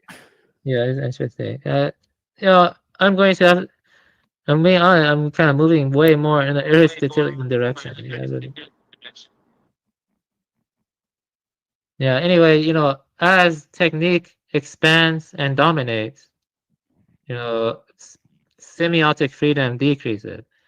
That's the main important thing. There are two different orders of law. Are you saying time's a good thing or a bad thing? No, I'm not saying either one. Time is time. You know what I mean? I'm not saying it's either good or bad. Just saying we're talking about metaphysics, Neurojack. You're talking about metaphysics. I understand that. But you're saying that animals are closer to timelessness, so that's. No, I'm not saying that. I'm not saying animals are closer to timelessness. I'm saying that children or are closer non-human to entities, whatever. I'm saying children are closer to timelessness, and as a consequence, the symbols they're drawn to may point to certain counterfactual possibilities. Counterfactual. Yeah, but what about Nagas and stuff like that, right? Yeah, Nagas and stuff like they're drawn more towards the anthropomorphic creatures like Beatrix Potter, but in some cultures we also see like Nagas, we see Garudas. This is the Lion Man. Comes from Europe, by the way. The Lion Man is one of the most ancient sculptures from Europe, the Lion Man. And in older Christianity in Europe, they actually had some saints with dog heads or with like animal features. Let me just make this clear. I am not a furry. Yeah. I am not a furry. Yeah, but what I mean is like, you said that like Nagas and all these other things in other culture or whatever, they're like timeless. They're like closer to timelessness, right, or something like that.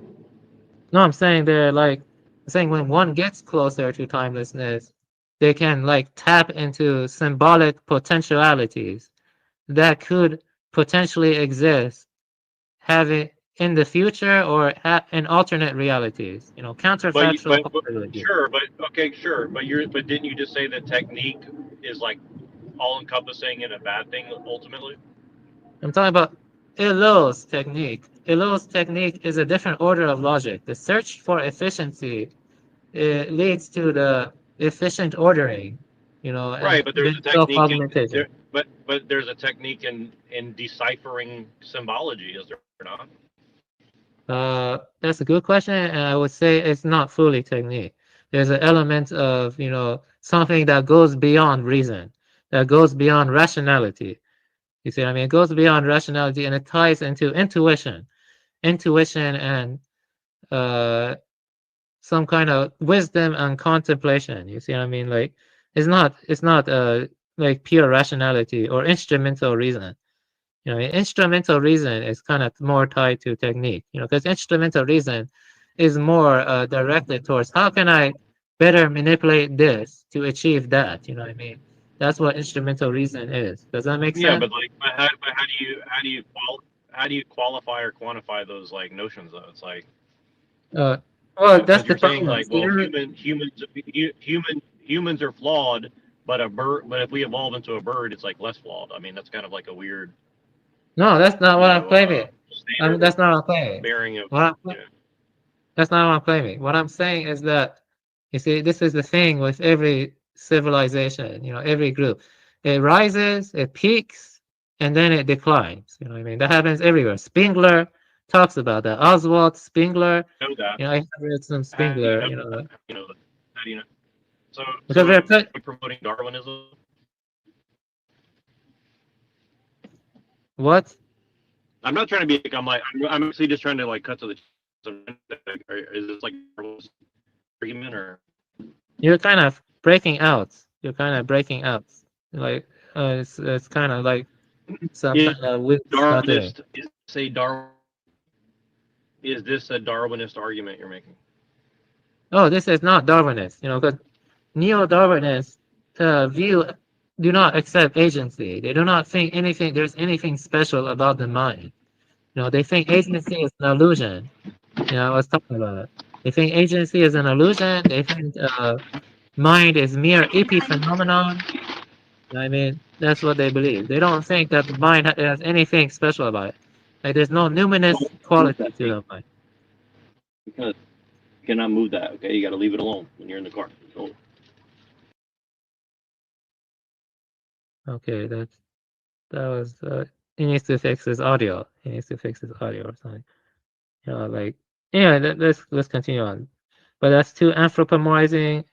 But I make an argument against that. I say anthropodenial. You know, like human beings have tits, and pretty much all animals have tits. When I see a wolf breastfeeding another baby wolf, I see a common nature shared between man and beast. But we have gone beyond beast with symbolic reasoning. You know what I mean? That's what I believe. But we do share common nature. That's my view, Buddha nature. But anyway, art and myths, theranthropes and theriomorphs. You know, you see here. So sapient non-human, sapiens. You know, sapiens is, I define sapiens as capacity to do symbolic reference, which only human beings can presently do. But in the future, other lineages, I like to say lineages, can reach it.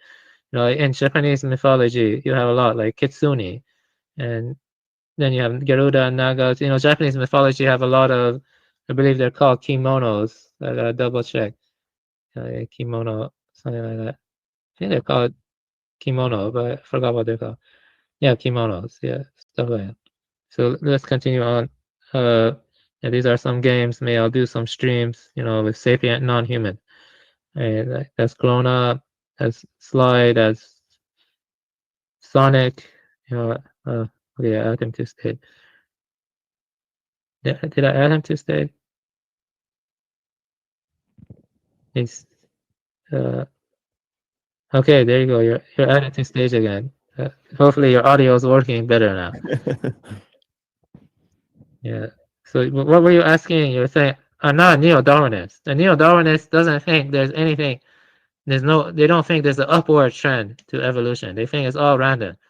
That there's no like purpose to it. You know what I mean? Like I'm saying there's a greater order and complexity in the evolutionary process that brings that brings certain lineages to the capacity of recognizing God or Buddha Dharma or Dharmakaya. In my tradition, it's Dharmakaya. But in your tradition, it's God. You know what I mean? So I would say other lineages can evolve to capacity of recognizing God. That's what I'm saying. You know what I mean? That's what happened to us, basically. That's what I believe. You know, in common descent. You know, unless you think there's a conspiracy. He left again. Yeah, he usually has got like problems with his connection and his audio. But what animal is Kirby? I'm curious. Oh yeah, I need to remove. Oh, that's just a non-human sapient. It's just non-human sapient. You know, I added Mega Man here also. Oh, okay. They're not human. Yeah, that's it. You know, the thing, I don't promote this feature of Mega Man. You know what I mean? But Mega Man Zero is actually good because it kind of show it as tragic. You don't want to bring sapient robots. You know, oh, if we bring, the thing is with new sapient beings, there will be conflict. You know what I mean? Like if you create sapient beings, there's going to be conflict. That's inevitable. Yeah. And let me see here. I got this stuff. You know, I already talked about this in my video. I'll also make AI generate artwork. Actually, I think the hidden layers of neural networks. You know, I have a lot of experience with neural networks. My wife and I were talking about the hidden layers in neural networks and the input and output layer. Maybe there's some kind of like telos, you know, in the layers as you have like the linear transformations. You know, it's just linear algebra. You know, it's all just linear algebra. And you know, the thing about linear algebra, I wouldn't say it leads to mathematical Platonism, but it does kind of lead to some kind of telos in nature. You know, I mean, if you study the eigenvectors, and you study the way the linear transformations work, I do think it leads to some kind of like the succession of moments have to have some kind of intimate ordered linking to give them meaning. I think so. And that's an interesting question. I don't see many people ask that lately. But maybe that's why AI has a very like creepy feeling to it, because maybe it can show like counterfactual possibilities. You never know. Maybe on different planets or millions of years from now, we'll have beings that look like this or beings that look like that. You don't know. Like, yeah, that's what I mean. And this is another possibility. A different species. Maybe it won't be corvid lineage. It'll be a different lineage. Raccoons or many other things. I don't know. That's not the point of the overall channel. But yeah, is evolution biased towards greater order? I say there are non-random trends in evolution. I mean, that's why you can say, you know, the plants and animals have more intricate energy flow. Like they have more intricacies in the flow of energy flowing through them than even the sun does. The sun has more magnitude of energy. I mean, but the plants have more intricacy in the energy that flows through them. That's like energy rate density, and you know, Skrbina talks about that. And I think metaphysics of technology. Yeah, I got that image from, I forgot where I got. But yeah, as a organized in that. Yeah, maybe I can watch some of his videos. I don't know, it's interesting, but yeah, basically there are lots of environmental problems. You can talk about it endlessly. You know what I mean? Like, it's really gone over the top. You know what I mean? Like, you know, I would say neo-Darwinists cannot truly care because they see it all as like, you know, puppets or like in part of a mechanical clockwork. You know what I mean? See it as a mechanical clockwork and other stuff. Yeah, but yeah, lots of species are being driven to extinction. I think at least 40% of primates are being driven to extinction, the species.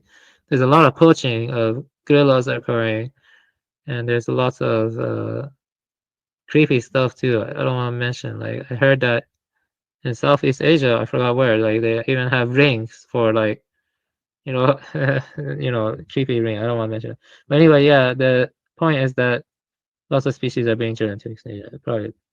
Yeah, this is like summary. I actually gave this in the industrialization is using man to evolve. No one is in full control. Basically, the search for efficiency is decoupling from the technical necessity. You know, like it doesn't require human input anymore. Like at this point, like if they have quantum computers, DARPA, then it's finished. You know, if DARPA already has quantum computer, that's over really. Like yeah. Yeah, so let me see here. It also creates the very complications it claims it can solve, you know, and you know, all of these. Yeah, and perhaps it's time to you know, if we're given the option to hand over the world to robots or to hand it over to potential future species, you know, lineages of non-humans, I would say we go with the latter, you know what I mean? That's really the ultimate thing I'm arguing, you know, like people claim I don't see many people mention this, because they ascribe to neo-Darwinism. They claim that we need to give it to future, I don't know, to robots, the future. But why not give it to future lineages of non-humans? Maybe they can form advanced civilization or connect to God or connect to the Buddha Dharma in their way. You know what I mean? They connect to the transcendent. You don't know. Maybe something like that did exist. It's called Silurian hypothesis. You can look it up. Silurian hypothesis. And yeah, the Silurian hypothesis idea that millions of years there could have been sapiens, reptilians, or something like that. And they went extinct, and now we cannot really find their fossils due to some reason. The Silurian hypothesis. And yeah, okay. Yeah, don't give it to robots. Old growth forests have gone out. This is a global phenomenon. It's not exclusive to America. I went to Costa Rica. I even wrote an essay during my trip in Costa Rica, and I can share that essay later. But let me see. I can actually share that essay now, but I have to censor something on the essay. But yeah, I can share that essay. But yeah, you can see old growth forest and biodiversity die out in Costa Rica. Monte Verde was protected. Quakers. The Quakers went to Monte Verde and they wanted to protect a lot of the forest, so they made protective measures. And ecotourism is not very good overall either, even though I did some tourism. But yeah, that's the thing. So yeah, I finished Technological Society, so it should be read and reviewed now. And so that was in the past. I mean, I need to read Men and Technics next. But yeah, I like to keep record of things I read. I like to be transparent about my limitations and what I know, what I mean, because there are people who are smarter than me, who know more than me, and you normally tell who's smarter or who's not. I've reached that point where I can tell who's smarter or who's not, depending. There are certain domains where I'm not as smart in, like theoretical physics.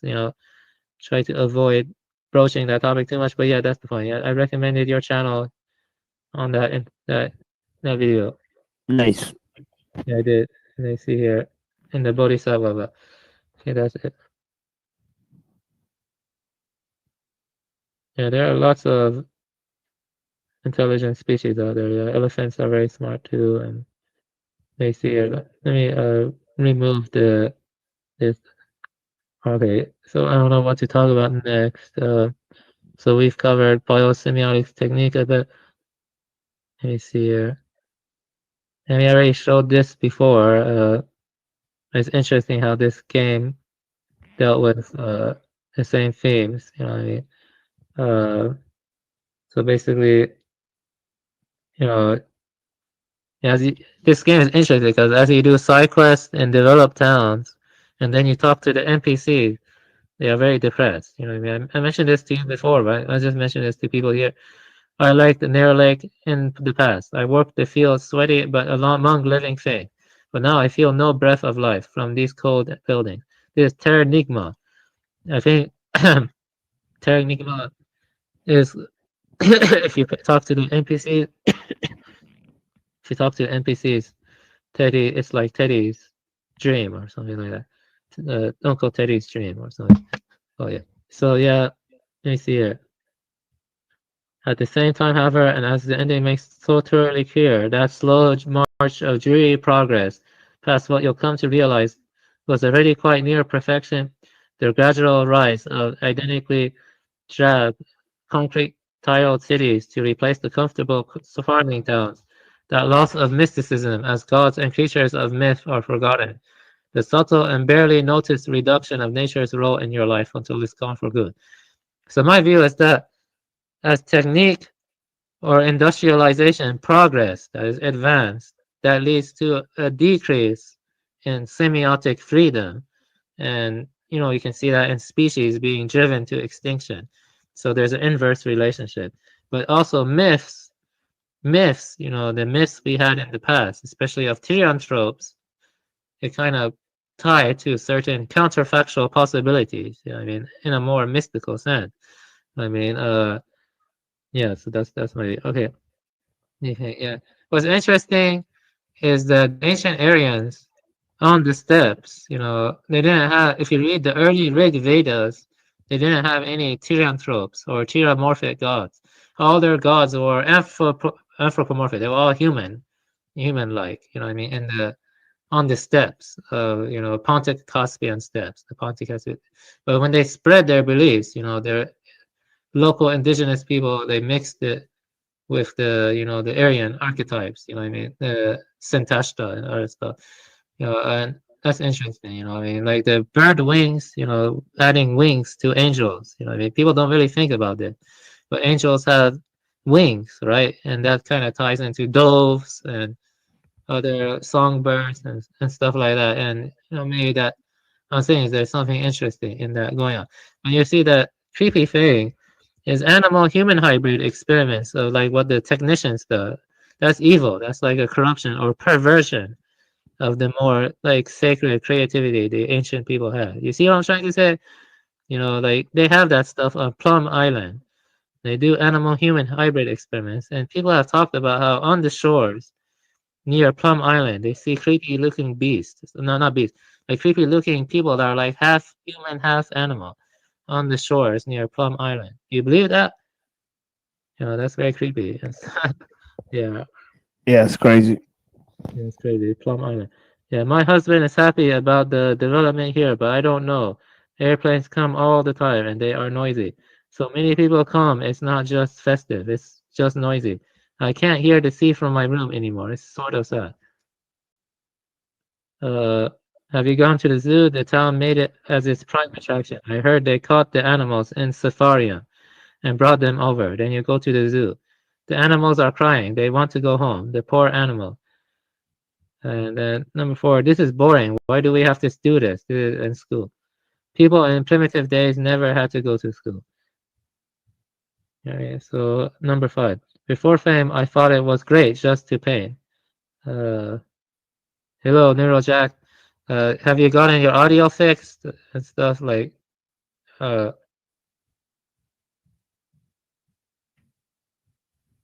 Anyway, before fame, I thought it was great just to paint. Now look, I work like a machine for money, chased by time. This is no good.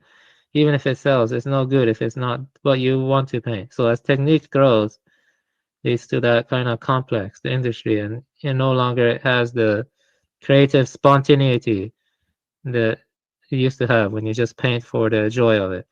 So, real, when things get this fancy, it's disconcerting.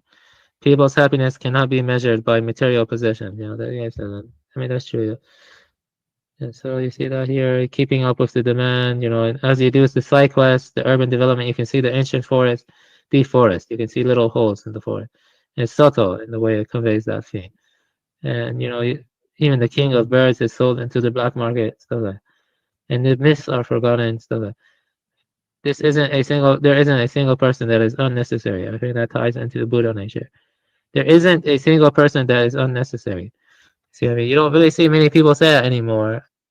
They just view people in terms of utility and how well they,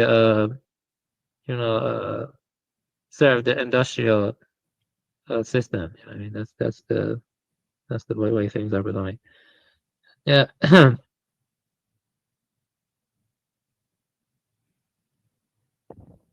Yeah, there's.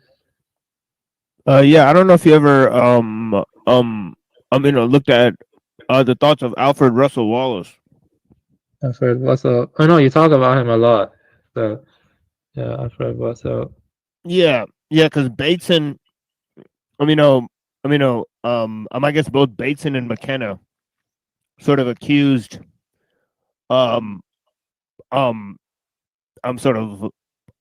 I think both Lyell and Darwin of stealing the theory of evolution from him. Yeah. I think the thing I think is that when talking about evolution, when you start talking about like what drives it, you know what I mean, or like what moves it, that has to evolve philosophical questions. You know what I mean, it cannot be fully empirically analyzed. You see what I'm saying? It has to evolve, but tracing like what happened is different. You know what I mean? Like tracing to the past is different from describing what drives it. You know what I mean? And Empedocles, in some ways, I would say, describes what drives evolution better than Darwin or something. Empedocles, it was a very interesting book. I read his fragments, Empedocles. Yeah, Love and Strife and that whole thing. Yeah, that whole thing. Yeah, you can even mix, Zoroastrian stuff into it. You can mix. You don't see it as contradicting Buddhism.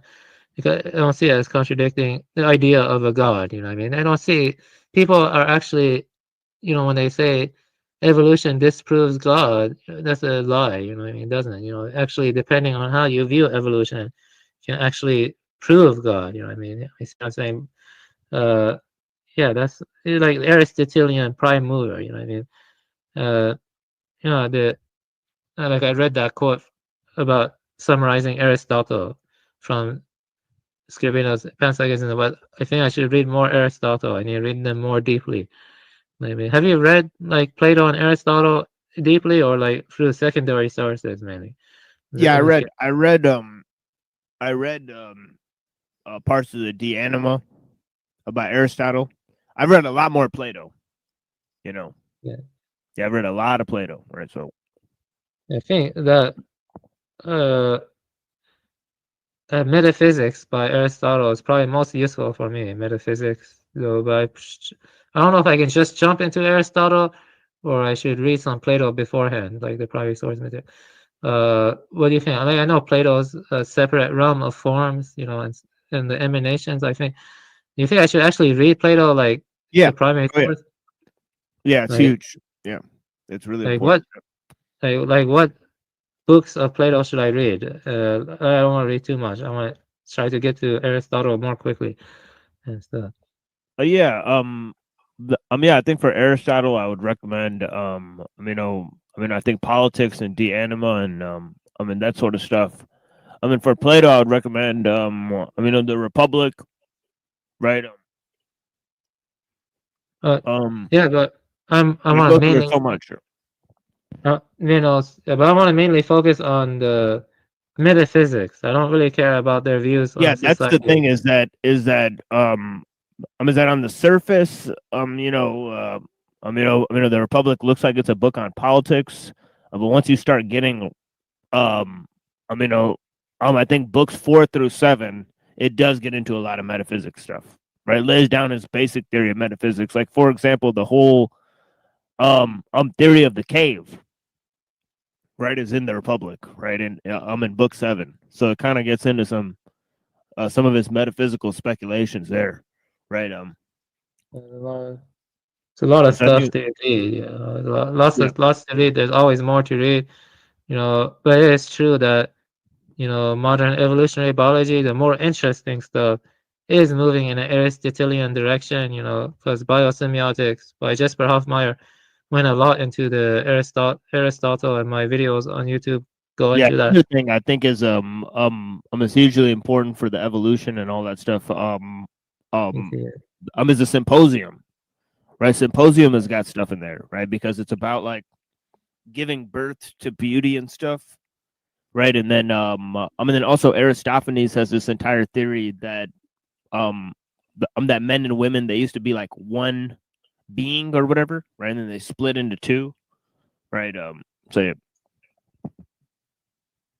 lots to read. Lots to read. So let's see here. What else can I talk about? Intro to.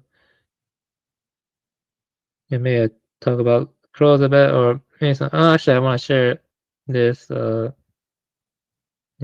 Like, how much time do you have? Like, or I don't want to take up. I can keep going on. I don't know how long I should go. Go ahead, please. I'm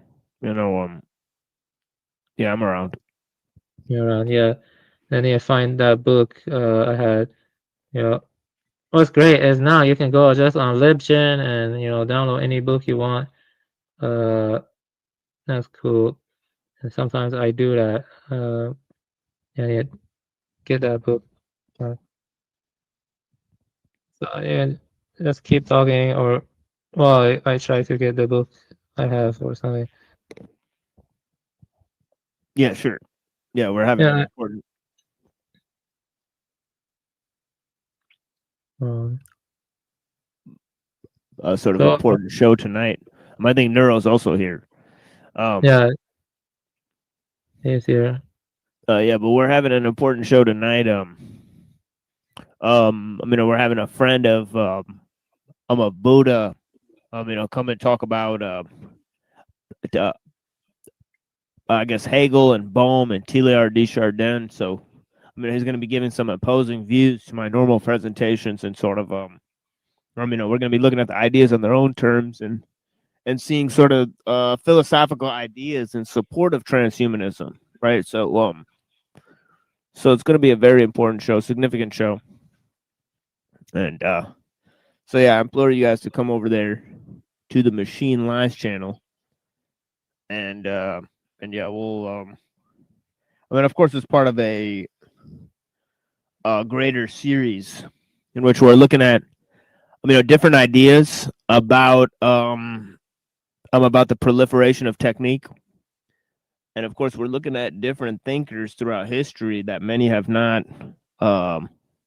may or may not heard of, like Rousseau, like Carlyle, like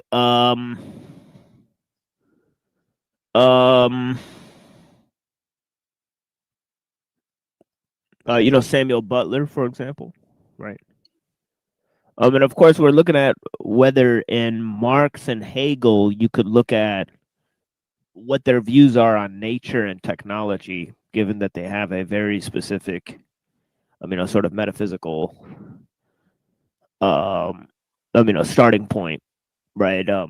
Given their philosophy of history, right? And of course, their ideas of progress, right? So yeah, it's pretty interesting. That's interesting. Hopefully my friend doesn't get sick. Last night he told me he's feeling a little sick. He might record a video and give it to me, and then I can share you his video, or he might be able to make it after see what he says. But he lives in Slovenia, which is, he said he'll try to make it, but which will be 2 a.m. this time. But yeah, he's smarter than me, to be honest. He's read more of the primary source material in depth, but I do think I smarter than someone like Jordan Peterson or like Ben Shapiro and all those idiots, but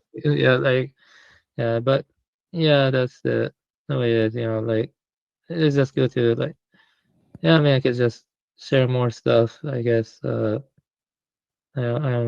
see here. Oh, how the hell does that window? The window is not sharing.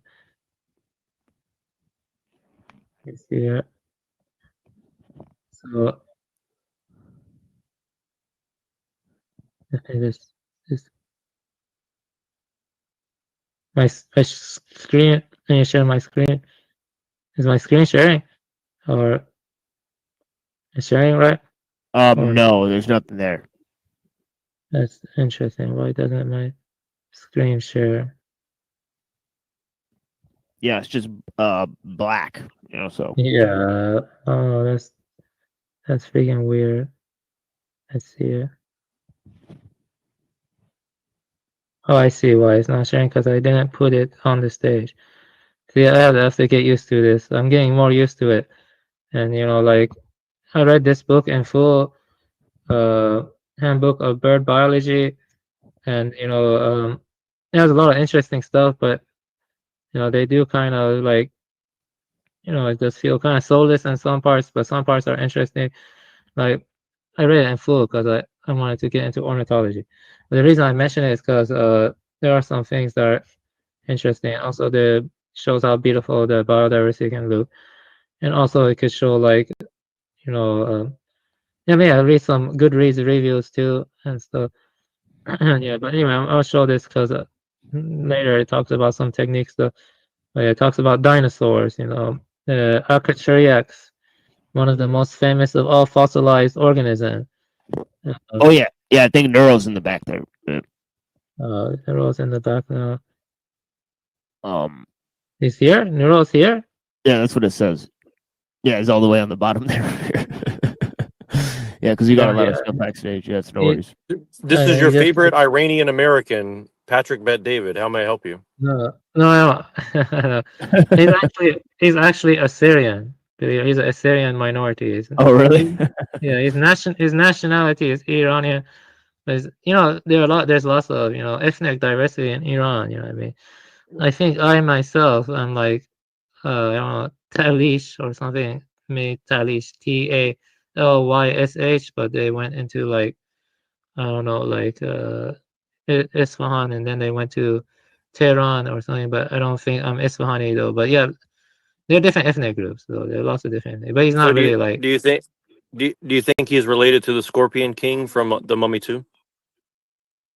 Yeah, I remember the Scorpion King. I kind of forget all the, stuff. I don't really remember all of that. Sorry. Yeah, I forgot about. Yeah, I forgot about the Scorpion King stuff. So what do you think that was about? You got Anubis with a dog head, given the king of the king of the Assyrians a scorpion body. What's that about? Well, I don't remember all the pop cultural stuff. I have to look it up. Can you tell me again, like, what is it from again? Like, what are you referring to? Or something? Well, it's about the Egyptians fighting with the Assyrians, and then the Assyrians lose, and then the leader makes a deal with the Anubis or something to like get the scorpion body and shit. Yeah, but what movie? What movie were you talking? Mortal Kombat?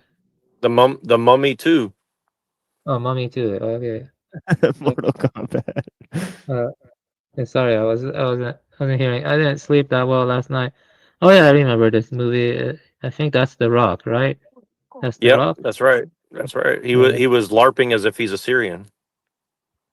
Oh yeah. Well, Assyrians are kind of big into like their magic and other stuff. The symbol for Ahura Mazda in Zoroastrianism comes from the Assyrian Ashur. At least that's what typical scholasticism says. You see the Ashur symbol, and then you see their tree, the tree of life from Kabbalah, came from Assyria. It came from the Assyrian tree of life. I believe so. Assyrians were highly influential in the Middle East, but they were very genocidal. So are Jews are Jews crypto Assyrians? No, they're not. They're not crypto Assyrians. They're a different group. Ashkenazi probably don't even racially or matrilineally descend from the Jews and like Mizrahi Jews, or they don't descend from actual Jews in the Middle East. They descend probably like from I don't know, Eastern Europeans, or like just some group, like I don't know, maybe Huns or something. I don't know. They're like recent converts or something. That's what the studies show. Actually, the studies do show that Ashkenazi do not matrilineally descend from ancient Jews from the Levant or Middle East. They do not. But Assyrians were highly genocidal people, though. They were pretty creepy. Like they went and would flay people and take their skin and decorate walls with it, stuff like. They did invade Elam. They invaded Kassite. There was like civilizational collapse before the Persians came from Central Asia. I think Persians were originally more like Yagnobis or Pamiri Tajiks, and then they came from Central Asia and they intermingled with the people and they became more like modern Persians. But it is true that they did have a strong Nordic component, which is from Sintashta people. You can look it up. Type Sintashta on Google, Sintashta, and you'll see that those people were genetically close to Swedes. They invaded Central Asia. They intermingled with BMAC. I could talk about this stuff a lot because I researched this stuff. I've studied the Gathas. I've studied some of their ancient beliefs. I haven't read the early Vedas as much, but I have like read secondary sources on it. I've read lots of the Upanishads. But that is kind of different. Later Upanishadic tradition is very different from early Vedic tradition. But yeah, this what I'm saying is the steppes is kind of like the desert, like we were talking about before, in terms of like the origin of. But what's interesting is that you Northwest Europeans do have stronger genetic ties to the steppes, than you do to the desert. Like that's the big, like the ancient Jews, they were closer to Palestinian people than they were to modern Europeans. But the ancient original speakers of Iranian languages, they were closer to you than to me. You know, and when I learned that stuff, it blew my mind. It did lead to some identity crisis for some time, but I got over it. Does that make sense? Like the Santashta people, it could be fabricated. I don't know, you know what I mean? But I don't think it's fabricated because that's a very big conspiracy and stuff. You know, but it's interesting. You know, I mean, there's a different tradition. So early Vedas and Zoroastrian tradition were heavily influenced by these steppe people, and you had like, you know, Scythians and Santashta. I know that Twilight talks about that stuff a lot, but Twilight is he kind of doesn't stick to scholarly resources as much as me. You know, I mean, I stick it closer to the scholarly. Are you saying that's because he's Italian and he's genetically inferior and he needs to go be No, that's not what I'm developed in saying. the lab with Italians have a very rich culture. Italians have a rich culture. You know, so do British people. So do, I mean, it's like a rich culture. You know what I mean? You know, all of them have rich culture. You know, I'm not really like trying to pick fights with any race. Even Pakistanis have a rich culture. You know, I mean, all the cultures who's the natural what's the natural enemy of a raven? A raven, you know, probably an eagle, you know, or a hawk, you know, because, you know, I've studied crows more. You know, ravens are a bit different from crows, but Well, the ravens are more Jews have said that the like you notice that all these different flags have an eagle, you know, America, so they see the eagle as representative of some sort of clan of people. You know, all these different countries have the eagle symbol. So is I that think why that is that why you're trying to do like a crypto war against the eagle clan? no, eagles can be very intelligent too. There's something called firehawks. You can Google it. This is more from anecdotal experiments. They can grab burning sticks. Okay, they grab the burning stick and they throw it into like a field to flush out prey. And then they can get the prey from the field that's burning, like mice or whatever. And, you know, they can actually use fire to do that. And So this is so what you're saying is if the Jays are smart enough to throw a burning stick into a field and us little Edoms run out of the little caves that we're dwelling in, that they deserve to win because they're smart? No. Are you okay, Neurojack? Like, you're making a weird connection. You know, I don't know if it's just a joke, but No, this is how he does. I was saying, no, I don't think the Jays. Yeah, I do think the Jays are like flooding Europe, you know, because they want to destabilize it, and they also want like ethnic infighting, you know, stuff like that, and that way Well, they can like. I want a little ethnic infighting right now. Machine, he's calling you a burning stick that the eagle threw into the Europe. Yeah, yeah, that's funny. Yeah, but yeah, you know, like, yeah, there's a lot of interesting stuff. But yeah, so I would say maybe they're more like broad parasites. You know, broad parasites are kind of creepy creatures. You know, I actually So they're talked to. kind of like the Yerks from Animorphs. They like like that's kind of my concern though. Is like if we morph into eagles and ravens, and then we have these Yerks that get into our brains and control us. Does it accomplish the goal that you're looking for?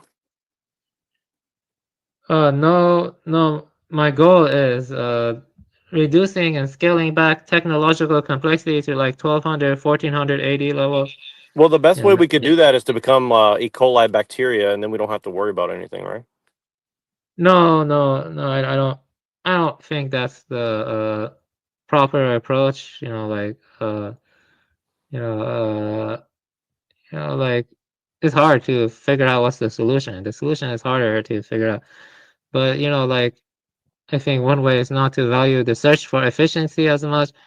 Another way is to like let people who live in their native country only have political power. You know what I mean? Like it doesn't make sense for like, I don't know, like in Iran to give power to, I don't know, a Western African or give power to someone who's Yeah, but not Iran. that's the thing is like the disease is spread everywhere. I mean, you know, you have people in every country who just see themselves as like you know, the tribe that's being oppressed, and therefore they must, you know, throw the burning stick into the field and watch all the people that are just like them run away because, you know, they just think that that's like their own idea, I guess, right? So.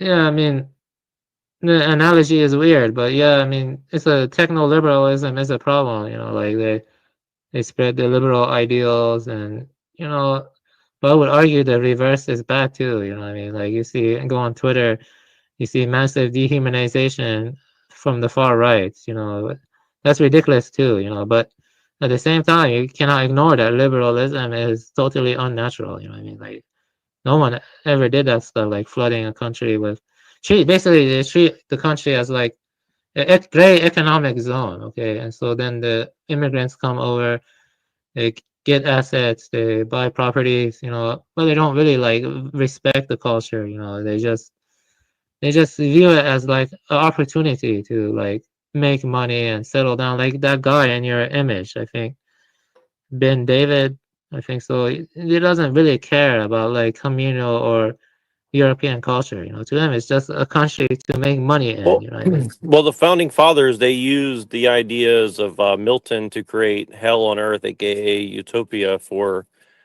the people to come and serve the British Empire under the guise of economic, you know, affluence and stuff like that. I mean, you know, he served our country as a veteran, so he deserves to go and scam people out of money and you know, buy his way into politics. I mean, that's what it's all about, right? Yeah, I mean, that's the thing. The common people suffer, you know, and that's not a real. They're not really a true aristocracy or something. They're more like parasites themselves. These parasitical upper class technicians or whatever, you know. Like I've looked at the communal culture of, you know, a lot of countries. You know, like I watched documentaries on communal culture of Britain and even Italy, you know. I don't like to like, you know, pick a fight with any race, you know, especially, you know, the higher ones. I would say West Africans. I'm not trying to offend people of West African descent, but they do not have a higher culture, you know. Africans do not really, the Westerners, they don't. Well, but here's the thing: is like, you know, Russians probably had a high culture at some point, but they don't really have one now. I mean, well, I guess I mean, maybe it depends on which one, but and you know, I'm seeing like here in the West, like, you know, white people are kind of losing their high culture because it's being turned into like victim, you know, communist. Yeah. Oh, I'm You know, with you thing. 100%. Yeah. So what I'm saying is that, like, if that's the standard of like whether or not to dehumanize people, like, isn't that? I mean, basically, we're all susceptible at some level, right? Yes, yes. I mean, there's a, you know, white people are being attacked for a non-existent privilege. You know what I mean? I know I have friends, online pen pals for years from rural Arkansas. I mentioned him before. He's a very poor guy. You know, it's not like he's getting benefits for being white. Yet people think white privilege exists or whatever. It's not really privilege. You know, if you live like in a country for generations, you're gonna have more connections than a so-called immigrant, which is natural. You know what I mean? You're gonna have more connections. You know what I mean? And you know, there's no attacking white people for like their privilege or their, you know. But to be honest, I don't really like calling white people white because, you know, there are people, I like calling them Western European. You know, Western European is both a race and a culture, but maybe you can divide that further, like Germanic people versus Mediterraneans. You know, the way you classify race is its own, you know, way, its own job. You know what I mean? But I would say like Northwest Europeans constitute their own race. South Europeans constitute their own. Do you think that people with a brain chip will be their own race too, though? Well, at that point, they're like no longer connected to us. Yeah, they're a different race. Yeah, human 2.0. I mean, that's what Klaus Schwab talks about, human 2.0, and also Yuval Harari. So he calls it human 2.0. You know, human 2.0 is like a new stage of evolution that's no longer connected to us as much. Yeah, like like a retractable penis or something. Yeah, that's right. Yeah, Yeah, I invented that in the 4th grade. We were talking about screwing off, and I said, well, wouldn't it be weird if you could screw off and screw on your penis? And I think Klaus Schwab plagiarized me. He studied me in 4th grade and stole my joke and put it in his book. Yeah, at least they're honest and direct or upfront if you actually listen to them. Like they kind of spell out everything they're going to do, kind of. I mean, in some sense, they're honest. Like they're telling you what they plan, like Human 2.0. But if what Brown's boy tells me about his friend, who's involved in DARPA, they already have quantum computers. They already have very advanced tech that's 10 or 15 years ahead of what we see. So that means they're just rolling out the technology to make it seem like organic development. Well, the military or DARPA already have this advanced technology. Right. They're just rolling it out. And I'm sure there's no reason to suspect somebody that would break their NDA of top secret information to tell you the truth. I'm sure that's totally. Yeah, maybe I don't know.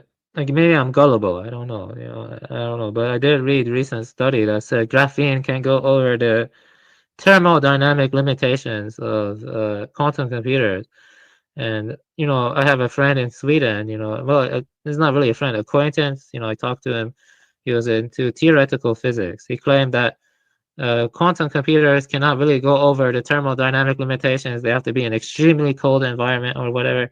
And he said it's just all a bunch of sensationalization. Like the media is sensationalizing quantum computers. But then I read a few years later that graphene has gone over the limitations. So I don't know if that's true or not. Like my background in that stuff is somewhat weak, but what I'm trying to say is that I do believe that Brown's boy's friend is telling the truth, that they probably already have quantum computer and stuff. We have crazy stuff now. People are not like talking Sure. about But like, what does that mean though? So that means that all the people working on the technology basically are non-existent, other than the fact that they're test subjects. So it's like this person might be like, being like brainwashed by the AI to go and say certain things to get people interested in certain things. And the whole time that the AI is pulling the strings, you wouldn't really know what the goal or what the situation actually is, would you? Right. So.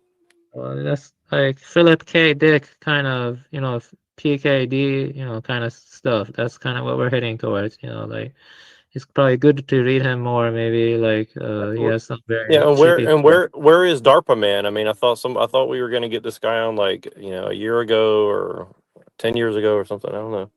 Time is fluctuating, like PKD said, so I don't know.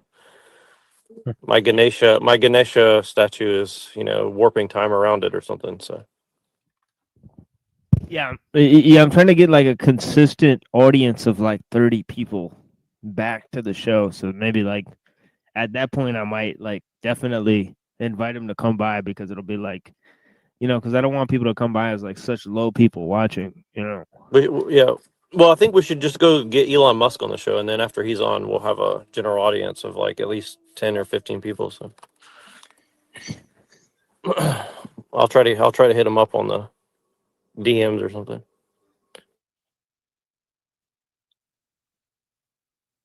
Yeah.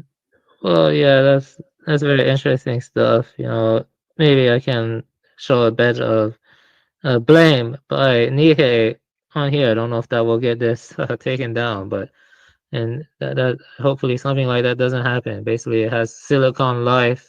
Nihei is manga where it starts to like self-replicate, self-evolve, and it's like a Dyson sphere around the sun or something, and it's like a big ass factory or a megalith that keeps constructing itself endlessly. You know what I mean? And it's like the Silicon Life is like a life form that preys on human. I mean, that's like a very common stuff. But the thing I like about blame with an exclamation point is that it really shows the sense of desolation that it brings. You know what I mean? It does. The thing about nihilists like Thomas Ligotti and the other ones, there are a couple others who are influenced by it. But I think that's more due to mechanization, that view of the extreme pessimism and nihilism, that they see man as a puppet or something. I mean, his stories are kind of they're well written, but I would say they're based on a false perception, or rather, I don't think people are like that. But yeah, that's kind of went off on a tangent. But yeah, that's right. No, But you know a lot of you know a lot more about this kind of stuff than most people. I mean, so like I'm being facetious about a lot of things, but you really do, you know, you've definitely read your shit. And, you know, I think that it's like, you know, I don't understand where the whole like Buddhism thing's coming from, because you know, I think that you open yourself up to a lot of critique when you start blending like, you know, religion with like philosophy, which I'm not saying it's bad. I'm just saying it's like, it's, you know, the game is a lot more serious. And, you know, so I'm trying to being facetious to kind of get people in the mind frame of like, I mean, you kind of have to think like Philip K. Dick if you want to try to see like where things are headed, right? I mean, you can't, you know. So, anyways, I just say that I know what you mean. Actually, I know what you mean. You know, that's actually a valid point. Is yeah, yeah. I actually was thinking about that before I made the channel. You know, it's a valid point. Like, should I be like, you know, make it more precise and narrow my focus is, or branch out more? And I kind of branch out a lot. You know, but I think branching out a lot is better in this context because you know, the more integrative you can have, more integrative knowledge, the more profound it can get and more enchanting, but it can also influence other interesting ideas. So that, I know that was a risky choice, but I did do that. But the thing is, I don't want to just make this for Buddhists. I'm okay with, you know, Christians and Muslims and others too, because what I'm trying to argue for is that if you look at my original video, my introduction, is that, you know, I see evolution as more spiritual, basically, and that God is above that, or Buddha, you know, and it's so, you know, the evolutionary process is subordinate to that. And then I'm trying to make people think about it more, more metaphysically, you know what I mean? And, you know, I use the third way of evolution to do that. And, you know, of course, people like Dave Renna would have a lot of problems with me, but I would debate them in a more professional manner, but I have to prepare a lot. Well, but this is the thing is like a lot, and this is kind of the larger sense. Like, you know, you're gonna have disingenuous people, you know, not unlike people who are in the chat right now, you know, and they're gonna tell you things you want to hear. They're gonna tell you that they understand. They're gonna tell you this and that. But ultimately, like when you look at the larger debates and framing of the narratives and stuff like that, like, you know, every time that you actually have a genuine take or you engage with these people, like you do disrupt what they're doing, but that's why you get cut out very quickly, right? Because they don't want disruption in like their like dialectics or dialectical materialism, whatever that means. But you know what I mean? Like they don't want people to interfere with the way that they're constructing the narratives, right? So in engineering the narrative, right? And that's the thing is like, if you look at the debates of like Andrew Wilson or these kind of people, you know, it looks like it's just like retarded and it's nonsense, but it's actually very carefully constructed rhetoric to like sell you a worldview, right? And so that's the thing is like, you kind of have to think about like what audience are you trying. And again, I'm talking to myself just as much as either one of you guys for sure, but it's like, you really look at it, it's like you have to think about who's the audience that you're really trying to reach, and like what's the best way to make the most impact. Like, are you trying to reach the normies? Are you trying to reach the people who've read bioethics and, you know, comprehend biological stuff? Are you trying to reach people who have a religious bent or whatever? And maybe it's a little bit of everyone, but that's the thing is like you have to think of it from a marketing standpoint. You have to think of it from a, you know, narrative construction standpoint. You have to think of it from a truth standpoint. You know, like. Let me tell you something interesting. Okay, and this is something I've noticed, but I don't understand why. I don't know if it's just me, my cognitive style, or just like, you know, this is like so important. You know, I don't see people talk about spiritual machines. You see this a lot in literature and fiction. Like they think that machines can become spiritual. The machines can eventually recognize God. You see that a lot in literature and movies. But you never see people like question the possibility, like real, deeply, like whether or not can future lineages of non-human species, like, I don't know, dolphins or crows or raccoons or whatever, can they reach the capacity to recognize God or to become Buddha? So my question is, in like one sentence, can non-human lineages reach capacity to recognize God or become Buddha? Well, here's the thing though, is like if question. But here's the thing is you are a human, and for the foreseeable future you won't be anything other than a human. So like, why not focus on like yourself and other people like reaching enlightenment or whatever, right? Like, That's what I don't understand. Again, I'm not insulting you. I'm just saying like that's what I think is the disconnect is. And again, like here's the thing is you might actually reach a lot of people who have fur babies and like want to like love their dog like it's a human or something. But I'm just saying like, I don't necessarily know that like looking in your dog's eyes and meditating with them is like gonna like bring you to enlightenment. I mean, it might, but I mean, I've tried it. It didn't really work, Well, here's how I think. Yeah, here's how I think it's. Yeah, here's how I think it's pretty important. It's because of this idea that he's talking about. Of semiotic freedom, right? So if we have iconicity that relates back to nature instead of one that relates back to machines, right? Like for example, comparing nature to machines, or saying that machines can become conscious. Instead of saying that, nature is conscious or animals are conscious, and having iconicity that represents, nature as the technology instead of, the mechanical idea, because the mechanical ideal is sort of like expanding to nature, right? Where they're comparing nature to man's creations, and that's because of the symbolic reference frame, right? Well, that's kind of what I'm getting at, in a sense. At least I think that's what I'm getting at. Is like, well, like here's the thing: is like, okay, let me do a little slight panel poll, if you will. So would any of you guys say that like, well, I don't even know if we can really talk about this on YouTube, so I'll try to say it carefully. Do you think that people who are experiencing gender dysphoria, by you affirming their dysphoria, that you are helping this person with whatever it is that they're experiencing? And maybe that's a loaded question, but I think it's important to kind of what I'm trying to get to. Yeah, I'll answer that question, but I need like 1 or 2 minutes to use the bathroom. I'll come back. So you can keep talking among yourselves, but I'll come back to answer the question in 1 or 2 minutes. Yeah, and I'll get to the point very quickly after that. But I mean, this is not me being facetious right now. So I'm actually being serious.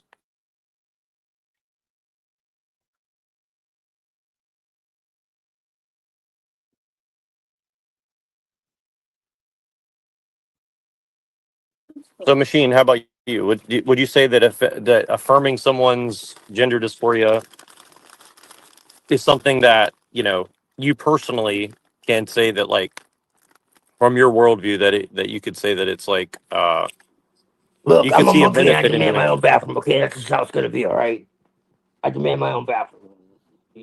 No one's gonna stand in my way.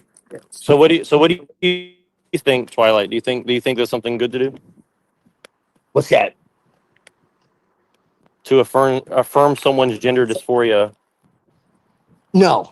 Yes, it's complicated.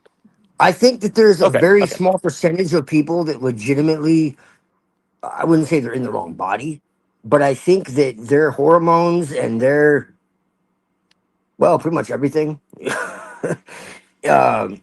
is more aligned to whatever energy. Like basically, they're kind of right. Like, I don't think that it's physical. I think that they believe it's physical because they don't understand the deeper layers of it. They don't understand feminine and masculine energy can exist in males and females. And so they take something that's like alchemical and they externalize it. That's pretty much how I see it, because androgyny has been a thing in religion since the beginning of time. Obviously it's in the Talmud, but it's in pretty much every tradition. That's why you had the castrate. If you really look into it, masonry is literally like the square and compass. I got a big secret for you. It has nothing to do with geometry. It's a castration tool. Legit. That's why they wear aprons. And this gets into the female. Jack, you know what I'm talking about. Like, that's really what it is. And the castrati and the eunuchs, if you get into that, and the cults that existed with that, like Sibel and all this, and the frenzies, and like, that's really what they're bringing back, man. They're bringing their religion into the mainstream. That's what's happening. This isn't political. This isn't like that's what's actually going on. It's just they're coming out of the darkness into the light, dark to light, right? Like that's what it is, man. like the very tippy top, the Order of Sion and all these, like, you know, whatever groups, like behind the Templars and all that, like The Transformers. this is their religion. It's been that way since prehistory. Yeah, I appreciate you coming, Twilight, and also and see you later, Neurojack. I think he left. But yeah, oh yeah, Lone Wolf want to come on. Yeah, I didn't see he was trying to come on. Sorry about that, Remington. I didn't see you. Oh, yeah, bless his Yo. I have to still get used to the interface a little bit. Like, Yeah, it's hard to see yeah. people in the studio sometimes. Yep. Yeah, it's especially if you put a lot of stuff. You know, you put a lot of stuff. Yeah. So, you know, about that question he asked, I don't see how that was relevant to what I brought up, but it's still an interesting question. But to me, I think it's a question about what's organic versus not organic. You know Well, what I mean? that's exactly it. Yeah. You know, when a culture develop organically, you know, they tend to deal with these kind of things differently, or depending on their sensibilities that emerged organically versus, you know, inorganic, you know, technician manipulation that leads to like Right. more. Well, that's exactly it. Is because they believe that humanity is broken and they can improve it. That's the whole thing. That's their religion. Like if you look at all the, you know, I'm sure you've been listening to Machine. I know, you know, and me and him used to always be. I just had so much going on.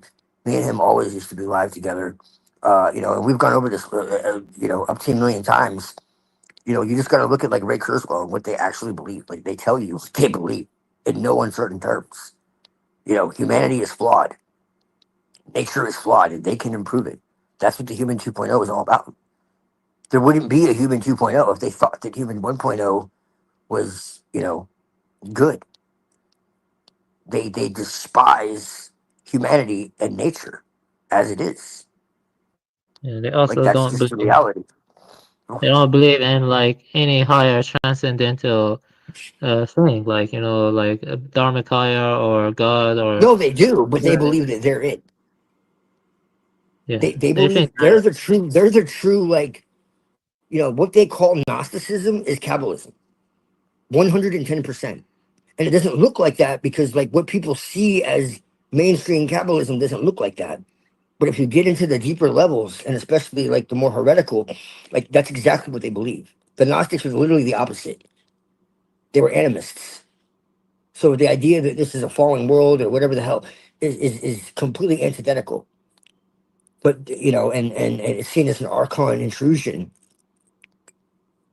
You You know, know, I really respect your externalize. views. Yeah, thank you. Yeah, respect your views. Yeah, that's definitely I agree with that. You know, like Yuval Harari and Human 2.0, they do feel like. Right. Yeah. Yes, exactly. There's no better example than him. You know, free will is an illusion. You know, rights are not real. You know, they're a fantasy. They're just something we talk about. You know, he can rewrite the Bible better with AI and like all this type of shit. Like, yeah. You know, Yuval, what's his name, said that he wanted to become a god, and that if anyone got in his way, there were going to be problems. You know, like I said, Kurzweil constantly talks about how everything is damaged. Like he wants to find a way to be immortal and shit. Like these people are nuts. They claim to be atheists, but they're incredibly religious. If you really look at their philosophy. Yeah, they are religious in a more profane kind of way. They're kind of profane, you know. They're very profane. There's no doubt about that. You know. Well, like in the highest levels of Kabbalism, you basically understand that they are truly satanic, in the sense of like what Christians would consider Satanism, not the circus of like Anton LaVey, which is basically a distraction. In the sense that they want to pull God off his throne and take his place. Like that's really what it's about at the end of the day. That's how they see it. They want to improve God's creation. Yeah, I agree with that. Yeah, it kind of reminds me of what Ludwig Klages wrote about in the literature of his that's translated into English. They have an obsession with, fixing mankind or renovating the world. They want to just control it more, exploit it more. You kind of see that in how technique has taken place. And I already talked about this before you came, but this article is very evil. Like, biological agency, a concept without research program. And basically, they're arguing that agency and is an illusion. And that's the kind of stuff that I'm attacking, from third way of evolutionary biology and from, biosemiotics, I'm attacking and saying that agency is real. I agree with you about free will. And, goodbye, Twilight, I guess, goodbye. Yeah, agency is real, and they say some crazy shit in this essay, they say stuff like, there's no agency, they only care about what's useful in terms of exploiting and tampering with, that was random. Well, I've already talked about this before. Basically, the acceptance of anything that would be detrimental to the progress of biological sciences is rejected, dismissed, because they think the mind is just an epiphenomenal illusion. They think agency is an illusion. The modern synthesis or neo-Darwinism is very stupid. It's very stupid stuff. No such progress has been made by invoking notions of goals and agency. So that means we should invoke notions of goals and agency. And I can read some reviews I have of like, some books I've written on the third way of evolution, because they're all about bringing back goals and agency to the evolutionary process. That's the crazy thing. Many people don't realize that about neo-Darwinism, or modern synthesis. They don't believe goals and agency exist. You're just a puppet, basically. I said that a lot already. Basically, it would have to be linked to some empirically detectable feature of the system, other than the actual outcomes of its behavior. But that basically dismisses like the internal life of the being, or something like that, or like the this kind of ties into panpsychism also. And like basically one good thing about this article is at least all the stuff they say is bad tends to be good. So for example, one can avoid positing sharp discontinuities or emergence events by picturing cognitive agency as being a continuum or gradient, stretching back in a time with, say, bacteria also having cognitive states, but to a lesser degree. A gradualist view of agency may be seen as being more consistent with evolutionary gradualism, and the evolutionary emergence of a complex trait is not explained by imagining the same trait to be present in earlier evolution to lesser degrees, and it should be concerning that the same gradualist reasoning against emergence and discontinuity has been used to support panpsychism, the idea that even elementary particles possess consciousness to some degree. And so I wanted to read that for Twilight, but he left though. And but that I already read that, so but I need to finish the whole essay. But that this essay feel evil though. In some ways, it kind of gets to the root of the issue, in my opinion. Okay.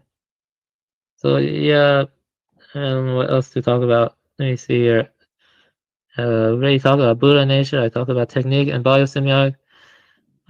People can bring up any topic now and just talk about it, or I can just stop now. Like, is there any topic you want to talk about, Reddington, or I can talk about, or whatever? I already presented a lot, I think. So.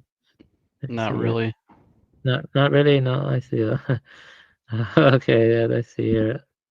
Well, I guess I'll just show this then. I guess. Let me see. Close tabs to right.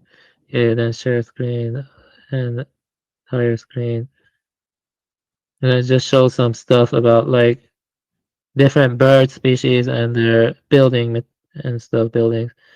Maybe after that, that's enough. It looks like Neurojack's here too. And people keep coming in and out, and so that's how he does it.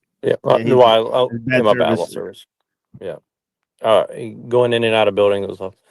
But yeah, so sorry about that. I just want to wrap up my little question really quick. So if you don't mind. So do you think that affirming people's gender dysphoria is positive or negative in their spiritual journey? Well, yeah, you have to look at the ethos of the society and the culture. Let's imagine a pre-industrial nation, okay, and they don't like gender dysphoria, okay, and we go. I don't want to manipulate them. I don't want to tell them what to do. I don't want to like coerce them. Be like gender dysphoria is good. Just let them be. You know what I mean? Let them be. Let them Well, develop their culture organically. but no human society on Earth was like basically totally neutral on it, right? Like they may allow it or not allow it, but they weren't neutral, right? Yeah, well, yeah, the point I'm making is that if that's not the thing I'm focusing on, if it organically developed to be positive or to be negative, I'm not going to interfere and tell them what to do or try to manipulate them to believe what I think is right. You know what I mean? I just let it be. You know what I mean? Like, Well, that's not okay, so, ancient people leave okay, great. So now we have the technology to transform this person on the DNA level to a species or a gender of their choosing. Well, let me say this. What was it called again? Non-governmental organizations, the NGAs. They go to Africa, and now they're telling Africans to be more accepting of homosexuals. I don't like that. Just let them be. Why you gotta spread around and spread your values?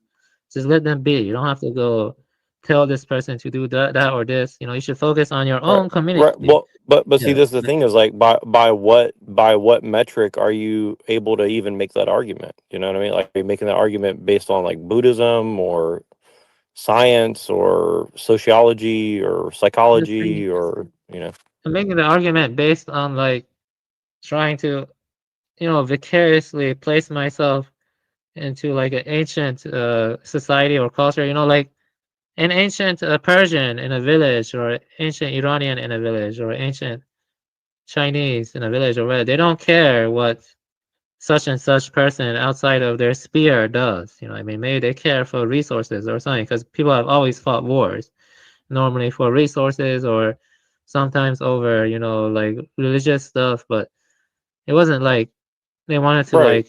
like care that much. Like they prioritized. So if their the people. Spartans throw their babies that are unwanted off a cliff, I mean, who's to say they're wrong, right? Yeah, I mean, let the Spartans do what they want. I mean, I don't really care as long as they don't try to tell me to throw my baby down the cliff.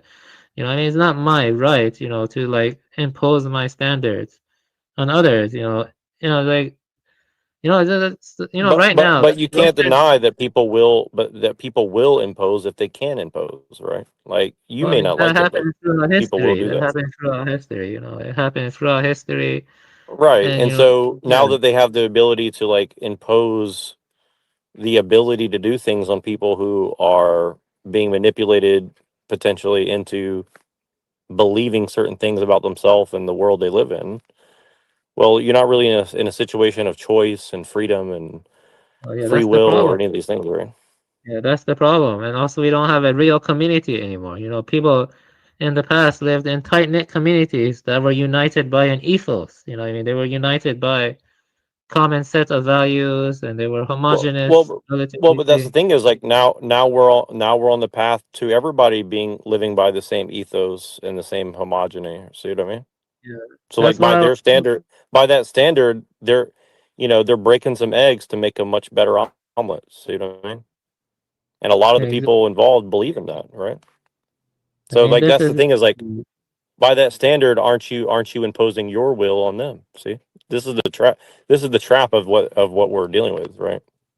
See. Yeah, that's the problem with growing technological complexity. And we already talked about this, but I'll say again, this is basically the gist of Ellul's book. You can apply this to many domains, like the human, society, communal, state, the state. Yeah, he talks a lot about the state. And what else? Agricultural, like lots of stuff. Basically, there's a search for efficiency that leads to standardization, and then monism and automatism of technical choice and universalism. Like that's what you're talking about, universalism. And then there's an efficient ordering and then there's a necessary linking together to, make that efficient ordering more and more tightly knit or connected to other things. And then there's a self-augmentation, which is like, it creates new technical problems that need to be solved, and it starts to loop again. But, like agricultural, like monocrops, and intensive farming lead to soil erosion, which I mentioned before, but there are many other examples. You can think about pharmaceutical industry too, but it's a ton. And that leads to like new technical problems like soil erosion, and then you search for more efficient ways to fix that. Because of the problems the technological system. Well, I guess here's a question then. If you're trying to understand metaphysics, like, are you thinking that people can choose their own metaphysics? Well, that's the thing about metaphysics. The thing about metaphysics is just even a small shift in your metaphysical thinking can change the way you perceive everything, the way you interpret everything.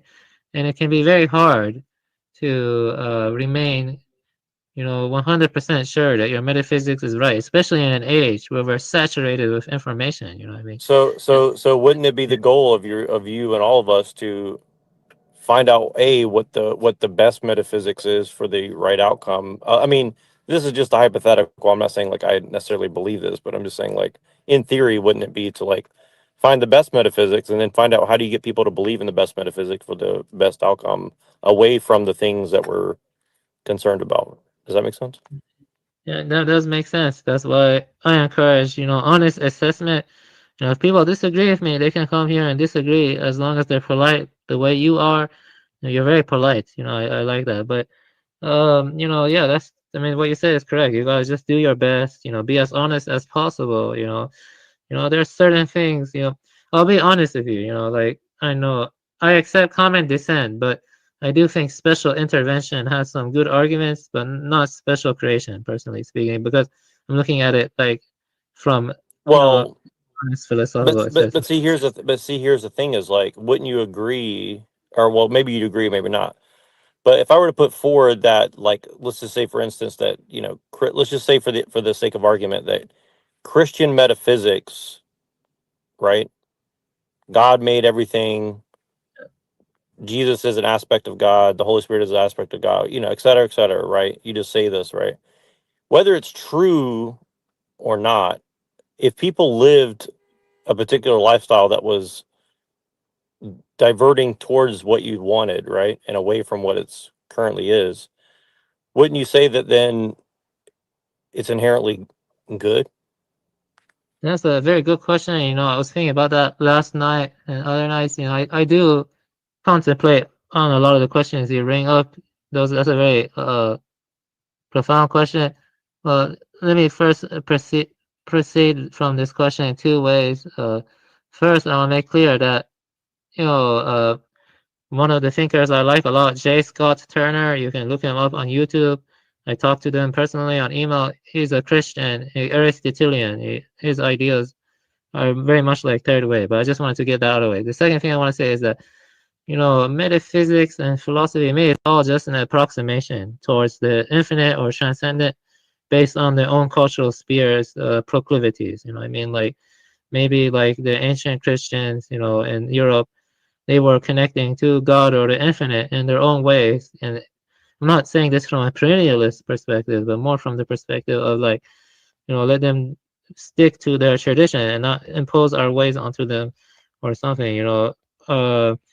I do have my own preferences. Like I say, I prefer the like Central Asia Buddhism. Like or like ancient China. What about Manichaeism? What about Manichaeism? Oh, Manichaeism is a complex topic. I have read Colon Mani Codex. Hyperborean's beliefs are very close to Manichaeism. Actually, I read Colon Mani Codex. And Manichaeism, I do respect. I actually think Manichaeism is more intellectually rich than Zoroastrianism, to be honest. There was a part of the Colon Mani Codex where Mani went insane from hearing the trees scream. And then when he plucked the fruit, he even heard the tree scream. But it's a very Dilmer tradition. Mazdakism, which was made by Mazdak the Younger, that's more Dionysian. It's more joyful. Mazdak thought that when So I guess here's the question. And again, I know that I'm being a total dick interrupting your stream, but we all do it. So hopefully you understand. But so here's my question for you. right?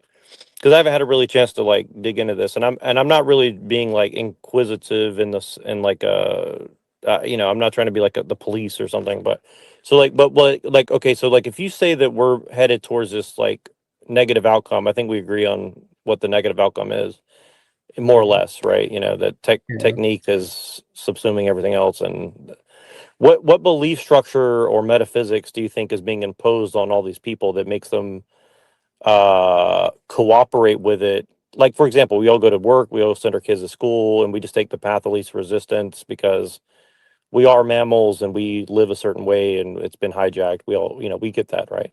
So and again, that's a secular take. Obviously there's a spiritual component to that, but you know, that aside, I'm just trying to like broaden it out enough to like for anybody who's watching, right? So what belief structure or metaphysics do you think are being imposed is the first part of that question. The second part is like, why do you think people are lapping it up so easily? Well, before you came on, I actually talked about it. The first one is that agency and mind are not seen as special. You know, in the modern synthesis and neo-Darwinism, I showed it the article. You know, I can show the article again. I mean, you can read the article. It's actually kind of crazy shit. You know, I don't like neo-Darwinism or modern synthesis.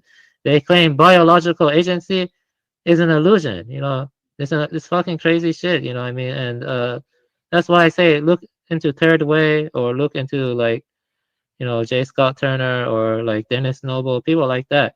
You know, you see, they say the acceptance would be detrimental to the progress of biological sciences. So anything that doesn't support progress of sciences is dismissed. You know, they think you're a puppet, that you have an illusion of internal mental life. Yeah, that's what they believe.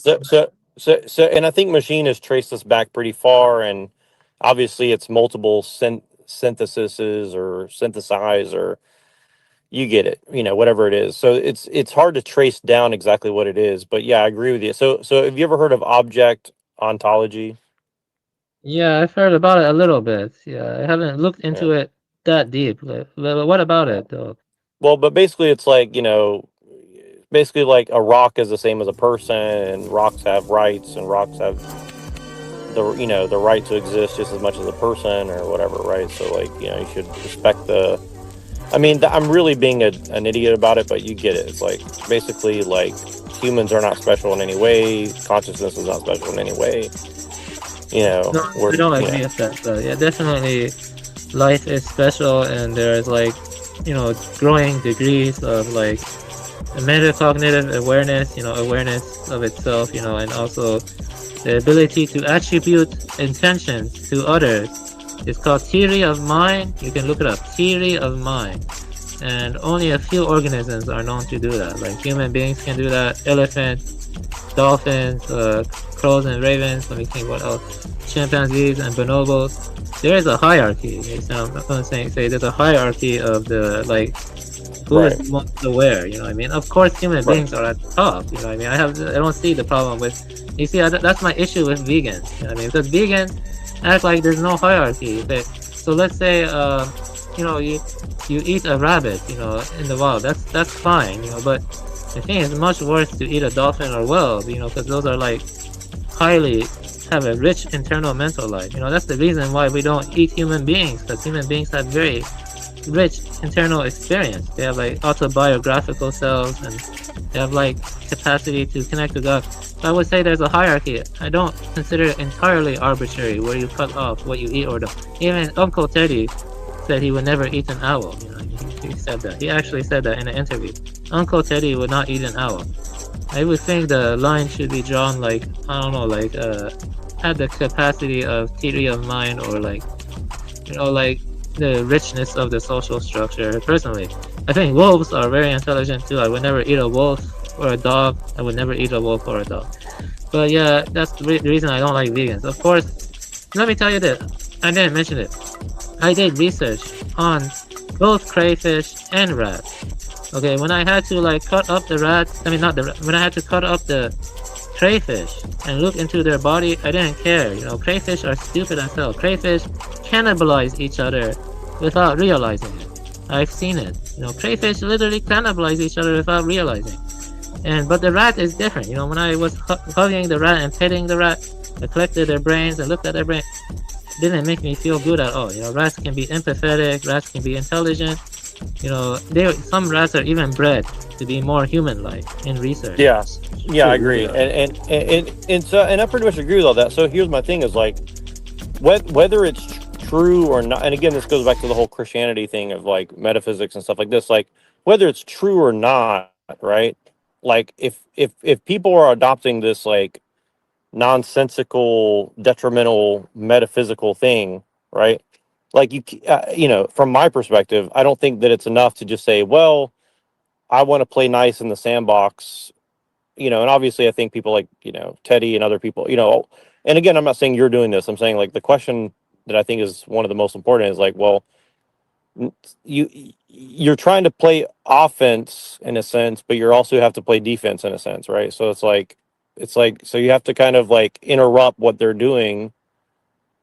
But it's like but there's something that's so attractive. Like it's kind of like the mouse experiment or whatever, right? You know, they put the mouse in the maze and they give them like, okay, like a good metaphysics and a bad metaphysics, but the bad metaphysics gives them a bunch of dopamine, so they keep hitting the button until they, you know, rip their dick off and die or whatever, right? You see what I mean? So like so I guess that's the thing is like, you know, shouldn't we, you know, I guess, well, obviously this gets to a point where we can't really talk about certain things, but you know, like I guess the question is like, wouldn't that be the main focus of like how to interrupt that dopamine hit of like nihilism or, you know, self-destruction or whatever? Well, you know, I support you, you know, what you're saying, you know, I know what you're saying, you know, you know, the thing is, you know, I want people, you know, the thing is one cannot focus on everything at once, you know. I feel like what you're dealing with is a very valid question. You choose to be more pragmatic, you know. If I had children, I would be more pragmatic, you know, because, yeah, but I chose not to have children personally, you know, but I can understand a man who is more connected to his community, his ancestral country. You know, everyone has biases. You know, I have biases. You know, I'm a second-generation immigrant who was born here, who has no connection to his ancestral country. You know what I mean? Like, I pretty much lost it. You know, besides some stuff I read here or there, you know.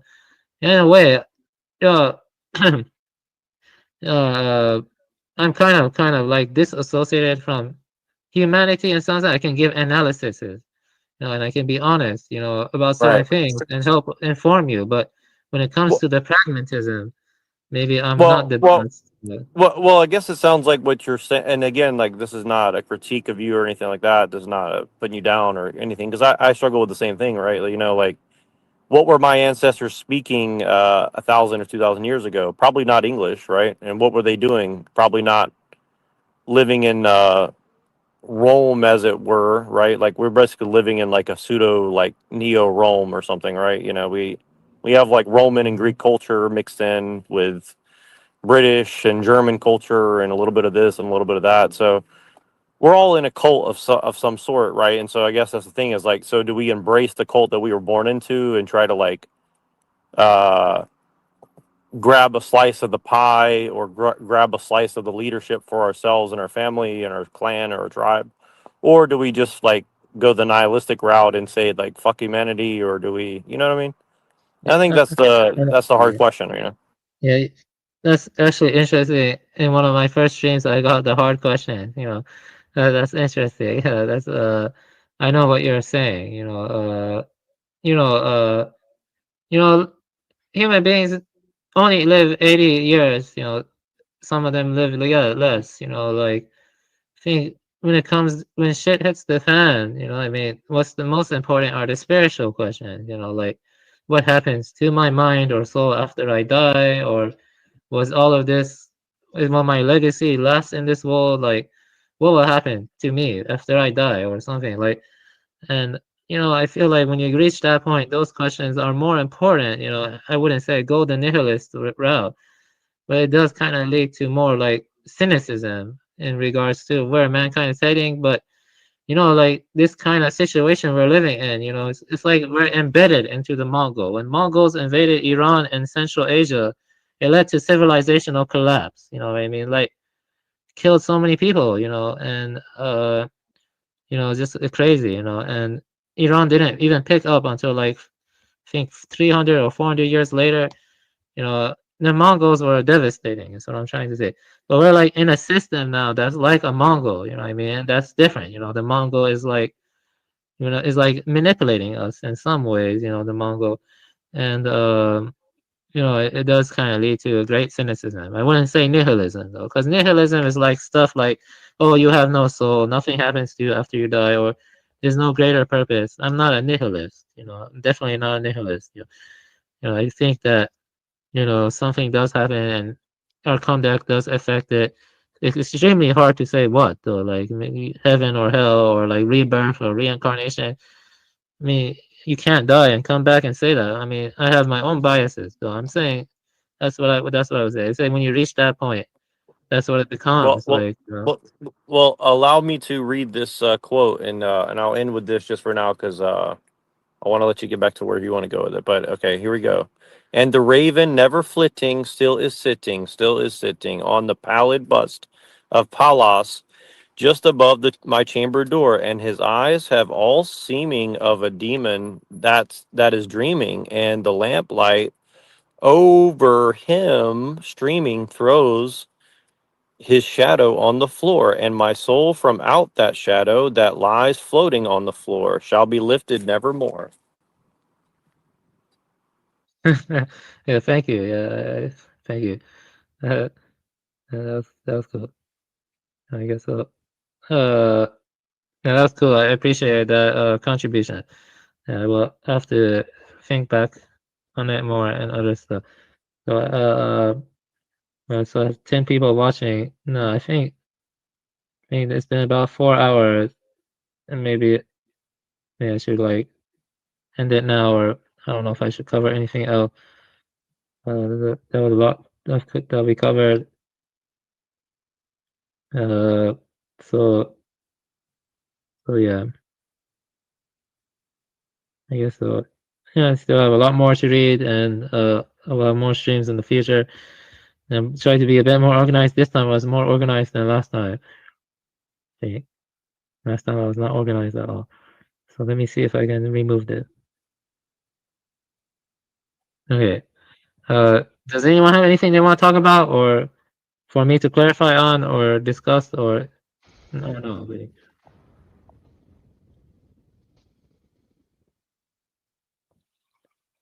Yeah, I gotta take a look at the first part of the stream, and you know, I may message you if I have any questions for sure. But yeah, but yeah, if you're trying to shut it down, for sure. Let me see comments. What?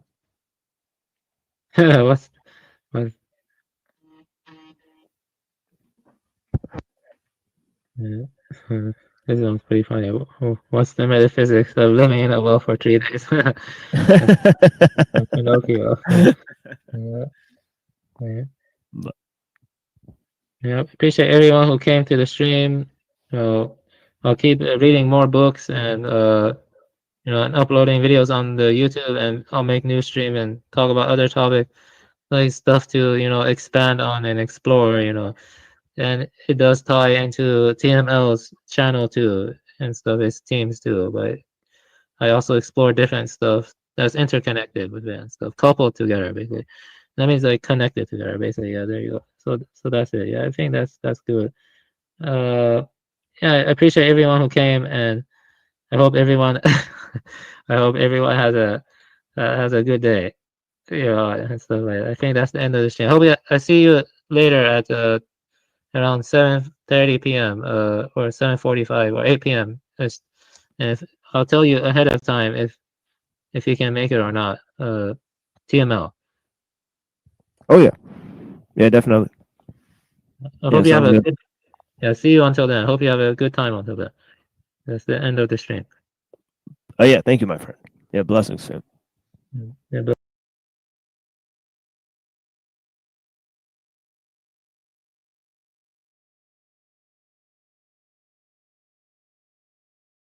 what's out there in the popular culture and what's going on in the more traditional arts, then you have something that is lifeless. I seen the moon rise before the sun got got a chance to set. I use God's tool to play a game of advanced roulette. The romance of sweat got me feeling things I can't forget. I question life, but ain't been asked for answers yet. Inventing dance steps. Your man slept on my appearance and got his pants My wet. third eye will magnify while you get burned just like ants get. Spread the message, period, but haven't felt the cramps yet. But yo, you're looking bloated, but you know, kid, I canceled your check. I wish this underground art would have kept its origin and essence. Collection, champagne and a diamond necklace. Yo, stop being restless. Commercialism's hip-hop step. Wish I'll battle both sacks for the Rolex on your left wrist. Just to show y'all what time it is. Vocab is divine within. Sages who this rhyme is. In every line, we're just trying to live. MCs run some crazy rapping like they're in a Scorsese flick. Lazy with their lyrics. Raise your spirits. Cause they're selling. The audience is buying. The predicament that I'm in got me rhyming in Italian. It's all Greek to me. So I flip it in Sicilian. Millions of civilians became godfathers with no children. Microphones replaced with cigars. Kids in bars. Thinking they're hard. Singing wax songs. But won't listen to ours. Yo, they won't listen to ours. I heard the system in their cars. A whole lot of nothing. Making me hold the mic like prison bars. Ignorance has been driven too far. It's giving my wisdom a scar like the one on your face. You smoking ism with jar. That ain't the system of Allah. Ha ha. I love God while you love to drop bass.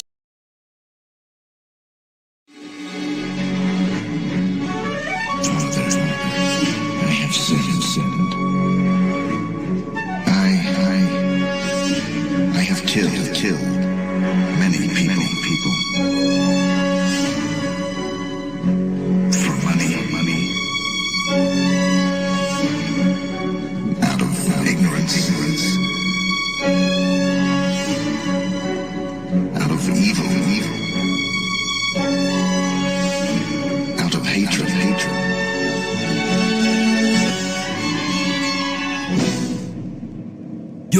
Yo, rumors of my removal to which Anastasia survived. Declarations of your fate be highly compromised. Prying eyes, Western spies at the gates of the ravaged city. I'll challenge your intelligence and all that you pity. Regress back before you dispose of where it all begun.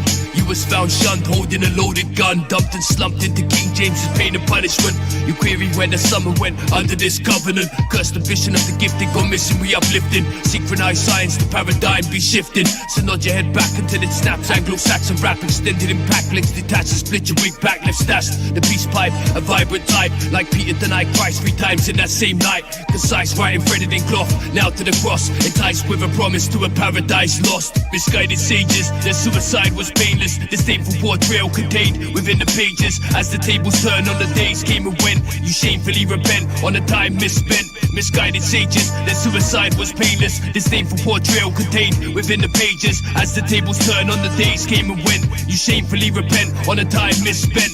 The cracking sound ice makes when it breaks surface tension. I'ma hold you under, intensify the sense of wonder. Combining mimes and numbers to twist and manipulate. The princess in the lake trickled like a snowflake. What fate would befall all of the accused who harnessed this catharsis to illuminate the doom. Speech impediments, imperfections left in tatters. Scrambled and hacked, you clambered, now you captured. A crystal cactus grew from each arm, hard to catch this. Using sheep's heads as target practice, you can't match this. I carried the confession of the Templar's heresy. Pray for redemption, now bow when they mention me. Chased through centuries to cross this advanced race. How the frail flourished and then vanished without a trace. Barbed wire around your neck, priceless moments that you kept. All crashing aspirations led river to a death. Misguided sages, their suicide was painless. Disdainful portrayal contained within the pages. As the tables turn on the days came and went, you shamefully repent on the time misspent.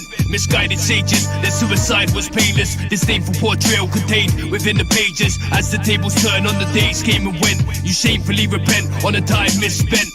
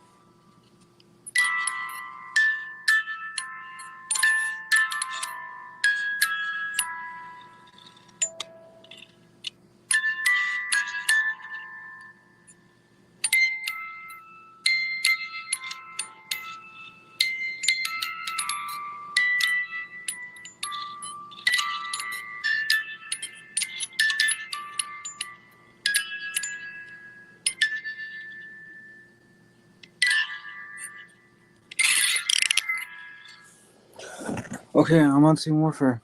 I'm back, and we're with an episode on the world in flames. So, the plan is right now, I have a lot to go over, and, someone asked me a question about, is proving the world Orthodox hierarchs are Masons. Well, so I'm going to try to accomplish that. I hope everybody's good. This was probably somebody from when I was supposed to start. Hello, your blessing, Father Antonios. All right, we got Denise.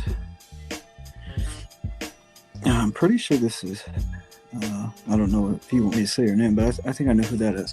Okay, so we're going to get to it. I have a text.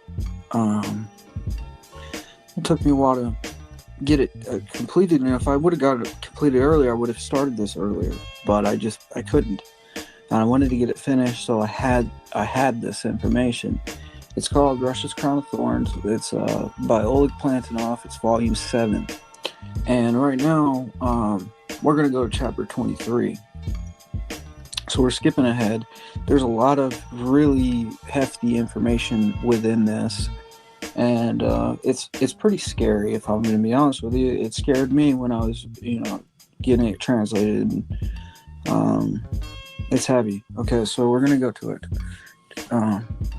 Big money makes history.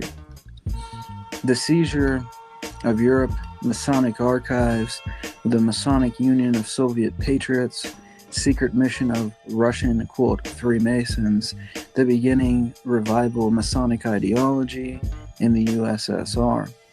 And I really want to dedicate this episode to, Tsar Nicholas and his family that was assassinated. That's really what I feel like I should do. And I'm going to be covering a text. You know what? I'm going to actually cover that text first. It's kind of short. So I'm going to go there first, and then we're going to go to this Russia's Crown of Thorns. So here we go. All right.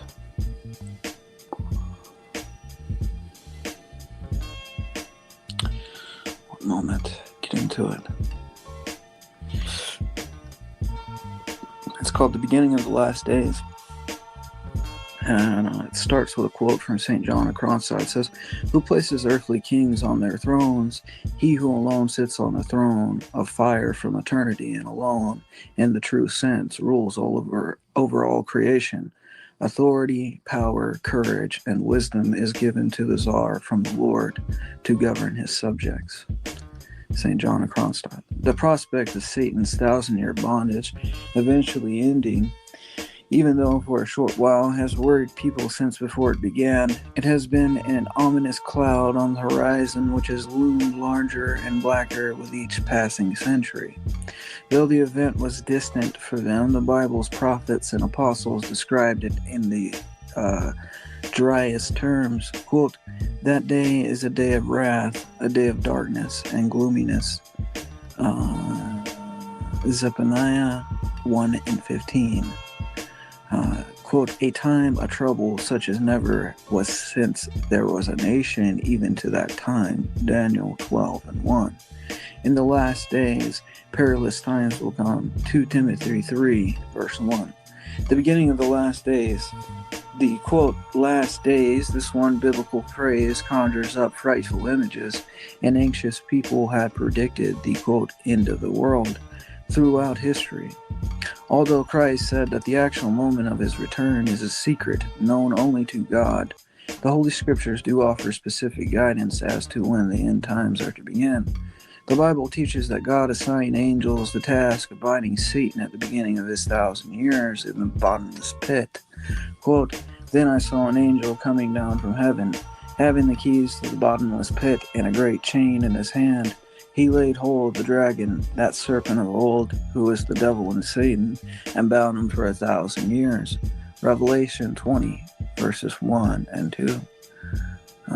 Yet No angel is charged with keeping the serpent bound. Yet no angel is charged with keeping the serpent bound. The withholding one. St. Paul reveals that it is actually a man, though one with a divine commission, not an angel, who is to restrain the evil one in his bondage. The apostle further warned that this human guardian will eventually himself be removed, quote, taken out of the way, allowing the evil one to escape his prison. Let no one deceive you by any means, for that day will not come unless the falling away comes first. And the man of sin is revealed, the son of perdition, who opposes and exalts himself above all that is called God or is worshipped. And now you know what is restraining, that he may be revealed in his own time, for the mystery of lawlessness is already at work. Only he who now restrains will do so until he is taken out of the way, and then the lawless one will be revealed. 2 Thessalonians chapter 2, verses 3 through 8. While he's locked up, before I continue, is my audio okay? There's no problem with the audio, because the last video I did, I had some audio issues. Can someone let me know?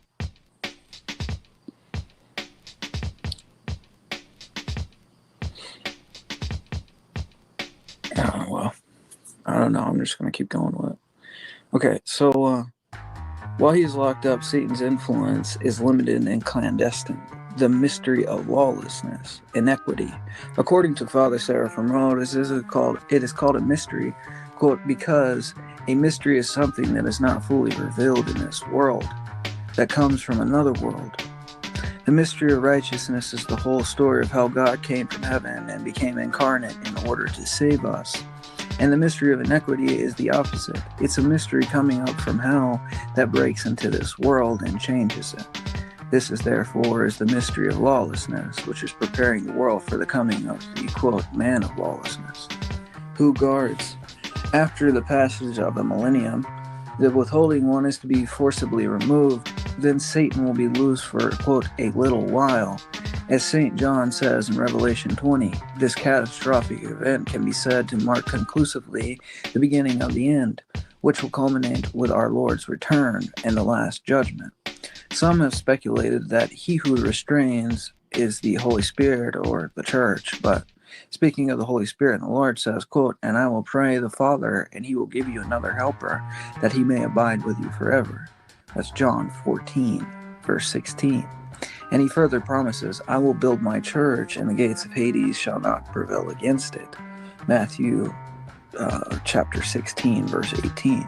These passages testify that neither the Holy Spirit nor the church, which is his visible expression, can ever be, quote, taken out of the way.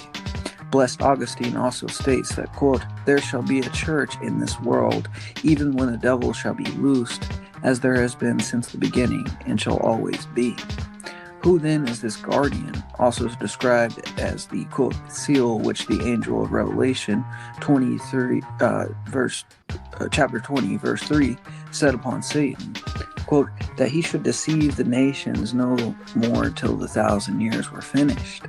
The first glimpse of him in the manifest history came in the year AD 312, as the Roman Emperor Constantine led his troops into battle. Looking up, Constantine saw in the sky a glowing cross emblazoned with the words, quote, by this sign, conquer. Though himself a pagan at that time, Constantine ordered that the sign of the cross be inscribed on the shields and banners of his army, which then went on to wage victorious campaigns against great odds. As a result, the emperor accepted Christ. He then moved his capital to Constantinople, the, quote, second Rome, and created a government and a culture based upon Christian principles. We're at birth of the Christian monarchy. Thus, Constantine became the first Christian monarch, combining the authority of earthly kingship with the piety of Christian faith. Quote, the Christian emperor was not an ordinary ruler, wrote Father Michael Ascol. Quote, he was vicarius Christi. His coronation was a sacrament, for he was anointed, as was Saul, David, and Solomon, to protect and guide God's people. His authority was not simply political or administrative, but spiritual. He was expected to be holy, that he might lead his nation into holiness. End quote. Quote, the emperor's coronation, adds Arthur Perhune Stanley, Dean of Westminster Abbey, quote, was not a mere ceremony, but a historical occasion and solemn consecration. It was preceded by fasting and seclusion. The emperor reciting aloud the confession of the Orthodox faith, himself alone on his knees offering up the prayer of intercession for the empire. End quote. The Christian monarchy nurtured a Christian society through a hierarchical authority based on divine order. Father Ascol continues, as Jesus Christ was both God and man, so Orthodox monarchical society likewise possessed two dimensions, one earthly and one heavenly, united as the two natures in Christ. The Basileus or Czar, the Imperium, emperor represented the humanity of Christ, and the priesthood or the sacerdotium was the analogy of his divinity. They collaborated in the perfection of Christian society. Even the whole Christ works for the salvation of the world. Kings were not incidental. They were essential for a fully Christian society, and emperors were needed for a fully Christian empire. They helped to protect the church from heresy and schism from within, as well as protecting the empire from domination by non-Christian invaders. Governments reflect godliness or the lack thereof in their very structure, noted St. Gregory the theologian in the 4th century. Quote, for anarchy is a thing without order, and the rule of many is factious, and thus anarchical, and thus disorderly, but monarchy is that which we hold in honor. End quote. The Guardian revealed, Constantine the Great thus became the first, the guardian who, quote, sealed the mystery of iniquity. St. John Chrysostom explains in the 5th century that Christian monarch was in the act none other than the restraining one, whom St. Paul had referred to. Quote, when Rome authority ceases, Chrysostom wrote, the Antichrist will come, and rightly so, because as long as people will be afraid of this government, no one will hasten to subject himself to Antichrist. But after it has been destroyed, anarchy will abide, and he will strive to seal all both human and divine authority. Recently canonized St. John Maximovich, Bishop of San Francisco, characterized the imperial authority of the Christian monarchy as, quote, lawful. It was established by God's law and has dispersed that law to mankind in the realm of human conduct. The condition of lawful versus lawlessness is probably the most visible difference between Christ and Antichrist. Quote, before the advent of Antichrist, St. John wrote, there is already being prepared in the world the possibility of his appearance. The mystery of iniquity doth already work. 2 Thessalonians chapter 2, verse 7. The forces preparing for his appearance fight above all against the lawful imperial authority. St. John Chrysostom explains that the withholding one is the lawful pious authority. Such an authority fights with evil. For this reason, the mystery, already at work in the world, fights with this authority. It desires a lawless authority. When the mystery decisively achieves that authority, nothing any longer hinders the appearance of Antichrist. In the 1800s, St. Theophan the Recluse anticipated the evil which would attend to the eventual loss of the Christian monarchy. He said, quote, when the monarchy falls, he said, and everywhere nations institute self-governing republics, democracies, then the Antichrist will be able to act freely. It will not be difficult for Satan to prepare voters to renounce Christ as experience taught us during the French Revolution. There will be no one to veto the movement.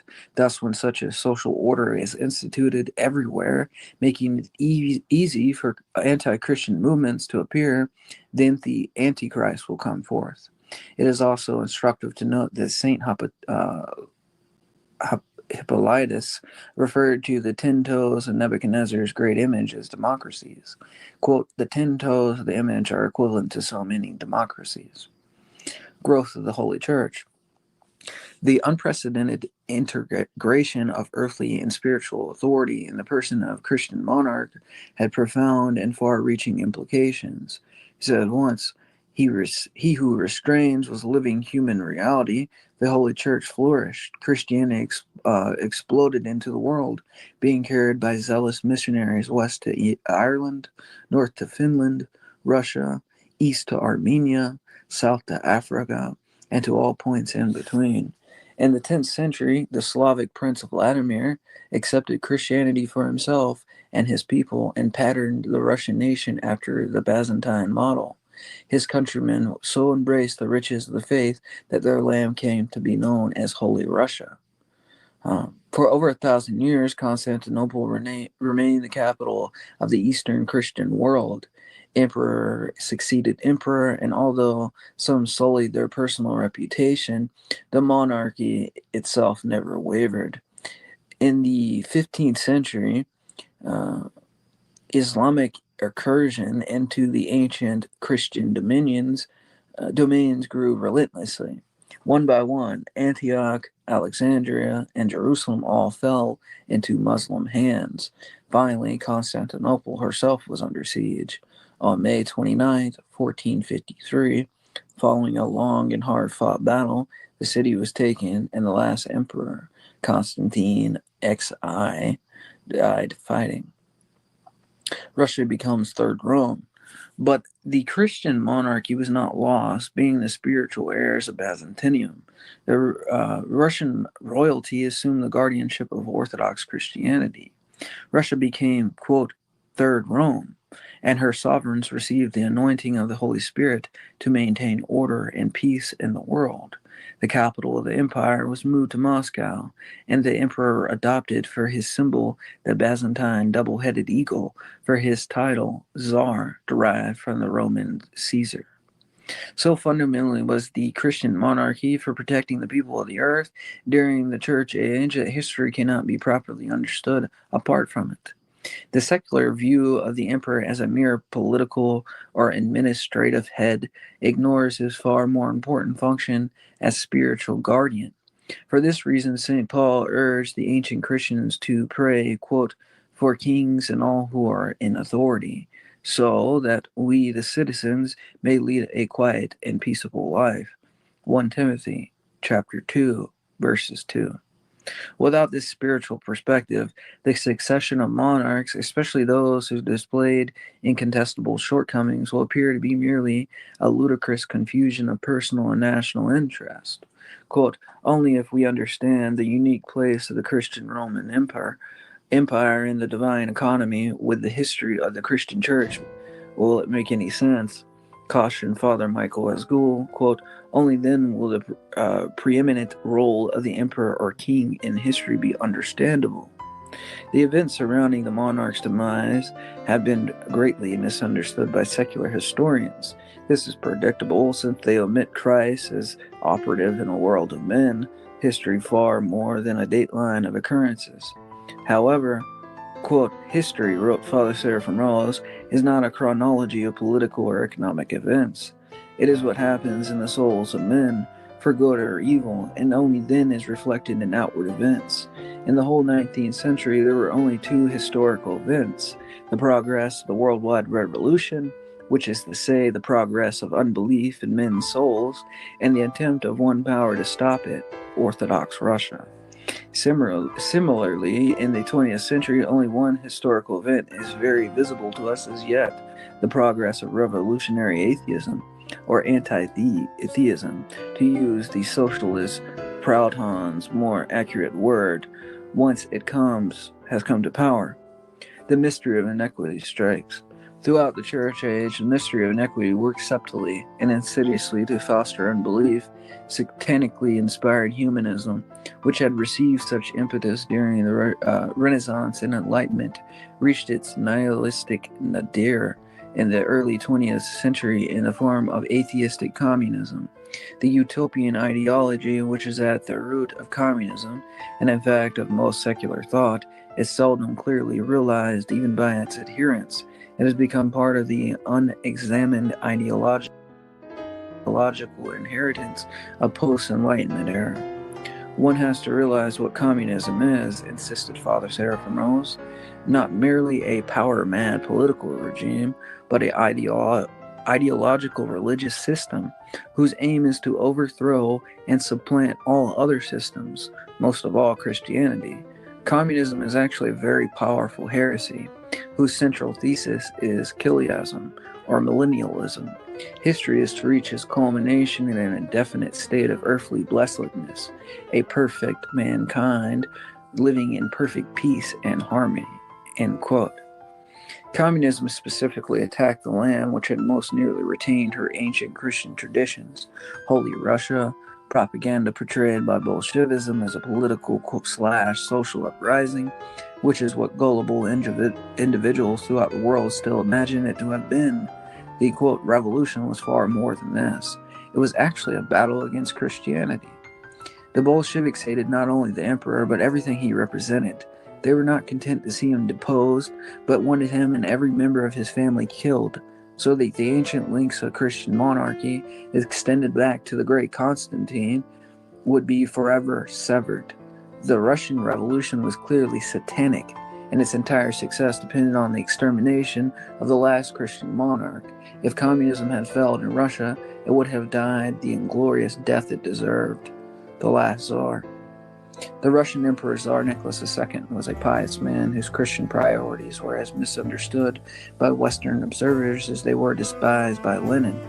Following the monarchist tradition, he was, in the words of St. John Maximovich, the, quote, bearer and incarnation of the Orthodox worldview that the Tsar is the servant of God, the anointed of God. He was thoroughly penetrated by his awareness. He viewed his bearing of the imperial crown as a service to God. He was living incarnation of faith and divine providence that works in the destinies of nations and peoples and directs rulers faithful to God into good and useful actions. Therefore, he was intolerable for the enemies of the faith and those who strive to put human reason and human faculties above everything. The Tsar attempted to resist the revolution, but eventually his own people, beguiled by the intellectual darkness of communism, abandoned him. Thus, though most of the world was and still is ignorant of what really happened, the greatest calamity of modern times occurred on July 17, 1918, when Nicholas II and the entire royal family was assassinated.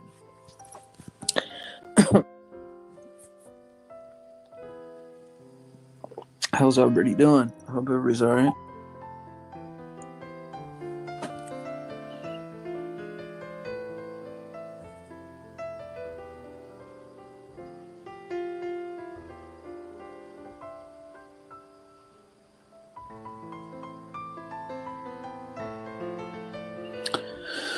Okay, so we got someone who's thinking in some strange ways. Okay, so Tsar Nicholas and the entire royal family were assassinated. Priest Paul Chaminsky wrote that, quote, the murder of the Tsar martyr Nicholas II is a precise indicator that Antichrist is at the door. Behind him is the second coming of Christ and the last judgment. The withholder has been taken out of the way, and Satan works unbridled. The Romanov murder was only the first gust of a storm of martyrdoms which would lash every land touched by communism. Father Glebe Buchanan, who personally suffered under the godless regime, wrote, quote, the meaning for world history of the martyr's death of the imperial family, something that likens it to the most significant biblical events, consists of the fact that here the Constantinopolitan era period of the existence of the Church of Christ comes to an end, and a new martyric apocalyptic age opens up. It begins with a voluntary sacrifice of the last anointed Orthodox emperor and his family. Archimandrite Constantine of Jordanville offers this opinion, quote, the fall of Russia has signaled a beginning to the pre-Antichrist epoch through which we are currently living. This cataclysm did away with the restraining power, and the world setting Satan free from his temporary 1,000 years, as the scripture allegorically calls it, bondage. Free at last, with the Tsar's death, the time of the Russian Empire were fulfilled.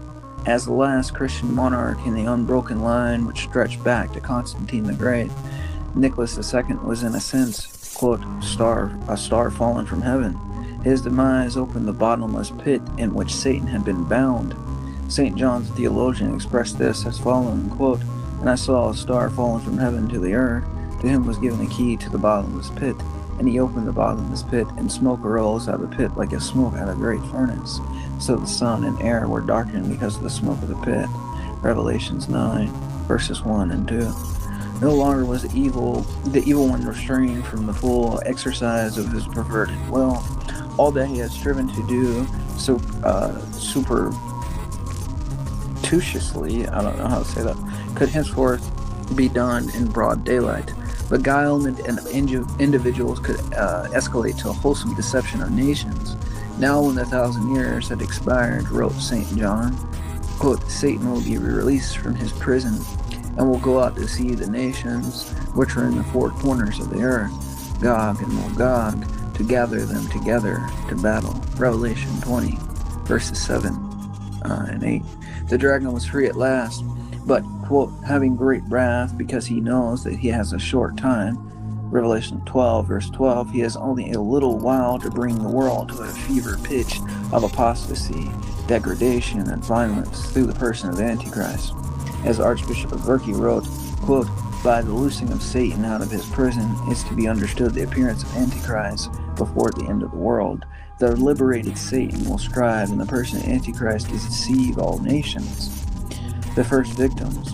Although Satan will ultimately deceive the whole world, he is partially vengeful towards his first victims, Gog and Magog.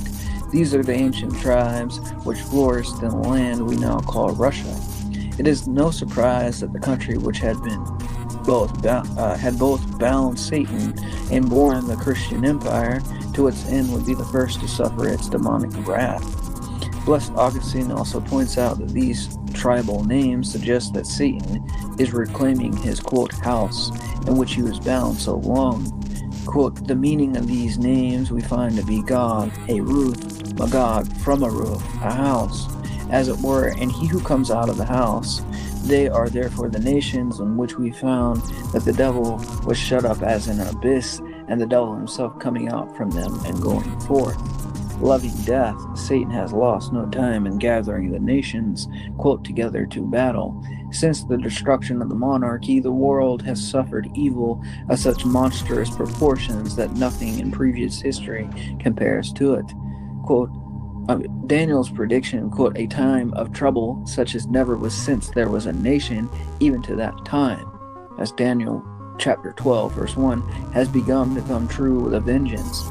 One generation has seen 2 world wars, innumerable contentious, smaller conflagrations, annihilation of entire cities with atomic bombs, mass murders of millions, Nazism, fascism, communism, virulent epidemics, and worldwide falling away from the faith.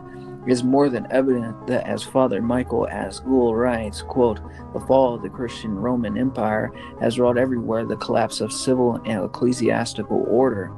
The experience of Russia since 1917 illustrates in the microcosm of the last days what will bring to the entire world. Quote, "we can clearly see," wrote monk Zachariah Lippmann, that, quote, "that since the removal of he who restraineth, the power of Satan is no longer held back. We stand as horrified witnesses to the unleashed evil which has occurred since 1917 in all aspects of life. The world is rushing to enthrone Antichrist in a way that was not possible before. Instead of the visible manifestations of the one holy Catholic and Apostolic Church on earth, we see warring jurisdictions outstripping each other in worldliness, the selling out of the soul of the Church through Sergianism and ecumenical movements. In the world today, examples of godless abound: nuclear weapons, dangerous genetic experiments, pollution, wars, famines, terrible new diseases in a realm of morality. Shameless excesses are committed. Millions of unborn children are slaughtered each year. Perversity has become an accepted choice. Drug use is killing off young people who are listening to so-called music with satanic overtones, and one can go on. The experience of the Holy Russia of a unique since it was an Orthodox Christian culture prior to the Bolshevik Revolution. A greater manifestation of evil was therefore required and to overcome many centuries of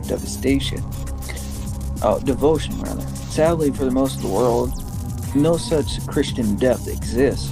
The harsh methods employed by communism are not required in today's spiritually tepid society. Unbridled materialism and debauchery will serve nicely. Antichrist has many tools for binding mankind. Quote, whatever makes you feel good, being the most effective. Quote, we're living in the last times, taught Father Seraphim Rose.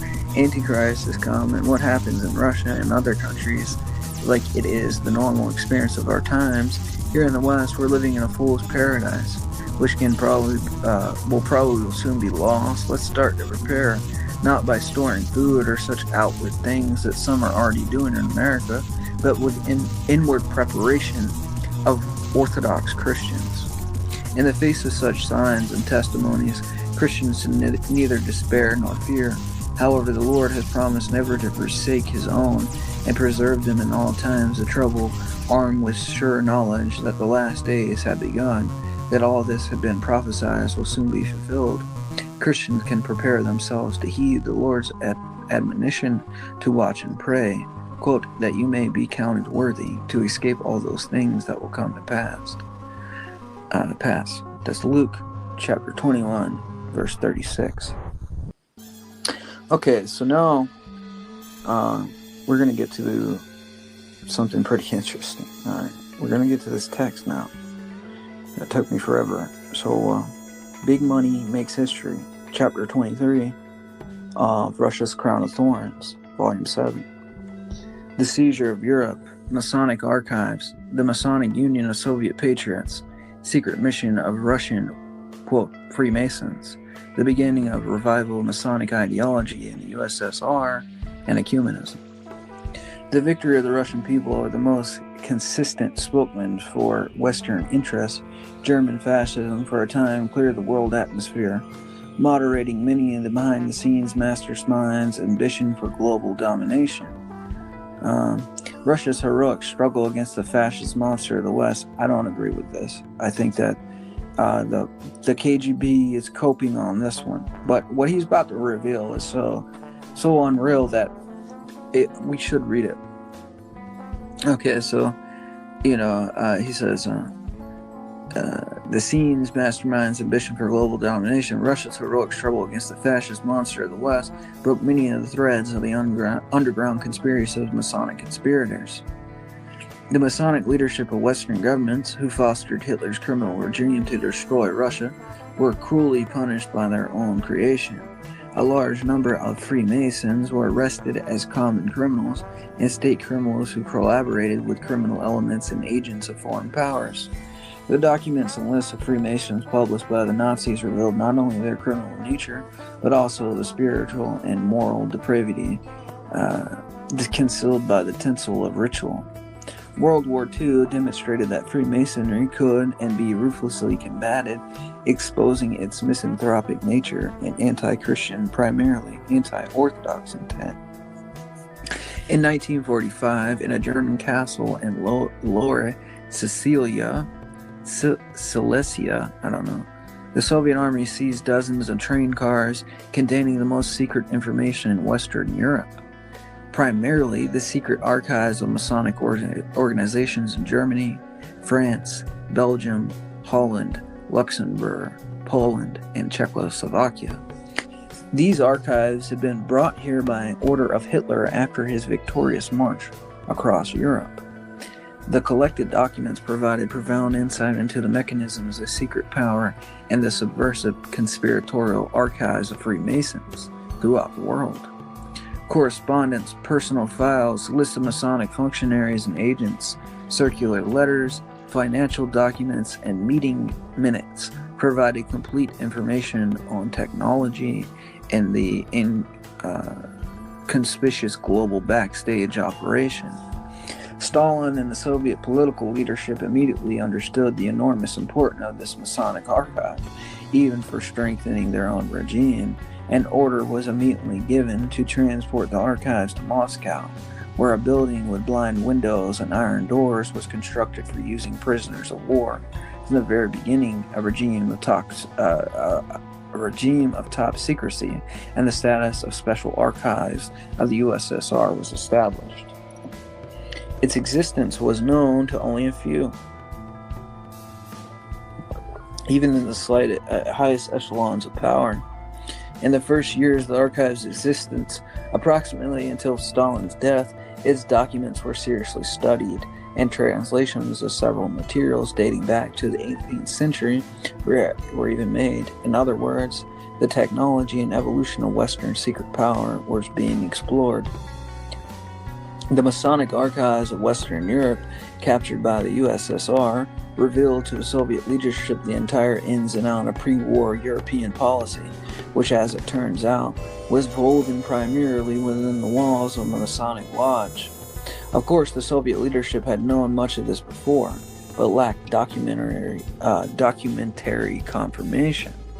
Many of the captured documents allowed Stalin to influence Western ruling circles uninterested in publicizing the information, thereby strengthening his position in world politics.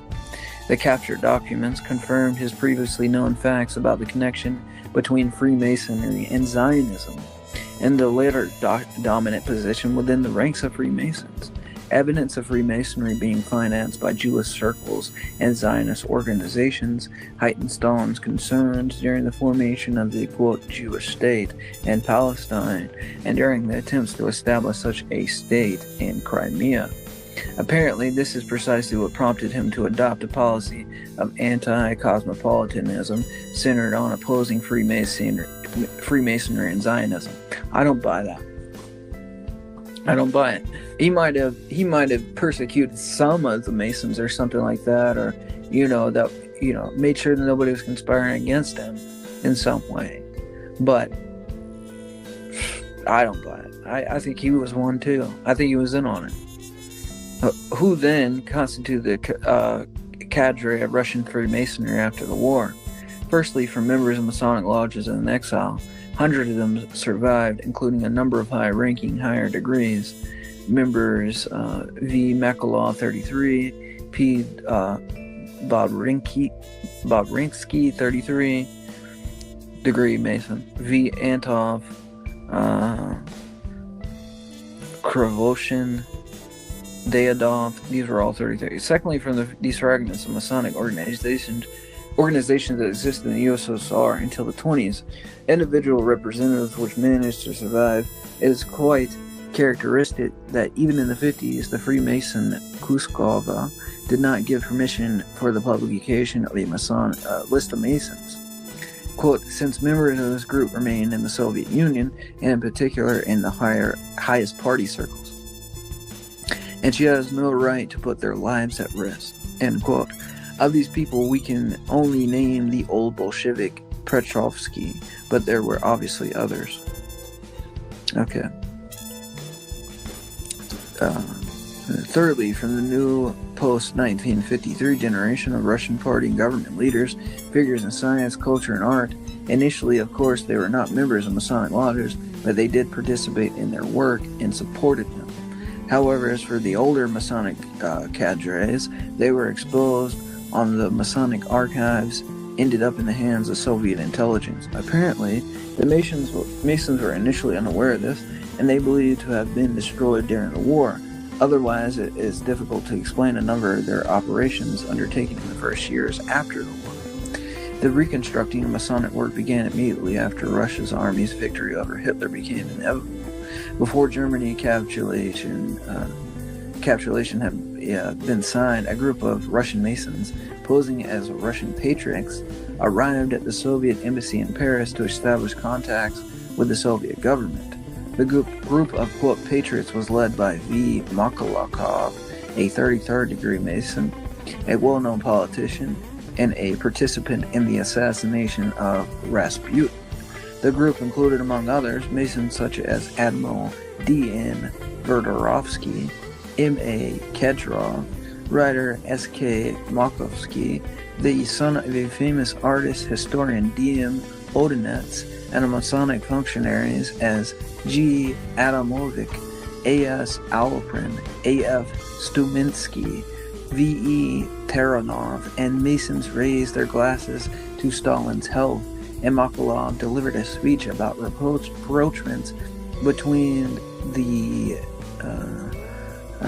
something community, referring to its Masonic component. In the USSR, later one of the participants of this campaign, A.S. Alperin, founded the Association of Russian Immigration for Rapprochement with Soviet Russia. Quote, unification with the USSR is seen as an important moment in the renewal and activation of Masonic work. Of course, the initiators of the resumption of the Masonic activity were Masons of the highest degree. Thus, immediately after the war, the same V.A. Makalov held Masonic meetings in his home. At the end of the 40s, he spoke at the renewed lodge with a reading of his memoirs to the brothers of the both charters.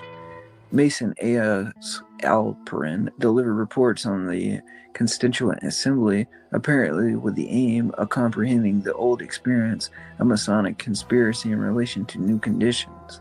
The Union of Soviet Patriots Chairman Mason D.M. Odinets, and the newspaper, quote, Soviet Patriot, created in Paris, fall under the practical complete control of the Masons, in the activities of which are a number of the famous Masons take part. The son of a Tsarist minister, one of the leaders of the shadow Masonic government in exile, I.A. Karavashin, 32nd degree, writers V.L. Andreev, N.K. Volkov, B. Sosinski, A.P. Ladinsky, L.D. Leibimov, poets. Okay, so he names a couple Masons, Some of them moved to the USSR at the end of the 1940s, apparently not without special assignment from Masonic organizations to establish, quote, fraternal ties and lodges. Apparently it was such a mission that Iov Kravoshin, a high-ranking Mason 32 degree, a member of the shadow Masonic government, left for the USSR with his family in 1948. However, the Czechists, relying on the Masonic archives they held, immediately understood the nature of his mission. He was arrested, served time in a camp, and then sent into exile only later, where he was rescued by a French, quote, his French brothers, so the Grand Orient, in other words, and returned to France again in 1974. A prominent Masonic functionary, writer B. Sosinski, master of ceremonies of the Severnaya Zavada Lodge, 1935, also arrived in the USSR in the late 1940s. His wife, the daughter of V. Chernov, leader of the Socialist Revolutionary Party, accompanied him. Secret Masonic missions in Russia ended in failure until the mid-1950s. The situation changed dramatically during the so-called thaw, when circles close to Masonic ones began operating under various guises, and the cosmopolitan onslaught on the Russian church intensified. This was a time of resurgence of a cosmopolitan worldview.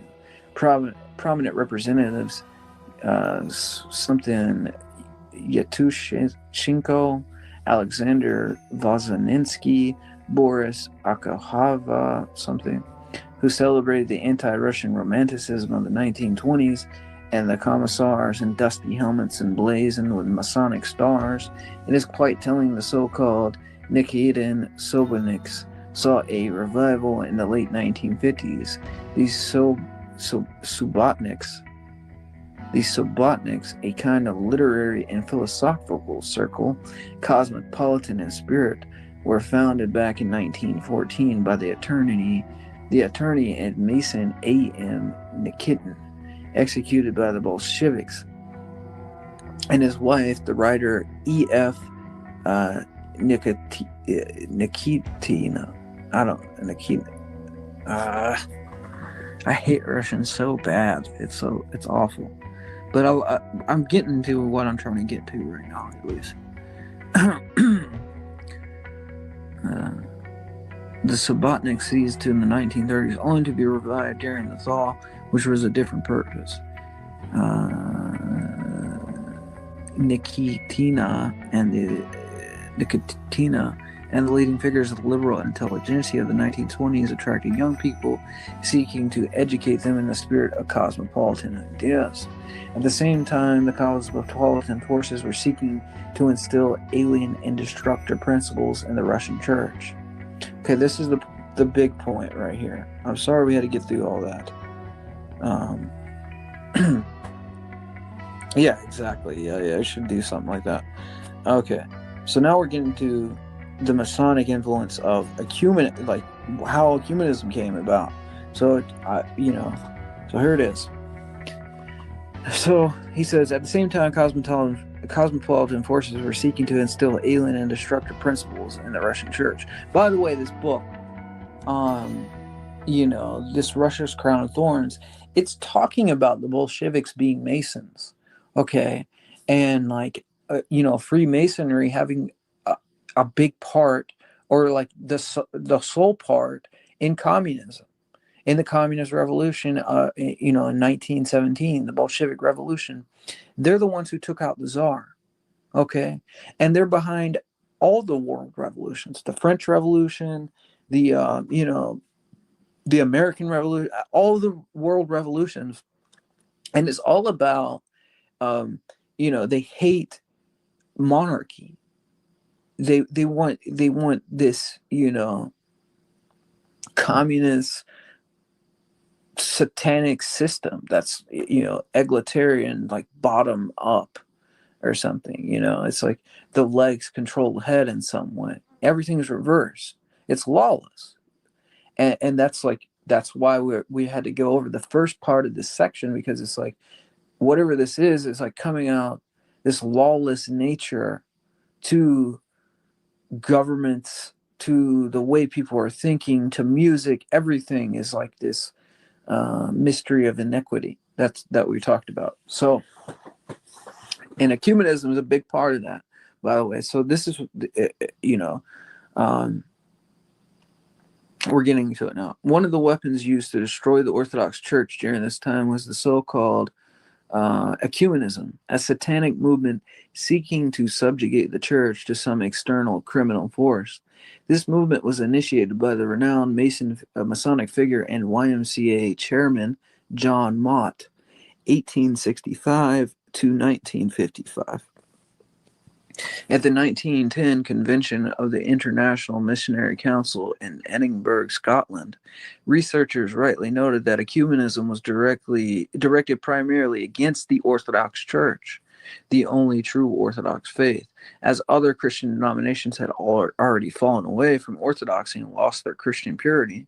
To mislead the Orthodox, Freemason D. Mott chose to designate this movement not with the Western Latin word universalism, from the Latin word, quote, universe, but its Greek equivalent, ekumenikos,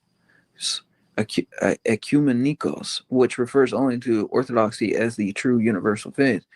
Quote, obviously, the immediate open goal of such a substitution was the desire to disguise the heretical meaning with an orthodox term taking from classical Greek language of orthodoxy, and the remote possibility of sooner or later identifying the ecumenical councils with the, quote, ecumenical council, the World Council of Churches.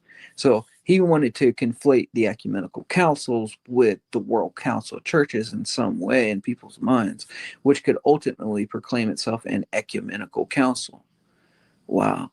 Considering that Freemasonry is behind the scenes guiding force in the World Council of Churches, one can conclude that the discussion was undoubtedly about the subordination of the Russian Church to the dictate of the satanic force of the Freemasons. Of course, during the reign of Tsar Nicholas II, the Masonic ecumenical movement failed to gain a foothold in Russia. The subsequent war revolution and the Bolshevik anti-Russian experiments temporarily rendered the development of ecumenism in Russia irrelevant. So Tsar Nicholas, they couldn't do anything as long as the Tsar was in place. So I'm going to read that one more time. During the reign of Tsar Nicholas II, the Masonic ecumenical movement failed to gain a foothold in Russia. The subsequent war, the revolution, and the Bolshevik anti-Russian experiments temporarily rendered the development of ecumenism in Russia a development for the Masons. It was only after World War II, when Russian Orthodoxy was beginning to recover from monstrous pogroms, that satanic forces once again attempted to take control. With the help of communist functionaries from Khrushchev's cohort, a behind-the-scenes diplomatic campaign was launched against the hierarchs of the Russian Orthodox Church, and through them, other local churches.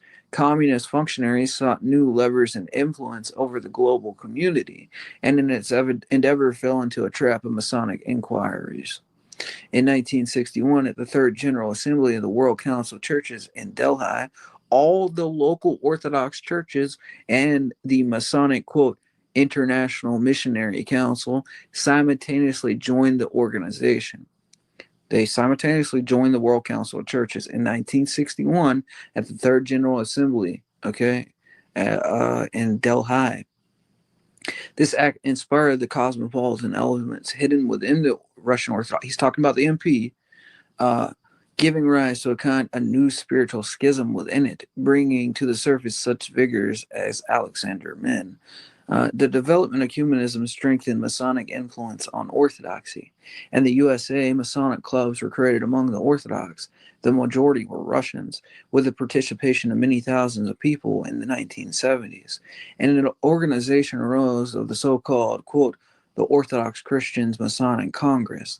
The address of one of these congresses published in a newspaper, quote, New Russian Word, openly proclaimed, we members of the clubs of the Orthodox Church in America, representing 5,000 members affiliated with a Masonic fellowship, moved by love for our religion and great pride in the achievements of an Eastern Orthodox peoples, desiring to preserve and transmit to our children the heritage of spiritual strength and cultural traditions of our fathers.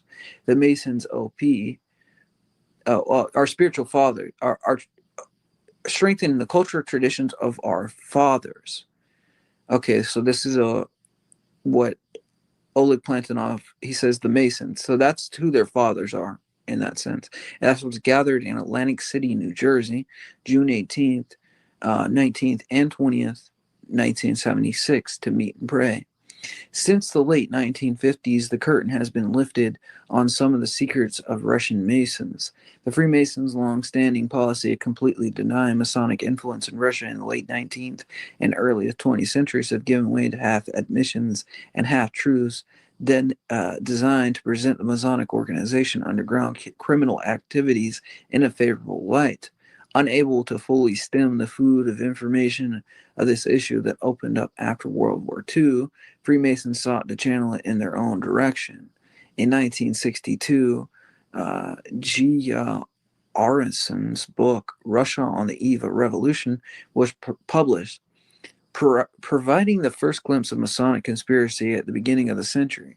Subsequent books on this topic, G.M.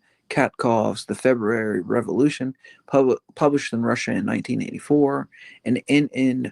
Berberova's, quote, People and Lodges, 1986, created a new Masonic concept of the falsification of Russian history while acknowledging, quote, some influence of Freemasonry on political history of Russia.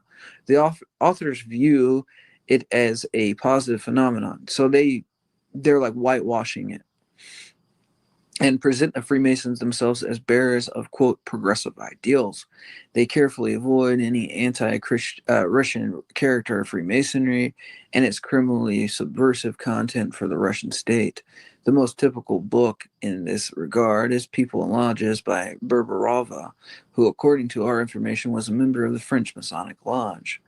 In Berberova's close ties with Masonic lodges are evidenced by materials from her personal archive, which I became acquainted with at the Hoover Institute.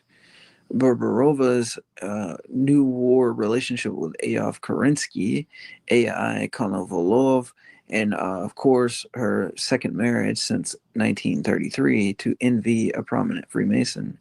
Blah, blah. Despite her extensive knowledge, Berberova carefully avoids many critical issues of Masonic conspiracy. The role of Freemasons in preparing the revolution, especially in 1905, their involvement in terrorist activities, many important figures of the Masonic underground, as P.B. Struve, P.N. Milyukov, and others are studiously glossed over. Real historical emphasis are shifted. The idea is persistently advanced that Freemasonry exists at the beginning of the 20th century was supposedly false, merely an outward form concealing a revolutionary and political organization.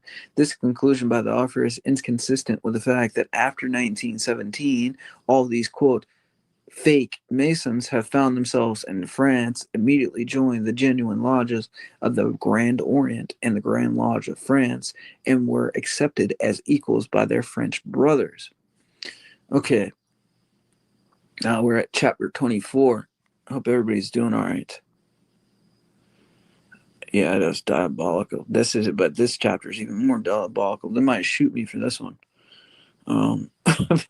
Chapter 24, World Freemasonry, the relocation of its centers to the United States, 24 million American Masons, the Bilderberg Group, the Trilateral Commission, the Rotary International and other Masonic clubs, the composition of the world government, and the fusion of state and Freemasonry, the CIA as an operational tool of the global backstage.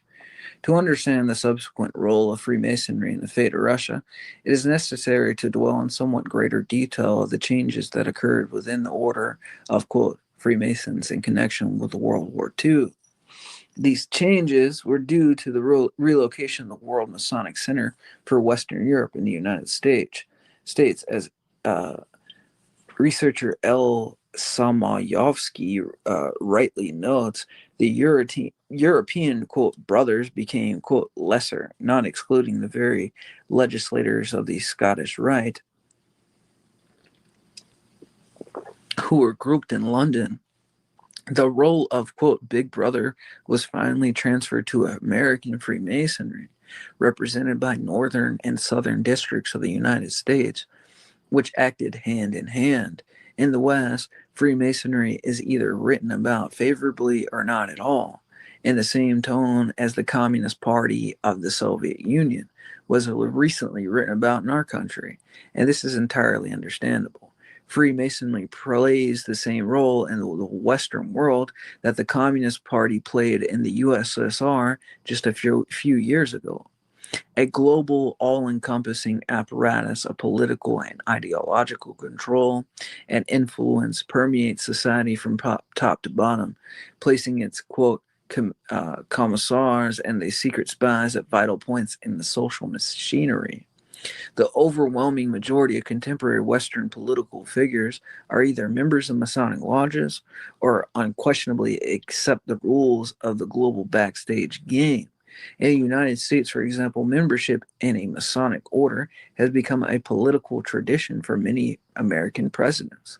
Beginning with the list, look back at the recent history of global Freemasonry and identify the directions of its influence in Russia, we are struck by the rapid growth of the ranks of this underground, quote, brotherhood in the first third of the 20th century alone. The number of members of Masonic lodges more than doubled, rising 2.0 to 4.4 million people in the 90s to exceed 10 million. Secret Masonic statistics contained in the archives provide the following data on the number of members of the Masonic lodges. And he's got like statistics here. They're in Russian, but so I don't know. I could probably translate that later. More than 3/4 of the world's growth in Freemasonry comes from the United States. England, Germany, and France, although they are the largest Masonic countries, lag far behind America, where almost 8 million Freemasons live today.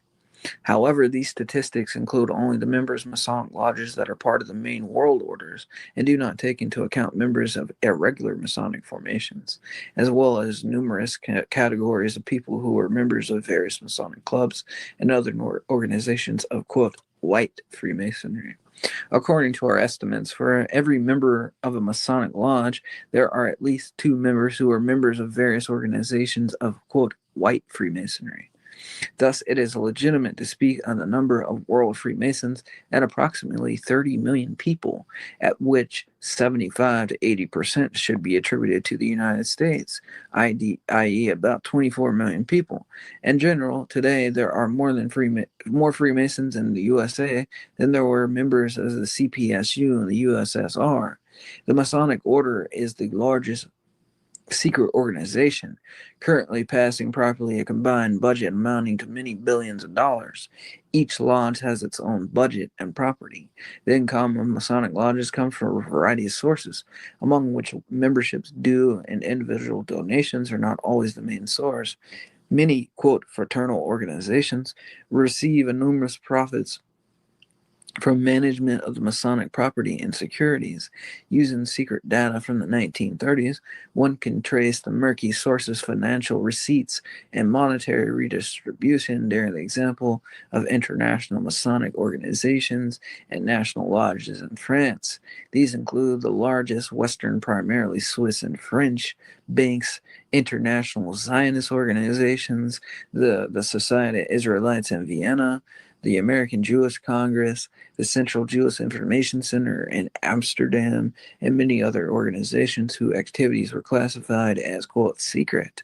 These documents make the inextricable link between Masonic and Zionist movements perfectly clear.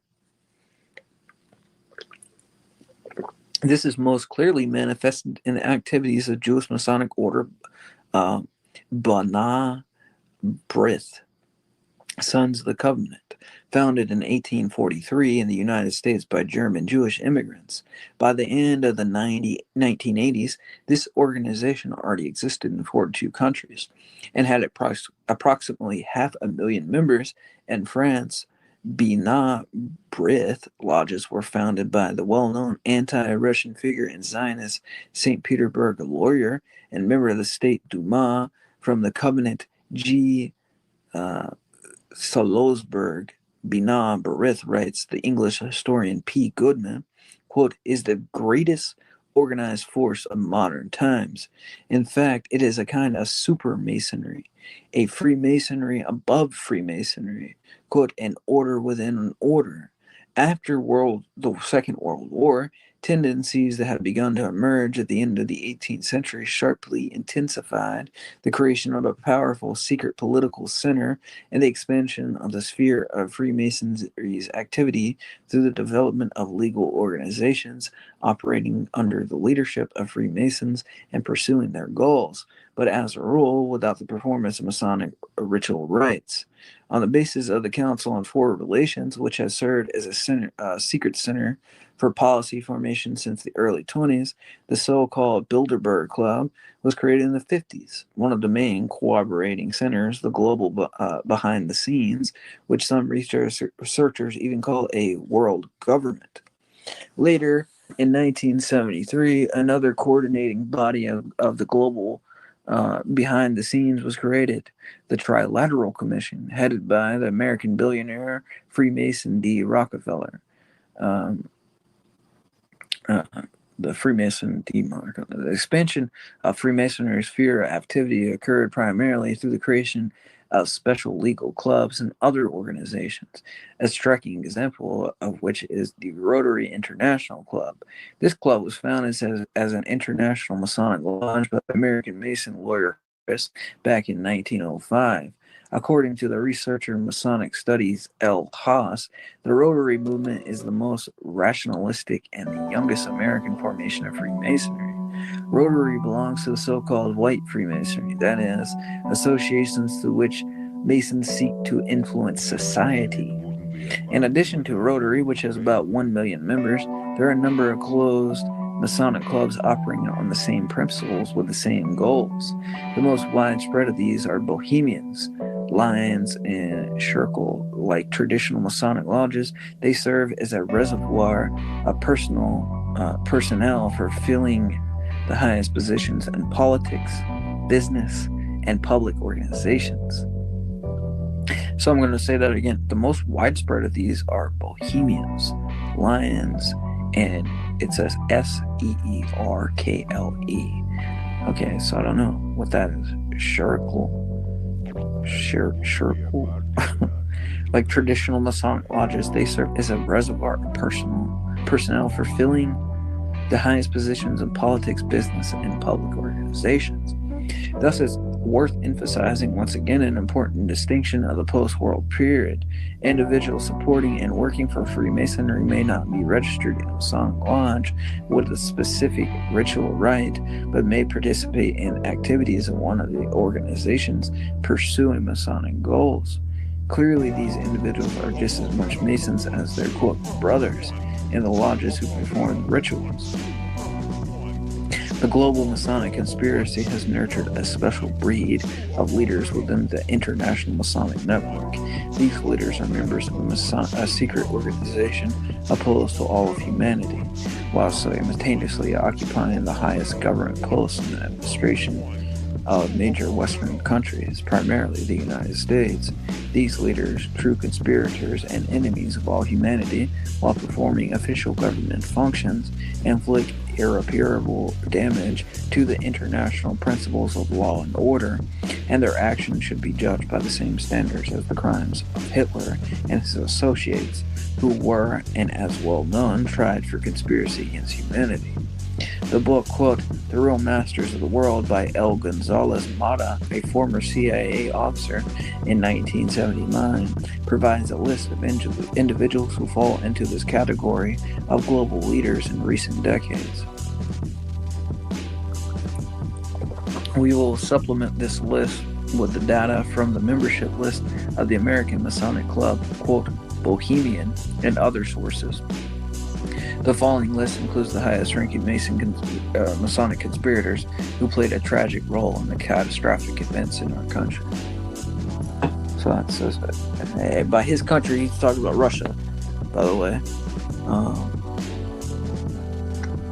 So here we go. Let's go for it.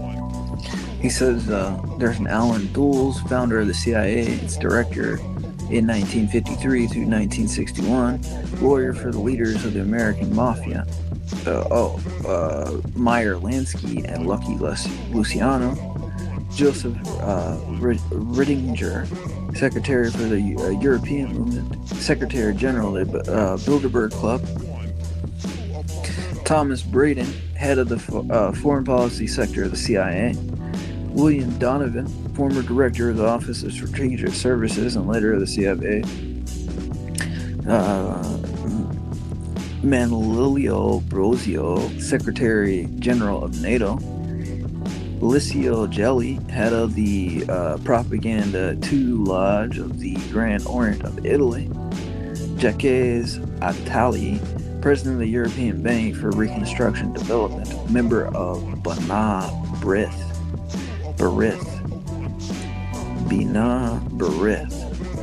Harry Truman, President of the United States, Supreme Leader of the American Masons. Okay, so Harry Truman was the Supreme Leader of the American Masons. Richard Nixon, President of the United States. Gerald Ford. So he's got Ronald Reagan. George Bush, President of the United States, Director of the CIA in 1975 to 1977. David Rockefeller, head of the Trilateral Commission. Henry Kissinger, former U.S. Secretary of State and leader of the most influential Masonic Lodge, Bina Berith. Alexander Haig, Secretary General of NATO. See, I didn't know Henry Kissinger was the leader of that, that Zionist Masonic Lodge, which from what I understand, that's who wrote the protocols. So that's crazy. That particular group.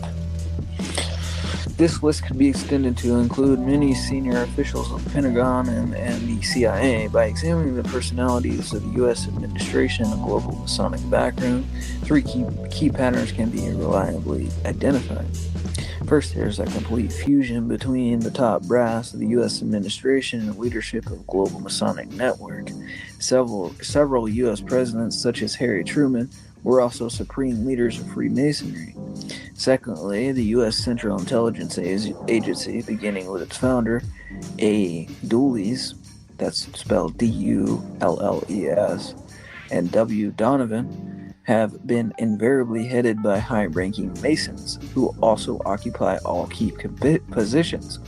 It is safe to conclude that since the late 1950s, the CIA has been primary operational arm of global Masonic conspiracy, with vast amounts of American taxpayer money devoted to ensowing the stability of the invisible Masonic government. This does not mean, of course, that the intelligence services of other Western countries do not also work in the same direction, but their work is more regional than global.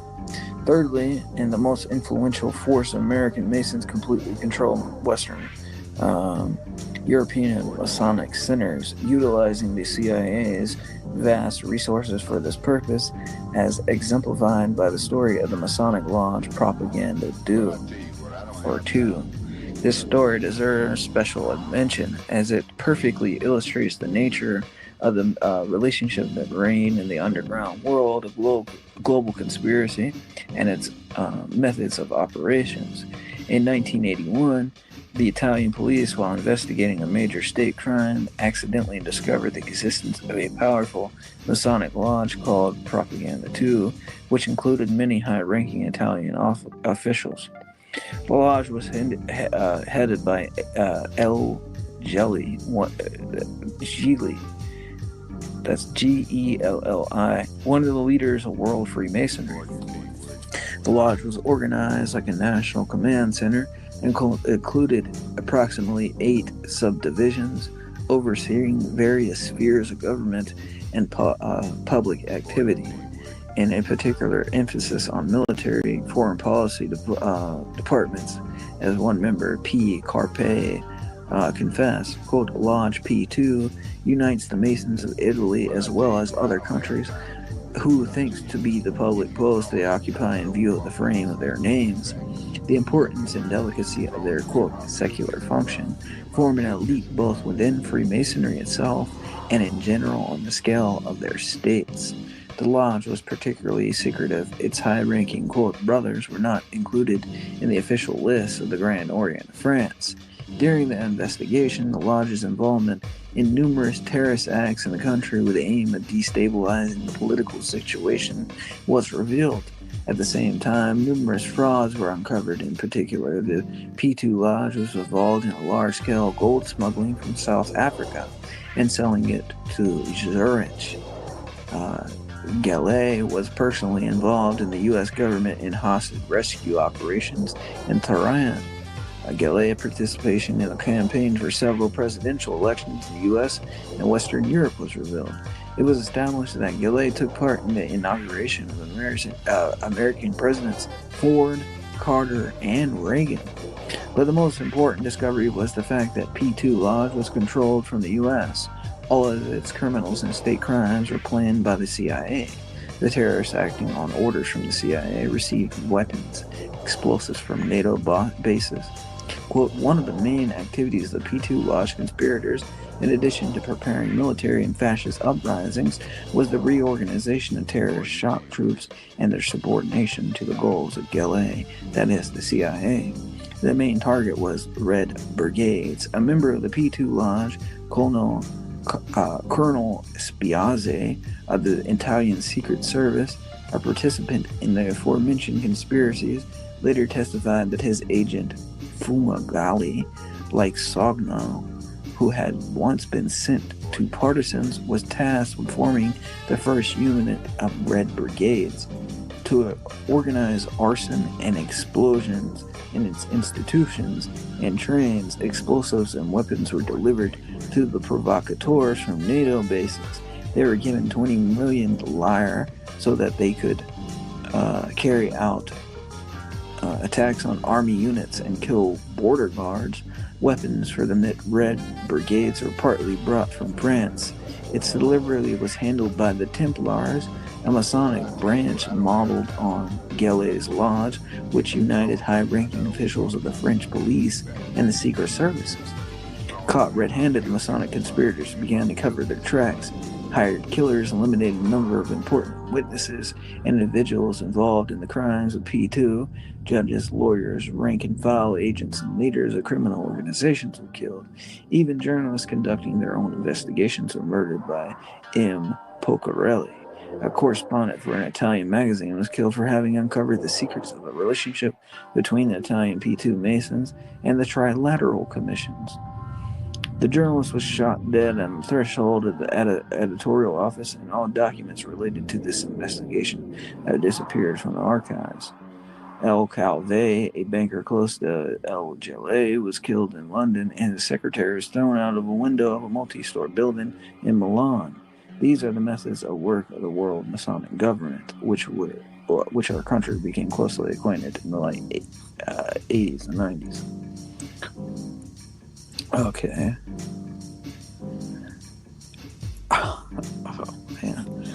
Okay, so, all right, we're getting to it. So, chapter 25, Agents of Influence, the Dewey's Plan, Trader Training Technology, A.N. Yakovlev's internship, $90 billion for the destruction of the USSR, formation of the fifth column, support for Gorbachev. Okay.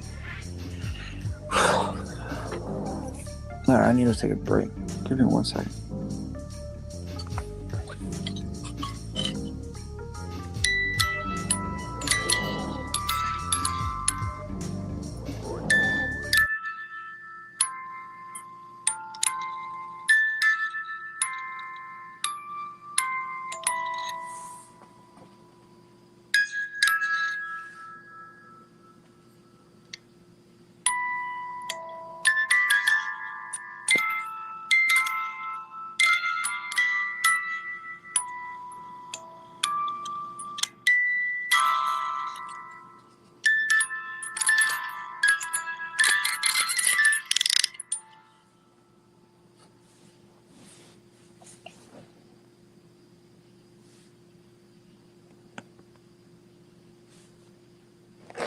Okay.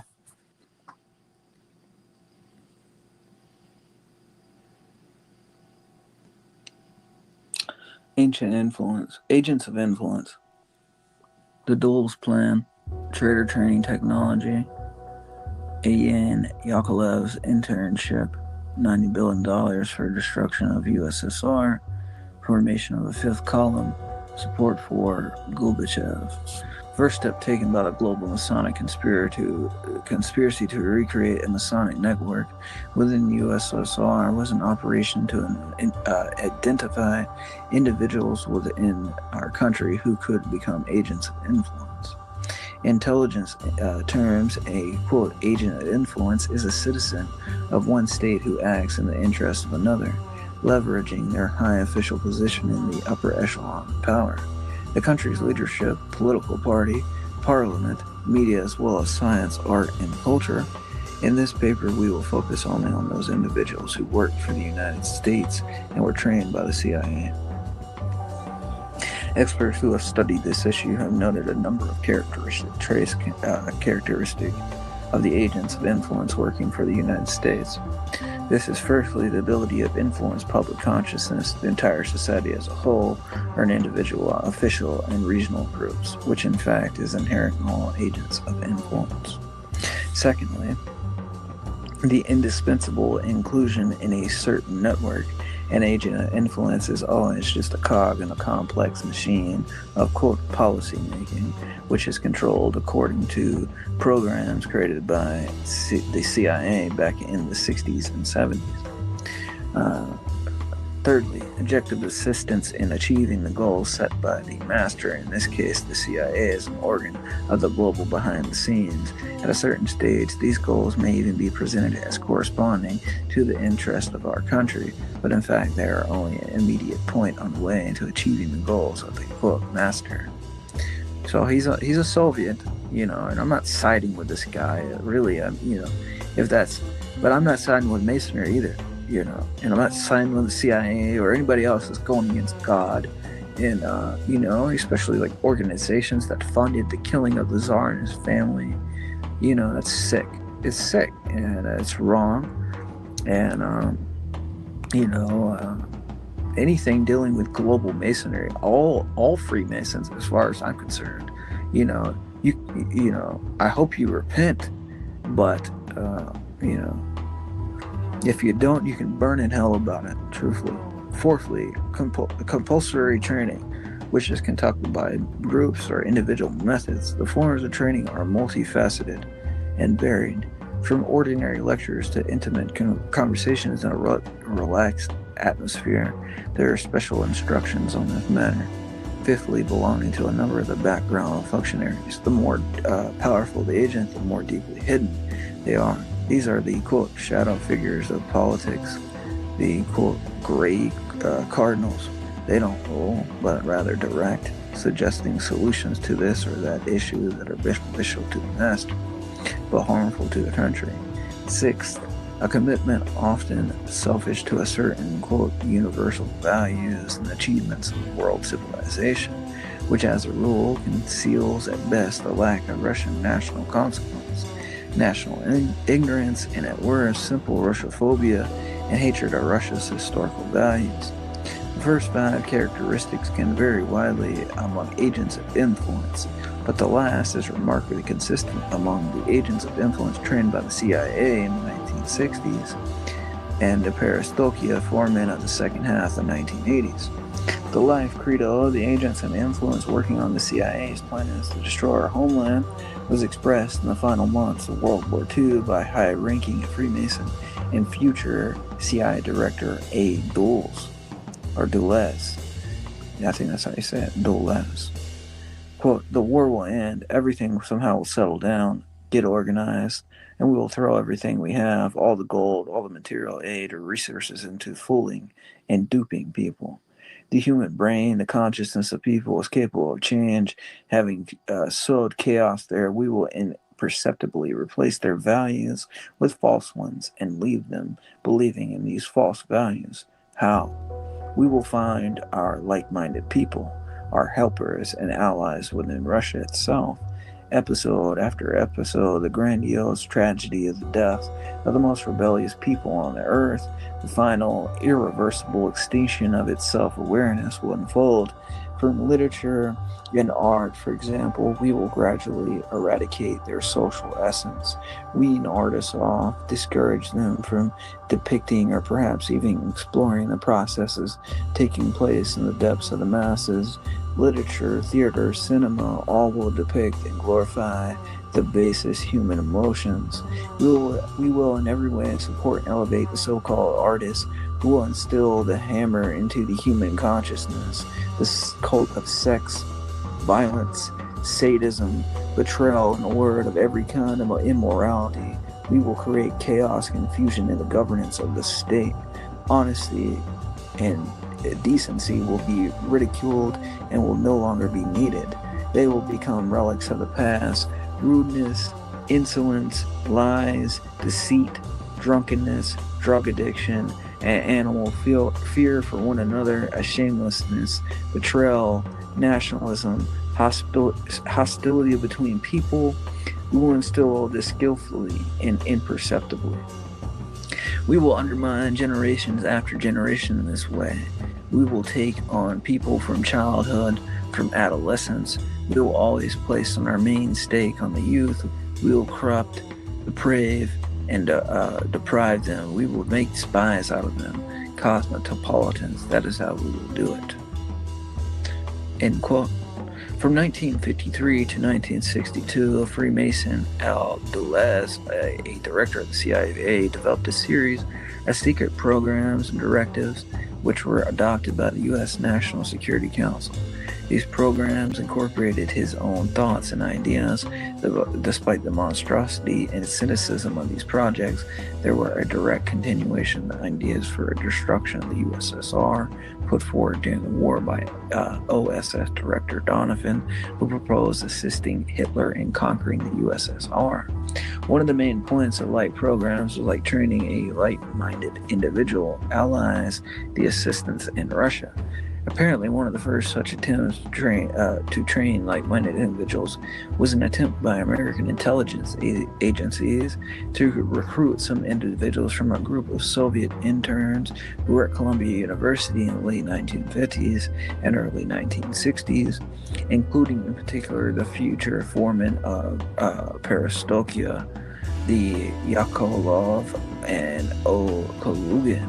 As former chairman of the KGB, V. Kirikov noted, Yakovlev understood perfectly well that he was under close surveillance by the Americans. He sensed what his new American friends were getting at, but for some reason he didn't draw the right conclusions. He made unauthorized contact with the Americans, and when we learned of it, he portrayed it as if he had done so in an effort to obtain materials from a closed library that the Soviet side needed.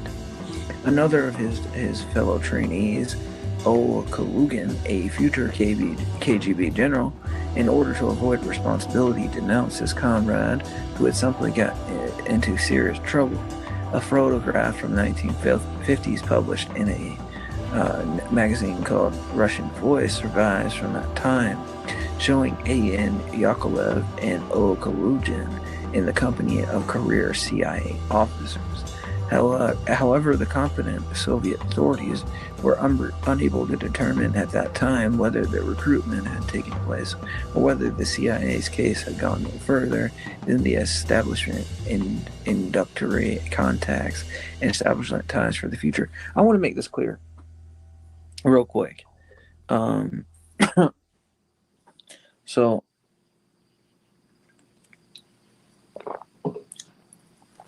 yeah, it sounded a whole lot like that quote. Definitely sounded like the protocols, and I think why that is because Bonai Boris,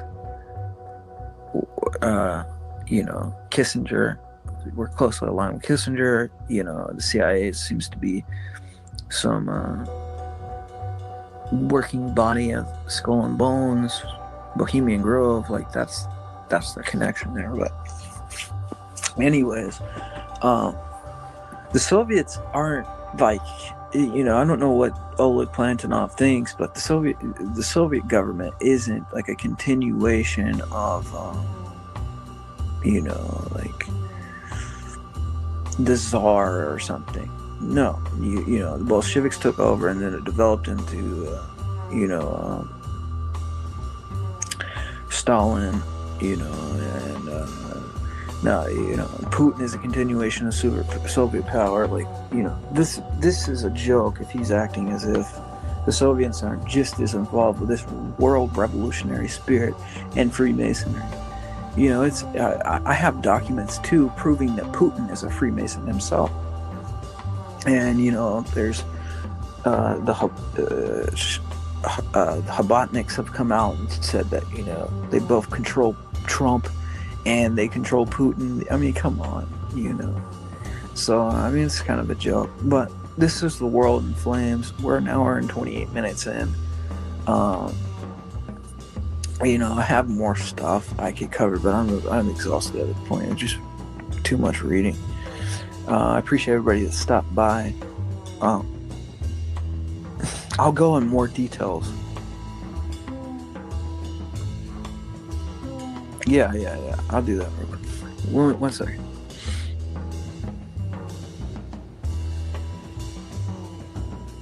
Joel, those have been in the archive for a minute now, honestly. Just letting you know. But yeah, I'll share them right here. But I get it. Like, how can you, there's so much in there.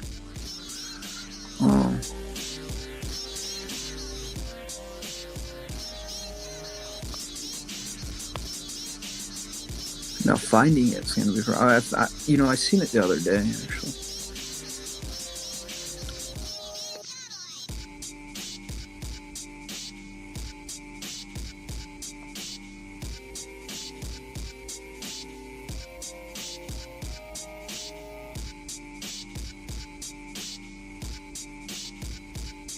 Oh, I just found this. It says today in Sunday Times, London Dominic Livin writes that Putin swore over the U.S. is worse than you think, and cites astonishing evidence on the pro-Kremlin sympathies of the Director of National Intelligence, Tulsi Gabbard, or whatever, and acting Under Secretary for Public Diplomacy, Garen Biati. Clearly, under Trump protection, Kremlin agents are showing their colors more and more openly. The prophecy that would happen in Russia in 1917 will be repeated in the USA looks closer and closer to fulfillment. So, okay. Here's a quick quote real quick. It says, but in 2000, Putin came to power. Now, Putin was the director of the KGB, the executive branch, as it were, of the Soviet government's war against God. In reality, Putin was director of the FSB from the 25th July of 1998 to 29th of March 1999. He was acting president of Russia from 31st December 1999 to 7th May 2000 when he assured the same office as the popularly elected president of Russia. For such a man to become president was therefore a profound shock and stern warning for those with eyes to see and ears to hear. It was as if the head of the Inquisition became the head of the World Council of Churches, or Himmler, the president of Germany after the war. Nothing similar would have been tolerated in a Western country, but it was tolerated in Russia. First, because as surveys showed, most Russians still considered the Soviet Union to be their native country, and Lenin and Stalin to be their heroes.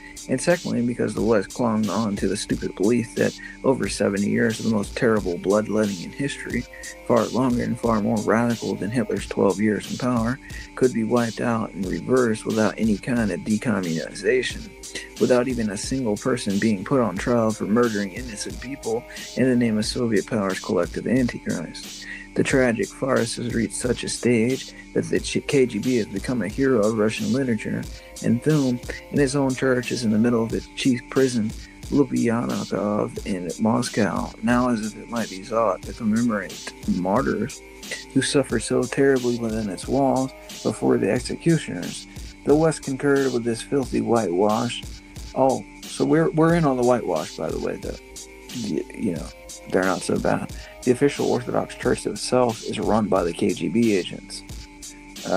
Concurred. We're talking about the Russian Orthodox Church.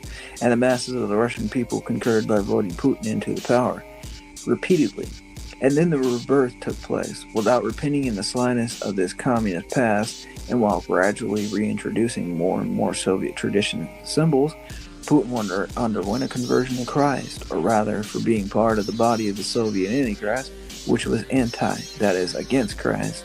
He is now preaching a form of communist Christianity that Makarin in places copies Jesus Christ, playing his own ideas in place of Christ, and passing them off as if its own ideas in place of Christ, passing them off as his. Okay, so they're saying passing off communist ideas and acting as if those are teachings of Christ. And if the copy is a poor one, just as Lenin's stinking body is just as poor imitation of the fragrant relics of the saints, and the murderous, quote, moral code of the builder of communism is a very poor imitation of the Sermon on the Mount, this does not matter. So as long as the masses are taken in by it, or if they are not taken in by it, at least convinced that Christ and the Antichrist Christian state are now on the same side. So the Russian Revolution has mutated from one kind of anti-Christianity to another, from Lenin's anti-Christianity, which was openly against Christ, to Putin's anti-Christianity, which pretends not to be against Christ, but to copy him and take his place. There can be no doubt this new, more sophisticated kind of anti-Christianity is more dangerous than the former, and closer to the kind that will be practiced by the actual Antichrist himself at the end of time. For of that Antichrist the Lord said, quote, I've come in my Father's name, and you do not believe me. If another shall come in his name, him you will believe.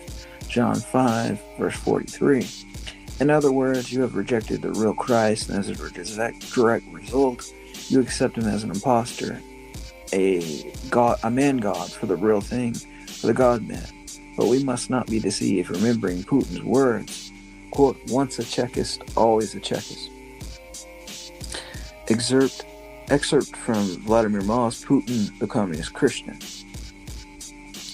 Okay, so here's the big thing, to put in context. Freemasonry and communism, from what I understand, is like a eugenics program within Freemasonry. Like that, like it's something like that. It's something crazy like that, right? And that was the mission of both agent provocateurs, Lenin, Hitler, Stalin. Like all these people are like, it's a stage, and everybody's trying to cull the herd in some way by getting them to fight these satanic wars and stuff. I don't know. Yeah, let me see if I can find that text real quick. But I do have it. From Masonry.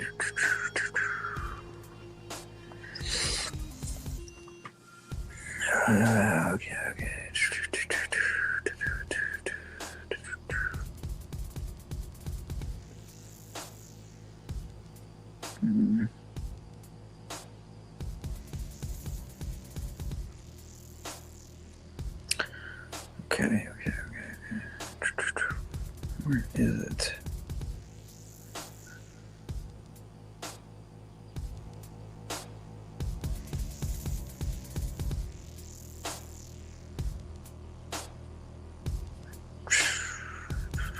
I'm trying to think. It's like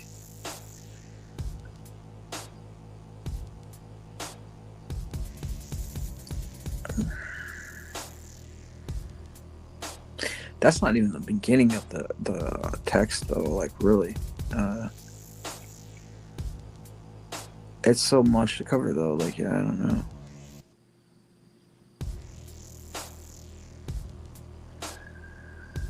Here's something real quick. Hold on.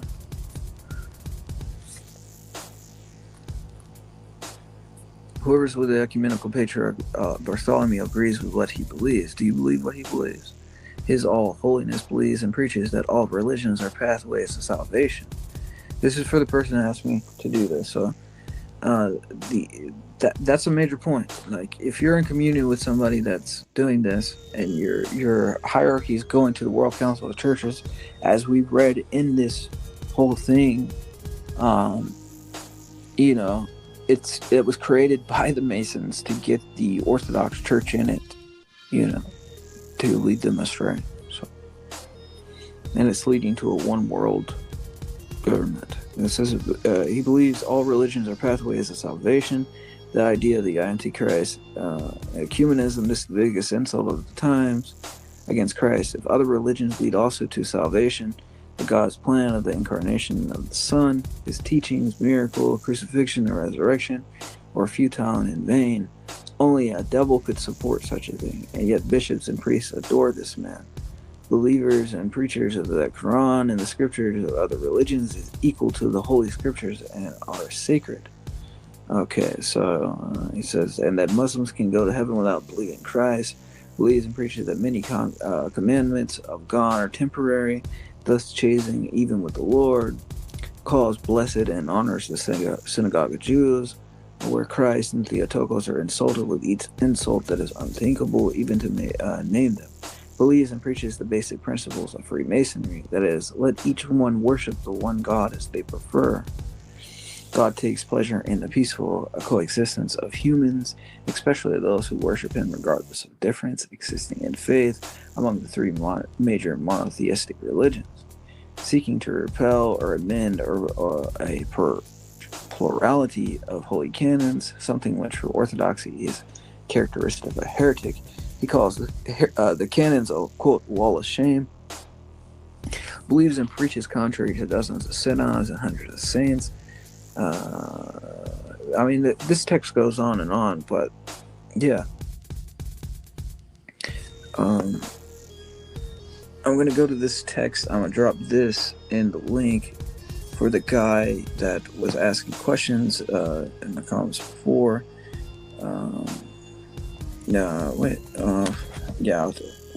Okay.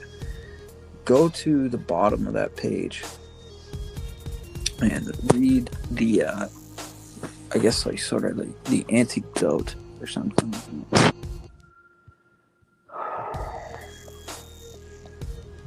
But I also have a feeling like people are just wanting me to go out, like gather links up for them so they can like memory hold them or something. I don't know. Maybe I'm paranoid. I don't want to do that. I don't want to give up all my sources and then we don't have them.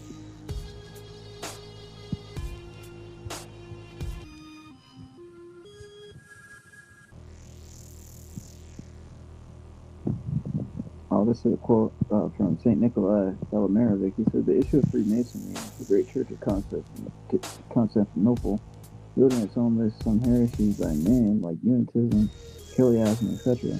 But the Masonic danger outmatches all other dangers, and unfortunately the numerous intellectuals are affiliated with it. This is the new Arianism, and before us stands a great struggle, which we have to undertake fearlessly in the name of God. The great threat to Christianity in the world is not Bolshevism, but as we've read, Bolshevism is like a wing of Freemasonry. Like some plotted plan in there thing. Marxist. Something else, but Freemasonry, because it is an enemy, both external and internal, we may say that the Christian religion is the religion, the sole religion, and that Orthodoxy is the only true one. The Freemasons renounce the gospel of Christ, putting on the same level with Moses, Buddha, and Muhammad. But,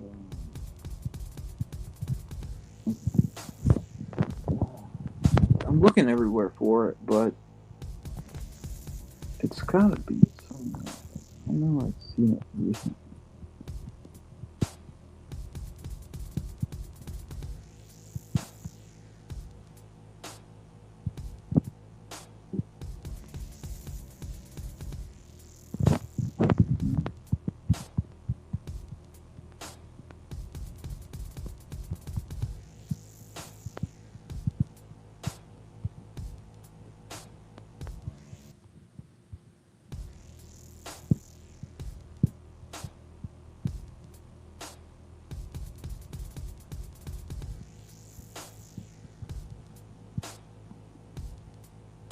Oh, here it is. I got it.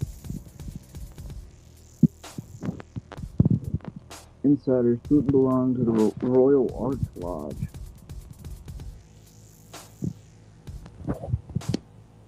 Can you still hear me or no? I don't know.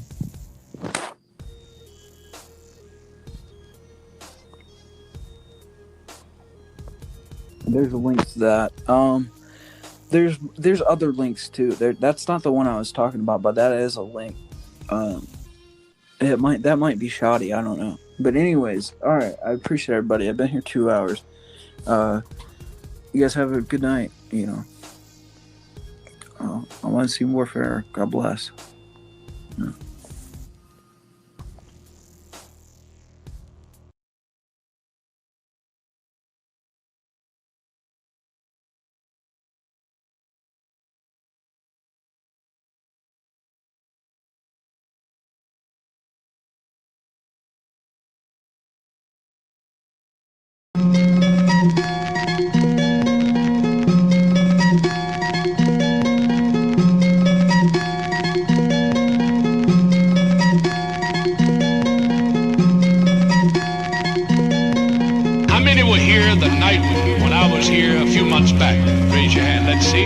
Thank you so much.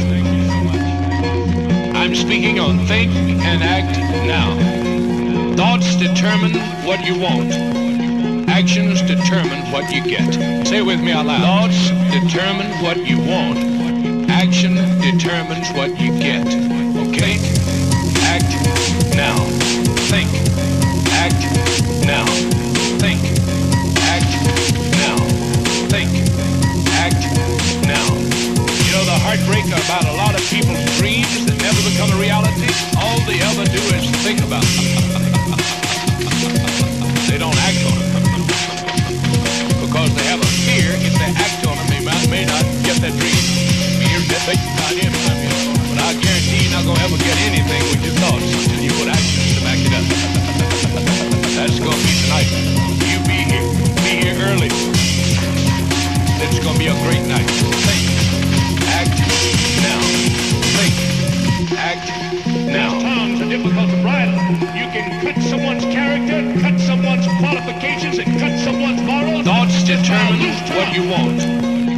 Actions determine what you get. Say it with me out loud. Thoughts determine what you want. Action determines what you get. Thoughts determine what you want. Actions determine what you get. Think. Act. Now. Think. Act. Now. Think. Act. Say it with me out loud. Now. Think. Act. Now. Think. Don't you know everybody went down with that flood? Glad he put some action with his thoughts. Thoughts, action with his thoughts. You know the heartbreaker about a lot of people's dreams that never become a reality? All they ever do is think about it. They don't act on it. Because they have a fear if they act on it, they may not get that dream. But I guarantee you're not going to ever get anything with your thoughts until you put actions to back it up. That's going to be tonight. You be here. Be here early. Think. Act now. It's going to be a great night. Act now. Think. Act now. Stay with me out loud. Think. Act now. Thoughts determine what you want. Actions determine what you get. Stay with me out loud. Thoughts determine what you want. Action determines what you think. Act now. Think. Act now. Think. Act now. Think. Act now. Okay?